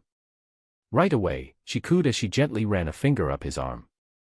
Whether it was another attempt at seducing him or gauging the quality of his cloak, I didn't know, but I could tell that she wasn't the only one that had noticed the potential worth of Alfred. Ugh. What's the point of showing off those lumps of fat anyway? Micah mumbled, disgusted. "For once, we agree on something," Alfred said with a nod. "A woman should have a firm and muscular build and the coarse skin to match." I opted to stay out of the conversation, taking the time to sneak in glances of the tavern. With Realm Heart activated once more, I could tell that magic had been used and it hadn't happened that long ago. A distorted aura of mana surrounded a particularly large table along the opposite wall. A robed middle-aged man stuck out from the table. Unlike his companions, he was neatly groomed. His beady eyes flickered lewdly at the 2 scantily dressed barmaids in each of his thin arms as they took turns feeding him fruits and ale. With hollow cheeks and a receding hairline, it was apparent that the 2 servers weren't cozying up to him because of his dashing good looks. Just from how loudly and haughtily he spoke, and the way his peers laughed and nodded to whatever came out of his mouth, there was no doubt the beady-eyed man was important, if not in control. By how the particles gathered around him, it seemed he had conjured a layer of mana to strengthen and protect his body. He wasn't the only one. Just from a cursory glance, I spotted a few augmenters that were expelling a thin layer of mana over their skin for protection. However, the density and purity of mana encompassing their bodies were at a level far lower than the Alisiran soldiers I had faced near the southwestern coast. If I had to guess, they were either mercenaries or lower-tiered adventurers. In comparison, the skeleton being sandwiched by 2 girls was at a far higher level. But that wasn't what had bothered me. It wasn't the subtle air of hostility in the tavern or the suspicious amount of mages present. I knew that man. Something about his beady, perverted gaze and his crooked face brought up bitter emotions, but I couldn't place my finger on why. "And LT, what's going on?" "And LT/INGT, Sylvie asked, noticing my concern. "And LT, Sylvie, take a quick peek at the table to my left on the other side of the tavern. Do you recognize anyone?" "And LT/INGT. My bond rustled inside my cloak before her small muzzle popped out. Her intelligent eyes scanned the room, focusing on the area I had directed when a blatant distaste leaked out of her. "And LT/INGT, he's that scoundrel that tried to use the king to forcibly take possession of me during the Helstia auction event. I believe his name was something along the lines of, and LT/INGT. The man got up and hobbled toward the bar, keeping minimal weight on his left leg as he used a wooden staff to keep balance. As soon as I realized his injury, his name immediately flooded into my mind along with the rest of my memories of him. "And LT/INGT, it's Sebastian. And LT/INGT. Chapter 172. Chapter 172. Chapter 172, Inside the Tavern 2. What's wrong? Micah whispered, leaning in close with her head tilted down so only the bottom half of her face was visible. Do you recognize someone? Shaking my head, I turned back to my table. No one important. A different barmaid, this one much less affectionate, arrived with our order. She placed the 3 mugs of ale in front of Alfred along with the single bowl of soup containing a piece of bread sloppily submerged inside the goopy liquid. Please bring 2 more bowls, Alfred said as he slid a mug across the table in front of me and Micah. There's a stall a block down to feed your slaves, she said with blatant distaste. Ignoring her attitude, Alfred simply stirred the orange stew with the piece of bread. It's been a long journey. I'll have them eat here tonight. I didn't bother to see her reaction, but she left wordlessly. My mind was focused on the cold mug of ale bubbling in front of me. I pressed the cool rim of the mug against my dry lips, relishing the slight burn down my esophagus as the carbonated liquid reached my stomach. And LT-INGT, damn, that feels good. And LT/INGT. Micah almost finished her entire mug in one gulp. Her body shivered as she let out a blissful sigh. Even this cheap ale tastes heavenly to Micah right now. With a silent chuckle, I lifted my mug for another swig. Out of the corner of my eyes, though, I spotted the same barmaid whispering to one of the men sitting at the same table as Sebastian, pointing a finger toward our table. Looks like we'll be having guests, I muttered to the 2 lances as I set down my drink. Sylvie rustled deeper into my cloak while I pulled the hood a bit more over my face just in case. Just a few moments later, a large man with a scraggly beard came to our table and with him, a short portly woman wearing a condescending smirk and clothing just as revealing as, if not more than, the barmaids here. The bearded men regarded me and Micah with a raised brow and an expectant gaze. I got up without a word, pulling Micah from her seat as well, and stood behind Alfred. The woman, seeing the 2 half-empty mugs, let out a snort. You really shouldn't be spoiling your slaves like this. It makes them think they can act out. How I treat my slaves is none of your business, Alfred replied curtly, sliding in another piece of bread underneath his mask. Now what can I do for the 2 of you? I hope you can keep things succinct. Succinct, the men scoffed. The wooden backrest groaned in protest as he leaned back on the seat but continued to hold out. Some fancy words you got there. You should be careful around these parts, especially if you're traveling from the south. I could see the 2 trying to size up Alfred. Micah could pass off as a human child, but I was worried that they might realize that Alfred wasn't human. Thank you for the advice, Alfred responded as he continued locking eyes with the 2 of them. We wanted to give you a warm welcome around, the woman said, leaning forward on her elbows. We graciously came over after seeing the way you treated your slaves, her companion continued, shooting a pointed gaze at Micah and me. We have a whole line of slaves for sale that I feel you'd be interested in. My jaw clenched at her words. I imagined a room full of children and adults alike, barely clothed and fed, kept only as commodities. I'll have to politely decline, the old lance replied almost immediately. Don't say that. The portly woman slid to the edge of her seat to be closer to Alfred. We've got a fine line of both girls and women if you're not looking for a more practical slave. We even have dwarves and elves, the large man added, his cracked lips curled into a lewd grin. There was a beat of silence before Alfred responded.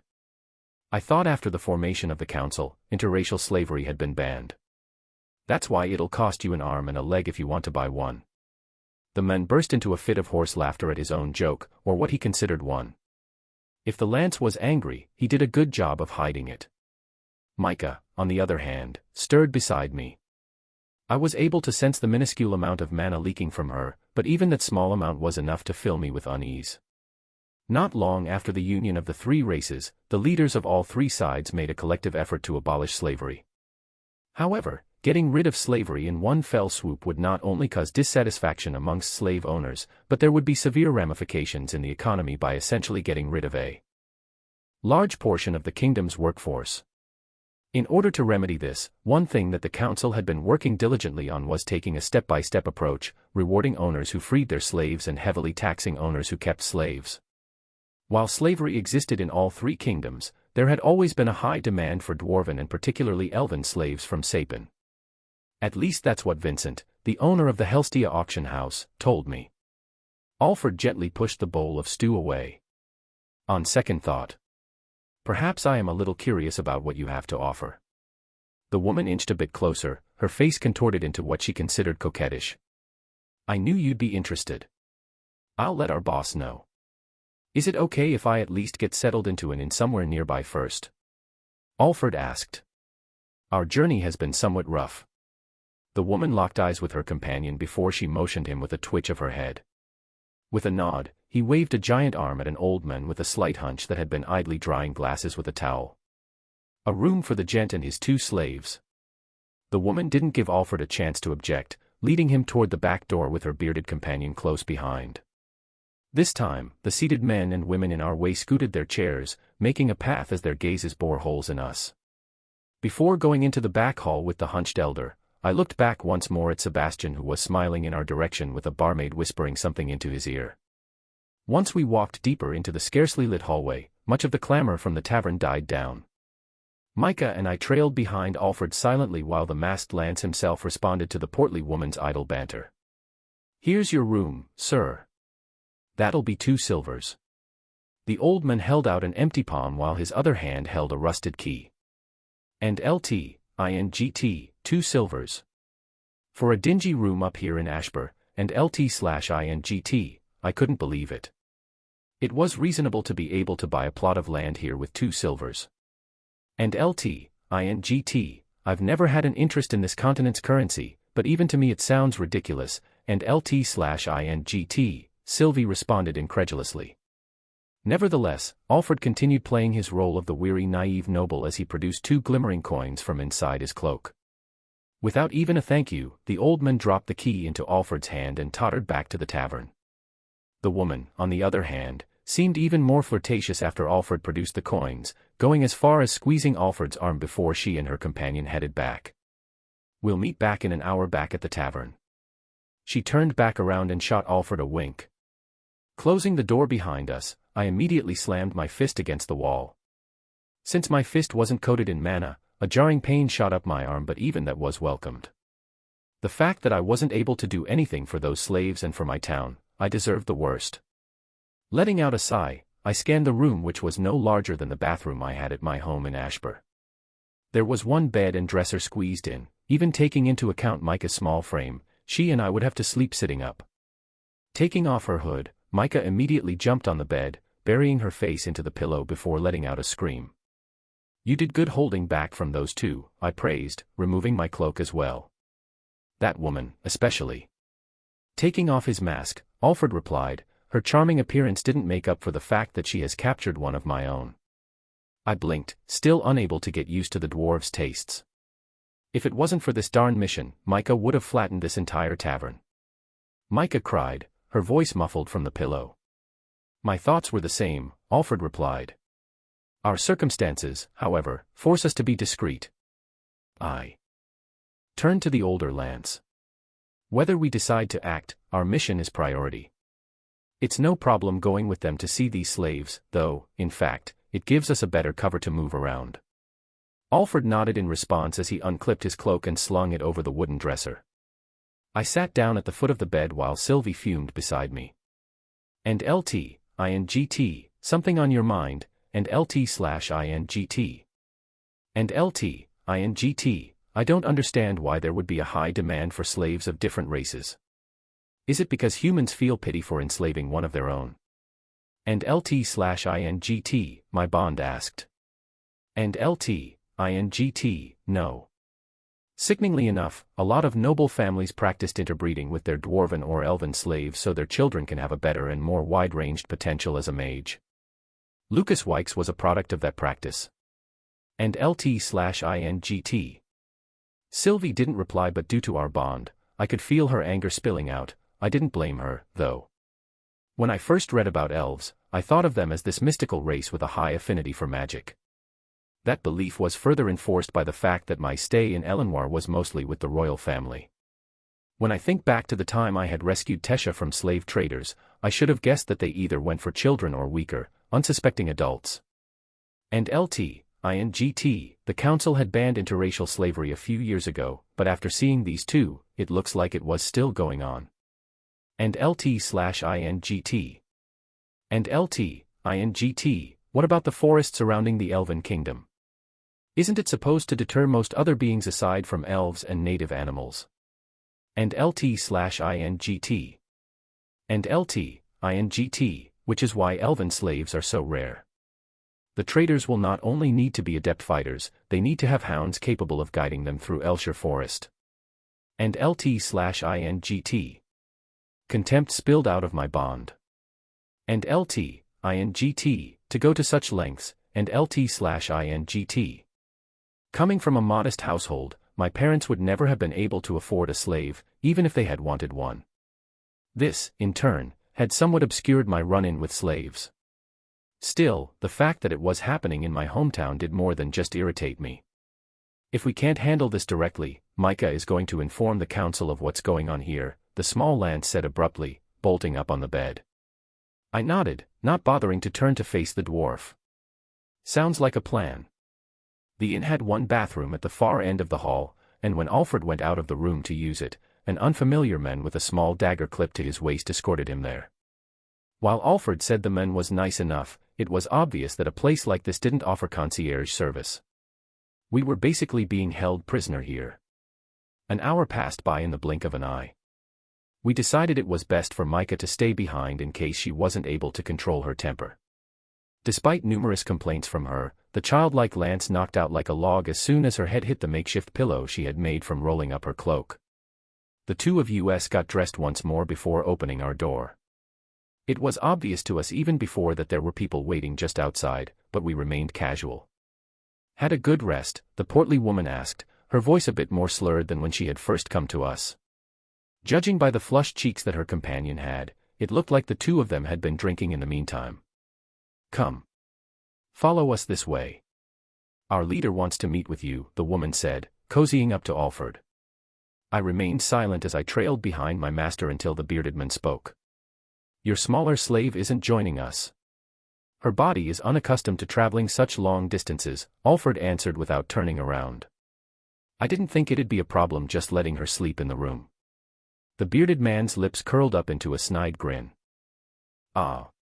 So her body is accustomed to other things, he chuckled, nudging Alfred with his elbow. I rolled my eyes. And LT/INGT, does this ape have no sense of decency? And LT/INGT. The muffled clamor of the tavern grew louder as we approached the entrance. While the establishment was still busy, the table closest to us was left open with only one person sitting at it. Sebastian. Leader, I brought them here, the woman spoke, the slur in her voice non-existent. And LT/INGT, leader, and LT/INGT, I almost said aloud, my eyes glancing upward to get a better view of the balding conjurer. I had no lingering resentment toward Sebastian. Even back then, when I was still a little boy in this world, I saw him as greedy and shameless, but insignificant. The childlike desire he had for my bond, and the fact that he used the king to try and coerce me into giving her up did get on my nerves, but I'd never thought he'd be up here. Even if he had received punishment back then for his actions at the auction house, I doubt it led to anything more than a warning. He was a noble, he shouldn't have any interests in a remote town like Ashbur. You may leave. He dismissed them with a wave of his hand. Sebastian's beady eyes inspected me and I could feel him probing for my mana core level. He wouldn't be able to sense anything, of course. Even if I wasn't at the white core stage yet, I was high enough of a level where his senses wouldn't be able to detect traces of my mana. His gaze moved upward from my sternum to my face, but upon seeing my disheveled hair and dirt-stained face, his focus turned to Alfred. It's a pleasure, Sebastian said with a wide, seemingly innocent smile. Allow me to welcome you to my town. Chapter 173. Chapter 173. Chapter 173, Conducting Business. Nice to meet you, Alfred said with what little courtesy he could muster up. My name is Cladins from House. Sebastian held up a palm, interrupting the masked Lance. Let me stop you right there. House names aren't necessary in ordeals like this. I'll simply refer you to as Cladins and you can call me Sebastian. Very well, Alfred replied. Sebastian. Good. The beady-eyed conjurer nodded in approval. Now, before we get down to business. Sebastian muttered a chant as he waved his arm ostentatiously. After a few moments, a translucent shroud covered us, dampening the clamor of the tavern. An obvious but not very impressive demonstration of wind attribute magic. Still, I played along as the naive slave and let out a breath of amazement. The conjurer's gaze shifted from me to Alfred, but seeing that his masked guest didn't show any discernible sign of awe at this demonstration, Sebastian's lips curled slightly into a frown. "It's a little rowdy in here and the folks present aren't the most well-mannered," he said, leaning forward to grab one of the mugs filled with beer in the center of the table. "Excuse me for my subordinate's behavior. Bothering you like that when you finally sat down to rest, I'll have to reprimand them." Alfred reached forward, his large hand gripping the handle of the mug tightly. "It's not a problem. Thank you for the hospitality here at the inn." "Hospitality?" The balding conjurer looked at the masked lance incredulously before letting out a snort. "You and I both know that this sort of place is fit for mud hogs." The masked lance let out a chuckle before taking a swig from his mug. It was obvious that Sebastian was staring at Alfred's head, trying to get a peek at what his face looked like underneath the mask. "Is something the matter?" the lance replied after noticing. Sebastian shrugged nonchalantly as he sipped from his mug as well. "Just curious about the story behind your mask. I've seen adventurers wear them from time to time but never nobles." Alfred scratched his head. "Is it very obvious that I'm a noble?" "Well, it takes one to know one," Sebastian said proudly. "I figured," the lance nodded, and LT, span class equals Apple converted space, and GT, and LT/span and GT. Judging by your kempt appearance and magical prowess, you seemed out of place here as well. Compared to the nasty men, most of whom were dressed in rags, Sebastian really did look off with his richly dyed doublet and hose. Sebastian's eyes twinkled in delight at Alfred's flattery. "Indeed. I'd take it to offense if you had thought of me as the same as those imps." The masked lance banged his mug back on the table. "I'd be a fool if I did." Throughout the rest of the conversation, it seemed as though the two of them had really hit it off. Whether Alfred was really good at acting or he actually found Sebastian amiable I wasn't sure, but after a few more mugs of ale, Sebastian was a red, hiccuping mess. That's when his true personality came out. "So, what kind of girl are you looking for?" Sebastian asked, his eyes glazed. "What makes you think I'm looking for a girl?" Alfred responded with one head practically glued to a mug of alcohol. The balding conjurer let out a giggle as he pointed a finger at the masked lance. "Please. My subordinates told me how you practically lit up when they mentioned I had elves and dwarves in stock." Alfred paused for a moment, and I was almost afraid the lance was going to say something he shouldn't. "And what if I am?" Alfred replied, his deep voice coming out slurred. Sebastian held up both his hands in a placating gesture. "I don't judge. What's the point of having money and power if you can't splurge it on what you want?" "Of course." Alfred slammed his mug on the wooden table but then let out a deep sigh. "It's because of those damned entitled noble women looking down on me." And LT/INGT, where is he going with this, and LT/INGT? Leaning forward on the table, Alfred pointed at his mask. "Do you know the real reason why I wear this stifling mask? It's because I have scars all over my face from a house fire." "Oh really now?" Sebastian asked, intrigued. "Yeah, and the worst thing is, that incident happened to me when I was still a teen.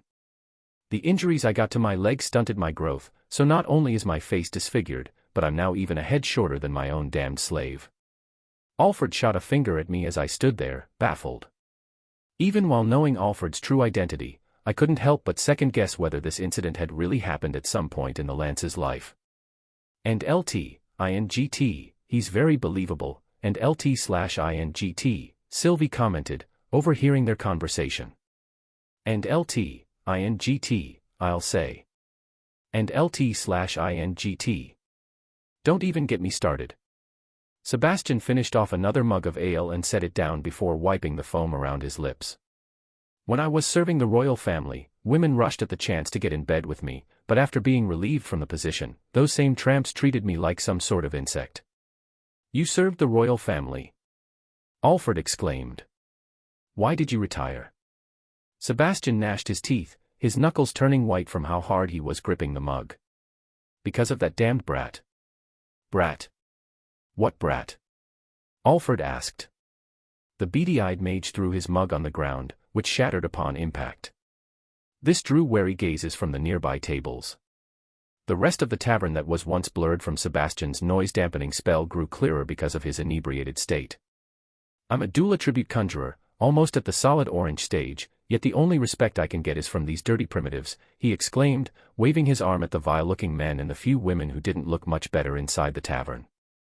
Alfred raised his glass in the air. To those shallow and wretched snakes. May they wrinkle and sag like the loose rags they are. Sebastian snorted gleefully as he laughed at the lance's toast. I knew I found a good man when I saw you coming in through those doors. Now let's get you some brand new toys to play with. The two of them staggered out of the tavern. Sebastian was barely able to walk with the limp on his leg that I had broken when I was still a child. Hey, you. Come over here. He gestured at me as he leaned against the wall of the tavern. I silently abided and walked over to the intoxicated conjurer when he suddenly flung his arm around my shoulder, leaning heavily against me. You don't mind if I use your slave as a walking stick, do you, Cladins? Of course not. That's what slaves are for, Alfred replied as I swallowed the ever-growing urge to break Sebastian's other leg. And LT/INGT, this man is really testing my patience, and LT/INGT, Sylvie said with a simmering anger that matched mine. The three of us walked out of the tavern with the portly woman and bearded man trailing closely behind. I practically had to carry the lanky conjurer as his limp leg dragged on the ground. You know, it took me months to be able to tolerate this tawdry outpost, but I don't miss my old standing, Sebastian droned as we made our way down the dim streets of Ashbur. The people here, they do more than just respect me, they fear me. I'm a god to them. The drunk conjurer patted my cheek condescendingly as he gazed upward to see my face from within my hood. You saw my magic earlier, right? I can kill you with the snap of my fingers. And LT/INGT, endure it, Arthur. Just for now. And LT/INGT. When I didn't respond, Sebastian continued to hit my cheeks with his palm, each slap getting a little stronger.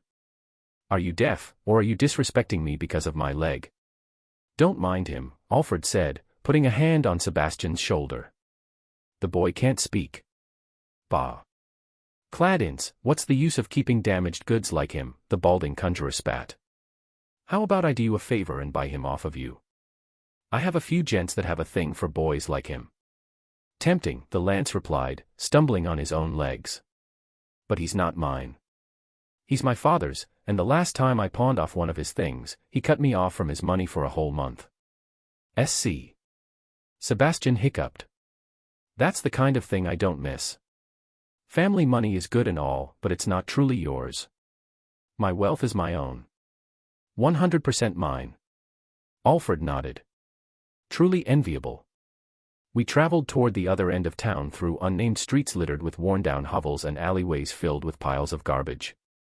Throughout the way, the drunk conjurer tripped countlessly on the neglected streets filled with cracks and potholes, and each time, he would let loose a string of curses at me. Thank the heavens that you weren't my slave. Something about you just pisses me off, he spat as he glared at me through glossed eyes, unaware that if he had been sober and bothered to look carefully, he might have recognized who I was. I could feel a violent fury building up, but it wasn't mine. Sylvie, still hidden in the depths of my cloak, was on the verge of exploding when we had finally arrived. In front of us was a wide single-story building of solid stone. Just from a cursory glance, the structure appeared over 200 feet across and several dozens of feet wide. There were 2 guards lazily sitting against the wall beside the front entrance. I was sure a building this big hadn't existed in Ashbur when I lived here, which raised the questions, did Sebastian have this built? And if he did, how many slaves did he capture for him to require such a large prison? The guards scrambled up to their feet, awkwardly saluting out of sync. Sir. Their gazes flickered in suspicion between me, their boss that was leaning heavily against me, and the masked Alfred. One of the guards had his hand already gripping the hilt of his crude machete-like sword that was strapped to his back. Open the damned doors, useless fools. Sebastian barked. We have a customer. Yes, sir, they answered in sync this time before pulling apart the two sliding metal doors. And LT, I guess I'll find out just how many slaves he's holding here soon enough, and LT/INGT, I thought as I lugged Sebastian in through the entrance with Alfred just beside me. The smell hit me first. A concoction of foul odors was amplified by the damp, sticky air caused by a lack of proper ventilation. Even Alfred noticeably recoiled from the stench while Sebastian merely waved his hands in front of his nose. There was little visible beside the flickering lights and the trapdoor on the ground a few yards to our right. And LT/INGT, something doesn't feel right, and LT/INGT, Sylvie warned. And LT/INGT, I feel it too, but then again, if you think about where we are, it'd be weird for it to seem normal, and LT/INGT, I replied, taking another step. My chest tightened and the hair on my skin stood on end, but I ignored my body's protest. If I was going to come back and save the people held here, I had to know its layout and approximately how many were imprisoned. Did someone die in here again? He said angrily. A thin, scraggly man uniformed in overalls and a dirty apron came running out from one of the dimly lit aisles of cells. Sir. My apologies for the smell. I was just cleaning up. Sebastian finally pried himself away from me, standing on his own with the wooden cane that the portly woman had been carrying for him. What's happened? The beady-eyed conjurer began limping down the center aisle, checking on each of the prison cells that I assumed had slaves inside. It was eerie how silent this place was. There were no wails of sorrow or cries for help. I studied every one of them as I followed behind Sebastian with Alfred. Every one of them was clothed in rags, huddled in the far corner of their cell. When they looked over at us, I got shivers from the dark, vacant eyes they all shared. And LT/INGT, don't look, and LT/INGT, I sent to Sylvie as she rustled up from the inside of my cloak. And LT/INGT, it's that bad, and LT/INGT, Sylvie replied, more so as a statement than a question. I grit my teeth. And LT/INGT, they're treated worse than livestock, and LT/INGT. It was one of the pregnant women, the cleaner replied as he put down the mop that he had been holding before following after his boss. She died giving birth. The baby. Did it live? Sebastian asked, unfazed. We'll have to wait a few more days to know for sure, but the newborn girl seems healthy as of now. Sebastian nodded in approval. Excellent. The newborn will be worth more than that tramp anyway. As the conjurer slowly hobbled through the aisles, I noticed the different reactions from each of the slaves. A few shivered uncontrollably as Sebastian passed by, others had spiteful glares, some just had distant, hollow gazes. The dwarves and elves are held further down, but, Sebastian spun around to face Alfred, a lewd smirk on his thin pasty face, do you see anyone you're just dying to get your hands on? The masked lance raised a hand. As a matter of fact. Before I could even react, the earth beneath Sebastian began enveloping, covering his feet and creeping up his legs. Huh. Sebastian let out as he tried to pry himself from the rising earth. I whipped my head toward the masked lance. What are you doing? The lance remained silent as he continued his spell. It was slow, but he was doing it on purpose. I could see the conjurer wide-eyed with fear and confusion. What are you idiots doing? Get them, the conjurer readied his wooden cane to fire at Alfred when he let out a shrill scream of agony. The earth that had consumed his legs and was continuing to rise up his body began turning a dark red. A faint sizzle could be heard amidst his screams as the smell of burning flesh reached my nose. The spell that Alfred had cast on Sebastian wasn't to trap him, it was to slowly torture him. Alfred. I called out to no avail. The janitor had scrambled as far away as possible from Sebastian. I could hear the footsteps of the two subordinates behind us. Damn it, I hissed, spinning around in time to catch the burly man's arm just before his dagger reached the lance. I doubt the feeble attempt would have done him any harm, but nonetheless, these two were problems. Out of the way, the brute spat as he swung his other arm. Without a shred of hesitation, I drove a fist into the man's arm. A sharp snap rang from the collision just before his hand fell limp by his side. The bearded man let out a howl of pain, dropping his dagger to cradle his broken arm. I caught his rusty dagger as it fell and swept my leg just below the portly woman's knees. She crumpled to the floor, but before she could get back up, I drove her companion's dagger into her hand, skewering her to the ground. I looked over my shoulder to see how Sebastian had fared against the lance, but all I saw was a statue of molten lava in the shape of the thin conjurer. He was dead, encased in a tomb of hardened magma. What the hell? I snapped, grabbing the masked lance's shoulder. Even if you wanted him dead, you could have killed him without using deviant magic. What are you going to do if the Vritra senses what happened here? Your worries are in vain, Alfred said calmly, taking off his mask. Confused, I activated Realm Heart. I wanted to see just how much mana fluctuation was caused by the lance's spell, and if it was possible that we could remain hidden despite this setback. However, what I saw baffled me even more. There were particles of mana erratically moving around Sebastian's corpse, but there were also fluctuations of mana all around us. Either a wide-scale spell had been used or a battle took place here recently. I whirled around, vision shaky and palms clammy. My instincts had already sensed what was happening even before I saw the familiar Vritra approaching me. Chapter 174. Chapter 174. Chapter 174, Mother Earth's Embrace. The figure walked with a confident gait, his lanky arms messily wrapped in black bandages dangling by his side. He had a slight hunch, which made him look a bit shorter than he actually was, but he still stood well over 7 feet. Even before he had walked close enough for me to make out his face, I already knew who he was. How could I forget the retainer that had killed the lance I replaced? Yuto, I said calmly despite my raging insides. His dark lips split into a sinister smile. Hello, boy wonder. Retainer Yuto, Alfred greeted with an unnaturally stiff bow. I restrained my urge to let out a scoff at the lance. Despite the turn of events, I was actually relieved the retainer that had come was Yuto. Unlike Silrit or any other Vritra, his motive was obvious. Yuto ignored the dwarven lance as he crept closer to me with outstretched arms. You can't imagine how excited I am to have you here. Really? I smirked, playing along. I was actually expecting a different retainer. I could see Alfred react out of the corner of my eye. Oh. Yuto dipped his head so his gaze was level with mine. His pale gray nose was practically touching mine. You seem to know a bit more than I thought you would. With Realm Heart still active, I could clearly make out his aura, the brilliant nimbus of power crackling and popping chaotically like his very nature. But even without it, I could feel the pressure in the air around him. A palpable tension that was squeezing the air out of my lungs. And LT-INGT, the two humans, and LT/INGT, Sylvie reminded from within my cloak. The two subordinates of the petrified Sebastian were in a fit of spasms as they stared wide-eyed at Yuto. They didn't know who he was, their bodies were only and LT, span class equals apple converted space and GT, and LT/span and GT, able to feel the might of the being in front of them.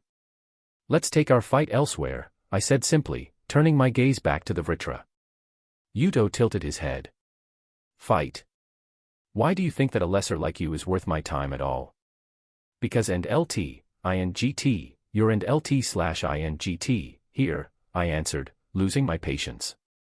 If all you wanted to do was kill me or capture me quickly, then I'm sure Alfred with a few of your soldiers would have sufficed. The retainer didn't answer, his gaze looking unamused. Suddenly, he burst out into a fit of laughter. I can see why so many of you try so hard to keep your motives hidden. For times like these when it should be a surprise. He turned around and made a dismissive gesture. Lead the way. Retainer Yuto. Alfred blurted. Lord Radia's instructions were to deal with this one cleanly to minimize chances of. The lance didn't even get the chance to finish as he let out a nasally scream in pain. A black spike had shot up from the ground beneath Alfred, skewer the lance's nose. Do you think I give a lesser cess about what your traitorous master thinks is the best course of action? Yuto spat, looking over his shoulder before he continued walking toward the door. I checked up on the two subordinates. They were unconscious but still breathing. As I made my way toward the entrance I had come in from, I checked on as many of the slaves as I could, and LT, span class equals apple converted space, and GT, and LT/span and GT, most of them were out cold and the ones that were conscious were probably in a state no better off than the ones that weren't. I took one last look at Alfred, who had erected a stone pillar below his feet to get high enough to dislodge his nose from the black spike. Despite my suspicions, this short trip had been filled with a faint hope that my doubts weren't true. Now that they were, it was difficult to wrap my head around the emotions manifesting inside me. I was never good at it in my previous life, and I thought I had gotten a little better in this life, but apparently not quite enough. I broke one of the 3 beads that Aya had given me, activating its effect before tossing it into the large trapdoor by the entrance, and LT, span class equals Apple converted space, and GT, and LT/span and GT. Alfred's eyes grew wide as he saw this, knowing exactly what it meant. And LT, span class equals S1 and GT, and LT, B and GT, Alfred Warrand and LT/B and GT, and LT/span and GT. I cursed, berating myself for the turn of events. To think and LT, I and GT, she and LT/I and GT, would be nearby. There was no time. Rubbing my punctured nose that had already begun to heal, I descended into the ground. The earth obeyed, parting beneath me to make a path to the floor underneath the building that served as a cover. I dropped to the underground floor below, causing several of the soldiers around to shout in surprise. The underground level I had made was vastly larger than the prison structure above it. Here, thousands of soldiers were able to rest on standby. "Evacuate the premises immediately," I ordered, my voice echoing off the large chamber walls. A mixture of responses. The Alacrian soldiers glanced at one another while others blatantly ignored my command. Both they and I were fighting for the same cause, but because this was the continent where I had been born, they saw me as a traitor unfit to lead them despite the gap in power and experience. I repeated my order once more, this time causing the earth around us to quake. We had no time. Soldiers began slowly filing toward the stairs leading back up to the surface. I helped them by erecting a few more staircases, but when the light artifacts hung all around the walls started to burst one by one, I knew it was too late. I cursed, erecting a dozen magma knights around me, but the chamber had darkened to a near pitch-black state. Yells of confusion from the soldiers bounced off the walls that once served as protection and cover. Now I feared these men were in a prison. I shrouded myself in a protective barrier of mana while sending out pulses throughout the underground chamber in hopes of locating her. "Come out, Aya. There will be another Vritra, a scythe, coming soon. If you flee now, I can ensure that you'll make it out alive." I tried reasoning with her. I felt no remorse for these soldiers of foreign descent, but they were part of a bigger plan and time was running out. If I escaped and was able to notify the Azura, Alder, of my betrayal, it would be easy for him to simply kill me just by invoking the artifact I was bound by, but at this point though, I might prefer that over what she might do here. So caring. Her whisper brushed against my ear, as if she was right beside me. My magma knight promptly lashed out with its sword, and LT, span class equals Apple converted space, and GT, and LT/span and GT, a burning arc of lava launched in the direction of Aya's whisper only for it to crash into the far wall. The attack scattered into glowing sparks upon impact, lighting up the darkened room for just a second. That's when I noticed it. Mist. The entire underground chamber was submerged in a thick layer of swirling mist that almost seemed to have a mind of its own. And within this mist, chaos ensued. Sporadic flashes of spells lit up the vast chamber as the soldiers began retaliating against the intruder, but even those became less frequent as Aya got to work. "I have to thank you for trapping this many Alacrians in one place," she whispered again, this time beside my other ear. "It makes my job much simpler. Enough with your tricks and illusions." I roared. "Come out and fight me face to face. Have you no shame as a lance?" "Shame." Aya's voice echoed in unison from at least 12 different locations at once. "It's a matter of common sense, dear. Why would I throw away one of the few advantages I have?" There was a levity in her words that came off as arrogant in this situation. She was always like that. No ounce of seriousness in her ever-present facade. "You leave me no choice," I replied through gritted teeth. "Getting rid of a lance will at least make up for my error." I slammed my palm down into the ground, creating chasms all around the floor and walls of the chamber that lit up a fiery red. The temperature within my newly created domain rose drastically, while the glowing magma spilling out from chasms brightened the underground expanse. The mist that filled the area was slowly evaporating while my senses became sharp. Aya's spell worked much like the mist present in the forest of Elshire, except it also served as an anchor for her to freely and near instantly traverse. Despite the increasing amounts of fire and earth mana surrounding me, it didn't look good. My first instinct would have been to escape into an open space where I could at least escape from the mist, but that would mean abandoning the 1,000 or so soldiers trapped here. I was tempted to just raise the entire underground chamber to the surface, but that would mean destroying the building above us. I would not shed innocent blood, especially that of my own kind. I scanned my surroundings. Much of what I could make out was obscured by the mist, but the earth told me how many were at least on their feet and how many lay either dead or incapacitated. In this short time, more than a fourth had already fallen. I cursed once more, but regretted doing so immediately after when an airy chuckle resounded beside me. Is the impregnable mental fortress of Alford Warren slowly crumbling? Aya whispered behind me this time. A group of soldiers in a defensive position was firing out spells before each began dropping to the ground, clutching their necks. And LT/INGT, I won't be able to protect anyone at this rate, and LT/INGT, I thought just before a stampede of horned WYRMS suddenly appeared in deadly fervor. I ignored the illusions. Instead, I willed 3 of the rifts on the ground to erupt. 3 blasts of molten lava coalesced into a fiery collision where I had sensed Aya's mana fluctuation. My spell hit. As expected. Can't let my guard down against you, she chuckled, shimmering into view. Aya was clutching her burned arm. Meanwhile, screams of horror and shock echoed from the soldiers who weren't able to distinguish between what was real and what were sick illusions. Your illusions are as sadistic as always, Aya, I spat in disgust. That sick habit of torturing your victims is why you are always ostracized, even amongst your own people. I saw that lovely statue you made up there, Aya replied, fading from view. If you ask me, I'd much rather have my breath sucked out of my lungs than be slowly burned to death in a molten tomb. That filth deserved it. I erected another magma knight in the location of her voice. I gave him the same fate as those he chose to enslave for monetary gains. Is that the same logic that led you to betray Dicathan? Her tone was sharp, which was rare for Aya. You elves have never understood the hardships that our people go through. Even after your war with the humans, dwarves are and LT/INGT, still and LT/INGT, treated as lower class.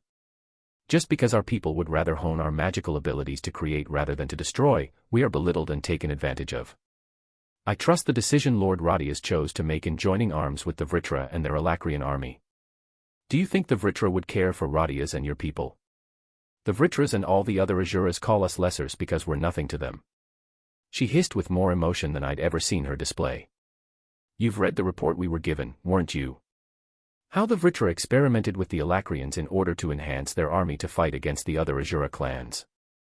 They want to do the same here, to and LT/INGT, our and LT/INGT, people. Dwarves, humans, and elves alike.